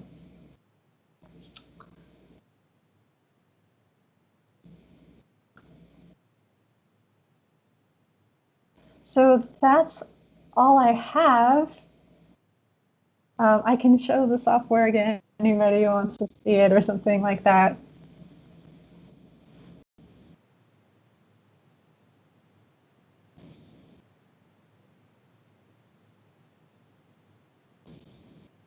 Yeah.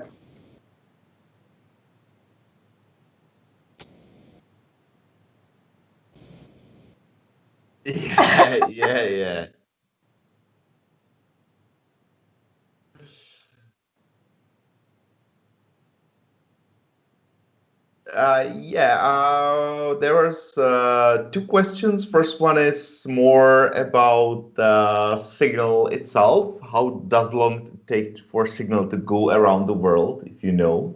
How long does a signal take to go around the world? Yeah. Well, it travels at the speed of light.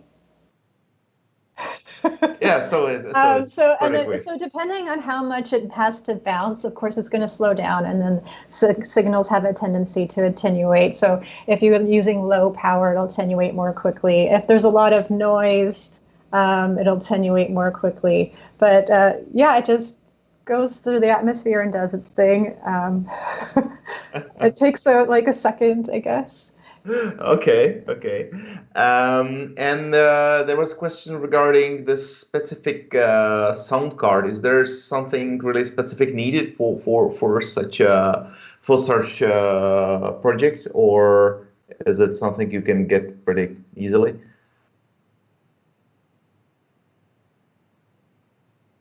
Hello? Oh, hello? Oh, okay. Hello. There was. Flashed on me. It was weird. Okay.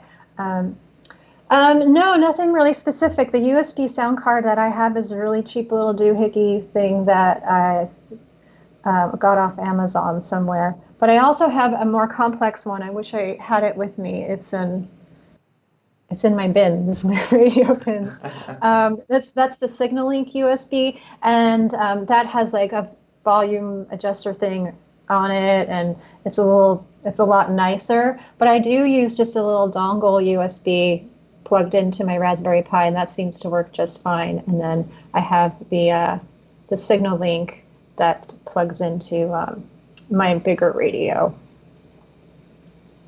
Okay.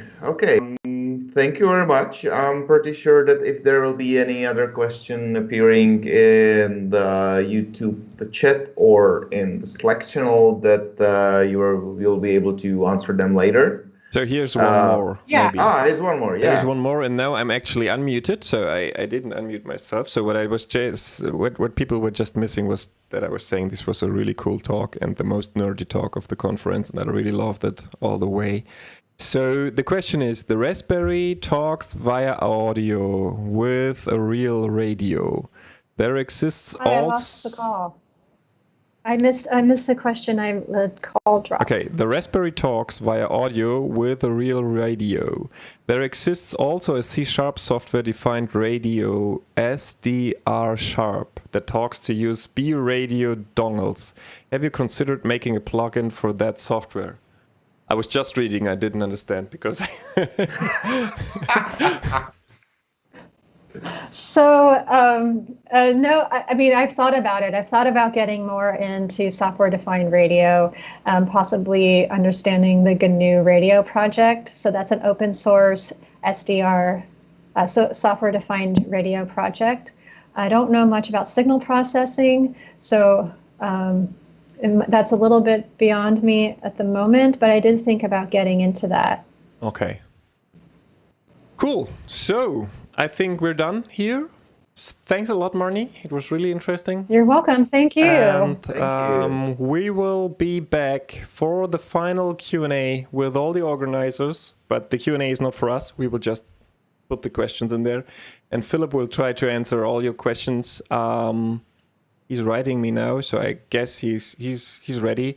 So I hope at least. So we'll be back in a couple of minutes, and then we'll do the final Q&A with Philip about F#. So any questions, put them in the YouTube Slack. I always say this, put them in the YouTube chat or put them in Slack, and we just give them to Philip. So see you soon, and thanks, Marnie.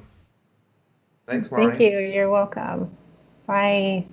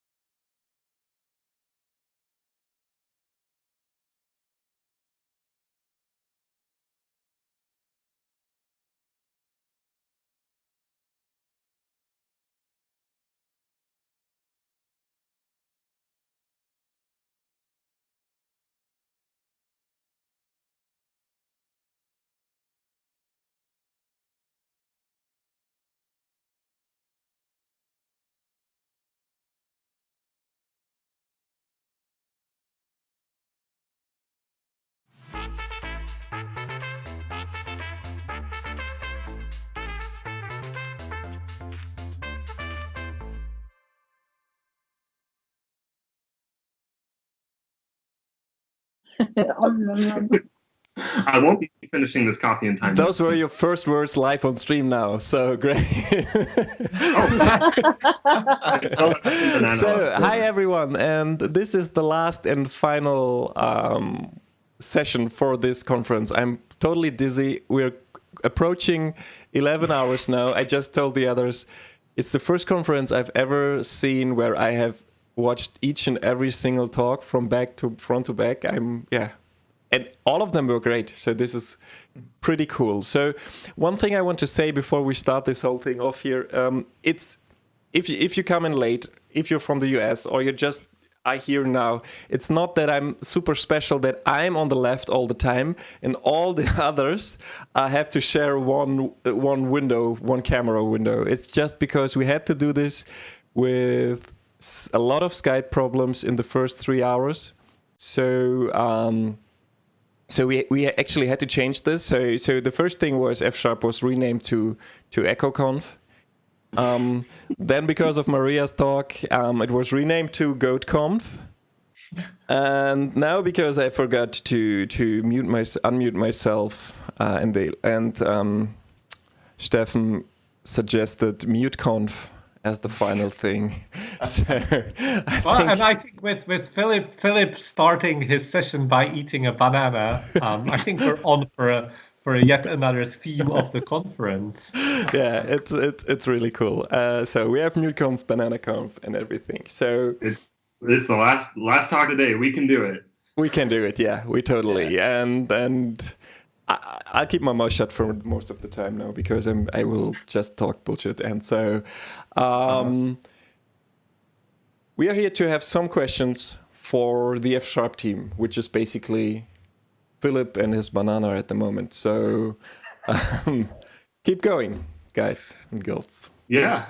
Well, I guess I'll sort of before I take any sort of questions, if there's anyone who is unfamiliar with who I am or who I'm representing.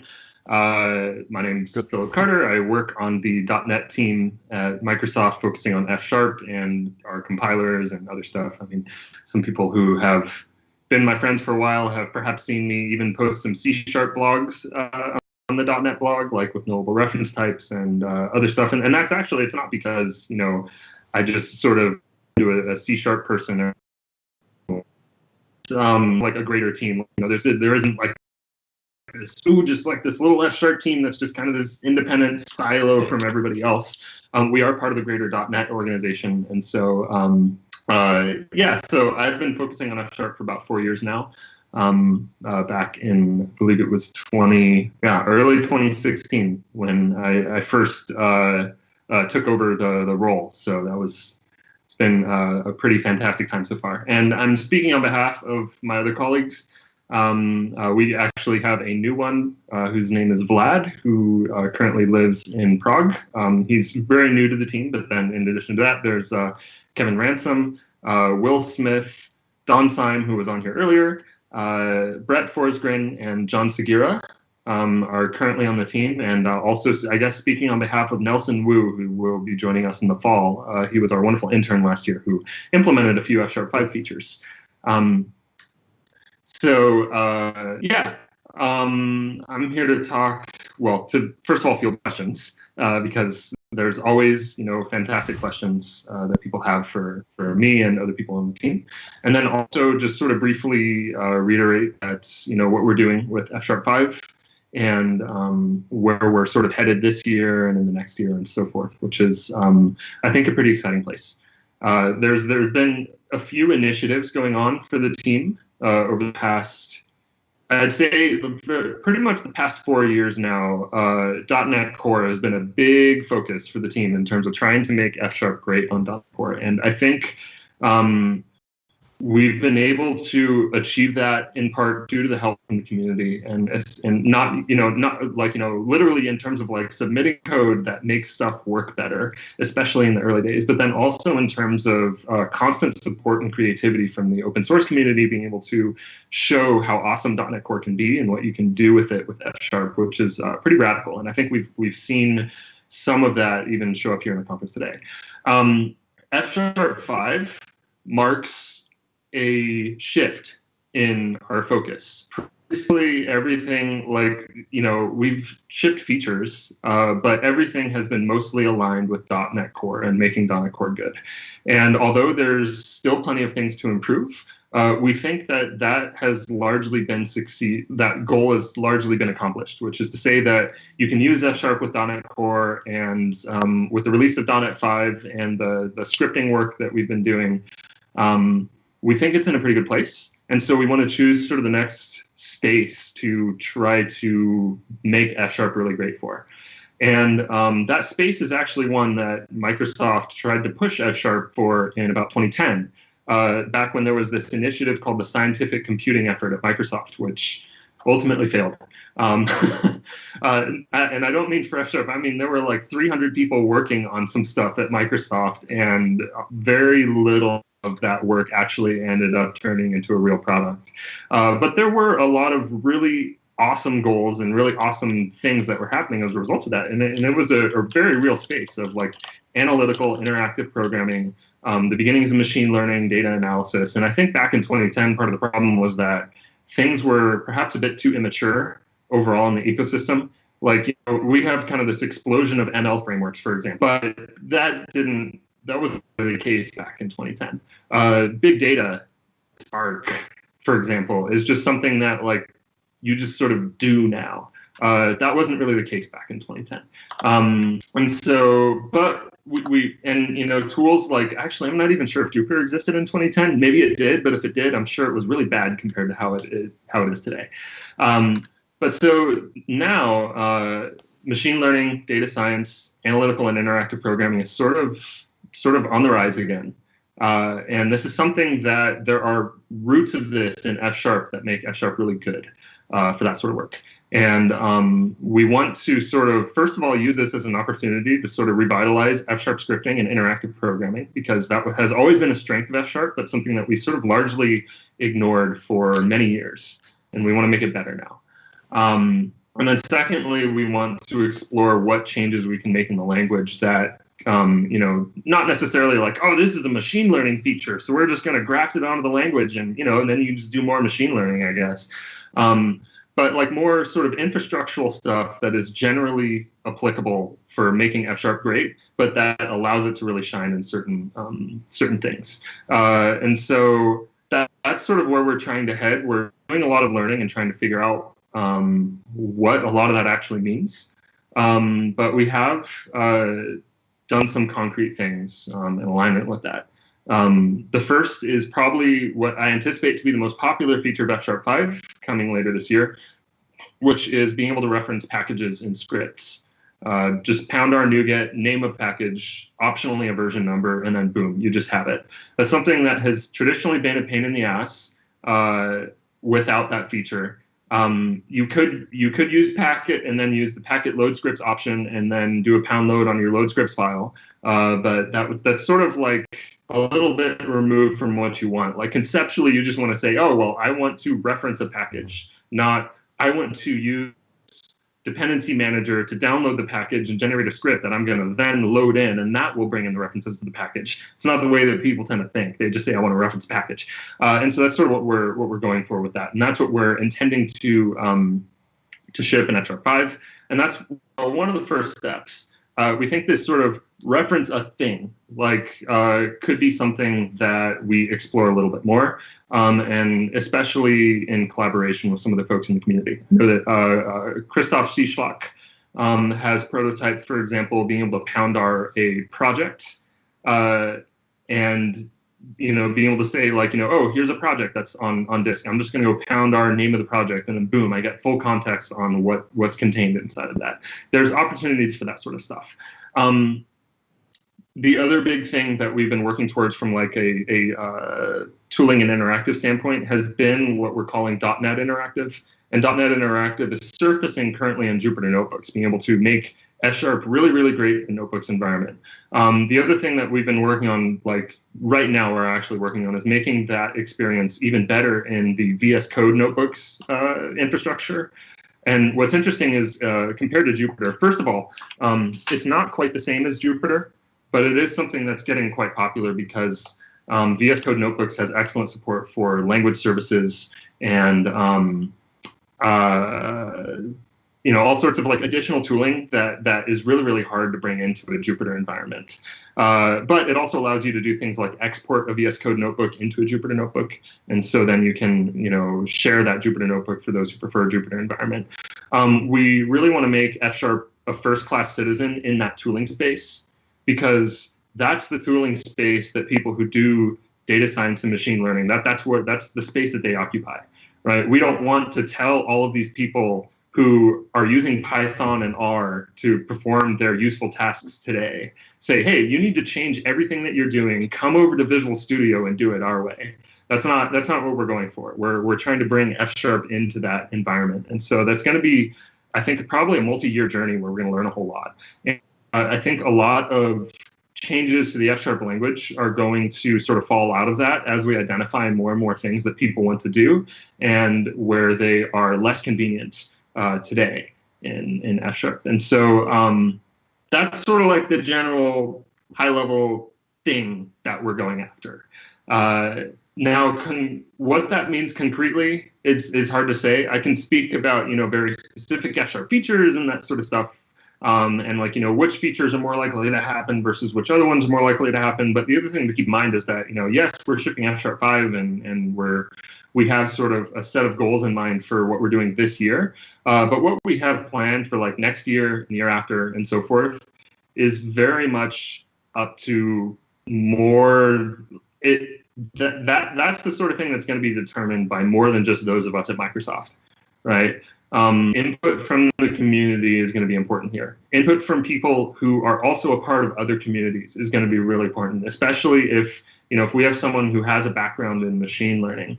They're probably going to have some really good ideas about what would work and what wouldn't work, and we really want to listen to them and try to adjust what we're doing, because we're not like world experts at this in this particular thing. Like we work on compilers. We don't do machine learning, and so that's where I think things are going to be pretty interesting, and we're hoping to lay some of the groundwork for that in F# 5. So anyways, that's kind of the high level overall thingy that I wanted to give before I started taking questions, because I haven't looked at the questions, but there may be some that are, kind of aligned with that, and so.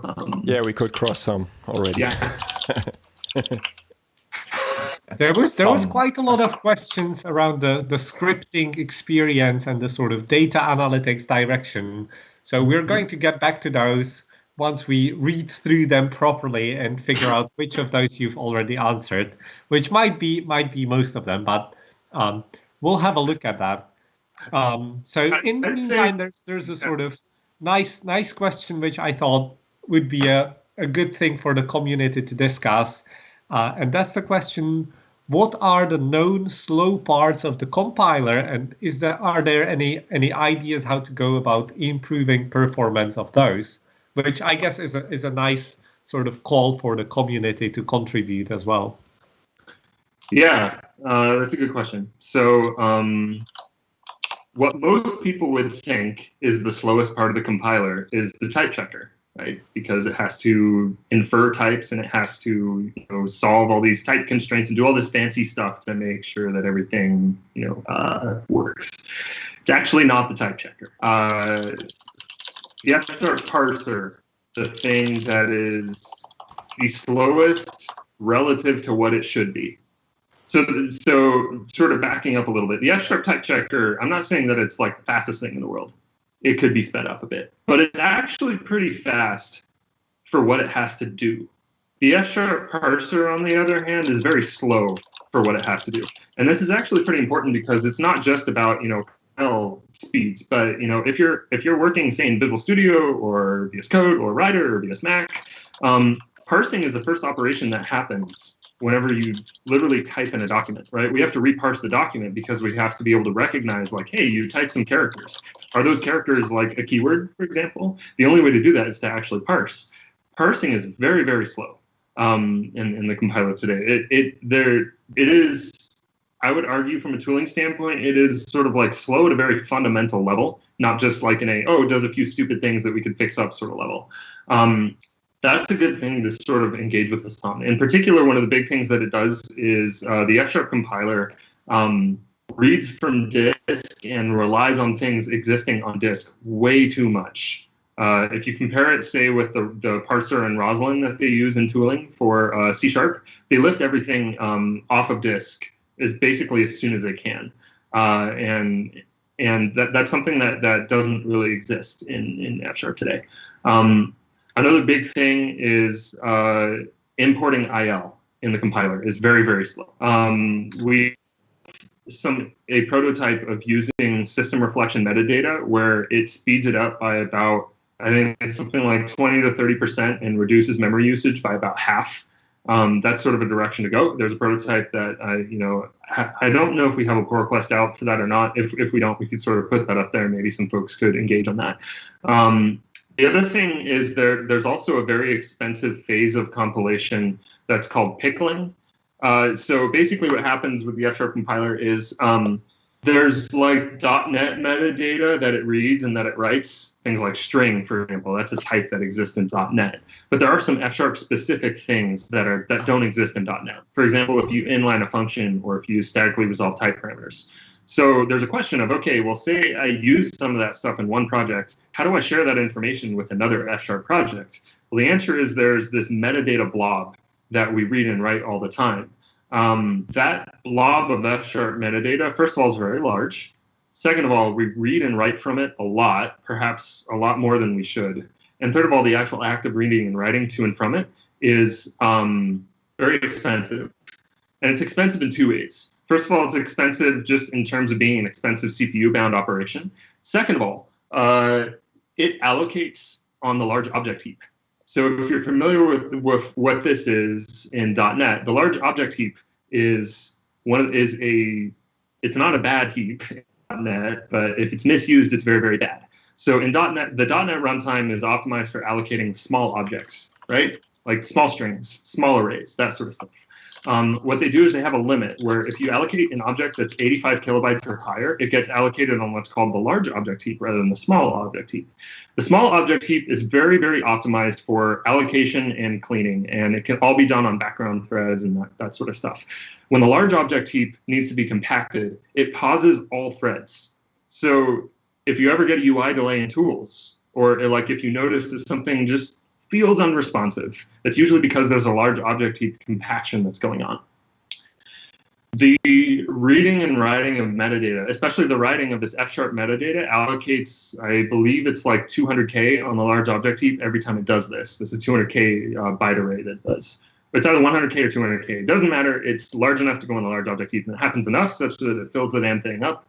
You get a compaction, you get a UI delay, and it sucks.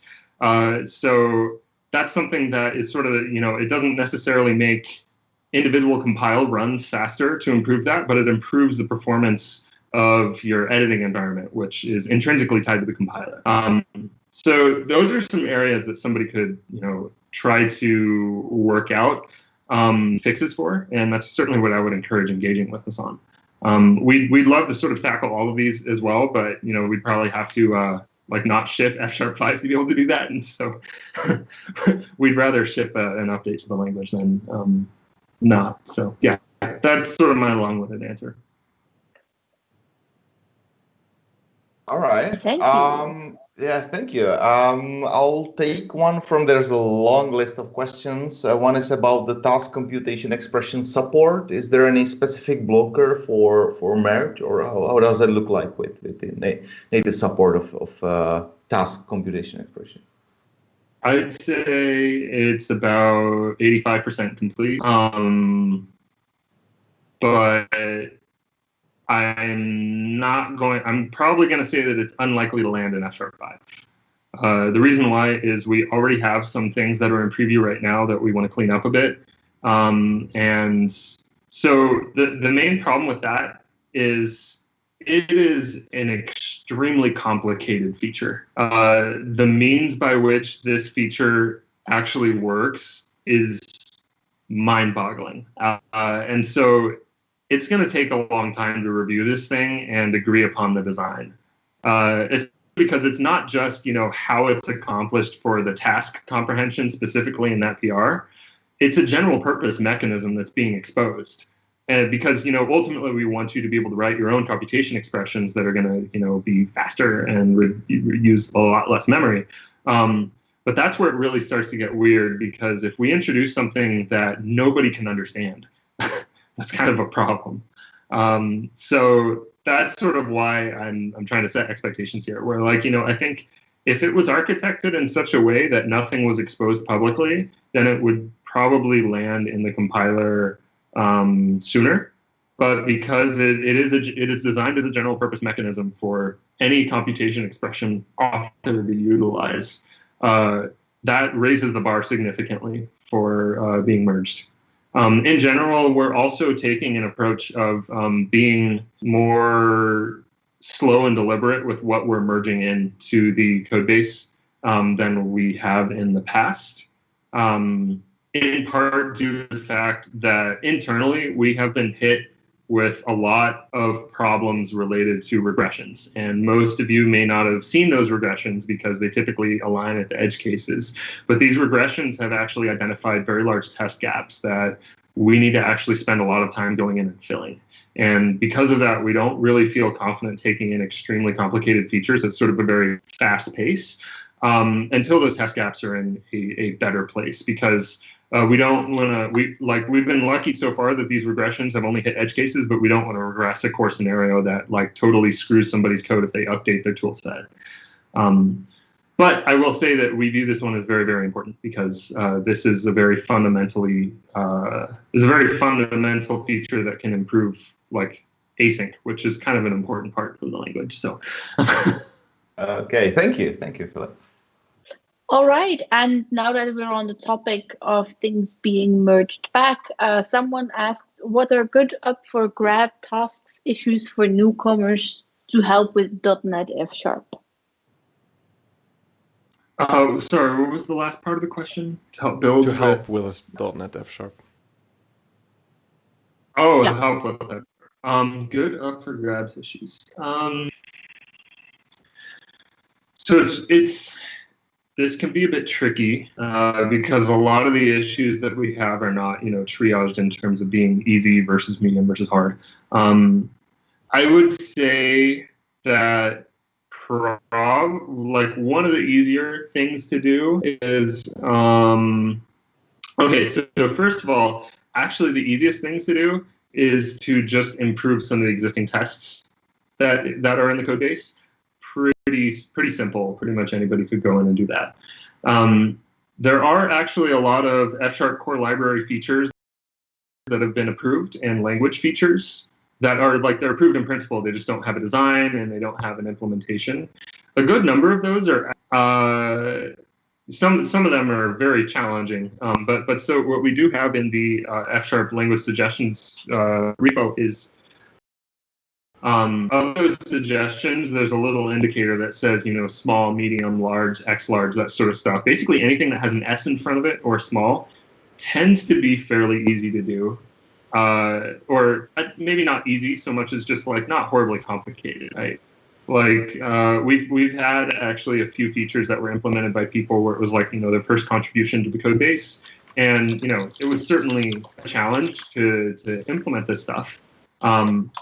But at the same time, it wasn't this thing that was just utterly impossible for them to accomplish unless Donsheim went in there and wrote all the code for them.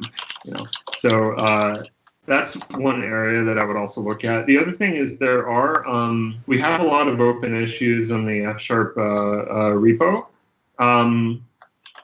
It's sometimes hard to judge what's easy and what's too easy. Say that there's a good chunk of the feature requests and feature improvements specifically related to improving error messages that tend to be pretty accomplishable. I think there's a roll-up issue that I could actually link to we could link to for some folks that basically lists out all of the different possible improvements to error messages.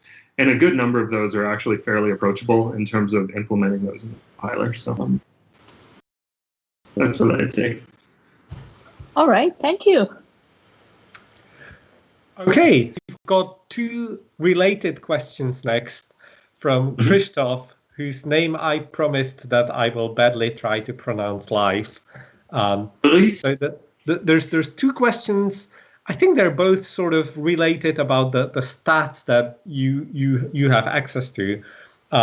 One is how's the F# growth currently looking according to whatever data you can collect, and the other one is how does the .NET Core adoption among F# developers look?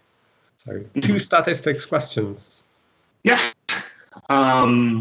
Let's see. So growth has been interesting. COVID-19, has basically flatlined measured growth right now. The highest number measured users that we'd seen in March, but then it sort of stayed flat, which that might sort of pick up in the fall. But so I guess that there's really to sort of understand some context with this. There's there's 4 seasons in the year. 2 of those seasons are growth seasons, and 2 of them are decline seasons in terms of measured users. Summer and winter is when user counts go down, and fall and spring are where user counts go up. So basically, the way that we look at things at Microsoft is that if you're going up in one of the growth seasons, and if you're either flatlining or just sort of slightly going down one of the non-growth seasons, then you're doing okay. Last September, we were seeing about a 25% growth year over year.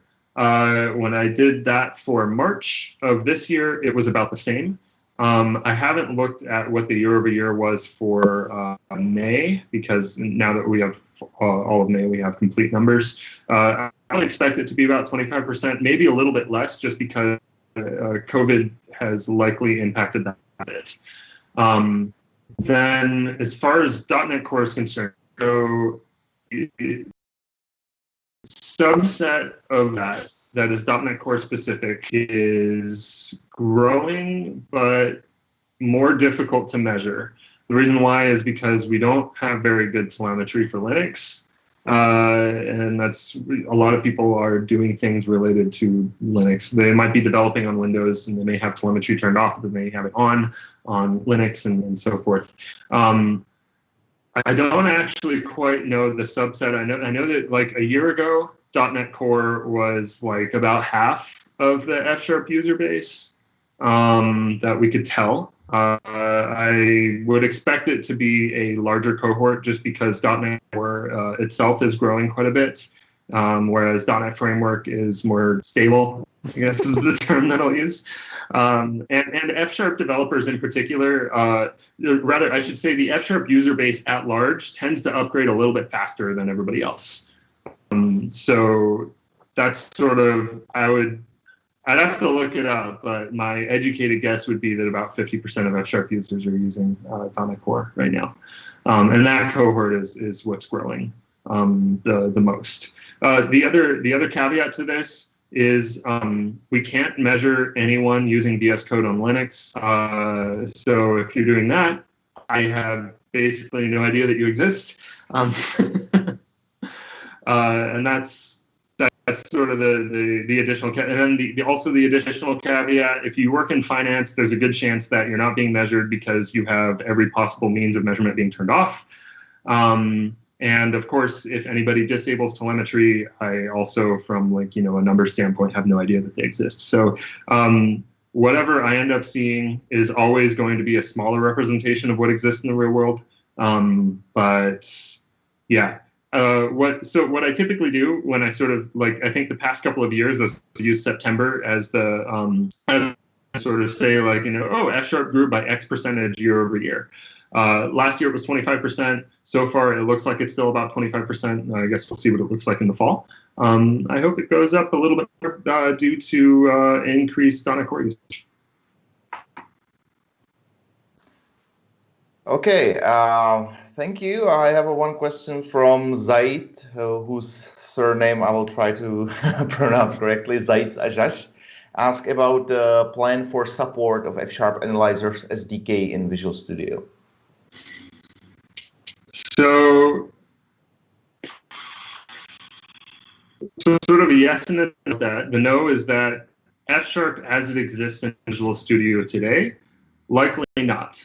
However, we are going to be exploring some interesting things with F# tooling, starting sort of around the time that F# is finished off. This is something that Chris knows a little bit more about, that we want to work with him a little bit more. We don't know exactly how this is going to get accomplished yet, which is why I'm being rather vague, but sort of a high-level goal is we want to sort of have like a unified tooling experience, whether you're using video. And the reason why I say that is, so Visual Studio itself and the DevDiv sort of direction right now is going with, is moving towards this thing that we're calling code spaces. And code spaces right now is very heavily reliant on language server protocol. And language server protocol is being implemented in Visual Studio, and there's going to be a long-term expectation that if you are a language service inside of Visual Studio, you talk LSP. It just so happens that there is a fully featured LSP for F# right now, today, and it exists inside of Visual Studio Code as a part of the INIDE project, or rather, I should say, as a part of the F# autocomplete project that INIDE uses. This is something that we're very interested in helping expand and make a lot better in collaboration with Chris and other people in the community.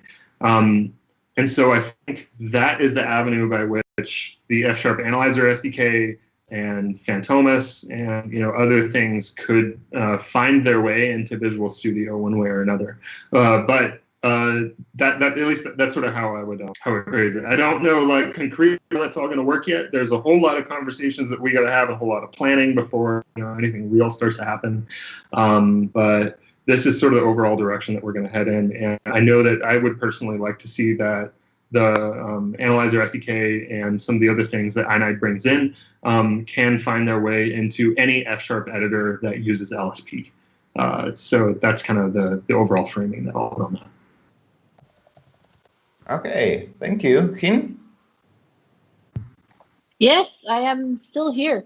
What's the timeline for all the new preview scripting features for F#? Our NuGet stuff, will the .NET F# notebook take over the legacy F# notebook?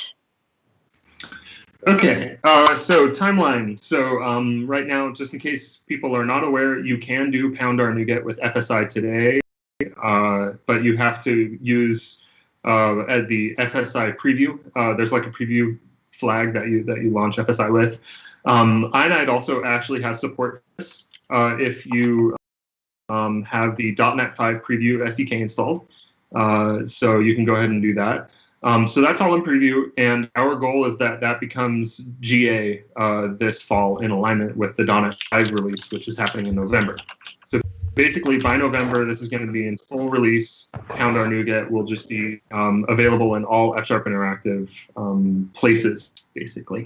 The second question related to Jupyter Notebooks, or just .NET Interactive in general, I would say, so first of all, the existing F# notebooks, iF#, which was started by Rick Minerich's company back in the day, with, I think it was BlackRock was the name.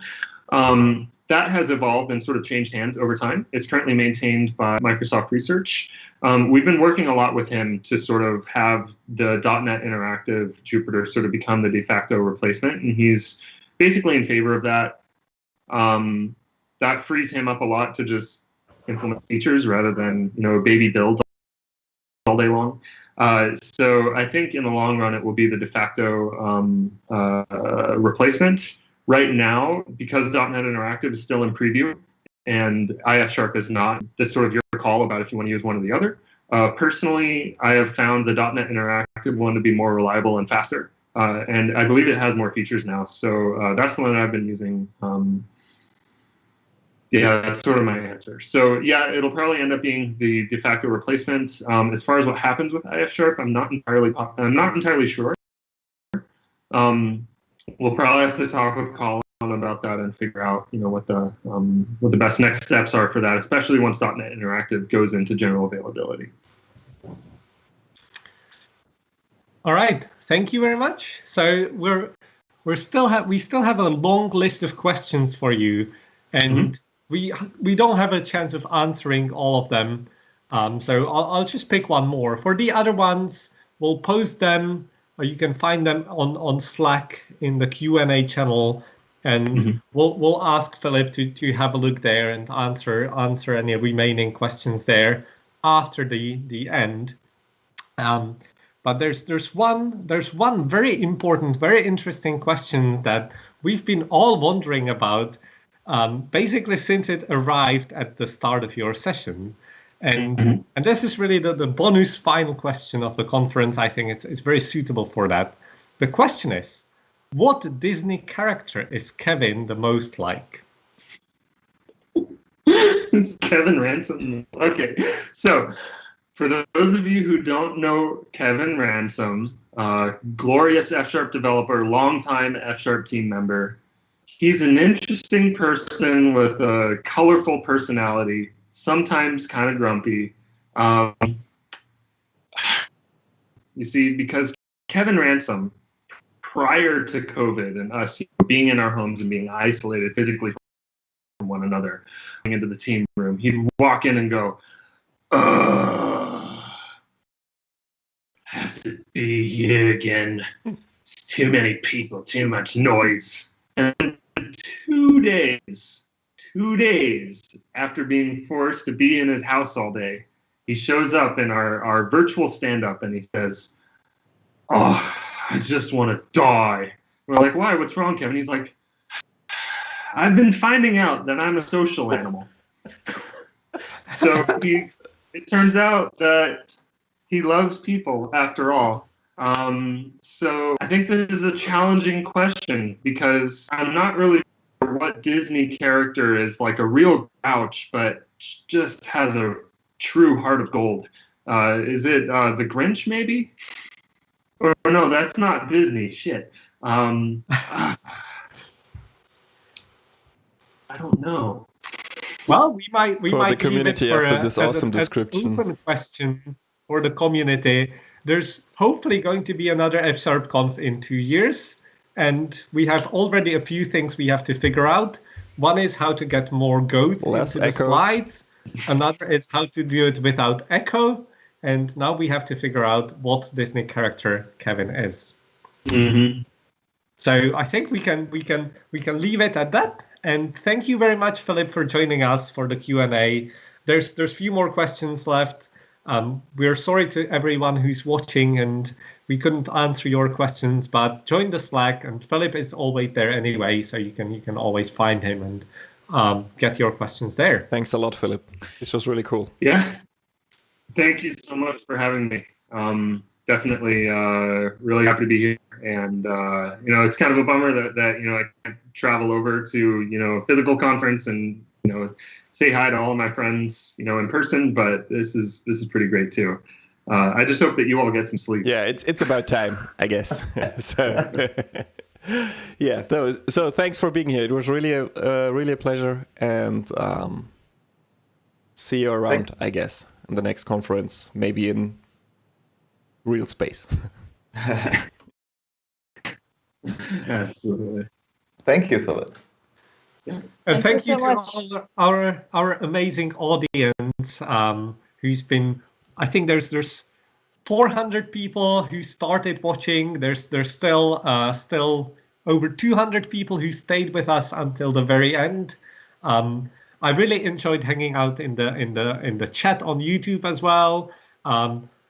Unfortunately, I think the YouTube chat will shut down when we end the conference, but do join the Slack of the F# Foundation, and also join the F# Foundation if you haven't done that yet.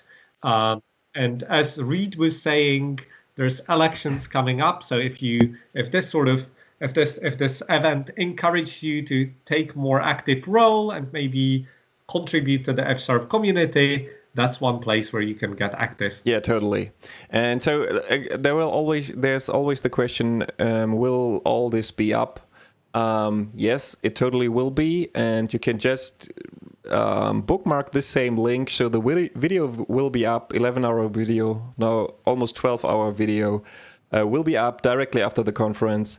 And I I'm not sure. No, I'm not going to promise it, but I'm planning to actually upload the videos of the single talks, but this will take some time to actually get this edited, and I'm not going to edit it a lot, but I at least cut them out and trying to get the videos out of this.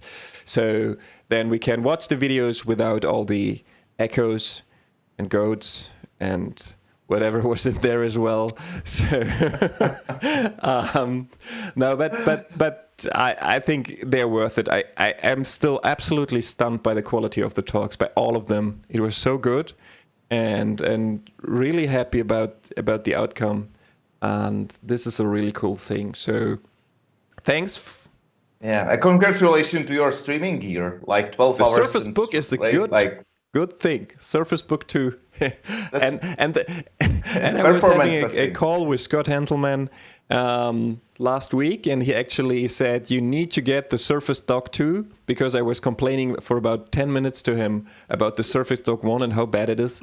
And I just got it. It just came out the next day. I pre-ordered it on Amazon and got it a bit cheaper, and it was worth every penny. So no problems. This was a really cool thing. So thanks, I'd say, to all the organizers sticking together this group. For me, it was a lot of fun, and thanks for supporting me in the beginning where it was all so bad. Thank you, everyone. Gien and Tomas and Roman, and this was really cool. I had a lot of fun. Also need some clapping here, and really cool. So we will have F# online. We will continue. I already talked to Matthew, who did a great talk. I want to have him for a full talk in there, and we will keep going with this stuff. So follow this stuff. Some short advertising should be allowed for this whole day. So this is my YouTube channel. Go there and subscribe there as well. It's almost exclusively F# stuff, also event sourcing stuff. Yeah, you can support me there, and you can go to the Ko-fi there, but it's not the time for this here. But really thankful for this. So the others, some final words, Gien? Yeah, just with all the warmth of the organizers, don't forget to sponsor Black Girls Code. Totally. They are active in the United States and also in Johannesburg. So it's a really great initiative, and we would really like your support on it. So, and thank you all. Roman, you? Anything? There's nothing to add. Okay. Amazing. I enjoy that. Stay safe, everyone. Stay safe. And let's hope that the world will not go down even further. But we'll see. Tomas? Stay safe. Yeah, and all the best with the new baby that is arriving at some point in the future. And see you around. Bye. Bye.